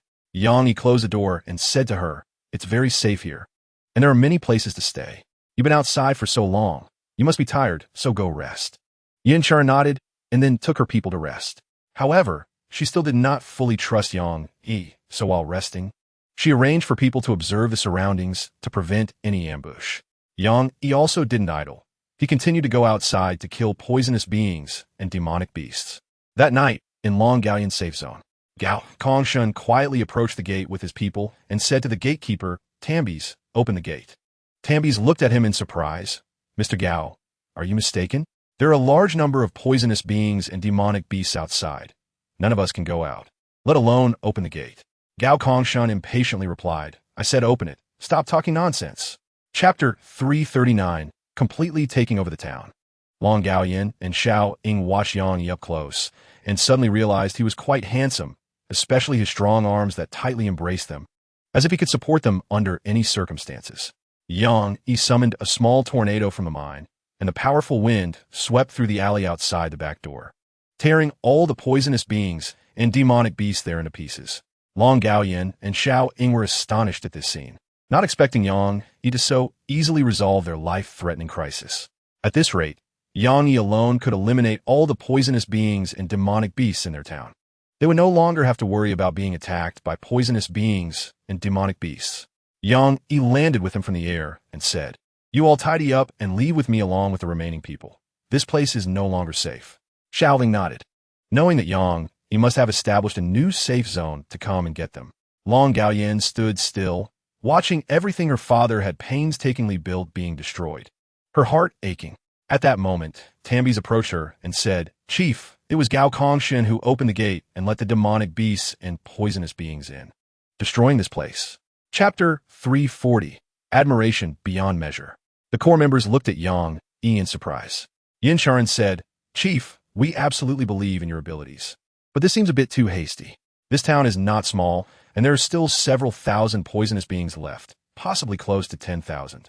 If we include the demonic beasts, it will be even harder to deal with. Therefore, I think this approach is very unwise, and I do not agree with this action.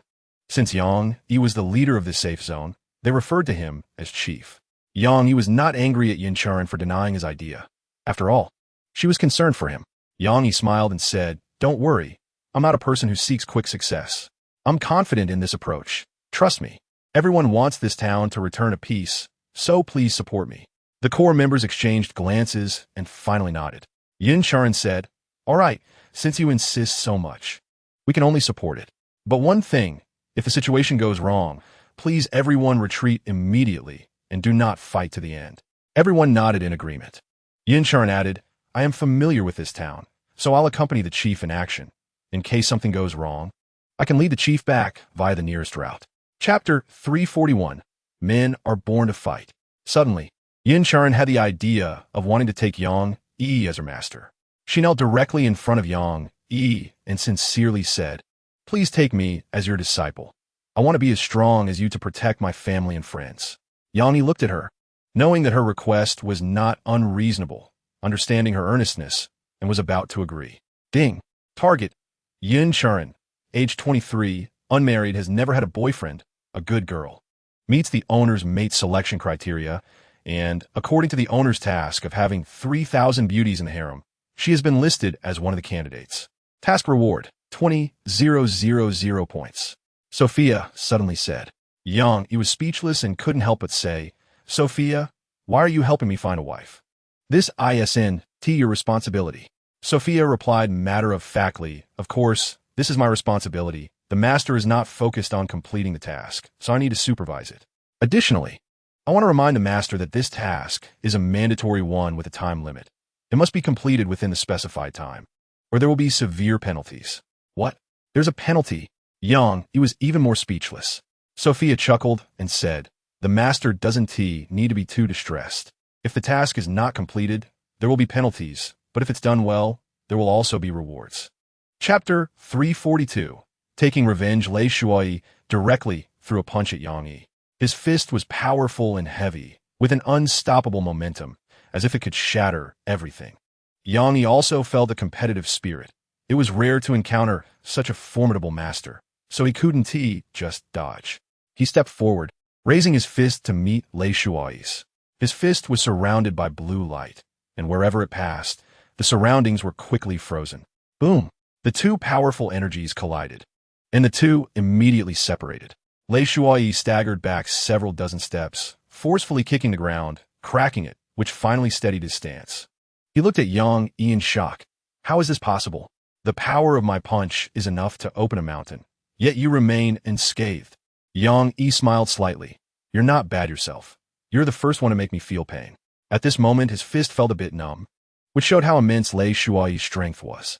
Lei Shuai became even more excited, laughing maniacally. Good. This trip is truly worthwhile. I originally thought you were weak, but I didn't expect you to be such a powerful master. Now I'm looking forward to who will fall today. Chapter 343. Evil will beget evil. Gao Kongshin's subordinates heard the commotion outside and rushed out to see what was happening. As soon as they stepped outside, they were swarmed by a tide of poisonous creatures and were devoured completely. In less than 10 minutes, Gao Kongshin's safe zone was utterly destroyed, filled with poisonous creatures and demon beasts. A large demon beast squatted at the entrance, constantly extending its long tongue to lick Gao Kongshin a few times. Gao Kongshin was drenched in the beast's saliva, looking utterly disheveled, no longer resembling the composed person he once was. Yang Yi approached him with long Gaoyan and said, Gao Kongshin, you really are cold-blooded, knowing that the demon beasts and poisonous creatures have entered the courtyard. You didn't even warn your subordinates, allowing them all to die here. You really are hopeless. Upon hearing Yang Yi's voice, Gao Kongshin immediately opened his eyes and saw Yang Yi and Long Gaoyan flying in the air. He quickly reached out for help. Save me. I don't want to die. Long Gaoyan, who had been silent, spoke coldly, staring at him. You don't want to die? Does that mean others should die? You've caused so many deaths, and you still have the face to ask for help here. Chapter 344. High-tech robots. Su Xiaoni couldn't help but blush, wanting to explain to Ling's mother. But recalling that Ling Zhengfeng had asked her to keep this matter a secret, she said nothing. She felt that she couldn't let Yang Yi leave this time. Otherwise, her mission would never be accomplished. She quickly stopped Yang Yi. Wait a moment, I want to leave with you. Yang Yi looked at her in surprise. Why? Aren't you taking care of Ling's mother anymore? Su Xiaoni couldn't think of a good excuse at that moment and directly left a lip print on Yang Yi's face. Whispering, I like you. So take me with you. I'll go back to pack up and resign.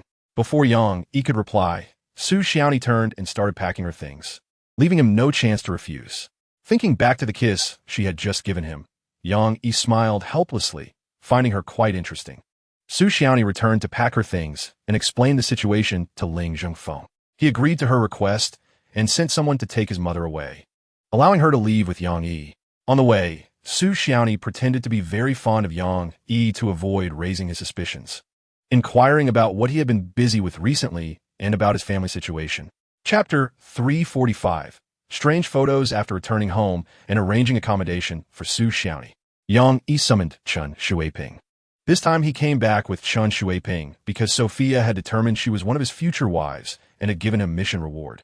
So he had no choice but to comply. Currently, Chen Xueping had a favorability rating of 90 towards Yang Yi, just one step away from full marks. Yang Yi planned to come up with a good idea to win her over completely. At that moment, Chen Xueping said to him, I have a cousin who is getting married, and my family wants me to attend his wedding. Many of the relatives going are familiar faces, and since they are all couples, would you be willing to accompany me?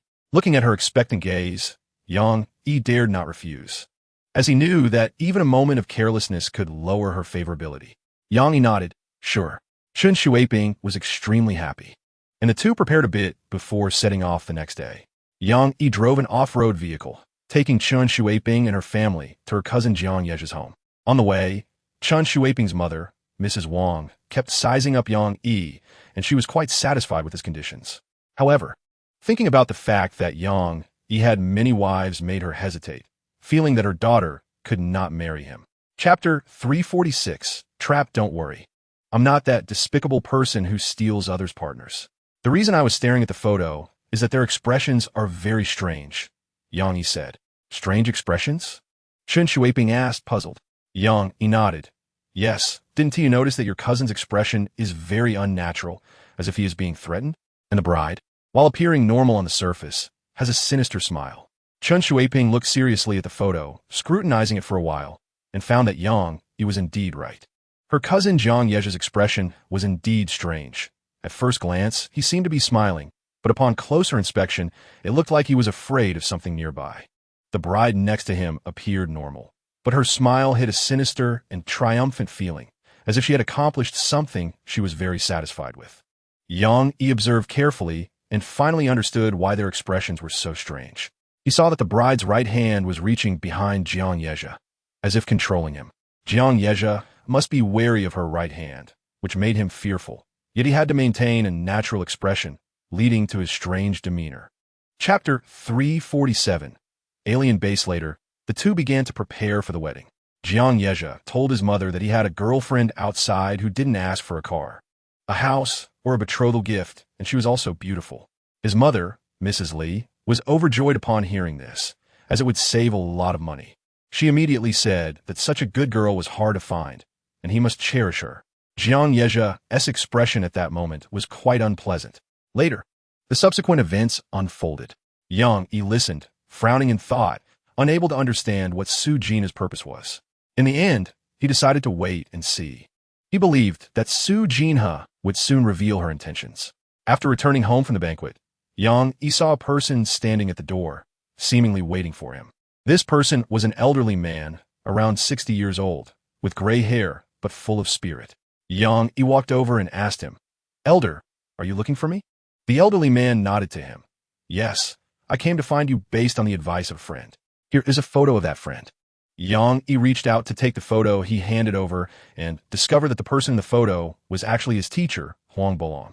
He furrowed his brow and asked the white-haired old man, "Can you tell me what your relationship is with my teacher?" Chapter 348.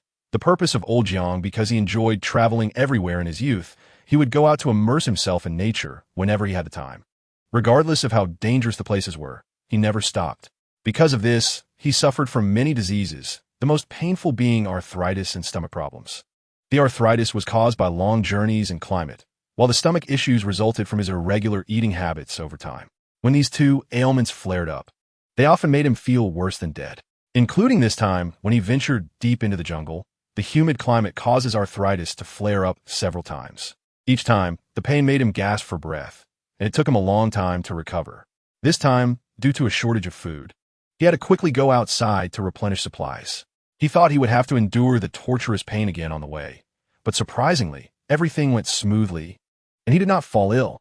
Moreover, he felt as if his body had regained its youth, becoming particularly strong. It took him 8 days to find the base when entering the mountains. When leaving, knowing the route would surely reduce the time, but it would take at least 7 days to get out. Yet, he managed to leave in less than 3 days, astonishingly full of energy. Chapter 349. The man in despair. The two agreed to set off the next morning. Old Jiang drove away, and Yang Yi returned to find more people. Yang Yi believed that the most dangerous part of this expedition was crossing the large pit in the depths of Wanzhong Mountain. As long as they got past there, the dangers in the forest were not to be feared. After all, Huang Bolong had walked back and forth in there alone. After thinking it over, Yang Yi decided to bring along Chu Nanshuo and Yin Qingfei. These two guys were usually idle, spending all day thinking about pursuing pretty girls. Taking them along would also remove a nuisance from the village. Yang Yi then called the two, explained the situation, and told them about the task's reward.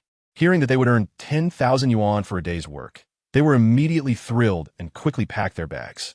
They thought that if they could stay in the mountains for 10 days to half a month, they could earn a year's worth of money, which seemed incredibly easy. They still needed 2 more people, and just when Yang Yi was unsure whom to find, he heard that Yun Monin and Sheng Yuqin volunteered to join. Yang Yi knew they were also in it for the money, since old Jiang was paying this time, and he saw that these 2 girls spent money quite liberally. He agreed. Chapter 350. Don't judge me by my age. Jiang Yi nodded, now knowing that Su Jinha must be connected to old Jiang. He believed this was definitely not a coincidence. Su Jinha was deliberately controlling Jiang Yeja, clearly targeting him. And old Jiang must have had his eye on him for a long time. Thinking of this, Yang Yi quickly asked Jiang Yeja, "Are the other 2 Lin Yao and Guan, shall we?" Jiang Yeja nodded. "Yes, how did you know?" Yang Yi smiled slightly, realizing his guess was correct. Old Jiang had been watching him for a long time and deliberately let his people get close to him. It seemed that he could not fully trust old Jiang in the future and had to be cautious of him. "It's nothing, just my guess. What I asked you today, you must not tell anyone," Yang Yi instructed Jiang Yeja. Jiang Yeja nodded vigorously. "Don't worry, I won't say a word even if I die." Yang Yi nodded. "Good.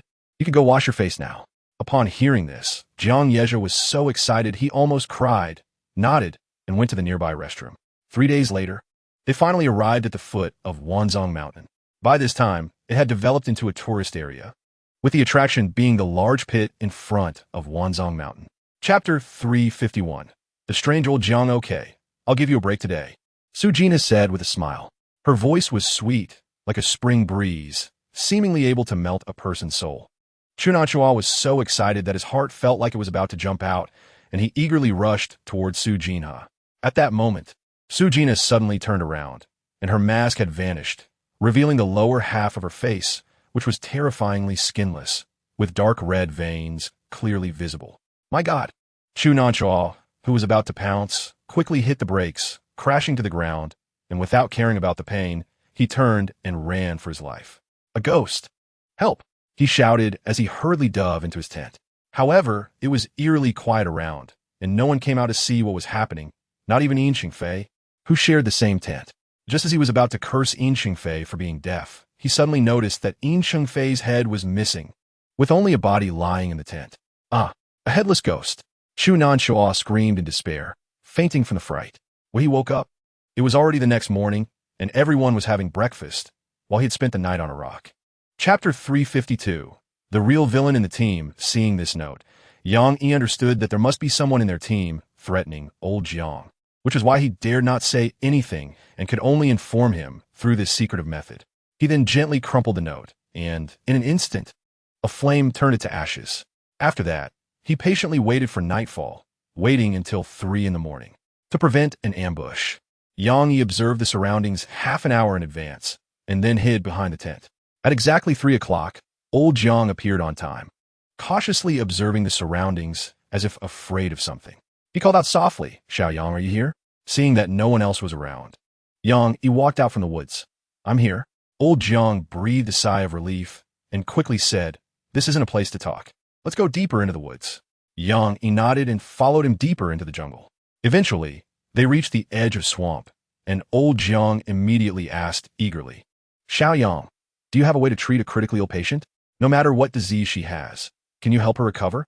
Yang Yi looked at him seriously, knowing he was likely talking about his daughter and wanted him to save her. Chapter 353.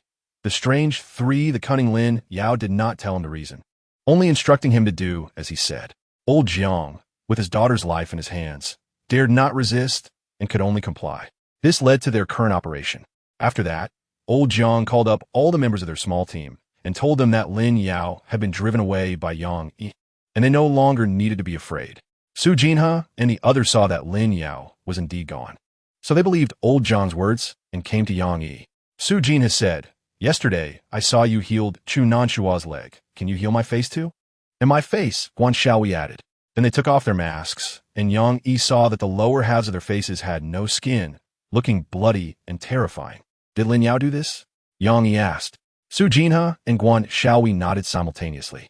Guan Xiaoyi said, "Yes, he destroyed our appearance because we wouldn't listen, making us unable to face others." Yang Yi understood how important appearance was for a girl. Lin Yao's move was indeed vicious. He nodded, "No problem. I can definitely help you restore it, and there will be no scars left." Chapter 354. Old Zhang's daughter. The knowledge core that Yang Yi possessed had once roamed the universe, spending the longest time on the planet Gulanbang. It was regarded as a holy object by the tribe of Aguda and Jieshu, who believed that Sophia was a gift sent to them by the celestial gods, thus treating Sophia with great respect and kindness. This time, the universe faced a great calamity, and Gulanbang was no exception. The base where Aguda and Jieshu were located was attacked by the Dark Legion, suffering heavy losses, with many people killed. They knew the holy object was on Earth, so they fought their way out and landed their base on Earth. However, due to severe damage to the base, they lost control during the atmosphere entry and crashed into the deep mountains of Wanzhong. Knowing that there were also Dark Legion members on Earth, they stayed inside the base, afraid to wander. They firmly believed that the holy object would find them, so they waited there, using the last energy of the base to protect themselves. Then Sophia came to Yang Yi, saying, "They are my people, and now they are in great trouble. I hope the master can help them. Ding! Please help Aguda and Jieshu fix their base and help them reclaim their homeland."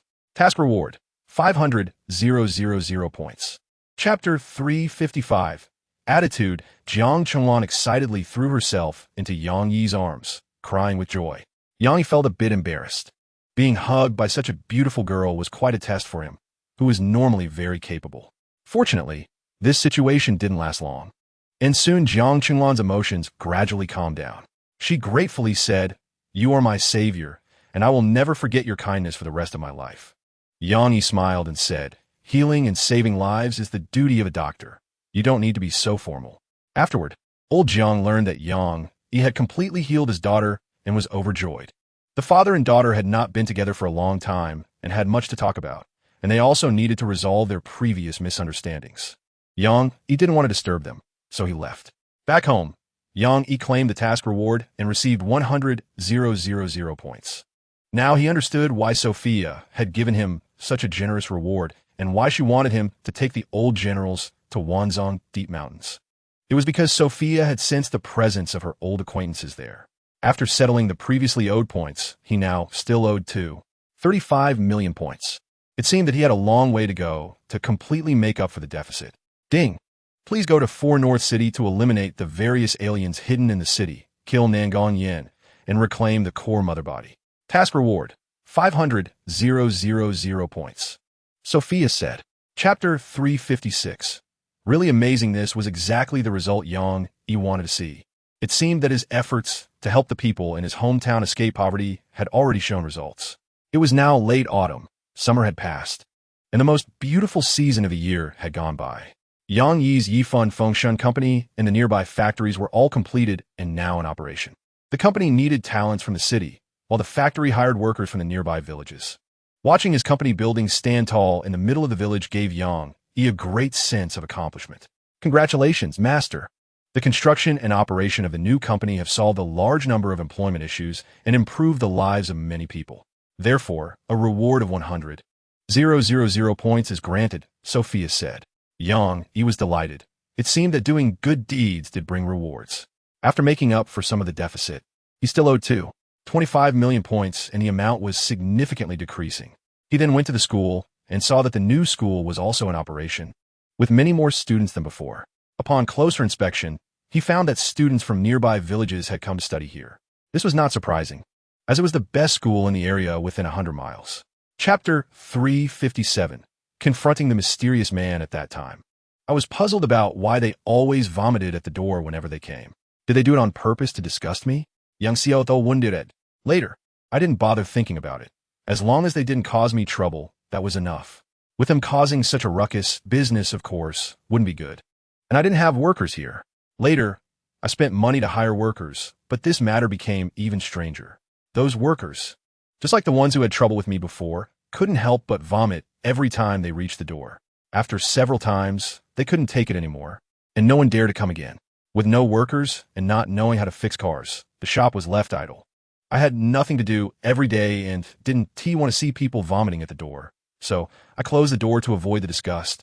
Yang Xiaotao said helplessly. Yang Yi couldn't help but laugh. He knew what was going on. At that time, in order to ensure Yang Xiaotao's safety, he had installed a security system here to deter those with evil intentions from approaching. Those who wanted to trouble Yang Xiaotao could not help but vomit every time they came here because they harbored wicked thoughts.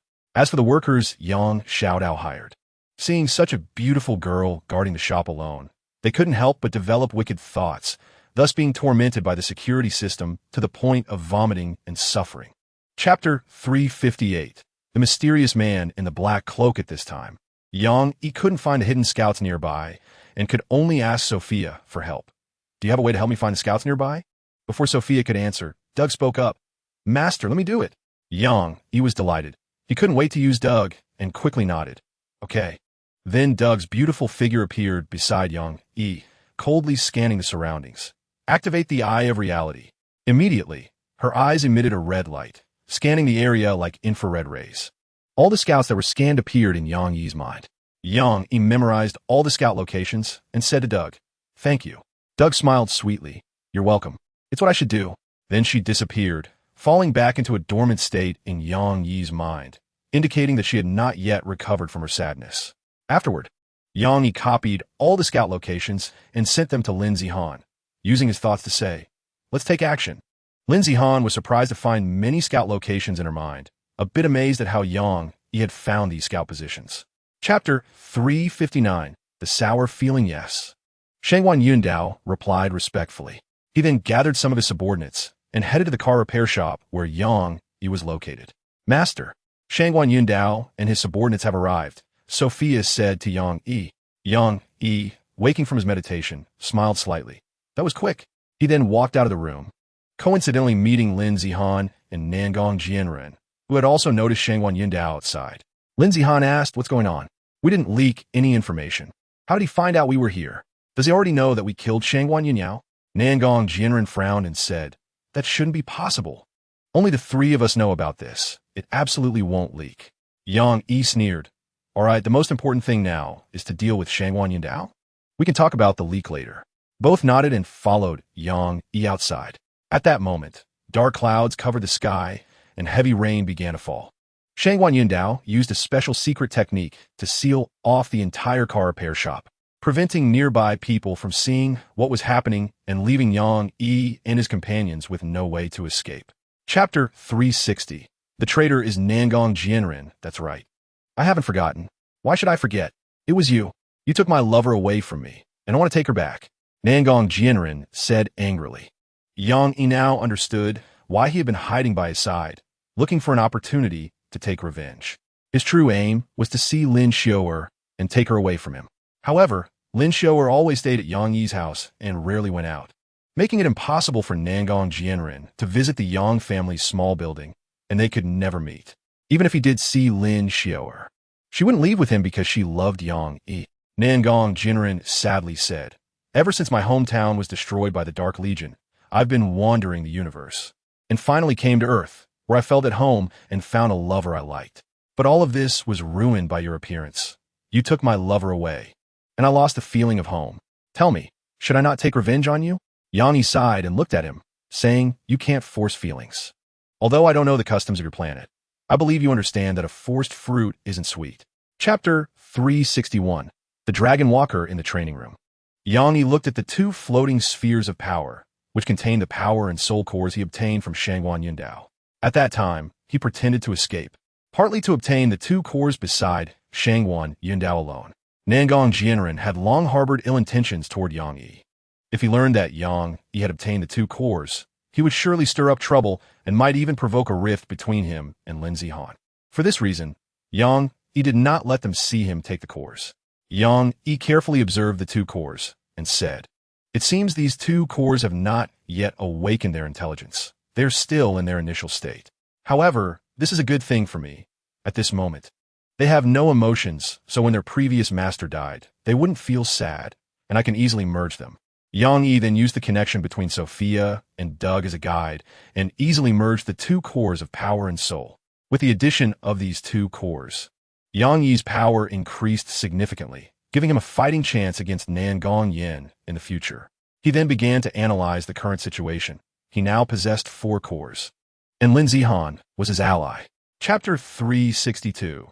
The water ball in the sky. After all, losing so many people, no matter how optimistic Nangong Yin was, he felt some pain. Just as a subordinate had gone out, he rushed back in. "Why are you back? And you barged in? Don't you understand the rules?" Nangong Yin said angrily. "Boss, it's bad. That guy named Yang Yi has brought people in, and he has already killed several thousand of us," the subordinate said in a panic. Nangong Yin immediately stood up from his chair. "What? Killed several thousand of us? Why are you only telling me this now? This just happened. I just went out and saw them break in. That guy named Yang Yi killed several thousand of us in an instant, and the remaining brothers can't hold on much longer," the subordinate said in terror. Having witnessed Yang Yi's devastating attacks, Nangong Yin knew that under such an onslaught, his remaining 10,000 subordinates couldn't last long. "Go. We need to go out and stop them. We can't afford to lose any more manpower." Nangong Yin gritted his teeth and said. He then went outside and saw Yang Yi and a few others easily dispatching his subordinates as if chopping vegetables, which made him furious. Chapter 363. The child going home. Nangong Yin looked at all this in shock and wondered, how could this happen? "Darling, what's wrong with you?" On the other side, Yang Yi saw Lin Zihan being knocked down from the sky by Nangong Yin and falling into unconsciousness, not knowing whether she was dead or alive, and he felt very worried. However, he was in the critical moment of merging and couldn't rush over to save Lin Zihan, leaving him anxiously waiting. Seeing the water ball becoming increasingly restless, Nangong Yin sighed and said, "All right, since you are unwilling to help me, I will handle these people myself. I know why you don't want to help me. That woman and that man have your child, and you don't want to act against your child. So you want to stop me. But today, I will show you how I deal with them, hoping you understand that offending me will not end well. With that, Yin charged at Yang Yi, gathering a massive water ball in his hands. At that moment, Yang Yi finally succeeded in merging the other two cores, and his aura underwent a significant change. His clothes billowed without wind, and his gaze became much sharper than before. He coldly stared at Yin and said, Yin, today is your day of death. Chapter 364. Investigating Lan Sitian, but when will they come down? How long do we have to wait? Lei Shuai said speechlessly. I think it should be soon. Let's wait a bit longer. Aguda replied. Half an hour later, the fatigue on Yang Yi and Lin Zihan had completely disappeared, and the cores from the core matrix returned to them. After reuniting with the core matrix, their cores had significantly improved, increasing their strength as well. The core matrix gradually shrank from a massive water form into a crystal-clear glass ball, slowly falling into Yang Yi's hands. It's like our mother. You must protect it well, Lin Zihan said. Yang Yi nodded. Don't worry, I will protect it well. Just like that, all the aliens in Beibeiqing were eliminated. Yang Yi not only had fewer enemies, but also gained many luxurious mansions, among which Nangongyan's mansion was the largest and most extravagant. However, Yang Yi was too lazy to move and chose to live in Shangwan Yindao's house. With that, the 500,000 points were finally in hand, making up for the previous debts. After deducting the expenses of these days, Yang Yi still owed 1,800,000 points, but at least it was decreasing. Chapter 365. Just to determine the outcome, Lan Sitian was a bit surprised by Yang Yi's arrival. She smiled and said, Boss, what made you think of visiting me? Yang Yi smiled back at her. Why can't I come to see you? Lan Sitian poured a glass of water for him and quickly added, I didn't say that. Yang Yi took the water she offered and took the opportunity to observe her closely, realizing she was indeed an ordinary person and had no aura of a core. This was quite strange. Could it be that my previous feeling was just an illusion? Yang Yi wondered. No, there must be something wrong with her. Perhaps I just haven't discovered it yet, he thought. As they were chatting, suddenly two imposing men walked in from outside. The aura around them was extraordinary. Clearly not ordinary people. They were Long Hantian and Hu Changxiao, who had rushed over upon hearing the news. As soon as they entered, their gazes landed on Yang Yi. Long Hantian was about to greet him when Hu Changxiao stepped forward and said, This is the famous Tiantech technology president. Yang Yi, right? I'm Hu Changxiao, the deputy leader of the supernatural investigation team. Yang Yi looked at the hand he extended, realizing from the moment he walked in that he was not an ordinary person. It turned out he was the leader of the supernatural investigation team. Chapter 366. Really can talk nonsense upon hearing Hu Changxiao mention her parents. Lan Sitian suddenly felt a wave of sadness and almost cried. However, she quickly stabilized her emotions and said to Hu Changxiao, I understand, it won't happen again. Hu Changxiao nodded and said to Long Hantian, Oh Long, it's getting late. Let's head back. Long Hantian nodded, and they both stood up to leave. As they passed by Yang Yi, Long Hantian said, Young man, work hard. We might have a chance to fight side by side in the future. Yang Yi nodded and watched them leave. Lan Sitian also looked at them as they left. She had intended to take a photo with them, but Hu Changxiao suddenly brought up her parents, touching a deep scar in her heart, causing her to lose her mood instantly. Yang Yi turned to Lan Sitian and asked, You seem to know them well. Do you know them? Lan Sitian nodded. Yes, they're the most powerful people on Earth, and they possess the best resources. You shouldn't reject them. Yang Yi smiled. He didn't quite agree. After work in the evening, Yang Yi said to Lan Sitian, You seem a bit unhappy. How about I take you somewhere? Chapter 367. Thick-skinned person seeing Yang Yi's extremely speechless expression, Lan Sitian smiled brightly. Why bother with them? Some people just love to gossip. Just ignore them. Yang Yi thought for a moment and found it reasonable. After all, he was the president of a listed company. So how could he stoop to their level? He then relaxed his mindset and focused all his attention on enjoying roller skating. At that moment, a man with an extremely arrogant expression glided in from outside. His name was Olua Chun, the son of Ao Qingzhu, the chairman of the Osher Group in Beisheng. He graduated from university last year, but had not worked since. He didn't need to work. With nothing to do every day, he wandered around causing trouble for pretty girls. He had visited all the places in Beisheng where beautiful women appeared and had grown tired of them. So he came to the nearby countryside to seek a change of taste. Yang Yi and Lan Sitian were in Lubai village, which was his first stop. He had been wandering around this village all day and found that only this skating rink was somewhat lively, so he couldn't help but come and take a look. Upon glancing around, he noticed there were quite a few beauties, the most eye-catching of whom was, of course, Lan Sitian. Her outstanding looks caught Oluwa Chen's attention at first glance, and a smug smile crept onto his lips. It seems the countryside has its fair share of beauties. I didn't expect to find such a gem. Looks like I'm lucky today.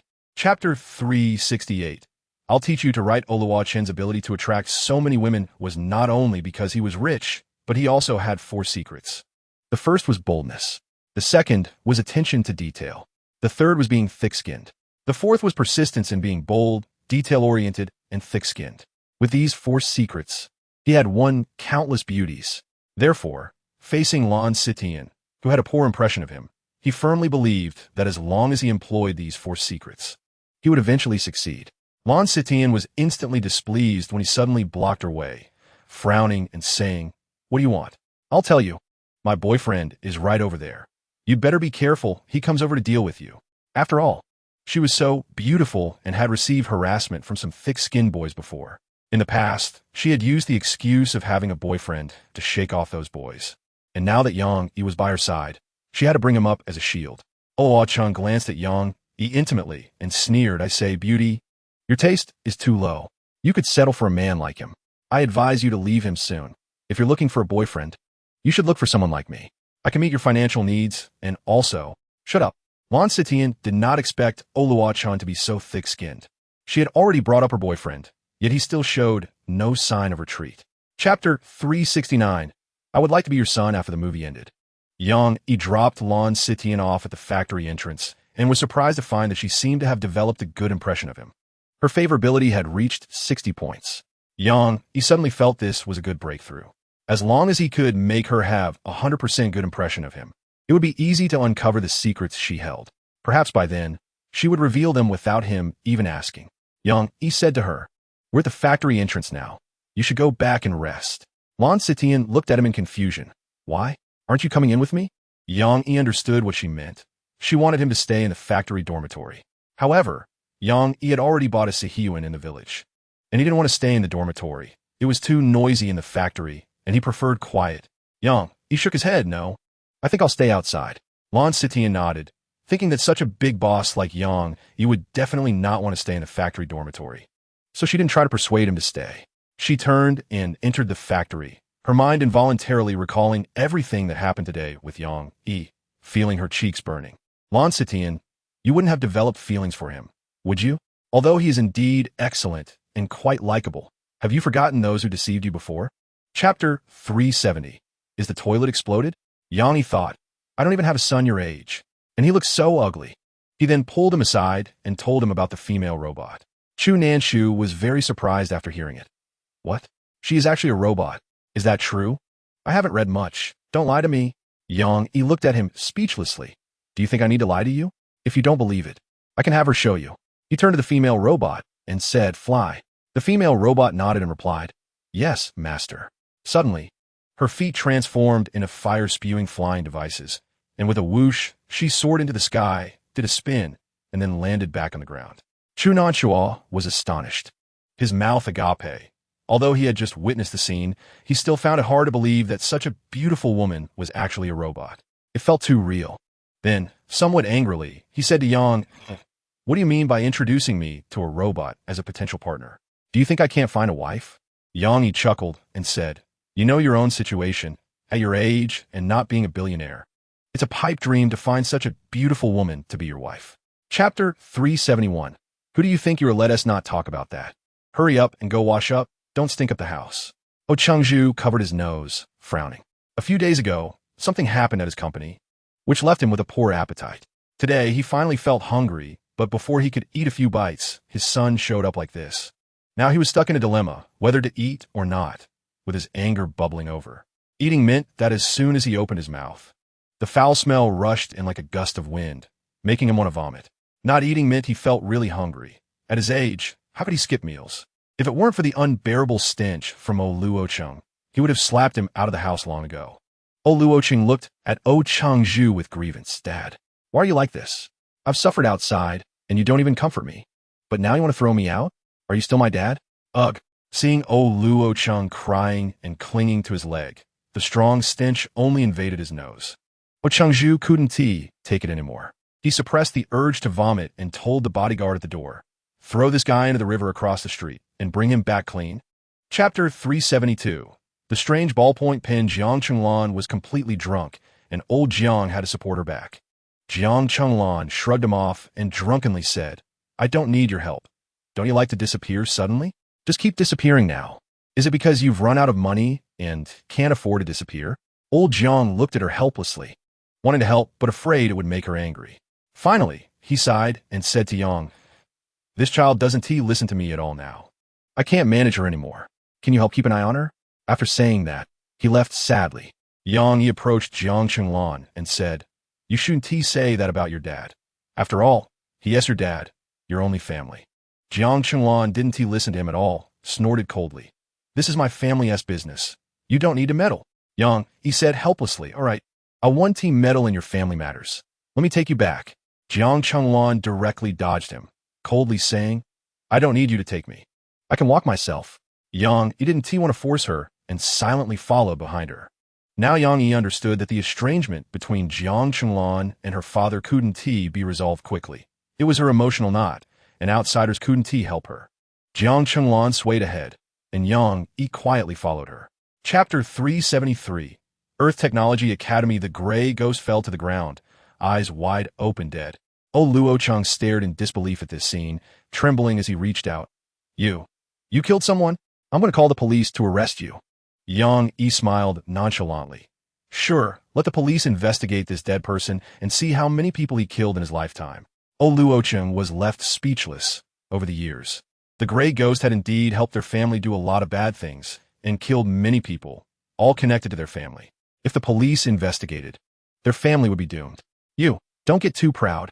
My family has even stronger experts. He will definitely kill you," Luo Cheng said without confidence. The strongest expert in their family had already been dealt with by Yang, and there was no one stronger to confront Yang, so he was just bluffing. Yang walked towards him, sneering, "Good. Then let your family's strongest person come. I want to see how strong he is. But before that, you might want to consider your own safety." Yang was right. At this moment, there were no bodyguard around Luo Cheng, and in front of Yang, he was like a defenseless baby, only able to passively take hits. Chapter 374. Very satisfied now that there was such a generous task reward, Yang was even more enthusiastic about investigating the Earth Technology Academy. He tidied up a bit, sent Yin Charan back to her hometown, and then picked up Chen Shuiping. Chen Shuiping had felt neglected for a while, and her goodwill had dropped by 5 points, now at 95 points. Yang sighed. He thought that bringing her back would immediately win her over.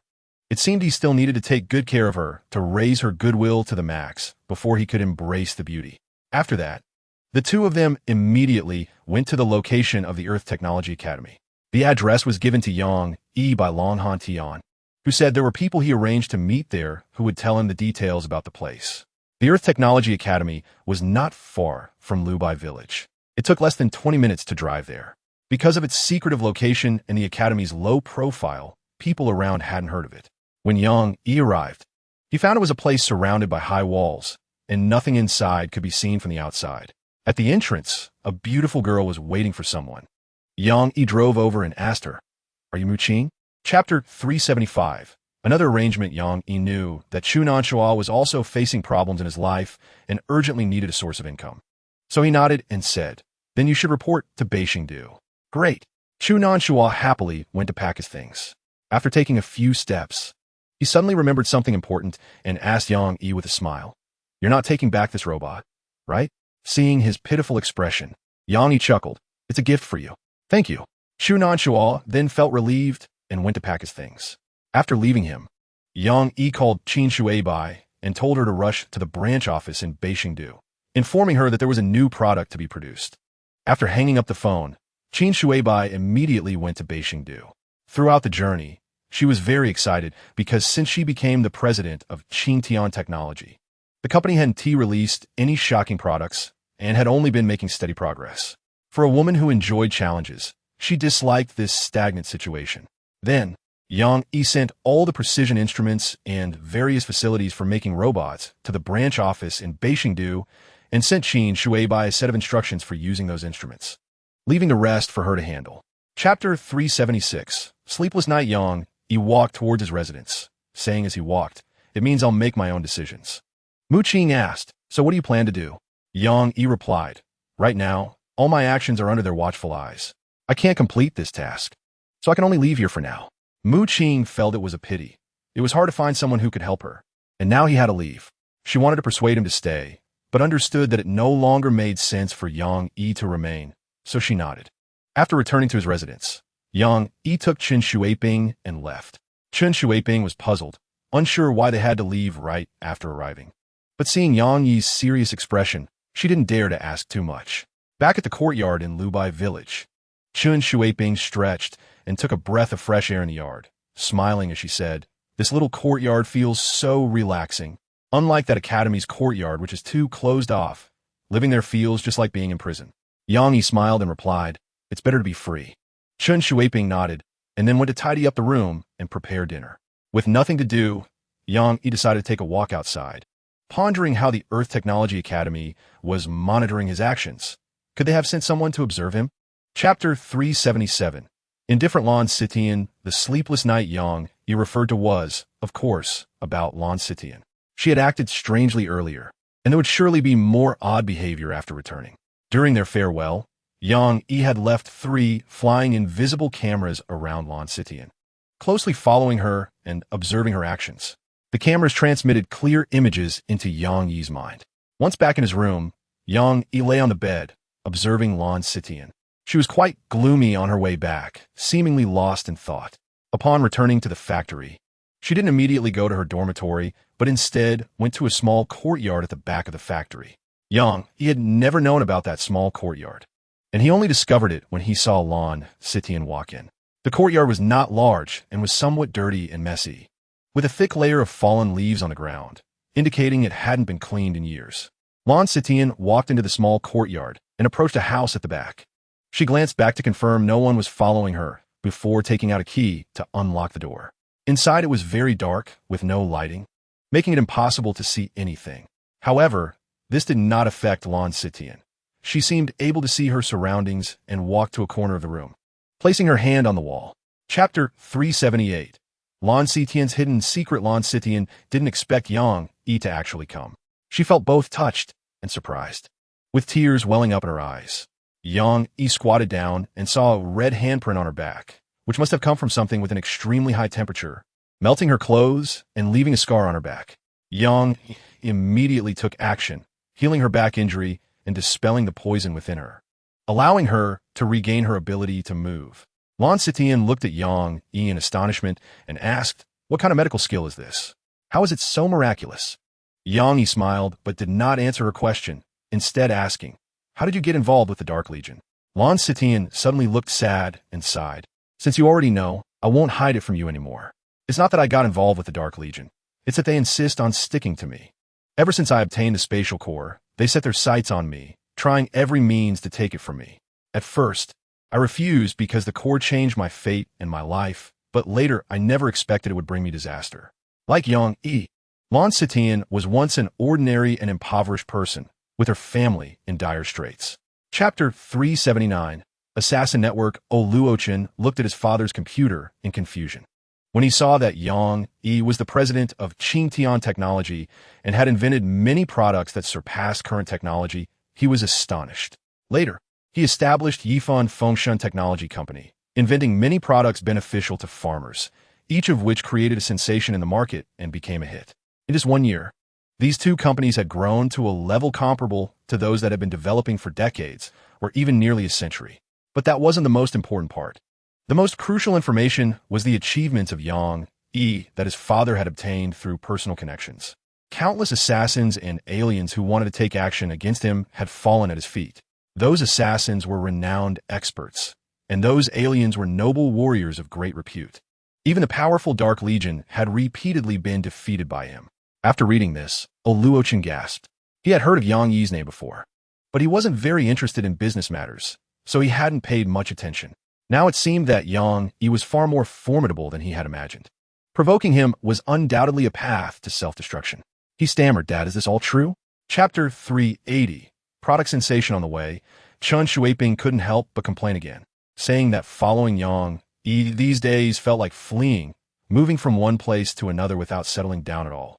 This remark made Lan Sitian burst into laughter, doubling over with amusement. But soon, she jolted and couldn't laugh anymore because she sensed something from Chen Shuiping's words and guessed the relationship between the two, suddenly feeling a wave of disappointment in her heart. As it turned out, Yang Yi and Chen Shuiping were indeed together. Not only had he completed the task, but he had also gained a beautiful wife. The three of them arrived in Beijing City, and Qin Shuibai was very happy, immediately arranging accommodations for them in a luxurious villa not far from the company. This villa was purchased by Qin Shuibai ever since she became the president of Tiantech Technology. She had dreamed of buying a villa in a first-tier city like Beijing City. Previously, she had only thought about it, but now it had become a reality, all thanks to Tiantech Technology. Upon learning that Yang Yi would be staying at the branch company for a while, Qin Shuibai was extremely excited and immediately moved into the villa to live with them, hoping to learn more skills from Yang Yi. Yang Yi, seeing her eagerness to learn, was also willing to teach her. Chapter 381. Regret this time, he didn't know what got into him, but he unexpectedly made a generous decision and bought the most expensive high-grade female robot. The chubby guy curled his lips and said, "Don't scare me. I've already checked the product manual. The quality and craftsmanship of the high, medium, and low-grade products are the same. Only the functions and lifespan differ. I'll buy a cheaper one to try first. If it's not good, I won't lose much. If it really is as good as they advertise, I can save up for a better one later." The chubby guy had a point, and the other roommates felt that buying the most expensive one right off the bat was a bit hasty. But the money had already been spent, and returning it was unrealistic. Besides, they hadn't tried it yet, so it was too early to draw conclusions. After that, they stopped paying attention to each other, each pulling their own bed curtains and starting to experience the product. A day later, they sat together, watching the female robot that helped them with laundry and cleaning. And they said with satisfaction, "This female robot is simply amazing. With her around, who needs a girlfriend? It's not worth the effort." And whether you can actually get one is another story. Ever since there have been more and more men and fewer women, these women have become so full of themselves that pursuing them requires a lot of effort. Chapter 382. The unseeing security guard Yang Yi and Qin Shui Lan arrived at the entrance of the Night City bar, where the security guard directly stopped them. "Hey, this is a high-end bar. Only those with status are allowed in. You two should go drink at a roadside stall instead." Qin Shui Lan was furious, not expecting to encounter such an unseeing guard. "Open your eyes and see clearly. This is Yang Yi, the president of Tiantech Technology." The guard glanced at Yang Yi with disdain and said, "If he is Yang Yi, then I'm the world's richest man." Qin Shui Lan looked at him speechlessly, thinking that Yang Yi was so famous that his photos could be easily found online. This fool couldn't possibly be incapable of going online. "Where's your boss? Haven't come see me. You have no vision, and I refuse to believe your boss is also blind." Qin Shui Lan said angrily. She often came here to drink, and every time she visited Beisheng, she would come here, never having seen such an unseeing security guard at the entrance. The owner of this Night City bar, Chen Dianpan, admired Yang Yi greatly and had mentioned several times that she should introduce him to Yang Yi. Therefore, Qin Shui Lan felt that as long as she could find Chen Dianpan, Yang Yi's status would be immediately revealed, blinding this guard's unseeing eyes. Chapter 383. A man with a female voice, Chen Dianpan said. "Here's the thing." His tongue rolled, suddenly extending out, and a transparent little blade, invisible to the naked eye, flew out straight towards Yang Yi's forehead. "Danger detected. Initiating autonomous defense," Sophia said. Then, an invisible barrier appeared in front of Yang Yi, blocking the incoming little blade and bouncing it back. Whoosh! The blade was very fast, and Chen Dianpan immediately fell back, but the blade still grazed his face, leaving a deep wound and blood flowed out. "My face! You actually cut my face!" Chen Dianpan's voice suddenly changed to a female voice, mixed with immense anger. Yang Yi sneered and looked at him, saying, "What are you talking about? You attacked me first. I was just passively countering. You brought this on yourself." Qin Shui Lan looked at them in confusion, not knowing what had happened and very puzzled about why Chen Dianpan's voice had turned into a woman's voice. "You must die today," Chen Dianpan said in a woman's voice. Yang Yi smiled slightly. "I'm afraid you don't have that ability." You'll know soon enough whether I have the ability, Chen Tianpan said coldly. Chapter 384. The Origin of the Assassin Soon. Wu Jiuxiao understood what Yang Yi meant. He smiled and said, I admit that sending someone to monitor you is wrong, and I apologize here. But I had my reasons for doing so, and I hope you can understand. Oh, then can you tell me what your reasons are? Yang Yi asked, staring at him. Wu Jiuxiao said, all right. Since it has come to this, I don't want to hide it from you. You must have heard of the Cosmic Star Alliance, this righteous force. Yang Yi was slightly surprised and nodded. Wu Jiuxiao continued. The person you captured and I are both members of the Cosmic Star Alliance. We established the Earth Technology Academy on Earth to find like-minded people to jointly resist the Dark Legion. At the same time, we also want to train people on Earth to make them strong enough to confront the Dark Legion. So we are friends. You don't need to be so hostile. Yang Yi sneered and looked at him. Is that so? What you say sounds nice, but today your people just attempted to assassinate me, and you still talk about friendship. Do you have friends like that? Wu Jiuxiao was very surprised and said, I didn't send anyone to assassinate you. I only sent a man and a woman to follow you, just to find out your background. I didn't order them to trouble you. Chapter 385. A visit to Japan. Now that the assassin had revealed his origins, Yang Yi had a way to find his organization. So he didn't need him to continue speaking. As for the last question he wanted to ask, he wanted to clarify how many bad deeds he had committed. If he was a person with a long history of evil, then he couldn't be left alive. The assassin realized Yang Yi's intentions and knew that if he revealed the specific number, he would definitely die, so he shut his mouth and said nothing. Yang Yi snorted coldly. Do you think that if you don't speak, I want to kill you? For someone like you, your hands must be stained with a lot of blood.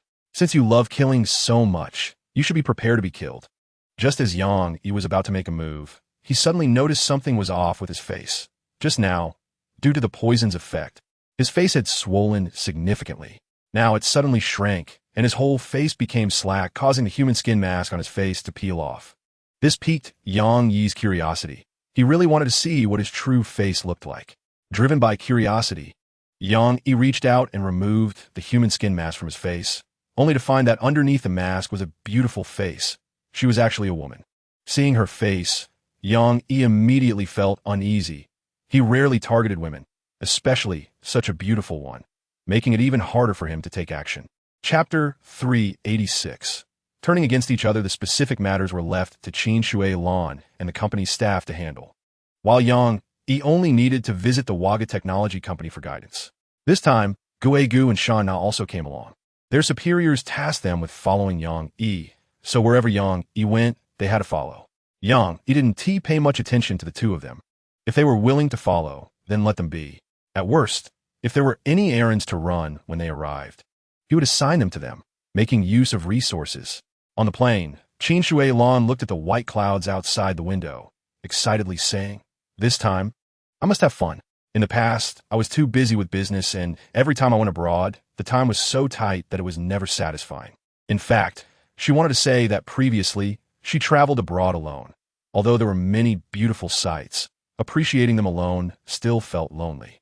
If she could have someone to share the beauty with, especially someone she cared about deeply, that would make the trip worthwhile. Yang Yi nodded, absolutely. This is my first time going abroad. I must appreciate the foreign scenery well. Although he had soared through the universe several times, even visiting other planets, the idea of going abroad still excited him. Chapter 387. A good wife. Gu and Shan Na were also not to be underestimated. With a swift kick, they knocked many people down and cleared a path for Yang Yi and Qin Shui Lan. Yang Yi was very satisfied with their performance and quickly left with Qin Shui Lan. When Kawasaki Shun saw that his subordinates were quickly knocked to the ground and couldn't stop Yang Yi, he was immediately furious and shouted, Useless. All of you are useless. Gu let Shan Na charge ahead first, then grabbed a chopstick from the side and threw it at Kawasaki Shun. The chopsticks shot into Kawasaki Shun's chest like arrows released from a bow, pinning him against the wall. Kawasaki Shun let out a terrible scream and then fell silent. Chairman! Secretary Liu Yuanhui was extremely saddened. This was her livelihood. Now was gone just like that. After Yang Yi and Qin Shuilan rushed out, they ran through the streets, closely pursued by the samurai. There were many people on the street now, making it inconvenient to fight back. Yang Yi planned to find a less crowded street to deal with the samurai behind them. Soon, they arrived at a deep alley. which was a dead end with no way out. The samurai followed closely and blocked the entrance to the alley, with the leading samurai arrogantly saying, "Run? Why don't you run?" Chapter 388. Two great masters Yang Yi also planned to export his previous products to Japan for sale, aiming to establish a foothold there. Tiantech Technology's establishment of a branch in Japan made many companies anxious. They had long heard of Tiantech Technology's reputation. Every product sold was a disaster for competitors. Now that Tiantech Technology was in Japan, almost all companies were watching it, trying every means to find out whether it had plans to develop new products and what those new products were, so they could respond accordingly. Many companies sent elite personnel to infiltrate Tiantech Technology's branch to grasp its movements. Yang Yi had learned about this through technical means. He didn't care what other companies did as long as it didn't affect his production. He was confident because those companies couldn't understand his movements. Every time he developed a new product, it was out of sudden inspiration with no prior indication. The products were immediately put into production and then launched for sale. And in such a short time, other companies could not obtain information in time, nor could they respond promptly. Chapter 389. A blessing in disguise. As Ming Zhe also rushed forward, the samurai sword in his hand was constantly swung, and in an instant, it transformed into 6 or 7 long swords. Yang Yi snorted coldly, a trivial skill. He calmly stood his ground, not dodging or evading, and directly threw a freezing punch. In an instant, a powerful blue fist surged forward, carrying an unmatched momentum, crashing heavily into Ming Zhe. Ming Zhe immediately felt an immense coldness. He watched helplessly as the icy fist came crashing toward him, unable to dodge in time. Just like that, the massive blue fist instantly turned him into powder. The samurai sword in his hand fell to the ground with a clang. Yang Yi picked it up from the ground, playing with it in his hand, then looked at Hicklames. "It's your turn." Hicklames swallowed hard, regretting arranging today's assassination. His strength was on par with Ming Zhe's. Since Ming Zhe was so easily killed by Yang Yi, he was even less a match for Yang Yi. Rushing in recklessly would surely lead to his death. He immediately put on a smile and said, "Mr. Yang, today's incident is just a misunderstanding. You are magnanimous, so let us not hold it against me. Just consider that I was never here." Chapter 390. An incredible question. Ling Zhengfeng nodded. "No problem.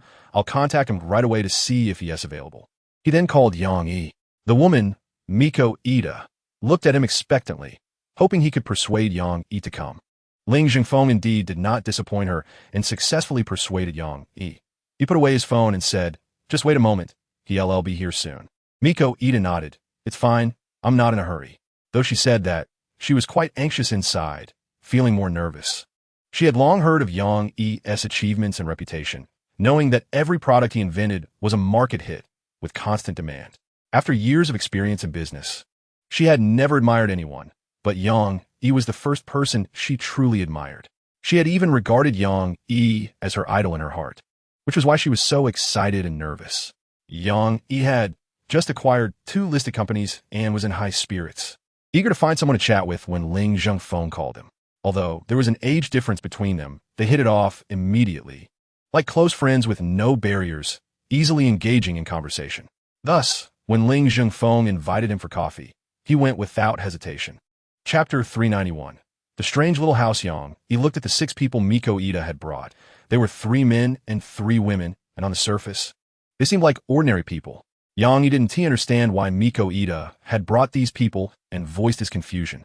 Miko Ida explained, "They are bodyguard from the Kyushishi security company. This operation is very dangerous, so I brought them to protect us." However, she had more to say. The last time she went to the mountain cabin, she had also brought several bodyguards from a security company, but all of them had died.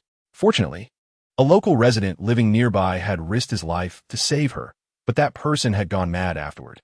She compensated that security company some money, but didn't disclose the specifics to avoid scaring anyone away from accompanying her into the mountains. Ming Mushi, sitting behind Yang Yi, said unhappily, "Listening to you makes it seem like you think we're incapable." Yang Yi didn't expect her pride to be so strong. He smiled and said, "That's not what I meant. I'm just genuinely surprised that you girls would take on such dangerous work." The other 2 girls hadn't spoken yet, but Yamada Zong, sitting next to Ming Mushi, sneered. "What? Do you look down on those 3 girls? I'll tell you, any one of them can knock you to the ground." Chapter 392. The monster in the woods, after saying that. She directly opened the back door and walked toward the garden behind. Yamada Zong shook his head helplessly, inwardly complaining about Yang Yi being troublesome, and hurriedly chased after her. Ming Mu, she went to the back, but didn't see Yang Yi. She quickly searched the surroundings. The mountain cabin was a two-story small building with a very small garden and gazebo at the back, and the surrounding environment was easy to survey. However, she didn't see Yang Yi and instinctively thought he might have gone to the front woods, feeling annoyed at Yang Yi. This blockhead, why can't he stay put? With such a big mountain, if he gets lost inside, how are we supposed to find him? Just as she was about to check the front woods, she suddenly heard footsteps behind her, quickly approaching.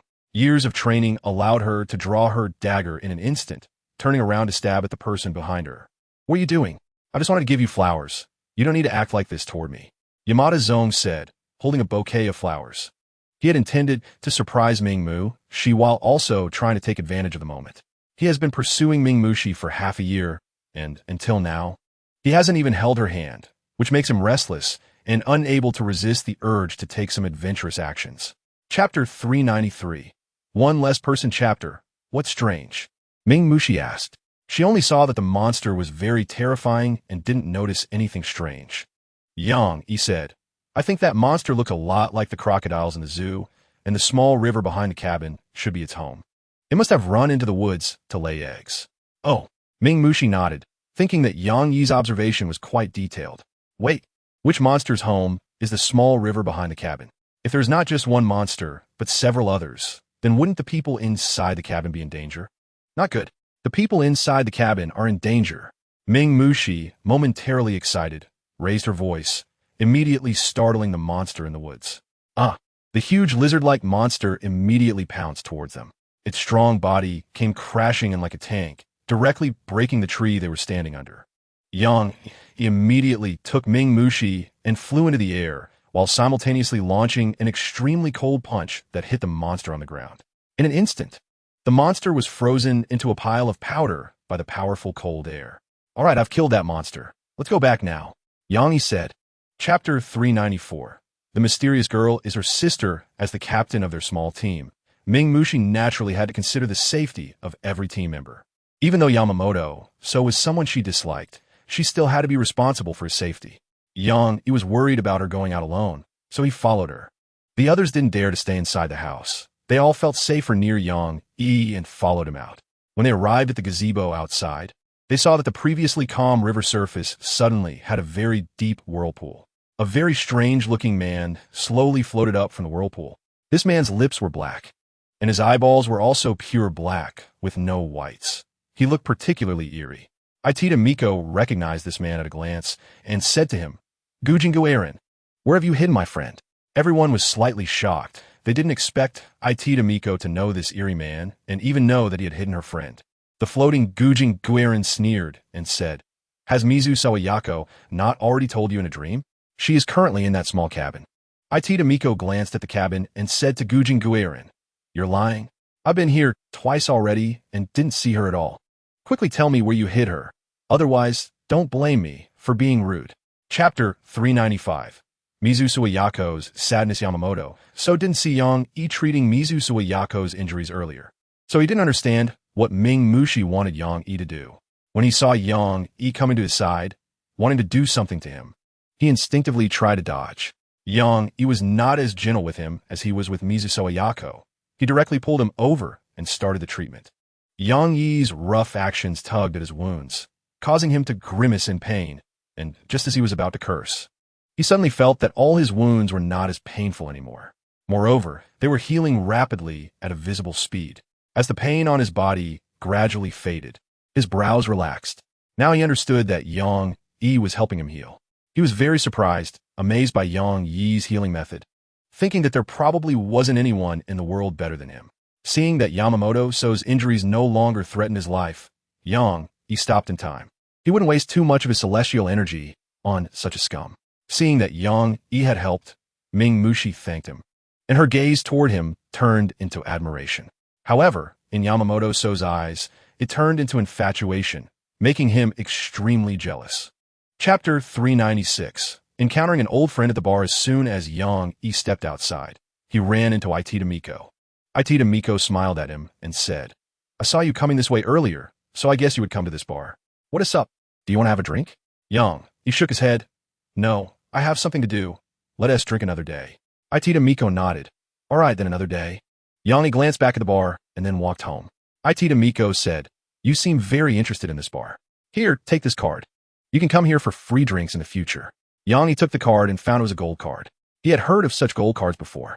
Those who owned such a gold card were either shareholders of the bar or the bar's owners. Both types of people could drink at the bar without spending money.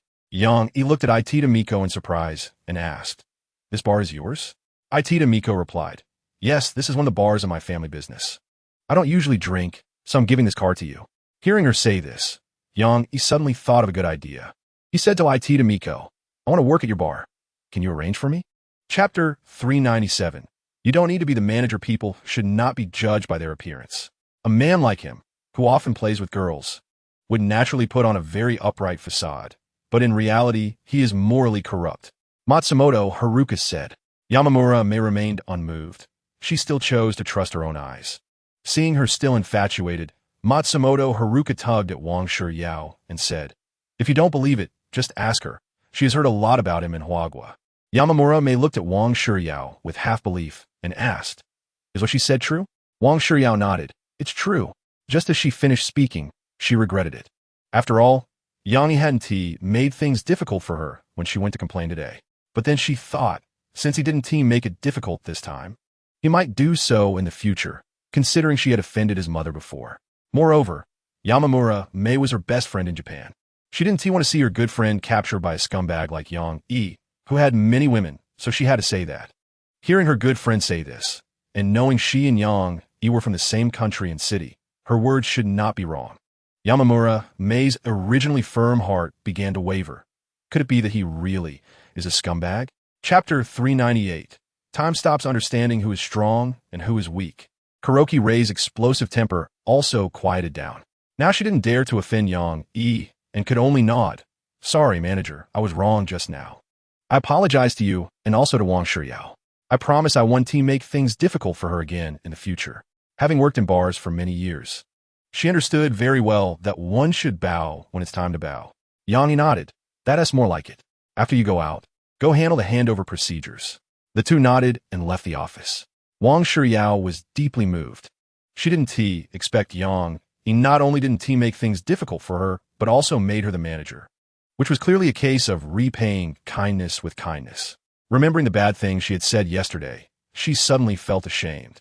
After completing the handover procedures, she immediately found Yamamura May and clarified the rumors about Yang.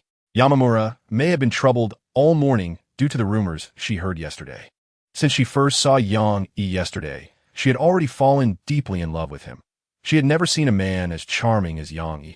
Now that the rumors were dispelled, she was no longer troubled and loved Yang even more firmly, believing that a cross-national relationship was also a great choice. Chapter 399. Building a strong team at the same time, everyone in the office would be frozen in place, and only he could move freely. At that time, he could still kill Yang and take the core from him. With a command from him, everyone in the office froze. And he smiled at Yang. You were clever all your life, but now you've fallen into my hands. It seems you're not so impressive after all. Then, Chen waved his right hand, and a dagger appeared in his hand, stabbing directly at Yang Yi's heart.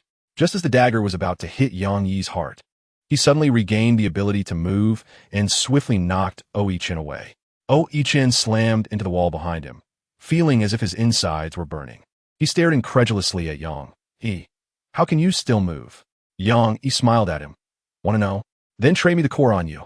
He immediately lunged at Chen, ready to strike again, to kill him and take his core. Just as he was about to reach Chen, a massive black hand suddenly appeared on the wall, grabbing Chen and swiftly taking Kuroki Rei away, vanishing in an instant. Chapter 400. The Cosmic Star Alliance truly defeated Yang. He then spent 100,000 points to buy a signal receiver. Now he still needed a training ground, preferably a deserted island. Yang immediately opened the world map in his mind to find a suitable island and quickly discovered an unnamed island. He prepared to conduct an on-site inspection, but the journey was long and would take him through many countries' territories, which would be quite troublesome. To avoid these troubles, Yang Yi had no choice but to spend 200,000 points to buy a small spaceship from the system store. This small spaceship had a cloaking feature and could evade all technological eyes on Earth. Afterward, Yang Yi set off in the spaceship. The spaceship was very fast and reached the island in just 1 minute. This island looked small on the map, but was actually quite large, making it suitable for establishing a kingdom. Moreover, the island had abundant rainfall, many edible plants and fruits, and good air quality, making it an excellent training ground. However, it was currently too desolate, and some facilities needed to be set up. There was no choice. Yang Yi had to continue to spend points, buying many parts to assemble a huge base. Chapter 401. The odd task among the crowd. There were still those who understood. They could tell that the video was genuine and not fabricated using technology. Realizing this, they believed Yang Yi's words. "All right, we believe you are Yang Yi. Tell us, why did you call us here today?" said the burly man with the giant axe. Yang Yi replied, "Of course, it's to gather everyone's strength to fight against the Dark Legion." Yang Yi knew that these aliens had suffered greatly at the hands of the Dark Legion. They hated them to the bone, but lacked the ability to take revenge, which was why they fled to Earth. Therefore, as long as he mentioned leading them against the Dark Legion, they would certainly agree. As expected, they immediately agreed, all angrily saying, "We are willing to follow you to fight against those monsters of the Dark Legion. Yes, as long as you lead us against the Dark Legion, we will recognize you as our leader." Seeing that these people had united, Yang Yi nodded in satisfaction. "I understand your feelings, but the Dark Legion is not so easy to deal with. We need to take it step by step and not rush." A young man also chimed in. "He is right. We have all witnessed the strength of the Dark Legion. We cannot strike rashly, or it will bring us catastrophic consequences." Chapter 402. Doesn't he deserve you? Looking at her blushing face, Yang Yi suddenly found her quite cute and couldn't he help but feel a flutter in his heart.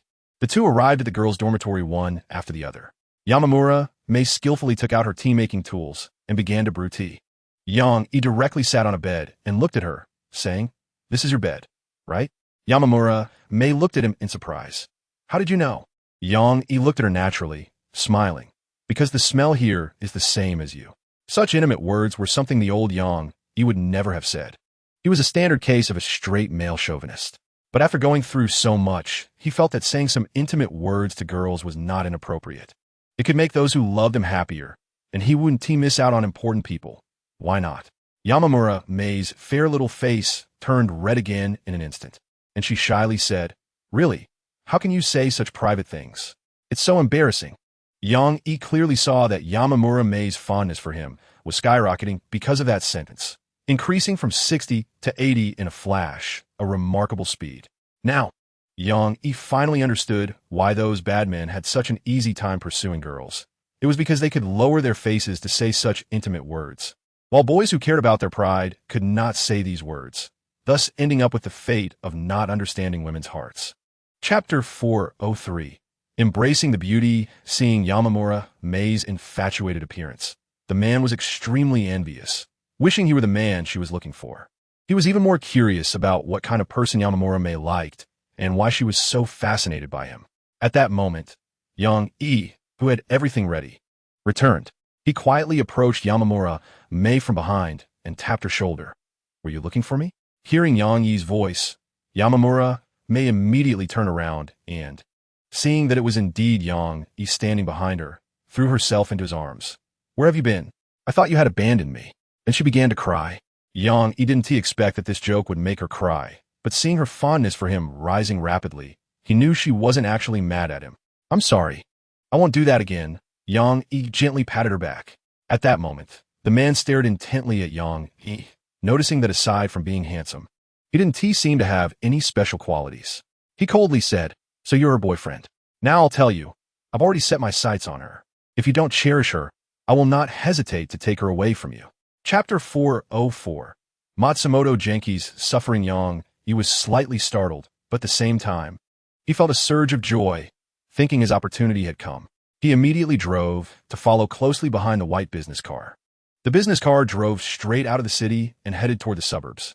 It was the early morning, and the sky was still dark. The outskirts were pitch black, with no sign of life. The business vehicle twisted and turned, eventually arriving at an abandoned factory area, and turned into a large factory. Yang parked the car in a nearby bush and quietly approached the factory. Matsumoto Haruka was terrified along the way. Everyone in the car was staring at her with fierce expressions, like a pack of wolves eyeing a delicious bun.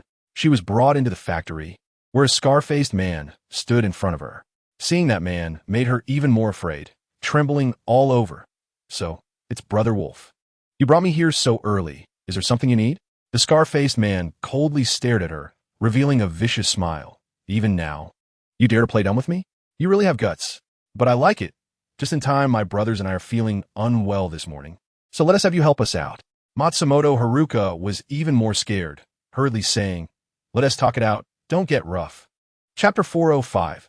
Quack Doctor, what illness does your mother have? Yang asked. "Cancer," Matsumoto Haruka said sadly. "Take me to your home. Maybe I can cure your mother," Yang said. Matsumoto Haruka instinctively thought he was bragging, but recalling how effortlessly he had dealt with nearly 100 strong men earlier, she wondered if he really possessed miraculous medical skills. Upon arriving at Matsumoto Haruka's home, Yang found it to be a typical Japanese house. Not very spacious, but quite well furnished. However, since her mother was the only one at home and was unwell, the house had not been tidied up, making it look quite messy. Seeing the disarray, Matsumoto Haruka smiled awkwardly and said, "Sorry for the mess. I usually work a lot and rarely clean up at home. Please make yourself comfortable." Yang disliked sitting on the floor, and since he wasn't there as a guest, he asked Matsumoto Haruka, "Where is your mother? Please let her come out so I can see her." Matsumoto Haruka nodded and called into the inner room. "Mom, are you there?"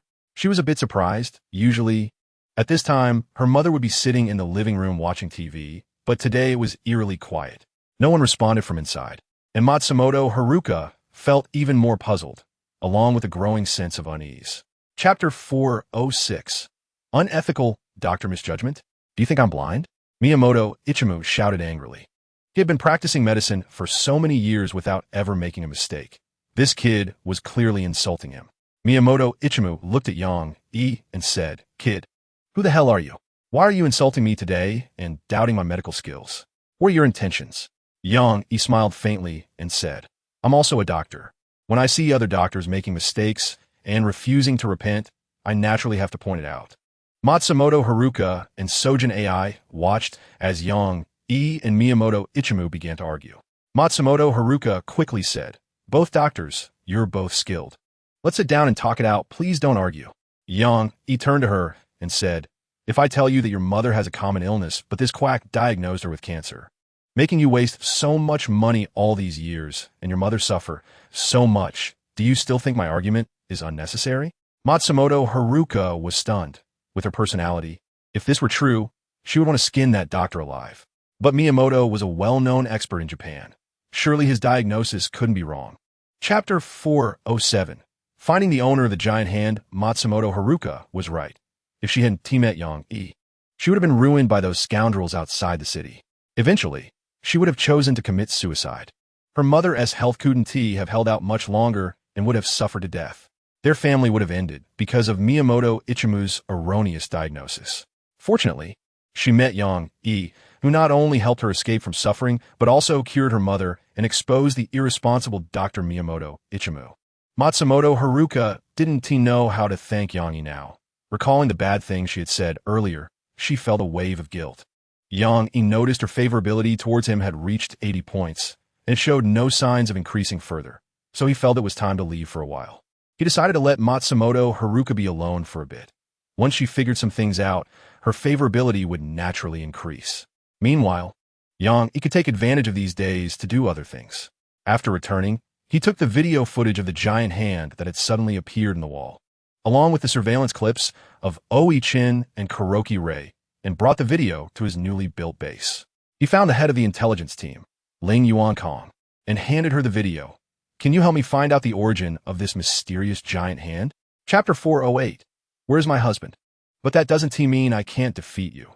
To put it in Earth terms, a dead camel is still bigger than a horse. That's the logic. Zisha said. Yang smiled slightly. "All right, let me see just how big this dead camel of yours is." He instantly struck out with an extremely cold punch.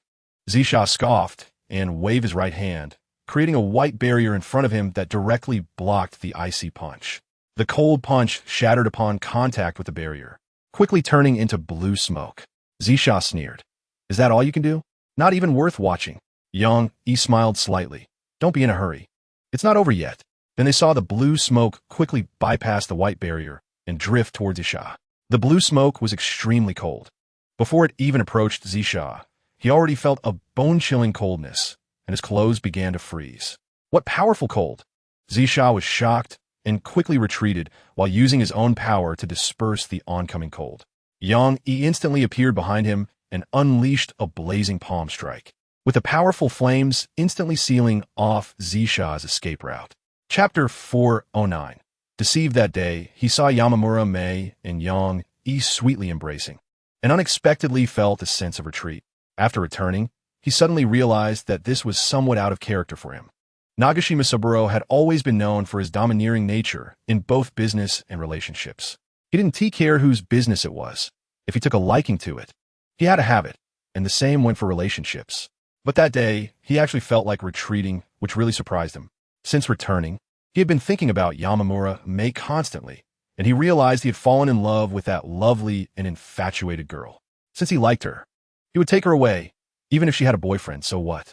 That was his true nature. Nagashima Saburo immediately called for his butler and said, "Go tell the driver to find the girl I saw in the park that day. Hurry up."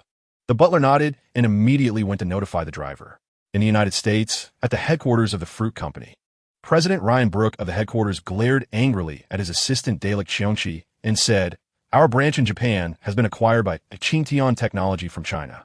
How come you're only telling me this now, after so long?" Chapter 410. Rich Lady Yamamura Mei was furious and immediately wanted to curse a whole bunch of profanities. But he held back. He was well aware of the other party's profession. After all, they were a dedicated assassin, not someone a businessman like him could provoke. Having been in the business world for years, he had long mastered the method to suppress his anger instantly.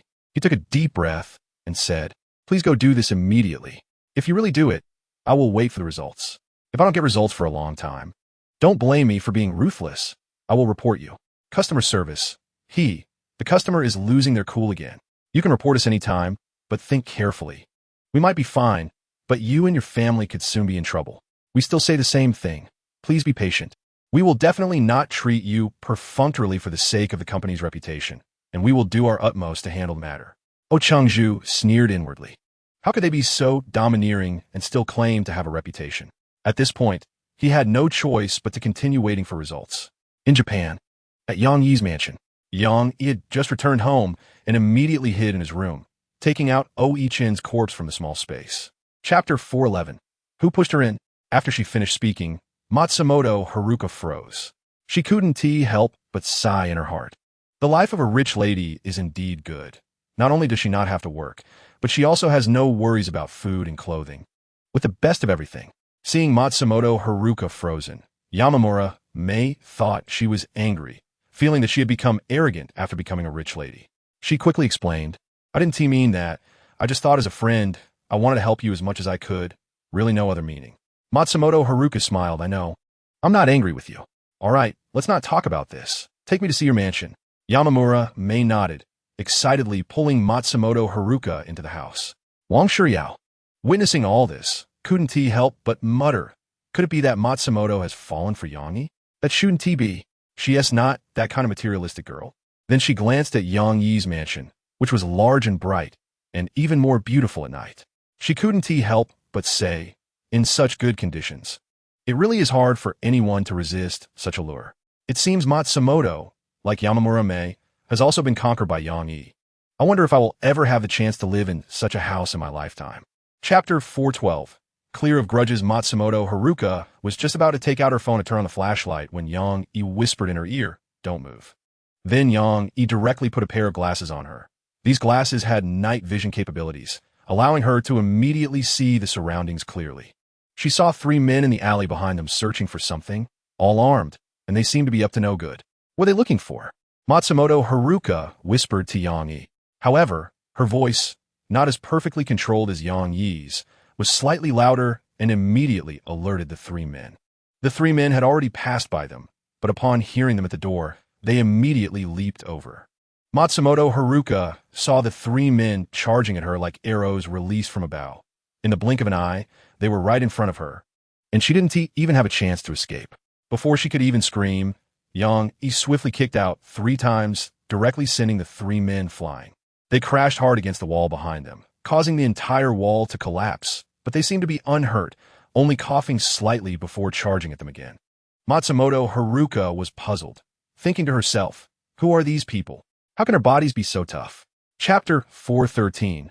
The Super Network of the Dark Legion. After that, Yang immediately went to Alliance Island, handing over the 3 captured assassins to Ling Yuanxiang to find out who was behind them. Ling Yuanxiang patted his chest and assured him he would complete the task.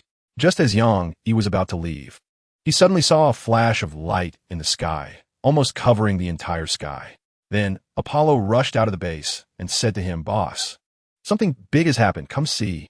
Yang was startled, quickly following him into the base and arriving in front of the control room's large screen. At that moment, he saw the large screen had turned blue, filled with code, and many people familiar with cosmic computing were operating around. Yang could tell they were attempting to connect to a network. Soon, the large screen returned to normal, and the leader of the computer group said, "We are connected." Yang noticed everyone's expressions were serious and asked Ling Yuanxiang, "What is going on? What network are you connecting to?" Ling Yuanxiang replied, "This is a new type of network developed by the technology group in the Dark Legion, capable of covering the entire universe and easily probing all biological information throughout the universe." Apollo couldn't help but exclaim, "Such powerful technological strength." Chapter 414. Lunar Energy. Just after Matsumoto Haruka left, Wang Shuyao was preparing to go to work when she suddenly noticed a wallet on the table. It was Matsumoto Haruka's. Sigh, this silly girl. How could she still be so forgetful? Could it be that she's so excited after becoming a rich lady? Wang Shuyao shook her head. She picked up the wallet and ran outside. Just as she stepped outside, she saw Matsumoto Haruka getting into a taxi and leaving. She was about to shout loudly when she suddenly saw a man in sunglasses driving toward the taxi Matsumoto Haruka was in. Although she only caught a hurried glance, she recognized the man as Miyamoto Kazuki.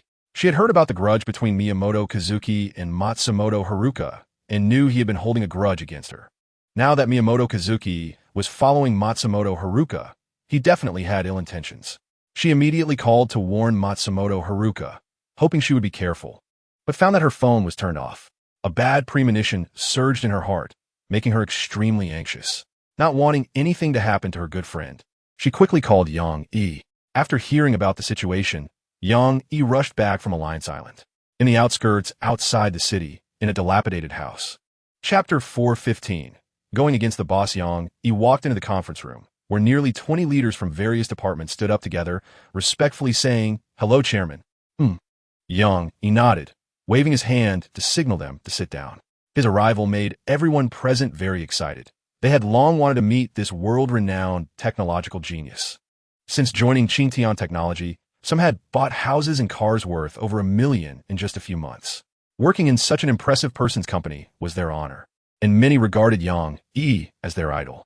Now that they finally saw their idol, their hearts raced with excitement. At this moment, Qin Shublin said to Yang, "Chairman, the person next to you is the new president of the company. Her name is Su Di, and she just returned from studying at Harvard University, a prestigious school abroad, majoring in management. She has won countless awards and is truly a top student. I believe that with her in charge, the company will definitely reach new heights." Yang understood Qin Shublin's intention. She is now his wife, and like Su Ningxiang, she only wants to be a full-time housewife in the future and does not wish to compete in the workplace. Chapter 416. Be my girlfriend. Due to the large scale of the project and the tight schedule, Yang especially hired a nearly 100-member construction team at a high price to start work immediately. This project was different from previous ones, and Yang paid special attention, personally supervising at the construction site and staying nearby. After the workers arrived, they first built dormitories and then began construction. Yang knew that these migrant workers had a hard life, so he provided them with very good meals, reaching the level of white-collar workers in the company. The workers all exclaimed that he was a good boss, which motivated them to work even harder. One day, while inspecting the site, Yang suddenly saw someone familiar. Upon closer inspection, he realized it was an old workmate of his. After graduating from university, There was a time when he couldn't find a job and didn't want to ask his family for money. So he worked at a nearby construction site for a few months. He met this workmate there, Sanmu. He called out to his workmate. His workmate's name was Lu Sanmu, and because he had a scar on his forehead that made him look like he had 3 eyes, he was nicknamed Sanmu. Lu Sanmu turned to look at Yang and exclaimed, "What are you doing here?" Chapter 417. Boss Yang after saying that, he lunged at Liang Jinyao. Liang Jinyao dodged to the side and warned him, "I warn you, don't get too close, or I'll call for help." Song Yufan chuckled. "Go ahead and shout. The more you shout, the more excited I get. And I don't care what others think of me. I only care about whether I can have you. Even if someone comes, what can they do? Who dares to meddle in my business on this construction site?" Liang Jinyao knew that Song Yufan was not only a petty person, but also a rogue. He had an exceptionally thick skin. There was a beautiful girl on the construction site whom he pursued madly, both at work and after hours. Once, he even forcibly dragged that girl out to a dark grove. At that time, someone tried to stop him, but he violently beat them with an iron rod, nearly causing a fatal incident. Fortunately, the foreman managed to stop him in time. Otherwise, he would have really killed that person. It was because of his ruthlessness that no one dared to provoke him on the construction site, and after that incident, no one dared to meddle in his affairs again. That girl left the site afterward and went to work elsewhere. Chapter 418.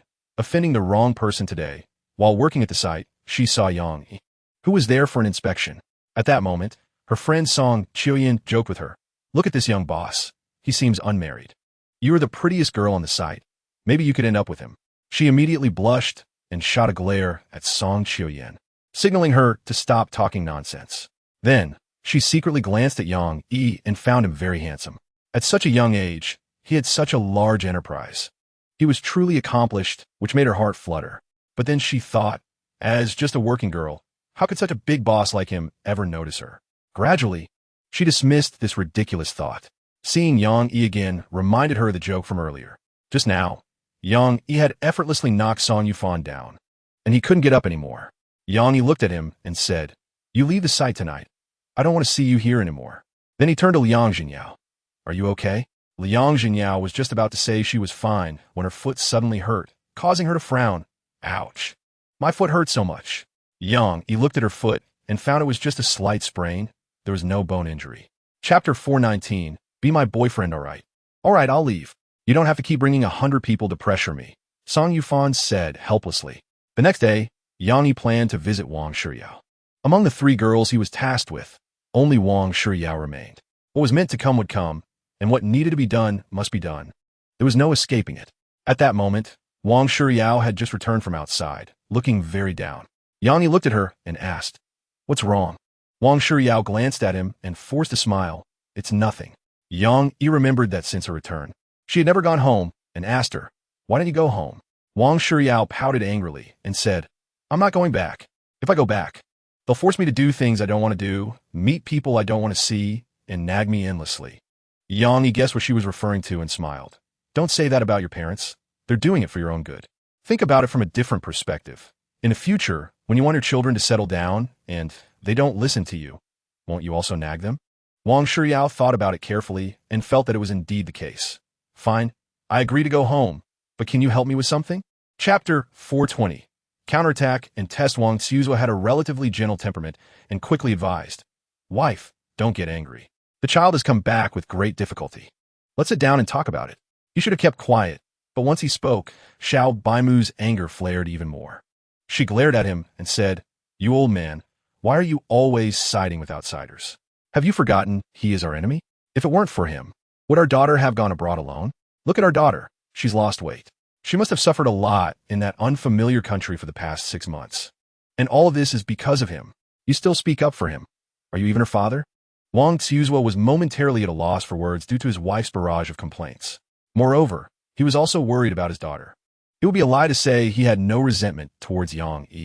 Yang never expected that Wang Shiyao went abroad because of him, and recalling the hardships she endured abroad, he felt he should apologize. "I'm sorry, uncle and aunt, it's all my fault. I didn't consider things thoroughly before, which caused Yao Yao to suffer abroad. I'm sorry, Yao Yao. I was wrong before. I shouldn't have focused solely on business and neglected you. It's all my fault."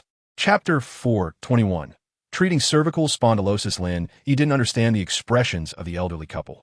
Seeing them silent, he thought they had taken his words to heart and continued. He's just a disaster. Being with him will not lead to a good outcome for Yao Yao. It will only make her suffer more. Yao Yao is young and doesn't understand. You two must take it seriously. These words didn't need to be said by him. Xiao Baimu and Wang Tsuzua would also consider them seriously. But now Lin Yi continues to talk about this matter without any sense, clearly trying to provoke their daughter. Xiao Baimu immediately lost her good temper and coldly stared at him, saying, "Young man, are you blind?" Our Yao Yao is already angry. Right now, we just want her to stay at home and have a meal with us. As for other matters, we don't want to discuss them today. Seeing that Xiao Baimu was uninterested in what he said, Lin Yi became even more anxious. "Auntie, I'm doing this for Yao Yao's good. She's young and doesn't understand. You all don't understand either. Major life events cannot be taken lightly. You can't just watch Yao Yao fall into a deep pit." In the kitchen, Wang Shiyao, who was busy, heard his words and immediately slammed the knife on the cutting board, turning around to glare at him coldly. "Who are you calling a deep pit?" Seeing Wang Shiyao angry, Xiao Baimu quickly pointed at Lin Yi's nose and said, "If you dare to make my Yao Yao angry again, get out immediately and don't come back." Chapter 422. Lost again. Yang Yi's method was to first unblock the nerve blood vessels in her neck to alleviate her pain. Then he used the magical techniques from the immortal energy restoration technique to help her realign her cervical vertebrae. As long as the cervical vertebrae returned to their normal curvature, her cervical spondylosis would naturally disappear.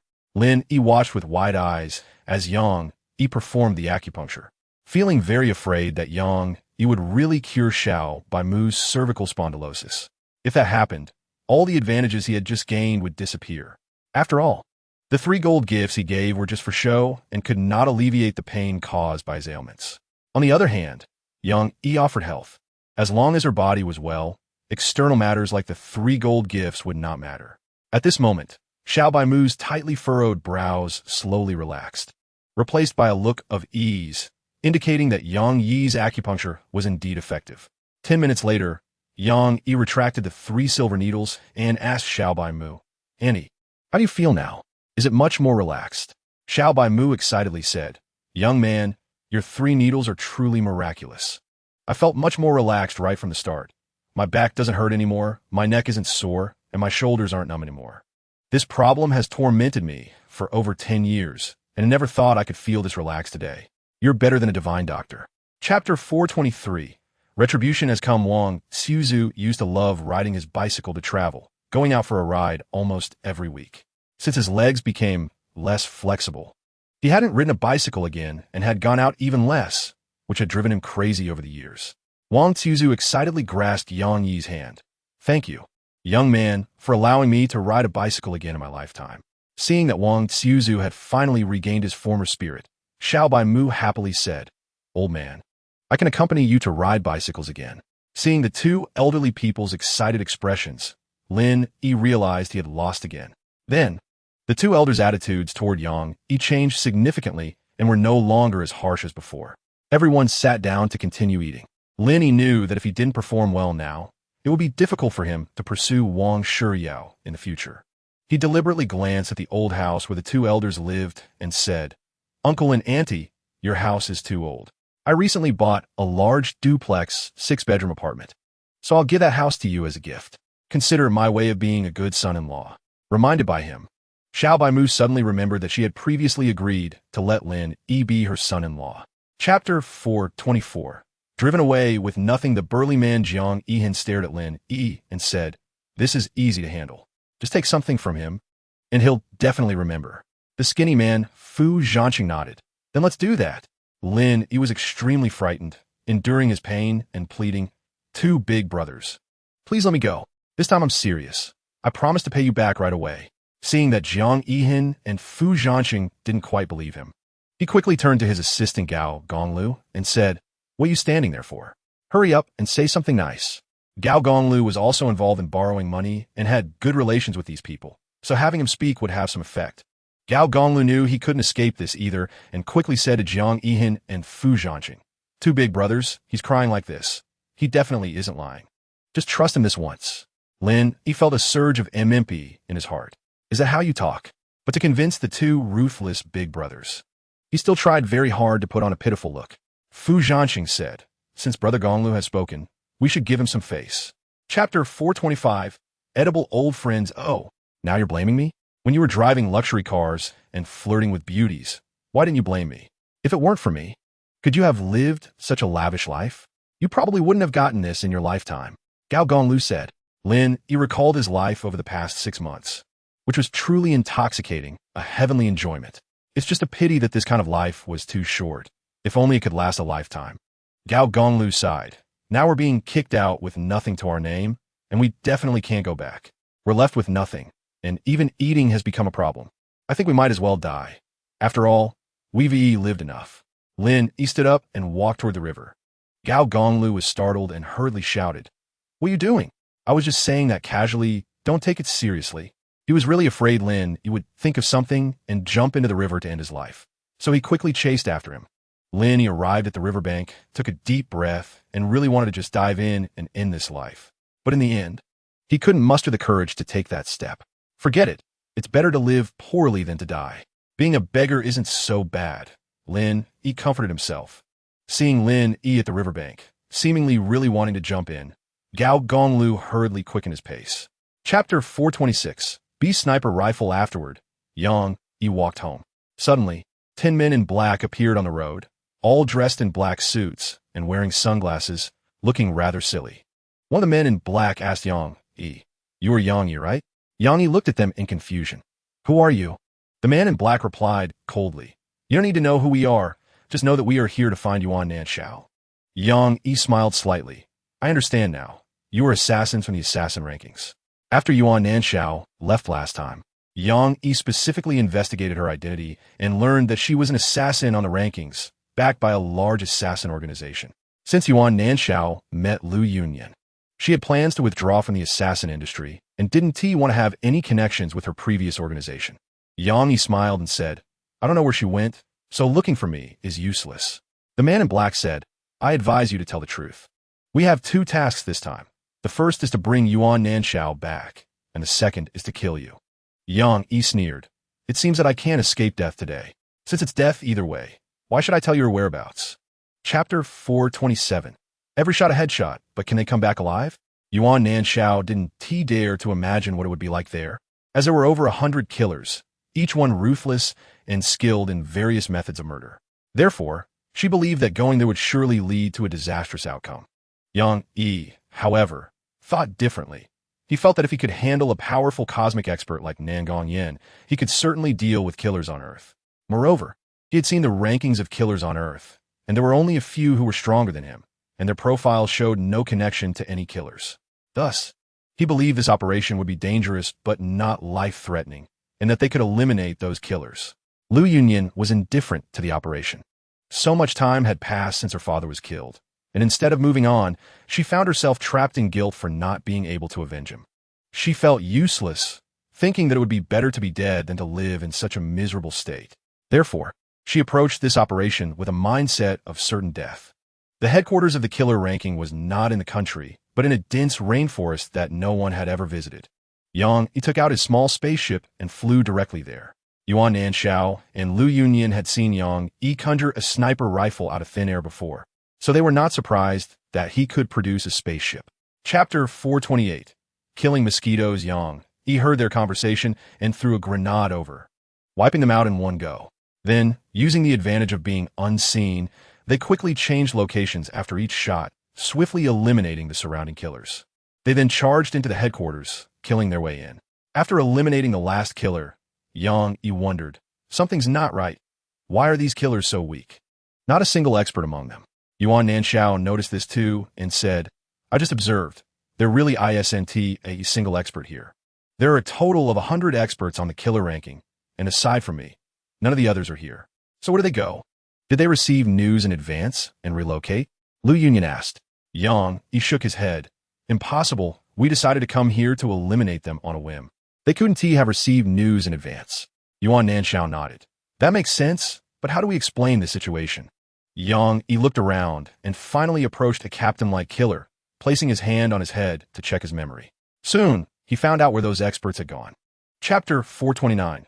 The map in the skeleton's hand, Yang smiled and said, "You don't need to be so polite. We fought together, so we're comrades. And I won't disregard you." For the first time in her years as a killer, Yuan Nanxiao felt the warmth of someone caring for her, gradually melting her cold heart. Lu Yunyan also found Yang less annoying at that moment. They continued deeper inside and no longer saw any killer corpses. Soon, they found an unoccupied camp. There were signs that the killers had been stationed there. Yang observed and said, "It seems they left in a hurry. Not a planned relocation." Yuan Nanxiao looked at him and asked, "How do you know?" Yang pointed at a destroyed tent. "Look at this tent. It clearly suffered an attack, as if it was torn apart by some beast. Look around this camp. They left many things behind, and it's chaotic, clearly the result of many people fleeing in panic. It seems this small island is not as peaceful as we imagined." Hearing this, Lu Yunyan couldn't help but feel scared. Beasts? The beasts here can't be terrifying monsters, right? The mosquitoes outside were already scary enough. The animals here must be even more frightening. Chapter 430. The first expert, Zero Yang, carefully observed the surroundings, confirming there was no danger, then brought Lu Yunyan and Yuan Nanxiao down from the air. He took the map from the skeleton's hand and examined it closely. At that moment, Yuan Nanxiao noticed a bone necklace around the skeleton's neck with a small skull pendant. "Ah, he is the #1 expert on our killer ranking, 0, she exclaimed. Yang looked at her and asked, "Are you sure?" Yuan Nanxiao nodded. "Absolutely sure. The necklace around his neck is something he valued most, never leaving his side. And he often proudly told us that he took it from an expert who was the strongest person he ever met, ultimately dying at his hands. This was his greatest pride." Yang nodded. He must have used some despicable means to kill that expert, then flaunted it as his own achievement. A person like him deserves to die this way. He then looked at the map and said, "I believe this map was also obtained from that expert. It shows that in a cave on this island, there's a treasure left by pirates." Chapter 431. The mysterious team, Yang said, "Actually, my guess has no basis. To be precise, it's just my intuition. I have a slight understanding of the skills of the killers on the ranking, and only you could hide from my eyes and block my path in an instant." Zero's gaze slowly turned cold. "Are you looking down on the killers on our ranking?" Yang smiled, sort of. Zero didn't get angry but smiled back. "You are very arrogant, but you indeed have the capital to be arrogant. I admire people like you. However, I don't have time to compete with you right now. I have more important things to do, so you should find a way to leave. I don't want to have a conflict with you." After saying that, he walked toward the left wall. He felt around on the wall for a while and soon activated a stone door. When the stone door opened, a deep passage appeared inside. Seeing the passage, his face lit up with excitement, and he eagerly entered the passage, which promptly closed behind him. He must have found the stone chamber with the treasure. He has gone to get it now. For now, we don't need to worry about him. Let us find a way to solve our current predicament, Yuan Nanxiao said. Chapter 432. Hiding strength at that moment, 3 more people walked down the passage, 2 men and a woman, led by a middle-aged man. This middle-aged man had graying hair, but he looked no older than 35. He had his hands behind his back, wore a Tang suit, and exuded a commanding presence. He cast a cold glance at Yang in the air. "Mr. Yang, thank you for eliminating Zero for us. You saved us 10 precious minutes. I personally appreciate what you did, but we are here to take the treasure, so you should leave. We don't wish to have a conflict with you." The first impression this middle-aged man gave Yang was one of extreme dominance, especially with his eagle-like eyes, carrying an invisible killing intent. Most people couldn't even meet his gaze. Yang stared directly at him and said, "What do you mean by that? Why should we leave?" The middle-aged man sneered. "Then do as you wish. I've already said my good words. If you seek death, I can't help it." Yang glanced at the group of people and smiled, saying, "Just you guys?" The middle-aged man sneered and said, "Don't underestimate us. We don't all have to go in. Just the person behind me is enough to kill you." Chapter 433. An extremely simple way to open the door. Yang looked at the group of middle-aged men and said, "Now your strongest expert has been defeated by me. It seems that the treasures here still belong to me." The middle-aged man seemed to have anticipated this and was not surprised at all. He smiled and said, "All right, we are willing to let you have the treasures inside. Actually, I only came for one item. I'll just take a look. If that item is there, I'll take it. If not, I won't touch anything inside." Yang stared intently at the middle-aged man. No matter how he looked at him, he seemed to be cunning and deceitful. So his words could not be trusted. Who knows what is behind this door? If it opens, and only the item he needs is inside, then Yang, Yi, and the others would have worked in vain. Yang, he shook his head. No, everything inside must belong to me. Before the middle-aged man could speak, Pei Wenqi stepped forward and said, whether it belongs to you or not, you still have to defeat me first. Yang, he looked at her. Is that really necessary? The third-ranked expert has already been defeated by me. How can you, ranked 10th, be so brazen here? Chapter 434. Confession should be early after hearing about Wang Xiuer's situation. Wang Shiyao was worried that she would miss Yang Yi like she did, so she quickly prepared to muster her courage to confess to Yang Yi. At this moment, her affection for Yang Yi had reached 100 points. If Yang Yi asked to be her boyfriend, she would definitely agree without hesitation. Yang Yi quietly arrived outside Wang Shiyao's bedroom window. Seeing that her affection had reached 100 points, he was satisfied and left. Since he had decided to confess, he couldn't go empty-handed. Gifts were still necessary. Yang immediately went to a nearby flower shop to buy a bouquet of roses. Just as he entered the shop, he saw a familiar face sitting inside. It was Nagashima Saburo from Japan. Nagashima Saburo seemed to be waiting for him on purpose and smiled, saying, "What's the rush to confess to a new girl?" He had asked his driver in Japan to investigate Yamaguchi Mei's information, and the driver did not disappoint him. Quickly obtaining news about Yamaguchi Mei, the driver told him that Yamaguchi Mei had become Yang Yi's wife and had followed Yang Yi back to the country. Nagashima Saburo was not willing to give up, so he made a quick arrangement and came to China. He also had businesses in China, including several large automobile companies, and quickly learned about several of Yang Yi's residences thanks to his connections. Chapter 436. To the moon, thousands of roses fell from the sky, creating a beautiful rain of flowers. Yang Yi and Wang Shiyao stood in the rain, like a perfect couple, embracing each other and enjoying the beautiful flower rain. Meanwhile, Nagashima Saburo, trapped at the bottom of the river, desperately tried to break free from the glass box in front of him, wanting to escape. He pushed with all his strength, hoping to break the glass. Just as he exerted all his strength, the surrounding glass suddenly disappeared. In an instant, river water surged in from all directions, soaking him completely. He struggled to swim upwards, using all his strength, and finally reached the shore, covered in mud from the river. The water ruined his hairstyle, leaving him looking disheveled like a homeless person. At that moment, he saw that the ground in front of him was covered with roses, and dozens of pickup trucks had disappeared. What is going on? Where did everyone go? Are they all dead? Nagashima Saburo said angrily. He immediately called one of the pickup drivers. Hey, who told you to leave?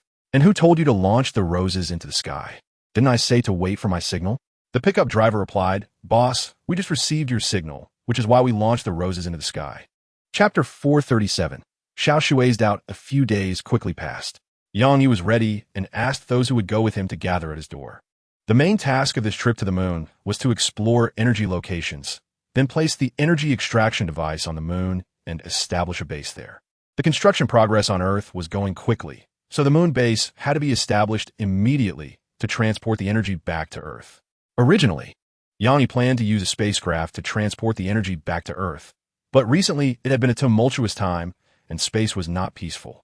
Transporting by spaceship could easily lead to being robbed by bad people. Moreover, he only had a few small spacecraft, which could not carry much energy.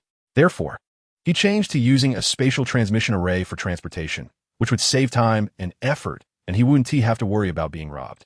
Those going with him included Sudi and several employees from the company. Although the equipment Yang Yi was going to buy was fully automated, someone was still needed to watch over and maintain it to ensure all machines operated normally. As for Sudi, she was coming along purely out of curiosity. She wanted to see if Yang Yi really had the ability to land on the moon. To this day, she still doubted whether Yang Yi's previous words were just bragging. Chapter 438. A woman who doesn't make things easy. Wang Yi blushed and glared at her, saying, Stop framing people. He and I are just friends, not what you say. Xiao Shui dismissively replied, You're just too naive. This is called playing hard to get, a common trick used by guys who think they're Casanovas. Yang Yi found her utterly unreasonable and instinctively didn't want to engage with her, so he sat to the side. Soon they arrived on the moon. Yang Yi said to everyone, Each of your rooms has a set of spacesuits. There is no air or gravity on the moon, so you must wear spacesuits when you go out. Is that clear? Understood. Everyone replied. Little Water lazily said, Got it. It feels so real. Everyone returned to their respective bedrooms, took out their spacesuits from the cabinets, and then gathered in the living room. He opened the hatch and led them outside. Because there is no gravity on the moon, they could easily float away if they weren't careful. Fortunately, the spacesuits had an automatic stabilization feature, which quickly adjusted their balance if they lost their center of gravity. It was everyone's first experience with this, and they looked at the uneven lunar surface and various craters. Chapter 439. The future female warrior, to be precise, it should be a round head with only one eye, and the eye was surprisingly large. Little Water and Wang Yue both saw the monster at the window and were scared, hiding behind Yang. Wang Yue trembled and said, "What is that thing? It looks so scary." Yang turned to them and said, "Don't be afraid. This spaceship is very safe. It can't get in. I'll go take a look. Be careful." Wang Yue shouted worriedly. Yang stepped outside, turned to look at the monster that was pressed against the window, and found that its shape resembled the alien he had seen in the flying saucer before. It stood about 2 meters tall, had a slender body, for limbs like a human, and only one eye on its head, with what seemed to be a mouth at the jaw, but it was not very obvious. Yang looked at it, and it turned to look back at him, their eyes locking. Suddenly, the monster's eye emitted a strange signal. Yang felt dizzy, his whole body swaying as if he were about to fall. Not good. The other party is attacking the master's brain. Activate autonomous defense immediately, Sophia said. Once the autonomous defense was activated, the dizziness that Yang felt disappeared instantly, and he quickly understood that he must not look at the monster's eye. Chapter 440. The evil black snake. Yang was annoyed by the female warrior's attitude towards him and wanted to teach her a lesson. Sure enough, Lei Xiang couldn't stand her always being so aggressive and reproached her. "A doozy, if you dare to disrespect my friend again, I will tell my father when we go back and have him revoke your status as a warrior." Aduzi immediately put away the giant sword in her hand and nodded, saying, "Princess, I understand my mistake. I hope you can be lenient." Lei Xiang nodded and then said to Yang, "All right, she won't attack you anymore. Now we can be friends, right?" Yang nodded, "Sure." Then the two chatted like newly acquainted friends. Lei Xiang was very hospitable and took the initiative to invite Yang to visit their planet. Aduzi immediately stopped her, saying, "Princess, you absolutely cannot do that. We do not know his background. If we recklessly bring him back, it could cause disaster for our planet, and that would be an irreparable loss. Moreover, the king will not agree to you bringing someone from another planet back." Lei Xiang's gaze turned cold as she stared at her, saying, "Have you forgotten what I just said?" Aduzi respectfully replied, "No, but this matter is quite important. I hope you can think it over." Chapter 441. A killing tool without intelligence. Seeing Lei Xiang's surprised expression, Yang knew that the black snake from earlier must be a very powerful expert. Then, on the way to Dalek Star, Yang specifically used Sophia's network to check the universe ranking. Currently, his ranking was 893rd. He searched for the black snake's name and indeed found it, ranked just above him at 892nd. Now that he had defeated the black snake, his rank would naturally rise, replacing the black snake and becoming the 892nd expert on the universe leaderboard. At this moment, Aduzi also glanced at the universe leaderboard, thinking that Yang was so powerful that he would definitely be on the list. This universe leaderboard not only had rankings, but also battle videos of each expert. The scene of Yang fighting the black snake had already been uploaded to the leaderboard, although it was unclear how the Dark Army's network captured the video. It had to be said that this leaderboard and the videos on it inspired the entire universe, igniting excitement among all the experts. Almost every day, experts would compete, and the rankings would change accordingly. Aduzi clicked on Yang's personal page and found many battle videos of him fighting various top experts. Chapter 442. This is quite normal after that. Lei Xiang invited Yang to see her boudoir. Yang thought it would be better to decline. This girl was too naive and didn't realize what it meant for a man to go to a girl's room. If her father found out about this, Lei Fengxing would definitely be furious. Yang was here to make friends, not to create enemies, so he declined her kind invitation and returned. Back in the spaceship, upon seeing Yang return safely, Wang Yue and Little Water felt relieved. Yang returned to his room, recalling the monsters he chased outside, still unsure of what they were. Fortunately, he always carried a 360-degree camera, which had captured the appearance of that monster. He then entered the system interface, opened the knowledge repository, uploaded the photo, and activated the search function. The knowledge repository searched for information quickly.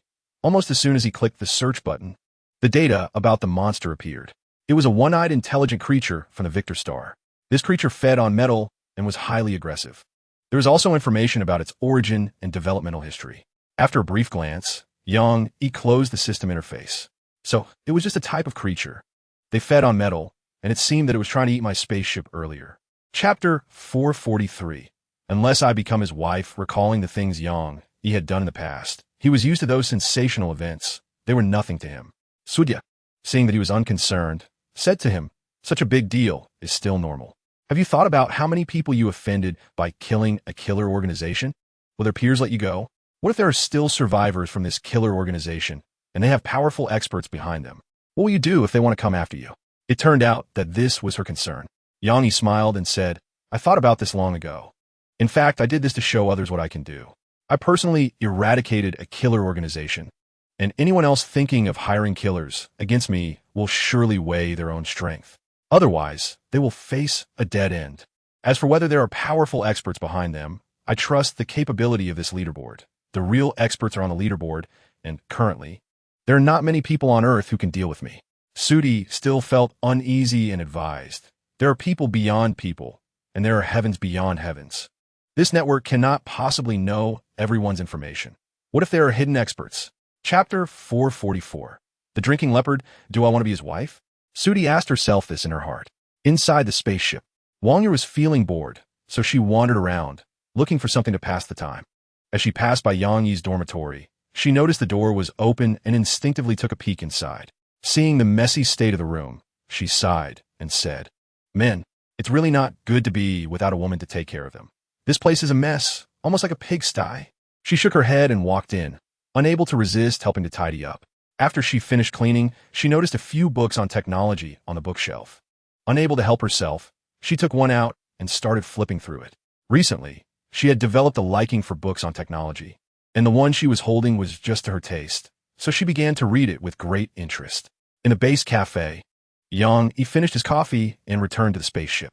When he arrived at his dorm door, he found the previously messy room now completely transformed. Wangya was standing by his desk, deeply engrossed in a book. From this angle, Wangya looked stunning, giving off a somewhat enchanting vibe. At that moment, Wangya, feeling a bit stiff from reading for too long, began to stretch her neck. Chapter 445. Weak like a worm, Yang suddenly appeared in front of her and casually said, Done.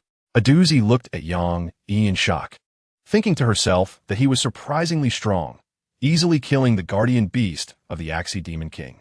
She didn't know how many experts had died at the hands of that guardian beast. To her, it had always been an unbeatable existence. Now she suddenly understood that Yang Yi's earlier words were not mere bragging. He might truly have that strength. At this moment, Yang turned to her and said, Stop staring. Let's keep going. I still don't know what the Axie Demon King looks like.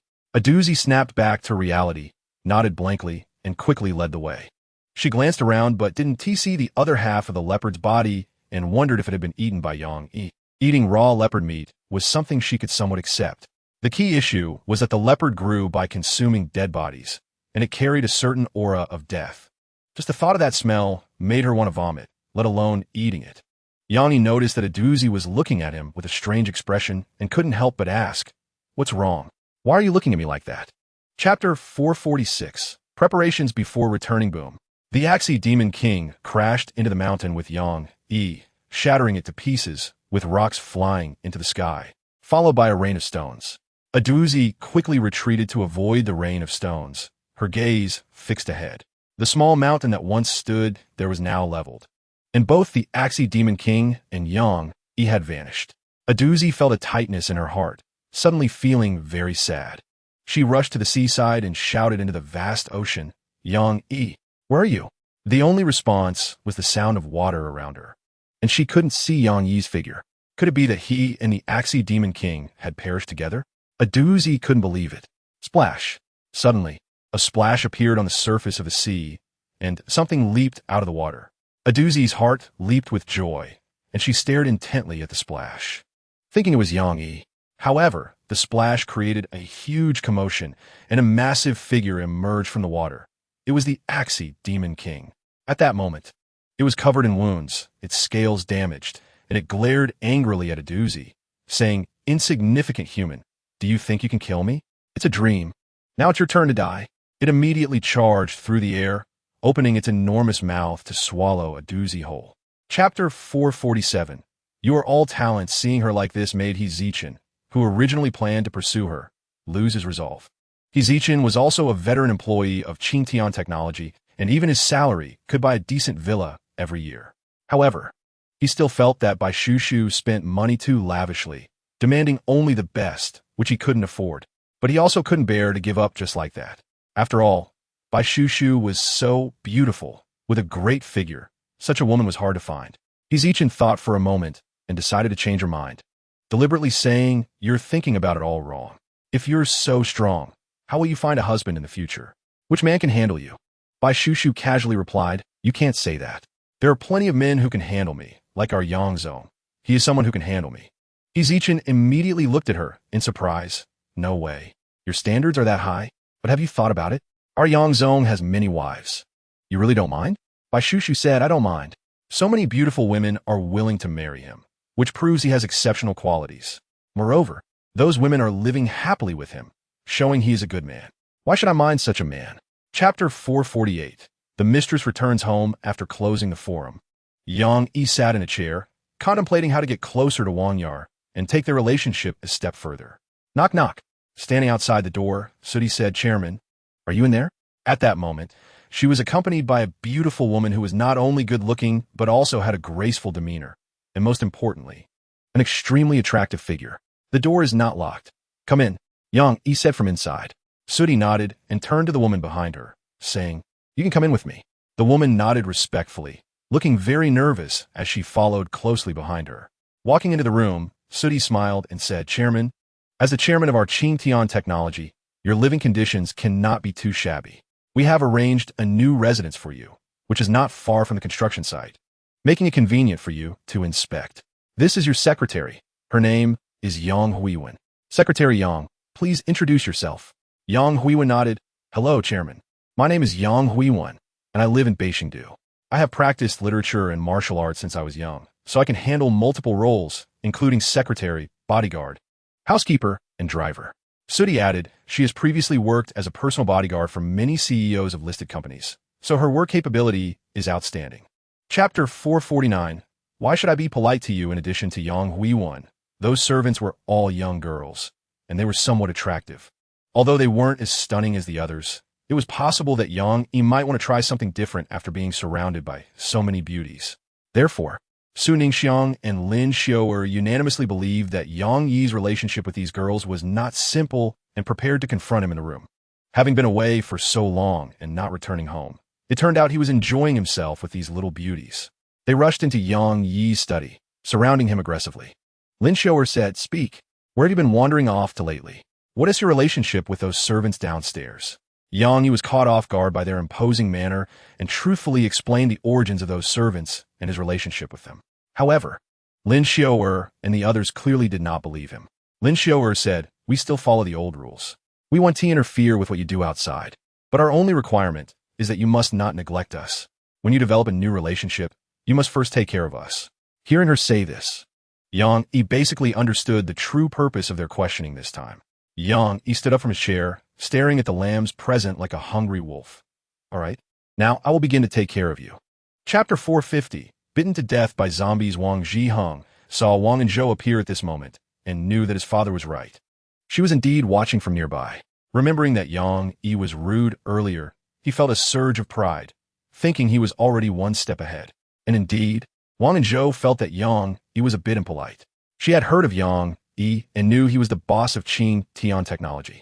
However, she valued character more and didn't care much about external conditions. She believed that a person who does business for a long time must possess humility and politeness. And Yang Yi's earlier performance made her think he was someone who relied too much on his talent, leaving a slightly negative impression. As a few of them took their seats, they chatted in the private room.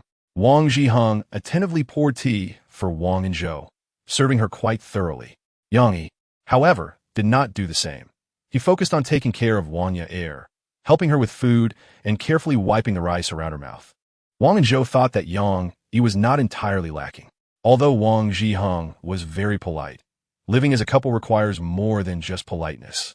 It requires the subtle care that comes from life, and Yang Yi excelled in this aspect. Chapter 451. Young people. Wang Zhihong wanted to say, "I'll slap you to death." Don't let me ramble on. What are you rambling about? But considering his upbringing, he swallowed the words. The onlookers, hearing him say it was a bite death, did not believe it in disgust. Impossible, that is something in movies. How could it happen in reality? Exactly. You're really too imaginative. The innkeeper said in fear, "Young man, don't scare me. If something like this happened in front of my door, who would dare to stay here in the future?" Wang Zhihong smiled and said, "Your imagination is really rich. Why don't you tell me what it looks like?" Seeing that the people around didn't believe him, the young man said, "Look closely at the wounds on these two sheep's necks. What else could have bitten them to cause their wounds to rot so quickly?" Upon hearing this, everyone focused on the wounds on the sheep's necks, and indeed, they looked like something that had bitten them on TV. If it were a tiger, the wounds would not rot this quickly. For a moment, the onlookers couldn't help but believe the young man's words.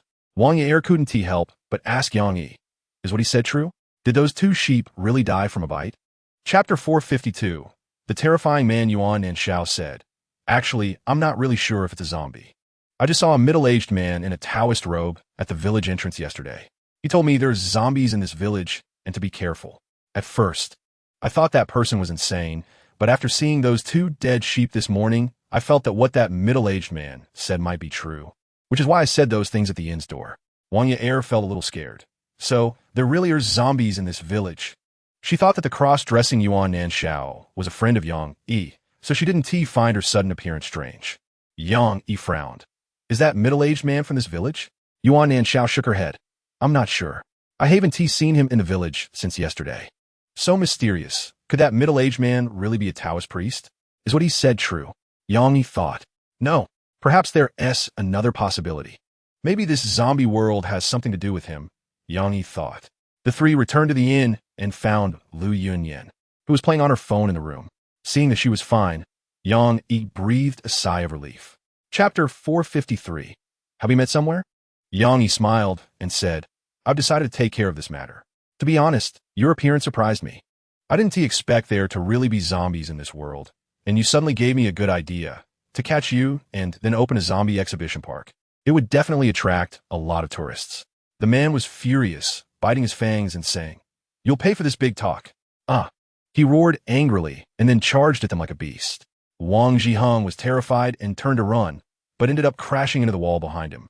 Fainting immediately, Yuan Nanshao and the others were also scared, but they didn't retreat. They came directly to Yang Yi's side to face the terrifying zombie together. Yang Yi was afraid that this zombie would harm the three girls, so he kicked the zombie away. With a loud crash, the zombie smashed through the wall behind and was buried under the fallen bricks. However, this did not hurt him. He stood up angrily, as the bricks were like toys to him and could not harm him. At this moment, Yang Yi struck again, landing a punch on him and sending him flying. Chapter 454. The village in the valley just met? Wang Zhihong began to think about the person he had just seen, trying to match any of them with the young man in front of him. Soon, a terrifying figure jumped into his mind, making him shiver instantly, and the cigarette he was holding fell to the ground. You were that zombie from earlier." The man immediately became furious. "You're the zombie. Your whole family are zombies. Look closely, I'm a living person and I'm fine now." Looking at the angry man leaving, Wang Zhihong felt his legs go weak, but was confused. That man clearly looked like a zombie earlier, so how did he become a normal person now? The man went to the yard, grabbed a shovel, and returned, grabbing Wang Zhihong's shoulder and saying, "Hurry, come with me to the back mountain. Those people don't know the exact location of the zombies, and going in recklessly will be dangerous." Hearing that there were zombies in the back mountain, Wang Zhihong became even more scared and shook his head repeatedly. "I want to go. I'll lose my life if I go." The man glared at him. "Aren't you with those people? Now that your friend is in trouble, how can you not care?" Wang Zhihong, with tears in his eyes, said, "Couples are birds of a feather. In times of trouble, each flies away, let alone friends. Even if you kill me, I don't want to go." Chapter 455. Wu Chengfei surprised Yang. He thought it was good to send him to scout the way, so he told everyone to rest in place and wait for the Taoists to return. At this time, the man infected with zombie poison, Lin Jichuan, who had chased after them, ran down the mountain breathlessly. He saw that Yang, Yi, and the others were fine and finally breathed a sigh of relief. Don't run around. This village is very dangerous and also very strange. Strange? What does that mean? Yang Yi asked. Yuan Nanshao and the others also looked at him, waiting for him to explain why the village was strange. Lin Jichuan found a stone to sit on and began to talk about his last visit here. The last time he came, he was chasing the golden koi fish in the stream. When he reached the ravine, he suddenly remembered that there was no stream on this mountain. Realizing this, he felt a wave of fear wash over him as he looked at the village that suddenly appeared before him and prepared to turn back. However, when he turned around, he found that the path back had disappeared and a thick fog lay behind him. He was too scared to venture in, fearing he would lose his way inside. In fact, he didn't know if there was a village in the ravine. He had only heard the elders in the village say that the back mountain was very dangerous, and those who entered never came out, making it a no-go zone for the nearby villages. Now, looking at the village in front of him, with smoke rising from every household, he felt even more that this place was very eerie, and he was extremely frightened. Chapter 456. The Pretentious Old Man, however. What he did not expect was that Yang Yi ranked among the top in the master leaderboard, far surpassing him. He had been too arrogant to pay attention to the top 10 masters and had never heard of Yang Yi's name. Wu Chengfei coldly stared at Yang Yi and asked, "What do you mean by that? Are you also going to help that female ghost?" Yang Yi stared back and replied, "I'm not helping the female ghost. I'm helping him. Besides, I think you are unworthy of being a Taoist. You have no compassion at all." Wu Chengfei snorted coldly. "You have no right to teach me a lesson."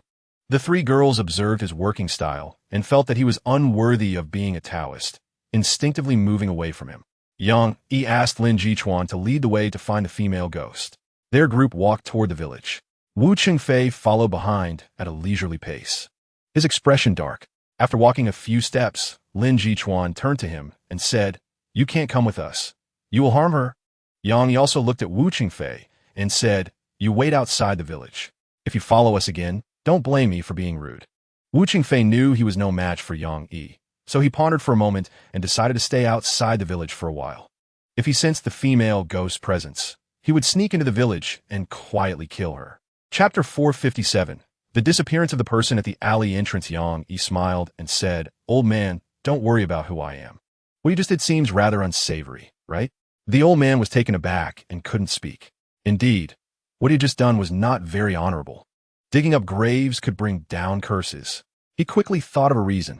How is it unsavory? As a practitioner, it is my duty to exorcise demons and eliminate monsters. I felt there was something strange about this grave, so I wanted to take a look. Yang Yi sized him up and asked, "Are you really a practitioner? Don't believe me? Then let me show you my tools." The old man said, slightly angry. He then took out a Taoist robe from his bag and put it on, tidying it up, and indeed looked like a Taoist priest. He stared at Yang Yi with indifference and asked, "How about it? Do you believe me now?" Yang Yi nodded skeptically. "Let's not discuss that for now. Actually, I came here for this grave as well. Since our goals are the same, let's go in together and take a look." The old man nodded and gestured for Yang Yi to go in first. Yang Yi glanced at him and then entered the small hole he had dug. Chapter 458. The disappearance of the village at this moment. Yuan Nanshao was still disguised as a man. Wu Chengfei still did not know she was a beauty.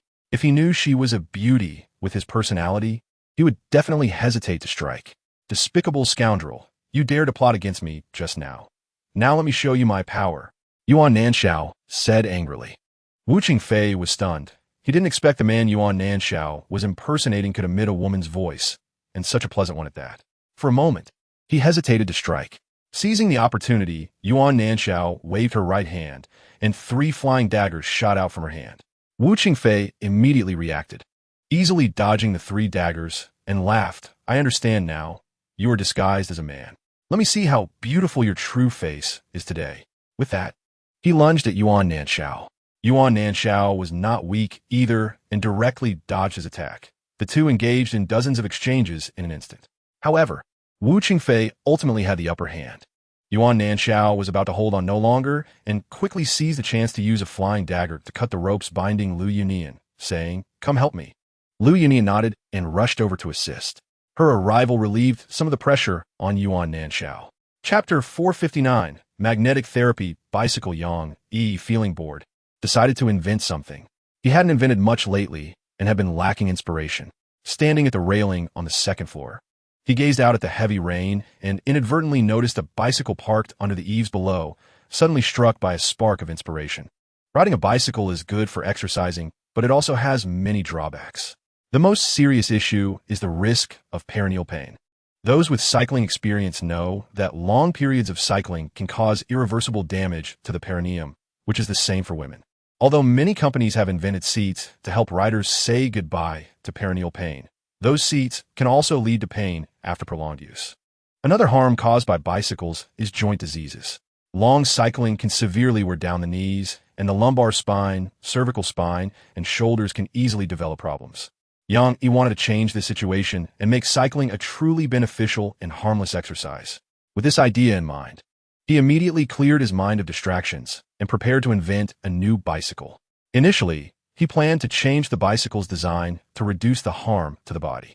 However, he worried that such an invention might be hard for people to accept, and he couldn't think of how to change the bicycle's appearance. Chapter 460, The Genius Among Geniuses. Yang Yi first made a magnetic therapy bicycle for each of them, then invented the machine to make bicycles, and sent the machine to the Beijing branch factory through Sophia. He called Su Di to let her handle the matter.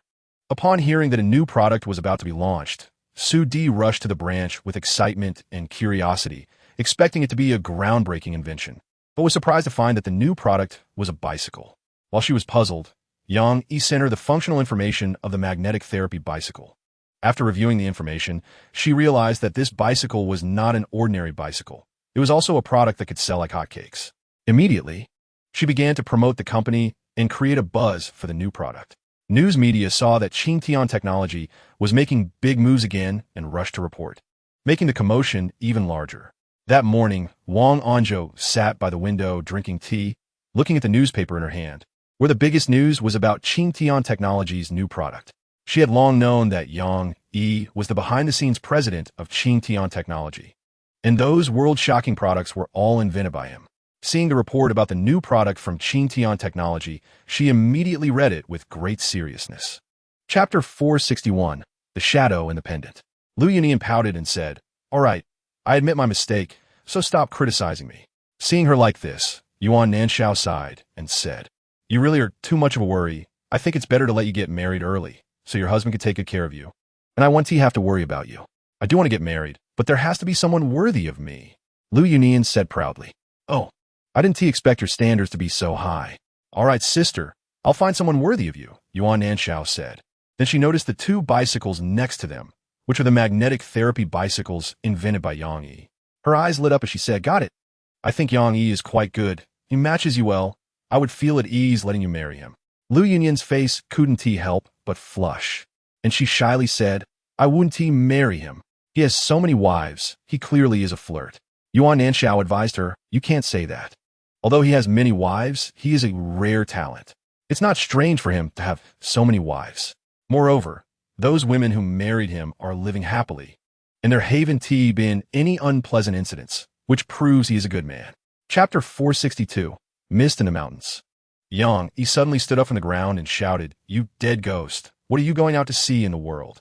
Lu Yunian felt even more embarrassed by his words and shyly replied, "You got that wrong. You are the dead ghost. And why are you shouting so loudly?" Yang Yi realized he had misspoken and quickly apologized to Lu Yunian. "I'm sorry, I shouldn't have shouted at you." Lu Yunian glanced at him with a flushed face. "It's fine. I'm not blaming you." Yang Yi sat back down, staring at the pendant of Lu Yunian, and said with his mind, "You and we are not from the same world. Following us forcefully is not good for anyone. I advise you to go back." The female ghost pouted and said, "I'm not going back. I've been in that village for hundreds of years. I'm so bored to death. And I don't even know what the outside world is like. It's perfect that you all are traveling. I can follow you to gain some experience." Yang Yi stared at her and said, "But you can't hide in my friend as pendant. What if you suddenly appear and scare her? Can you take responsibility for that?" The lady frowned and thought for a moment. "Right. This little girl is too timid. It wouldn't be good if I really scared her." Chapter 463, Butanting Bicycles. Seeing that Ma Xiangyo finally stopped moving, Wang Zhiheng looked like a mental patient being discharged and said, "This world is finally quiet." Then he looked at Wang Yar, excitedly saying, "After waiting so long, this moment has finally come. Little beauty, here I come." He approached Wang Yu step by step like a hungry wolf. Wang Yu was terrified, desperately trying to escape, but her whole body couldn't move at all, not even having the strength to scream. Wang Anzhou was extremely angry and cursed from the side, and those underlings, annoyed by the noise, immediately stuffed a smelly sock into her mouth. Wang Zhiheng quickly reached Wang Yu's side, looking at the woman he had longed for. Lying quietly on the ground, his heart raced with excitement. Wang Yu shed humiliating tears, slowly biting her tongue, preparing to end her own life. Lu Yunian and Yuan Nanshao looked at Wang Yu, wanted to go save her, but they felt powerless. Bang, bang, bang. Just as Wang Zhiheng was about to make his move, all of his more than 10 underlings fell down and passed out. He was startled and immediately turned to look behind him, only to see Yang Yi standing up, staring straight at him. Chapter 464. Where are you taking me? The steward pushed the bicycle in front of Yi Chuanan and said, Chairman, the bicycle you wanted has been bought. Yi Chuanan immediately put down the newspaper in his hand, put on his reading glasses, and carefully studied the magnetic therapy bicycle, asking, How is it? Is this bicycle selling well? The steward wiped the sweat from his forehead and said, Not just well, it's incredibly popular. Oh, Yi Chuanan was slightly surprised and turned to him. What do you mean by popular? The steward exaggeratedly replied, You haven't seen the scene. It was simply a sea of people. Originally, our company had online shopping and offered home delivery, but those consumers couldn't wait and rushed to line up at their company's store. I placed an order online, and their company suddenly called me to say they didn't have enough staff and couldn't deliver, and that consumers had to pick it up themselves. Yi Chuanan wondered, ISNT, they're a dedicated courier company for home delivery? Do they really need extra staff? The steward said, At first I thought so too, but later I found out that they had sent all the staff from the courier company they partnered with to sell bicycles. Chapter 465. The Last Hope. Yi Chuanan pointed at the beautiful bicycle he was riding and said, I'll take you to meet the person who invented this bicycle. That evening, Yang Yi and his group finally arrived at the city. Wang Anzhou suggested, Let us stay here for the night, rest well, and set off tomorrow. Everyone had no objections, and they found a nearby hotel to stay. In fact, even if they wanted to camp outside, there weren't enough tents. The tent that Ma Xiangyo had stayed in before had already been thrown away. It smelled too strong, and the whole tent was like pickled vegetables. It was unlivable. Staying in a hotel would allow him to wash up and change into clean clothes, which would lessen his smell and spare others some discomfort. Ma Xiangyo didn't want to be avoided everywhere he went, especially since he couldn't stand Wang Anzhou keeping his distance. So he consciously took a hot shower, soaking for a full 2 hours, adding some spices to the water. After all that, the smell finally subsided. Yang Yi returned to his room, just about to call Sudi to ask how the new product was selling when Sudi called him first. Chapter 466. Should T take it too seriously? However, he was disappointed. The two of them rode all night and finally reached Yuqing before 9 a.m. the next day, completing a journey they had never dared to challenge in their youth. When they arrived in Yuqing, they still felt no fatigue. The two felt as if they had been rejuvenated, their bodies inexplicably relaxed. Not all like they had just exercised, but rather like they had just come out of sauna, feeling completely comfortable. Only now did they truly admire Yang Yi, realizing that the magnetic therapy bicycle was even more miraculous than advertised. This made them even more eager to meet this genius, Yang Yi. Yi Chuanan looked at the bustling streets of Yuqing and said, Lao Su, I just called her, and she told me that General Yang won't be setting off today, so we don't have to rush. Let us find a place to stay first. Su Yang, upon hearing Yi Chuanan mention the person he didn't want to meet, felt unhappy but didn't say anything, just nodded and settled down in a nearby hotel. However, what they didn't know was that this hotel was the very one where Yang Yi and his companions were staying. The scenery in Yuqing was nice, with many attractions both in and out of the city. Wang Anzhou decided to take a day off here and also buy Ma Xiangyo a few decent outfits. Chapter 467. The intense battle at the crossroads in the afternoon. Yang Yi felt that the weather was nice, so he took Li Yunyan, Yuan Nanshao, and Wang Yu, 3 girls, out for shopping. Their appearance immediately attracted the attention of pedestrians on the street. Some were envious that Yang Yi could shop with 3 incredibly beautiful girls, thinking he had great luck with women. Others were jealous, believing he was an unreliable man, playing the field. Yang Yi and the others completely ignored the gazes of others and enjoyed themselves on the street. The 3 girls also rarely had the opportunity to relax, and as they watched the bustling street, they would rush over to any place that looked fun. One moment, they would pull Yang to take photos, and the next they would invite him to eat, as if they were pursuing him, which made the nearby men seethe with jealousy. Just as they were having a great time, Yang noticed a strange man standing in the middle of the intersection ahead. At that moment, the intersection was clear for traffic, with cars flowing continuously, some even brushing past the man's body. But the man seemed oblivious to the danger, standing there with his eyes closed and a look of enjoyment on his face. Lu Yunyan looked at the man and said, "Is that guy sick? Standing in the middle of the road. Isn't that asking for death?"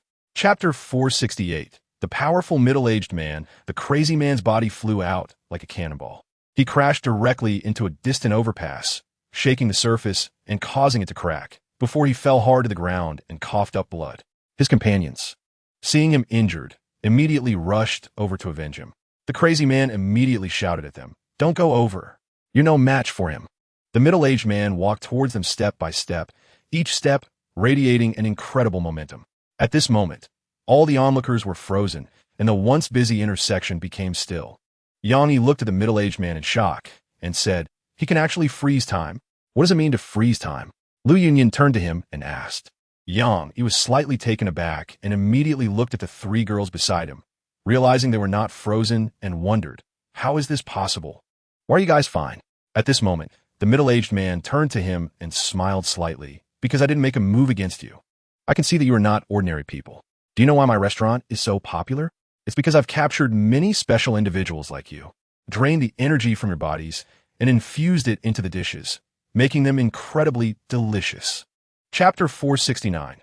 The master's only daughter. The middle-aged man did not dare to refuse, nodding repeatedly and promising not to do bad things again. Yang was satisfied with his performance and immediately stood up to leave. Suddenly, he thought of something and turned to say, "By the way, you're responsible for compensating the damage to the surrounding buildings today. I assume you have no objections?"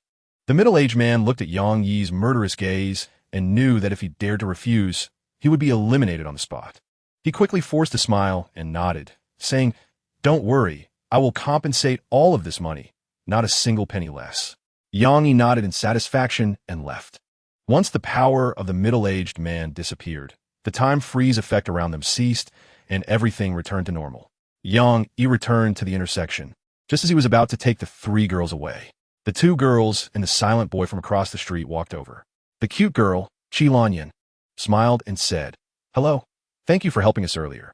Yang nodded, "You're welcome. Anyone with a sense of justice would help in such situations." At this moment, the crazy man Li Yichen hurried over and said, "All right, we've already thanked him. Let's hurry back. Don't forget, we have a mission." Chapter 470. Unexpected rewards. Yang glanced at the car behind them. Those people were chasing closely, sticking to them like gum. In fact, given the capabilities of this car, shaking off those behind them was not a problem. However, the car had suffered some damage to its parts due to the black box installed on it, causing a decrease in speed, making it only a matter of time before they were caught. Nevertheless, Yang was not afraid of being caught by those behind. At worst, when they caught up, he would just kill them, which was not a big deal. He was very curious about the origins of Yiru and her companions. During the day, he noticed that each of these four people possessed a special power. Their power was not weaker than the top 10 experts on Earth's leaderboard, and might even be stronger. However, there were no pictures of them on the leaderboard. Yang had also looked at the experts outside the top 10 and had not seen these people's photos, which indicated that they were not on the list. Therefore, there was only one explanation for them. None of them were Earthlings. Yang tentatively asked, "You guys are not Earthlings, are you?" Yiru, who was already filled with anger, had long wanted to explode. Hearing his question, she immediately retorted angrily, "You're the one who isn't an Earthling. Your whole family isn't Earthlings." Chapter 471. The strange white powder. Yang kicked out and struck the man's face. The man's head shattered from the blow, and he crashed into the nearby wall, coughing up blood and dying on the spot. The remaining 5 men on motorcycles were stunned, not expecting a mere mortal to kill a master from the cultivation world in an instant. "Go, kill this mortal." The remaining 5 men reacted and charged at Yang together. Yang made another move, moving so fast he was like an afterimage, delivering several kicks. The men, like the previous one, crashed into the wall, coughed up blood, and died. Sitting in the car, Yiru watched this scene, her mouth agape in shock. How is this possible? How can a mortal have the ability to kill so many cultivation masters? Could he also be from the cultivation world? The remaining 3 white sports cars had their masters step out of the cars, looking indifferent and disdainfully at Yang, walking towards him step by step. Yang found them too verbose and directly unleashed 3 extreme cold punches, freezing them and their cars into powder. Chapter 472. The eerie knocking sound after learning this news. Young Master Liang immediately rushed to the scene with his subordinates. Looking at the 3 pieces of strange white powder on the ground, young Master Liang turned to a man beside him and asked, "What is this stuff?" The man, carrying a backpack and wearing a hat with an antenna, looked like someone involved in technology. He squatted down to examine the 3 pieces of white powder closely, and after a long while said, "This seems to be frozen powder. The powder is quite strange. Although it is autumn now, the temperature hasn't dropped to the point where it could freeze into ice. Why isn't this frozen powder melting?" He crouched down and sniffed, suddenly exclaiming in surprise, "There is the smell of human blood in this frozen powder. It seems like a person's body has been turned into powder. Moreover, there is also the smell of cars in it. If I'm not mistaken, this must have been done by a highly skilled expert who froze our 6 missing subordinates and 3 cars into powder." Young Master Liang looked at him in shock and asked, "Are you sure?" Another man beside him, looking like a killer, said, "Yeah, you must be mistaken. How could someone freeze a person into powder? You are just boasting." Chapter 473. Qi Lanyan's gift after comforting himself that there are no ghosts in this world. A ghostly figure of a woman suddenly jumped into his mind. This ghost was the female corpse he encountered earlier in the mountain village. If there are no ghosts in this world, then how can the existence of that corpse be explained? Moreover, she could shroud an entire village in thick fog all day and could make it disappear in an instant. Such an eerie method cannot be explained by science. Could it be that there really are ghosts in this world? Yang Yi's heart began to waver. Just then, the knocking at the door outside grew more intense. Bang, bang, bang. The sudden intensity of the knocking made Yang Yi think that it was a ghost's doing, causing him to become even more anxious. Looking at the door in front of him, he hesitated, unsure whether to open it. After a moment, he gritted his teeth. "Open it, then. You can't avoid this kind of thing. You can only face it head on. Even aliens have been scared away by me. I don't believe I can't handle a ghost." He reached out to grasp the doorknob and was about to open the door when suddenly a girl appeared in front of him, peering in with a flushed face.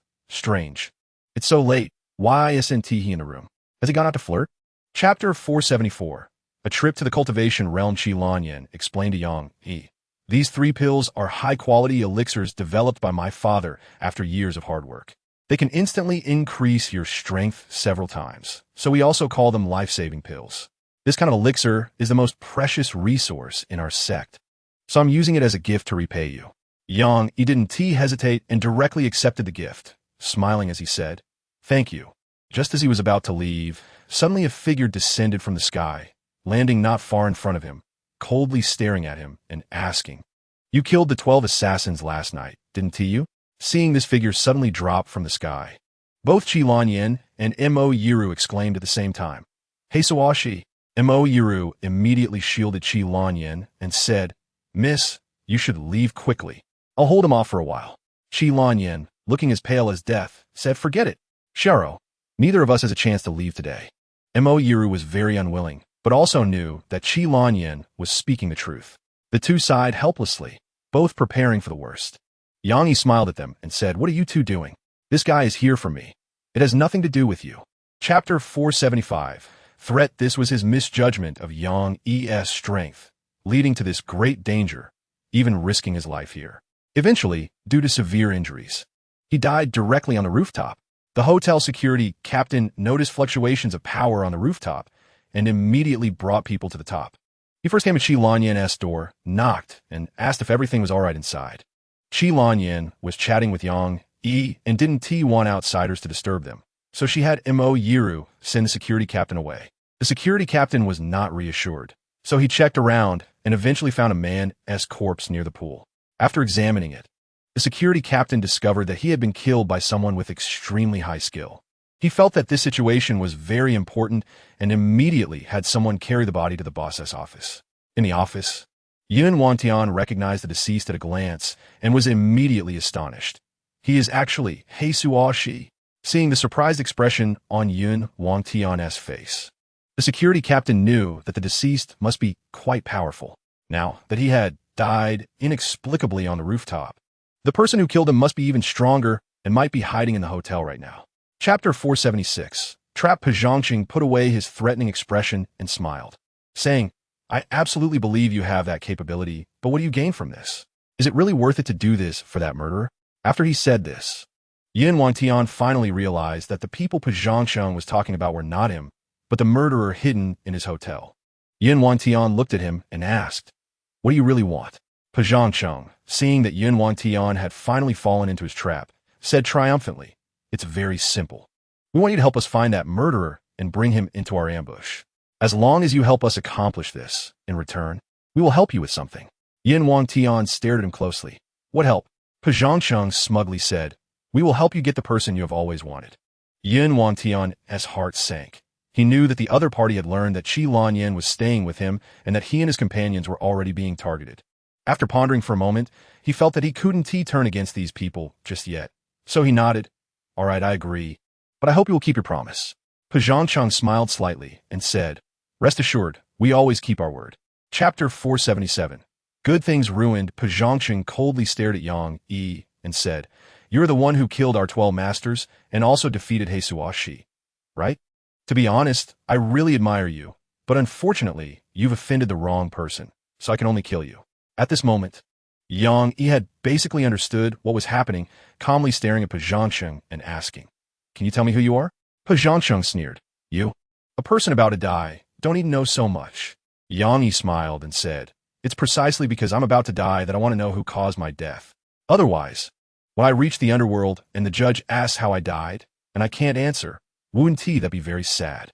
Pazhongqing was amused by him and laughed heartily. You're quite humorous. All right, I'll satisfy your curiosity. Listen carefully, we are people of young Master Liang. You disrupted his plans and killed his people. That's why you must die. Yang Yi nodded in satisfaction. I understand now. You can go ahead and attack. Pazhongqing waved his hand, and 40 masters immediately charged forward. Chapter 478.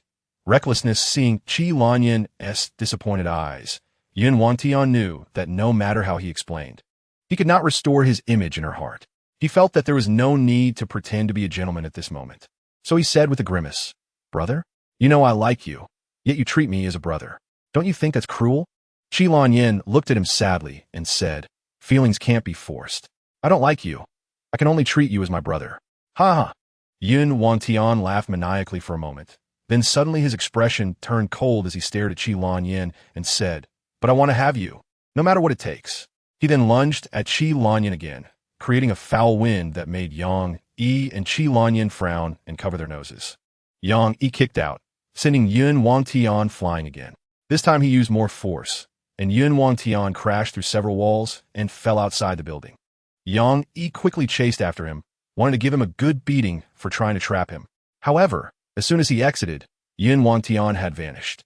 At that moment, he noticed some faint traces of water droplets on the ground below, and a foul smell lingered in the air. Chapter 479. Turning the tables. The protective formation of the Tianxue sect was finally breached by the powerful attack from the Baolon sect and the Demon sect. Countless experts rushed in, slaughtering the disciples of the Tianxue sect inside. Seeing this scene, Qi Lanyan and the others could no longer remain calm. Qi Lanyan looked at her sect beneath her feet and anxiously shouted, Dad. Then she rushed down without a second thought. Seeing Qi Lanyan go down, Mo Yiru and the other two boys followed closely. Yuan Nanshao and Lu Yunian were worried that Yang Yi would be in danger, so they also rushed down. Wang Yi knew she couldn't help, only causing trouble, so she stayed put on Huofeng, keeping an eye on the situation below. Yang Yi charged down from the sky, and just before reaching the ground, he kicked out 2 tornadoes, shredding all the experts trying to rush in.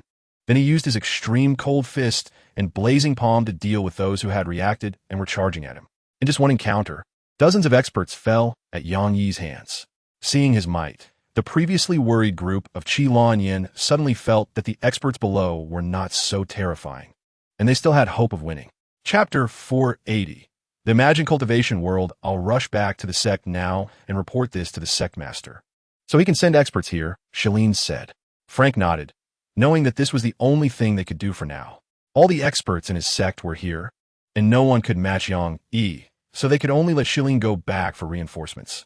Outside the Tianchuan sect, all the enemies had already left. Yang Yi confirmed that there were no hidden dangers around before entering the Tianchuan sect through the gap in the formation.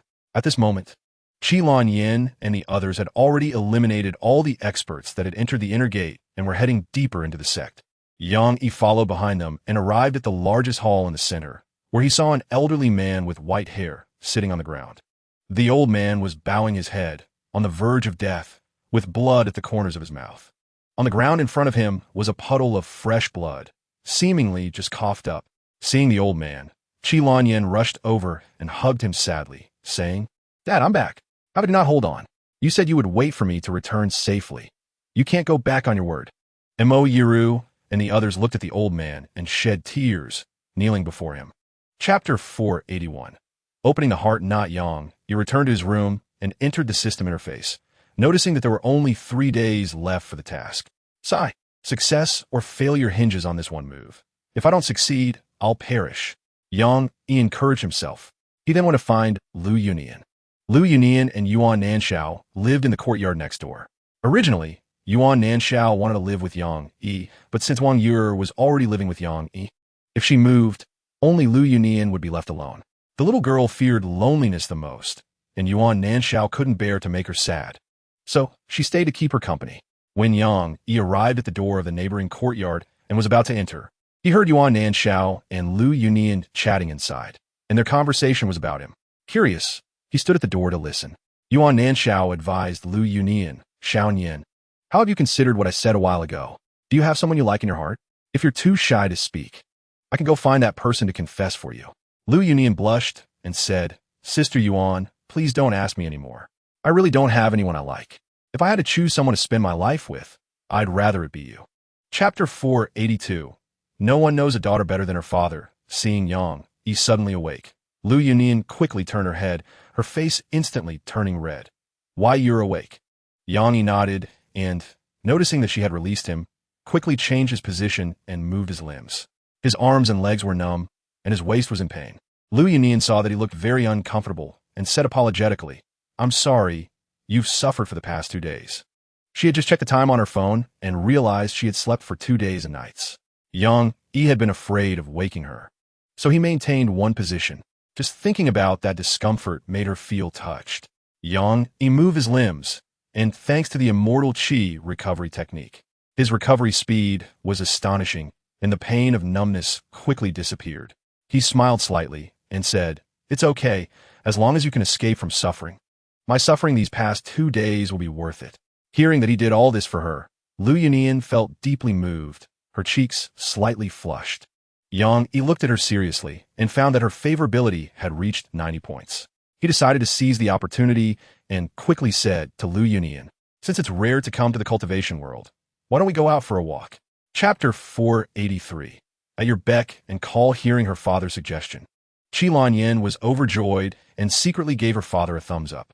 Qi Ziliang saw his daughter's gesture, smiled proudly, and continued to say to Yang Yi, "Please make sure to keep my daughter by your side. I can't thank you enough, so I can only let her do it for me." Yang Yi thought for a moment and decided that having her by his side was not a bad idea. He might come to the cultivation world again in the future, and then he would inevitably need her to lead the way. He nodded and said, "All right, then I thank Sect Master Qi." Back at the Wangtian Hotel, Yang Yi found that Yun Wangtian had not returned, so he guessed he was too afraid to come back, with such a large 5-star hotel being abandoned. Yang Yi decided to take full advantage of it, and immediately called Su Di to have her take over the hotel. At the same time, he began to clean out Yun Wangtian's subordinates in the hotel. He first checked everyone's information, learned their backgrounds, kept the good ones, and eliminated the bad ones. Those people all knew that it was he who had driven Yun Wangtian away. Yun Wangtian was no match for him, and his subordinates dared not provoke Yang Yi any longer. They all obediently left the hotel and went elsewhere to seek their fortunes. Thus, Yang Yi acquired the hotel without much effort. Chapter 484. The indestructible monster Lu Yang made great sacrifices this time to protect his family. The head chef, Lu Cece, although her name sounded good, her appearance was quite lacking. She had a very robust physique, weighing nearly 300 pounds, and looked like a large bulldozer. Being close to her posed a significant risk. One careless moment could lead to injury or worse. In fact, she wasn't always like this. When she first arrived at Wangtian Hotel, she was a delicate beauty with a slender waist and willow-like eyebrows, captivating everyone. Liu Yang put in a lot of effort to win her over, spending all his monthly salary and accumulating quite a bit of debt. However, after she became head chef, perhaps due to a lack of constraints, she couldn't control her eating, resulting in her becoming increasingly overweight, leading to her current appearance. Her beauty faded, and those who once pursued her gradually left. Liu Yang also moved on, getting together with a pretty and quiet young girl from the hotel. However, Liu Cixi was not sad, because when she was still beautiful, she had more than just Liu Yang as a man. It was just that Liu Yang left a deeper impression on her, which made her unable to forget him.